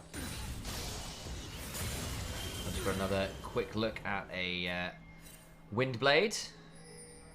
I used to know all the various names of the Yasuo abilities, because obviously Beyblade's when you spin, but there's like the Keyblade where you kind of doing a double one off. Chris caught out, has no flash, he's going to go down, yeah. Aki finds him, the Lulu goes down, first blood to NIP. Busy musing, and Aki just finds the Lulu, caught at level 2, and those summoners that were blown early are coming back to haunt Top Esports. A touch now. Yeah, so Doomby, control of that mid lane. Aki, important that he gets ahead here. Gets Lulu out of that lane. I mean, you need to support this Jinx. Jinx has no summoners. Can't really walk away from turret. Needs to try and wave clear this, but needs to be afraid a little bit of Leave walking up and contesting him. I think with the wave the way it is, and Lulu coming back to lane, Jinx is safe, and that is very important. Toppies will just want Jinx getting farm. Mid lane has been what mid lane into Yasuo often is. It's Cream trying to make sure he spaces correctly. Early on, before first reset, the Yasuo base damage is not necessarily at kill threat, especially with no ignite in lane, but later on, this Orianna being as immobile as she is, and the fact the ball can be blocked by that wind wall can get really difficult. I will say, you know, so I agree that you can just chuck the cask at the Orianna, hope it works for the best. If that happens, and you get Wild Growth and Polymorph, and then also the Jax stuns your backline, I don't think it kills. The only consistent damage NIP have is the Zeri, and there are answers towards that. So, NIP, yeah, they have an aggressive combo with the Answer, Gragas, and potential of the Zeri kind of flying over the top as well. But it is not without counterplay from Top Esports.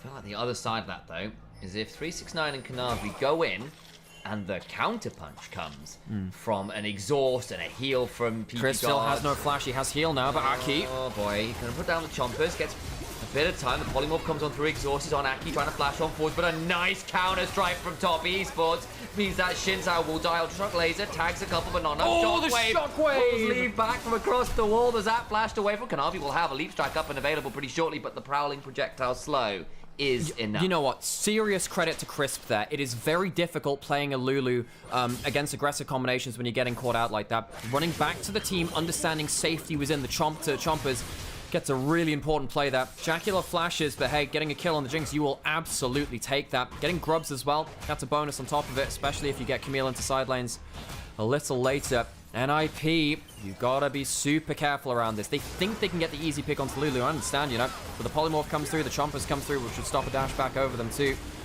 Aki burns the flash. Crisp lives.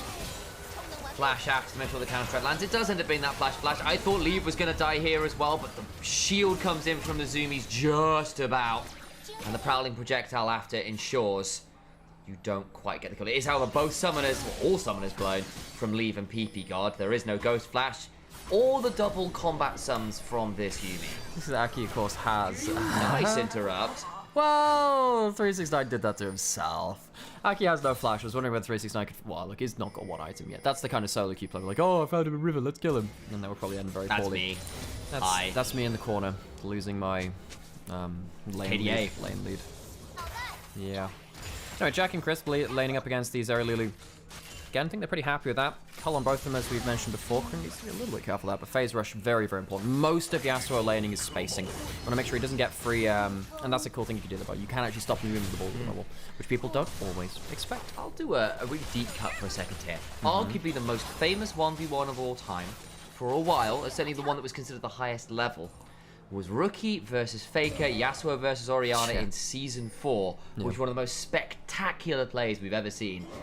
Now, 11 years ago. I mean, oh god.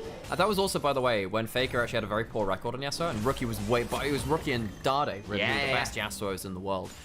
That was a time. That was a time. OGN 2014. Oh, I miss those days. I miss those days. What a great time to be a League of Legends fan that was. It's pretty good right now, to be fair, but back then, like, Korean League of Legends back then was absolutely insane.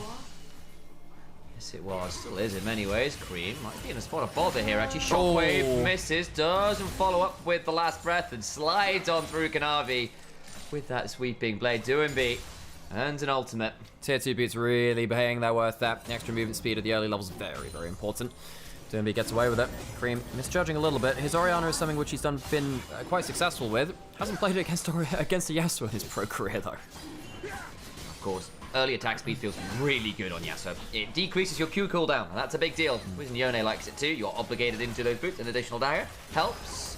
Prowling projectile slows Crisp, and Dragon will be likely secured here by NIP with little contest. Though I will note, Kanavi is on Gromp, could theoretically get over here in time, actually.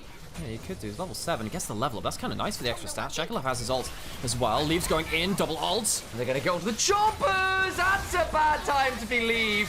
He's dead, and that means the cat is going to be put in a sack with a rat and a Jax. He's dead. There's the teleport coming through. Shenji has his ult with Doombees here, and he has the ult. He goes straight onto the Jinx. Heal flash. Storm gets the kill. Crisp under turret, but the sweeping blade on out. And they get one in trade. Kanavi can't pick up Doomby there. Doomby does, however, leave mid lane alone. Cream, who was down an amount of gold, will get some plate gold there and get himself onto the wave. Doomby has to recall, doesn't have teleport, and Doomby can't stay for anything on that bot wave. Jackie another kill. Leave and PP God misjudging their play, walks onto the chompers. The polymorphs from Crisp have been so clutch. And at least the turnaround did come on through. Cost a teleport from Shanji. Flash from Doomby to trade out with, of course, Jacula, but now both summoners burned from this Jinx. And alongside that, Lulu, we'll have a look at this play again. So look at how well Chris plays this, by the way. Immediate polymorph into the chompers, because there's a slight slow on it. He actually has no way out of that, because he doesn't have a cleanse. As soon as the chompers go down, he's like, I actually can't get off of that. Chris is playing the Lulu very, very well. He had that one slip up earlier. Jaculov maybe could have kept walking backwards. I don't know what he was thinking there. He actually flashed out of the initial E, loses some damage there. Chris maybe could have positioned himself differently to stop Doomby getting out quite so quickly. Can't quite do so. Doomby 1-0 on the Yasuo, but not as far ahead in terms of goal as he could be, because Cream did get a plate or two in mid lane. He did, and again, you still lost both bot laners there. Another kill for Jaculov, a kill for Kanavi on this Jax, and the Jax could end up being a win condition this game. Not exactly fun for the Yasuo either, actually, in the extended 1v1s, especially as an electrocute build. Yeah, for sure. I think the Jax getting a lot of gold early, definitely not something NIP wants to be dealing with. There's no one on the enemy team that really loves playing into the Jax. The Shinzo is quote-unquote countered by it. And the Yasuo, as you're saying, not really built for it. So Kanavi, God, Kanavi is so important to top esports. If he gets himself a good platform here, we shall see exactly what he can do. Cream getting some good damage into Doomby and making sure he can't just sweeping blade through him. Takes about a third of the HP. 369 sees the grubs going down on top side. But what we've seen quite a lot in this series and the one before is that if you get the first set of grubs, you give up the second to use your grubs on the plates on bot side, which tends to just get you the immediate gold reward. very important that. Do you think E is named Sweeping Blade because it's there to clean up the team fights? No. But Sam, spiritually, I don't think I'm ready for that conversation. Today of all days. Sorry, I've asked too much of you. Today of all, that's the last straw, Sam. I'm just sat there, I'm like, why am I here? Game 465. I have not seen my bed in the last 200 days. All the team logos I've cast in a few days turn up into some kind of gigantic megazord. I'm actually going a bit lightheaded. It's so tricky. Keep hydrating, folks. Yeah, please hydrate. If you need to leave to get yourself a glass of water, please do so. I'd rather you didn't like collapse on me mid-game. That would be bad. I'll be fine. 369 flies over the bow. Oh, jeez, Al, I don't know about this. Shut up and Shut up and cast. Shut up and cast, Morty. You need to put this one way up in your Twitch. Jekyll and Chris on top side. Just trying to get farm. They've been doing well at that so far. Both Coles about to stack. Just after a couple more waves. Aki, decent early game from him. He's had a couple of angles, but really for me, I really want to praise Crisp. He's been so inconsistent for this team. He's had a good game on the Lulu. Crisp is one of these players that's notoriously could just randomly lose you a game. He had a killer Lulu game just yesterday, actually. In fact, when they ran this Jinx Lulu comp themselves, again, it was Cream on the Akali that time. It was aggressive topside, though it still worked with that. So the composition still feels quite similar, even if a slight switch out in mid. Big chunk from 369 against the Gragas. If anyone knows how to play against the Gragas, it is 369, one of the most famous Gragas players. Well, maybe the most famous Gragas player of all time with him. Yeah, probably Score Jungle, that's a good point too. But there are a lot of people probably forgetting his contributions throughout the league. Instead of him being a coach and being a player, the 2018 Super Team, of course, was kind of insane for KT roles there. Cream going towards the Seraphs. I think, he needs that Seraphs. Wondering, does he? I guess he goes for cooldown boots as well. The extra shield cooldown, not going for the full pen. Man, even in gold, even in mid game. Or we're about to head into an even med game. Plate's just about to time out. I really want to see who gets given side lane resources and where the breakpoints happen. Blade on Yasuo, obviously huge. He'll be likely going towards a shield bow next after that point, especially with the Yasuo changes where he does get full damage from crits, which is so alien to me. It was meant to, he gets crits easy, but they were less valuable. One of the buffs they gave to him was so he'd go towards something more like that Stride Breaker afterwards. Cream does need to be a little bit careful at that Blade Spike. Needs to be very careful about his spacing.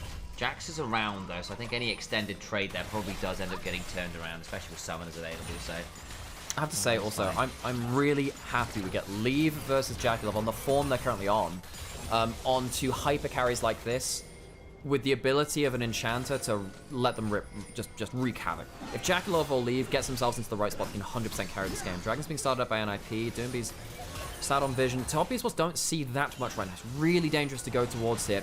Shanji could be teleporting in and threatening a cast, and that could be so much stuff. Kanabi can potentially look for a steal, but I don't think he wants to throw himself in harm's way. The other thing is Jackie's not there, right? So it would have been a rocket or bust. So it ends up being a little bit Safari-like. But on the other hand, you do get some vision control down. It's not the end of the world. You're still on resets. Mostly fun. The only thing is that is NIP now getting the objective feat of strength. They've got 2 dragons, they've got a set of grubs. That's pretty good for them. It's also a Hextech Soul, so if they get towards that Soul, oh boy, terrifying. You get just a little bit of poke. If Shinzao W lands, the slow afterwards onto the whole team, that could change a lot of stuff. Of course, the Gragas most likely. Gragas and Yuumi, they can get some good value out of it. So, top esports. Yes, I think it's good that they don't just throw themselves there with poor setup. They are waiting for Seraph's completion, 2 items on most of their carries, realistically. Don't fight from behind setup when you're also not at your item breakpoints. That one's quite easy. Literally just happened as you spoke about it well, so good timing on that. And the gold lead is slightly in favour of top esports. They've played around these turrets pretty well. You've gotten the original 3 kills. You've got that working for you. Really, now both teams racing for that turret to claim the feat of strength. And Leave jumps on, turn around, final trap comes on down, and Kanabi now in danger, will be able to get healed, does so, flash on full for Aki, who gets knocked up, but there is a wild growth, hops away, still gonna keep chasing, tries to go to the backside, now Leave is low, but not down, rocket, body block, flash forward, gets the kill, PP God needs to leave, jumps onto Aki, teleport now coming behind, sorry. This will be 369, gets the last, Brad goes even 3 down, straight knockup, and they bring down Jackie Love. Oh, that is such a good extra dash in from Aki, the Shinzao setting up. The Yasuo for success. 369 chooses not to join the play. It looked good for top esports because they do get the reset on Jackie Love. Just stays a little too far. Maybe overreaching a little bit, and that will open up the Herald.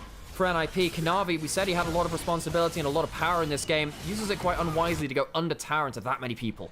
Does, and you end up costing every summoner on Leave and PP God. You did finally kill Leave, but it took too long. Yasuo getting a second kill is scary. That's your additional X factor for NIP this game. Yeah, for sure. If Yasuo gets really fed, maybe just one-shot the carry. It's hard to do that through the Lulu. You don't have an exhaust in this game. Kanavi, full sending it, man. Full sending it. Takes the turret shot, gets blasted by Leave. Really, really dangerous to do this. You do not want to give Zeri a free ult and free time to auto attack and stack up that ultimate. I mean, the ult does hit, doesn't hit onto Leave though. Jackal uses his flash to finish off that kill. This is where you step back. I guess Jackal wanted to make sure that he wasn't leaving Orianna in the lurch, but that felt very, very risky. At least Orianna has the Seraphs. I feel like you'd have to trust Cream to take the intro to that fight himself, especially since he also had flash. Got locked into an auto attack animation, so Aki and Yumi running on down. When becomes lightning hits, that forces the flash in 369. Who tactical sweeps will pick up a rose at least, but does blow that summoner. Aki really feeling it. Jinsao Yumi, very, very powerful. That was very powerful the last time that we saw Yumi and Meta realistically at the top of the play. Kanavi gonna go take some camps on enemy topside. Top East will still have themselves a gold advantage. Herald has gone outside of NIP. Hang on, Shanji caught out a little bit here. Might have to go flash, cast instead. That's gonna deny a big part of the combo now. That's the disengage options. This turret left under siege. Jackie hit with a command attack distance. There will be no shockwave pulled. I think he just came off cooldown now as I speak. Again, look at the cross maps. Again, both these teams very accomplished in a macro sense. DNB does not have to teleport. He'll get that turret now. Then they'll get themselves some extra gold for it. He's not going to be...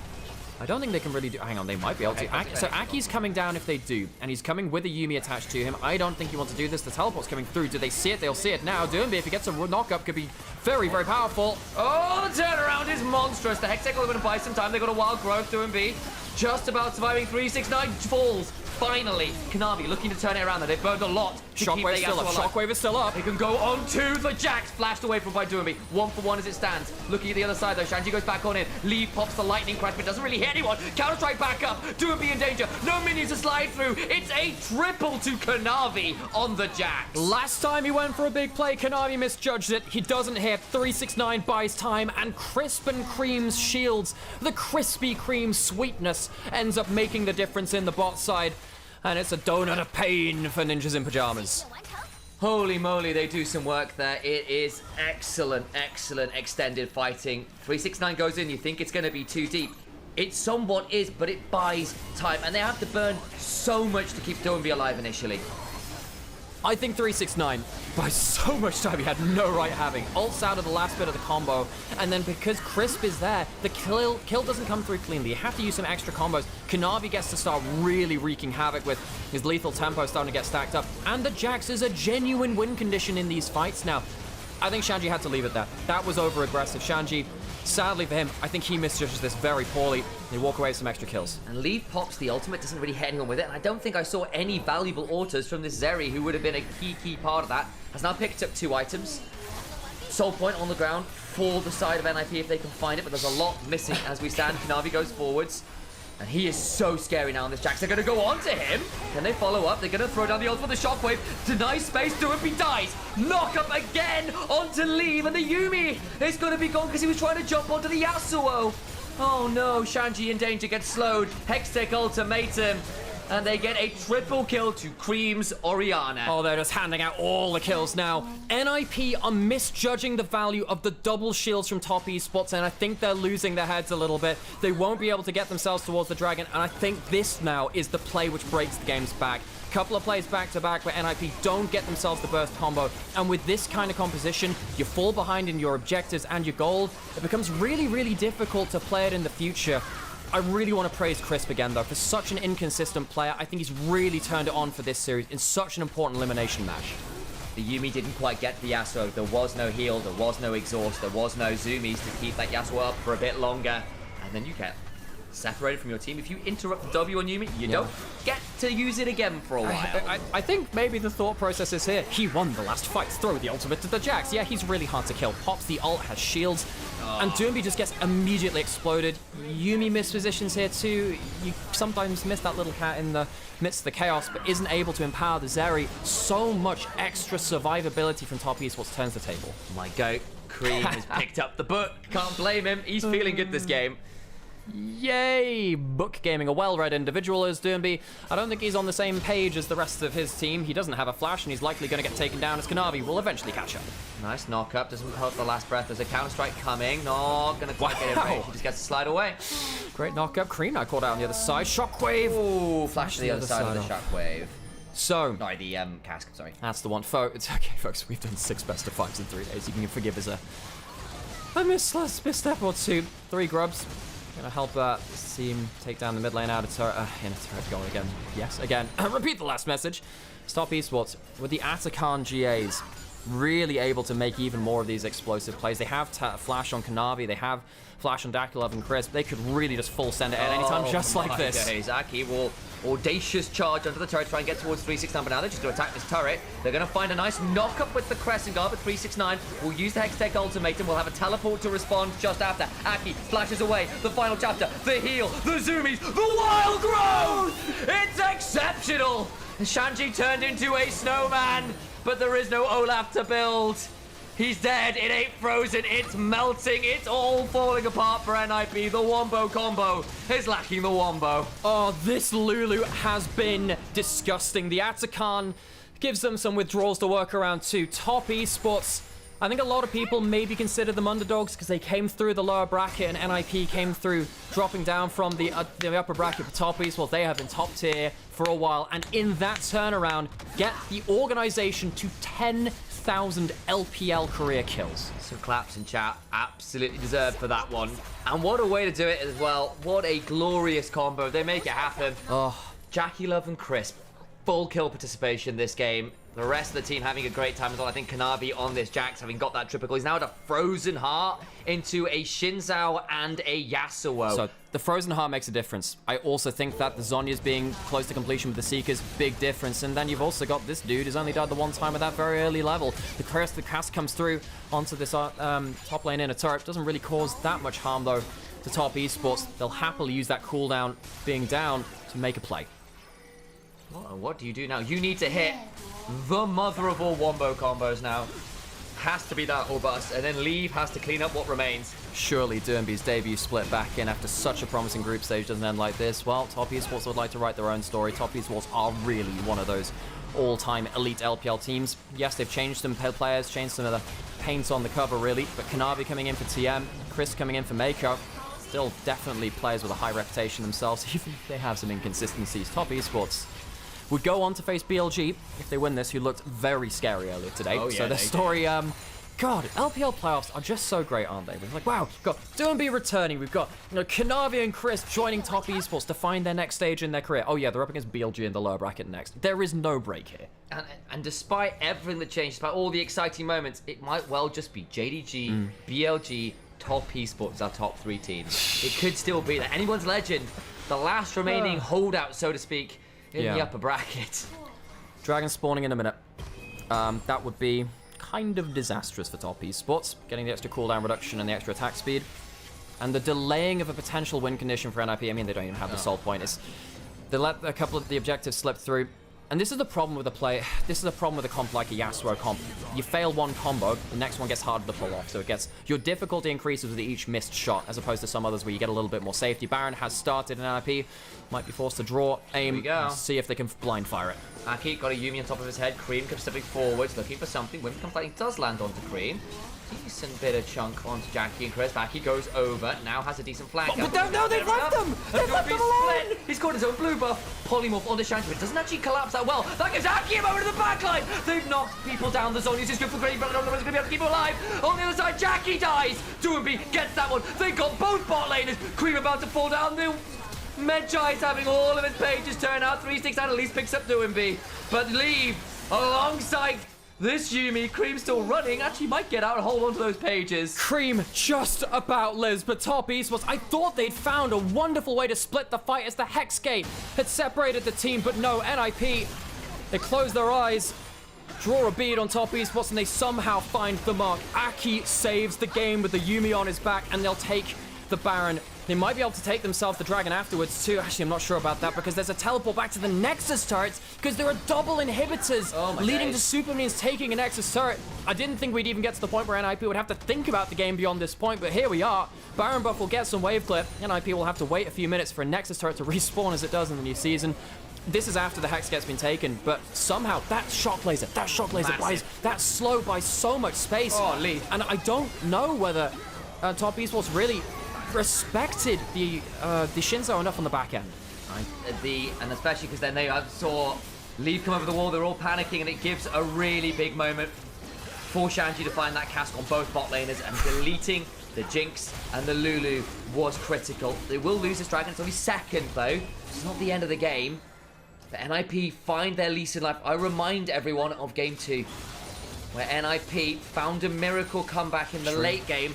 They gave Leave license to try and carry the game. He's on a Zeri, who just picked up a third item.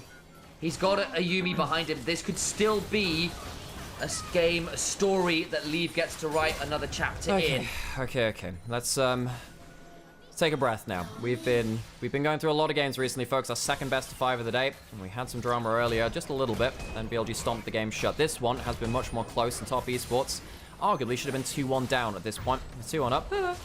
And as we know, things don't always go the way they really look like they should do. NIP, they have bought themselves a lease on life. They are still behind in gold. This is stemming the bleeding, this Baron. It doesn't solve all of their issues, and I think particularly with Zhonya's on Cream, Kanavi being ever more and more powerful on this Jax, particularly into this team composition, and Crisp with his flash back now to flash back out of the engage and support and enchant his members. NIP do need to find that shot again. That kind of wombo, it's not a one-time thing. You have to do it again. It's such a hard barrier to entry. But Alex, you know what it's given you? Hope. I don't mean the AD carry. Don't you dare talk about that to me. I'm a jaded individual, Sam. I'm jaded. This is what happens after, what is it, 6 best of 5s in 3 days? It's been a lot, folks. It's been a lot. Hitting. LPL just does not stop Shanji alone over this top lane. Tower is going to go down despite that Baron buff. The Baron power blade gave them 2,000 gold to the advantage, but it is still them stuck on their side of the map. They barely have a ward outside of their own base. But time was what they needed. Time is what they get. Look what's in Doumbé's inventory now. It's the Infinity Edge. That is all the crit he can ask for. You've got 3.5 items on this area. You can start to hit people and hurt them a lot. Particularly now, as we said, one of the big things about this patch is that Yasuo does normal crits damage now. I don't know how to calculate that in. I'm used to Yasuo doing less damage. Look, he still does enough damage, but still. Now he does even more. We've also just seen the Zeri pick up their own Infinity Edge. So big items picked up for the carries of Doumbé and Leave. So what's the checklist from NIP? Yes, absolutely shut out Jackie from the fight. Try and get yourself one of these big carries down if you can. But I think you also have to catch Crisp. Crisp is so important and has been such a game changer for Top Esports. Turns out Leave is actually, after that fight, 1,500 gold ahead of Jackie. He's an item ahead of the Jinx that seemed like they were way ahead in this game.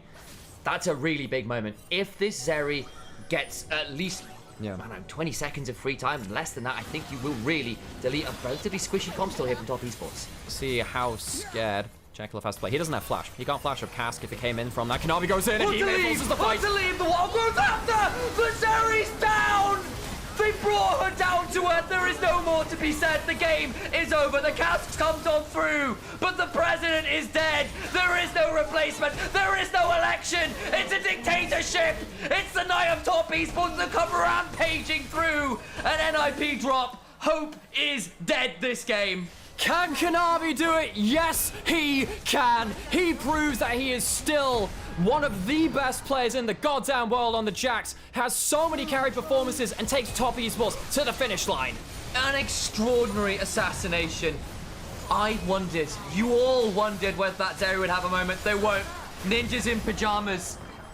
All pro team in mid, all pro team in bot. Season MVP for Doumbé are leveled by Top Esports 3-1. NIP, with Doumbé's return to pro play and in this split, go out in the second round of lower bracket. They do not win a best of 5 in playoffs. They lose to Annual's Legend, they lose to Top Esports, and Top Esports now go forwards to face against BLG, a team that ran the league last year, and ran the series earlier today. Oh my word, tune into that series, folks. It is going to be an absolute banger. Both series today were really fun. This one felt more tense. It definitely did. BLG had a bit of a victory march instead. Top Esports, I can't believe they ran away with that game. The game 2, they should have been 2-0 down. We should have been going to a game 5 instead, but NIP, the smirk on DMB's face, seems like that smile so ever-present, wiped off for now. It's a frustrating one. I think the thing is, the creative drafts from NIP that looked so convincing in the regular season fell apart a little bit here in playoffs. Teams, it felt, had some better answers, and honestly, shout out to people like Kanavi. What an insane Jax performance. And yes, the rest of the team also played very, very well, but that Jax, 2 critical team fights, and, well, was leaving stage left very fast. Hi folks, how's it going? We've just gotten through a bunch of LPL games. If you enjoy the LPL as much as us, we are glad. We hope you're enjoying our coverage over here. There's no official LPL broadcast anymore, so why not enjoy it here? It's just us. Instead, my name's Nymaera. This is Initialise. If you don't know us, we're brothers. We cast League of Legends together, and we love to cover series like this. Top Esports, a team that was playing second fiddle last year. They made themselves, to a bunch of important series, but never really quite got themselves over that finish line towards silverware. They have to go up against BLG, the team that was often stood between them, and that silverware today. Folks, my energy has completely deflated now. If you enjoyed this, and of course if you're over on Onivia's highlight channel as well, where we're streaming onto YouTube, please drop a like and a subscribe over there too. It means an awful lot to us if you can support us and keep doing what we are doing. I'm a broken person, Sam. I'm a broken person. It's been a lot of work between this, LEC, NLC, all the other things. It's been great, but there has just been a lot of love. Thank you all for the love, guys. Please do, if you can, drop that follow. If you do have a Prime to offer, consider dropping it here. It means a huge amount to us. It helps us keep doing this because, as you can see, it's a lot of work. It's a lot of work. It's a lot of work. Oh boy. Also, hi Vedi. I saw you follow earlier. How's it going? Nice to see you, dude. Time to read up on LPL. We'll see if they get past BLG tomorrow. I don't know, man. The series earlier with BLG. That was really quite something. BLG, they looked back in form earlier. They dropped best of one in a lot. They drop a game 1 in a best of series quite often. They stomped through the rest of them. And you know what? Yep, Yoda, I'm going to completely agree with you. My MVP, really back to the game at hand, as my scatterbrain has been scattered even more. I think Crisp had a fantastic series. I think that Crisp has a fantastic 2 series. For someone who has been so inconsistent in the LPL recently, incredible couple of playoff series from him. Right. I guess I'll wait around for the MVP. Are you going to stream at all, Sam? How are you feeling? We should. Okay, I'm going to go stream for a couple hours. Sam's going to go. So what I'm going to do, folks, I'm going to sit around for a little bit. I'm going to rest my voice. I'm going to turn the camera off. And Sam's going to go stream at some point. Once he's live there, we'll radio over to him. Thank you so much, everyone, for supporting us today. And we'll do that thing where we sleep and pass out and then watch more LPL tomorrow. We'll be back tomorrow, folks, with 1 best of 5. Thank God it's only 1. And, yeah. Hope you're enjoying yourselves. I'm deflated, folks. I am deflated. Ugh. I love Crisp. I've been his lawyer for so long, but he's still a bit shaky, but looking good today. Yeah, I think that his split, it's not prime Crisp, but God, what a player. Make no mistake, damage doesn't matter for Enchanters, of course it doesn't. These stats don't show supports in the right light. Fantastic Enchanter gameplay. Oh, Crisp in that last game.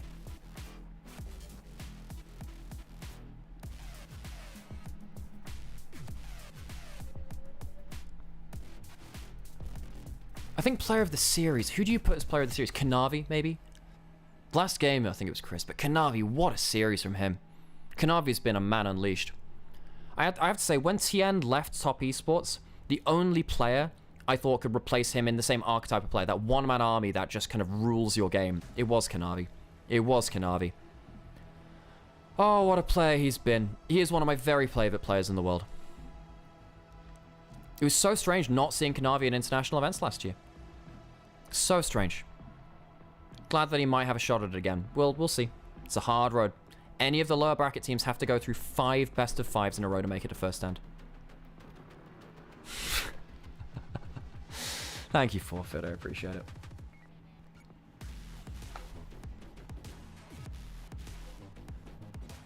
Oh boy.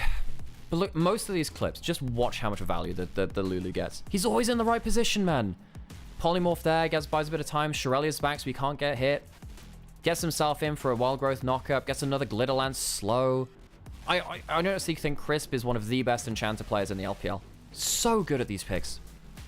He's really benefited from Fearless, I think. I love the LPL, folks. I love the LPL. What a great region.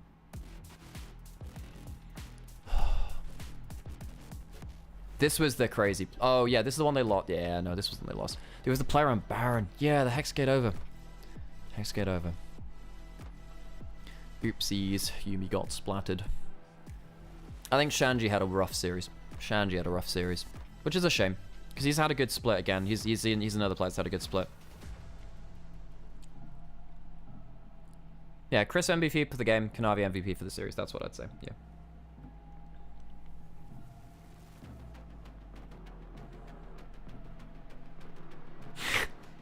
You go do that, Dark World. You go do that.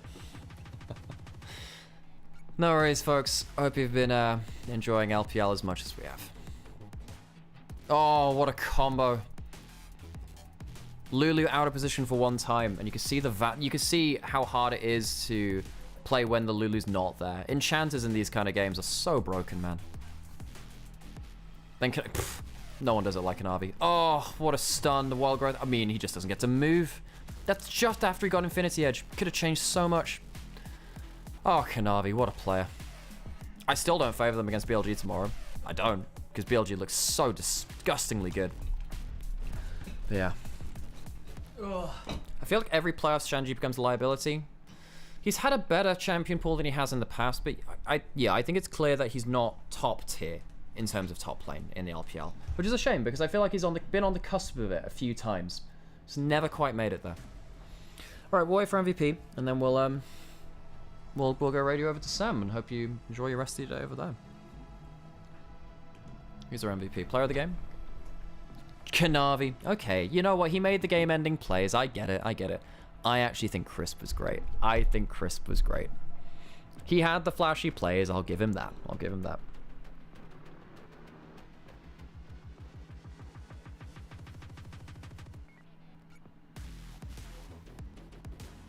But Crisp was so good. Oh. God damn it. I mean, this was great. Yeah, sure, he runs them down. Maybe I'm just trying to think of all the support players out there that have been forgotten for their Enchanter play over the years.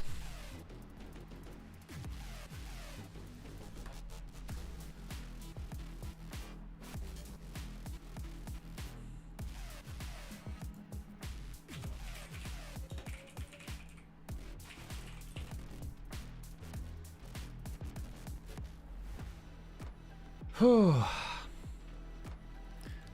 Okay, folks. What I'm going to do is I'm going to send you over to Sam. He's going to do his own stream now. I'm sure he'll be playing some solo queue. Enjoy him. He's been doing a hell of a lot of work casting here. But he's also a nice guy to watch stream as well. If you'd like to join us in the community, we have a Discord, we have socials. Come join us there. Come chat about LPL. Come enjoy League of Legends with us. It's a very social community, isn't it? All right. Thank you for joining us. And we will see you next time. Are you live, Sam? Cool. Riding over to you now. We'll see who got the votes. Did he get any votes? Come on, Chris. Give me a Chris vote. Come on. Come on. Come on, come on, come on, come on. I'll show you the votes before I go over. Come on. Where are the votes? Show me the votes. No support votes. Trolling. All right, see you guys. See you in a bit.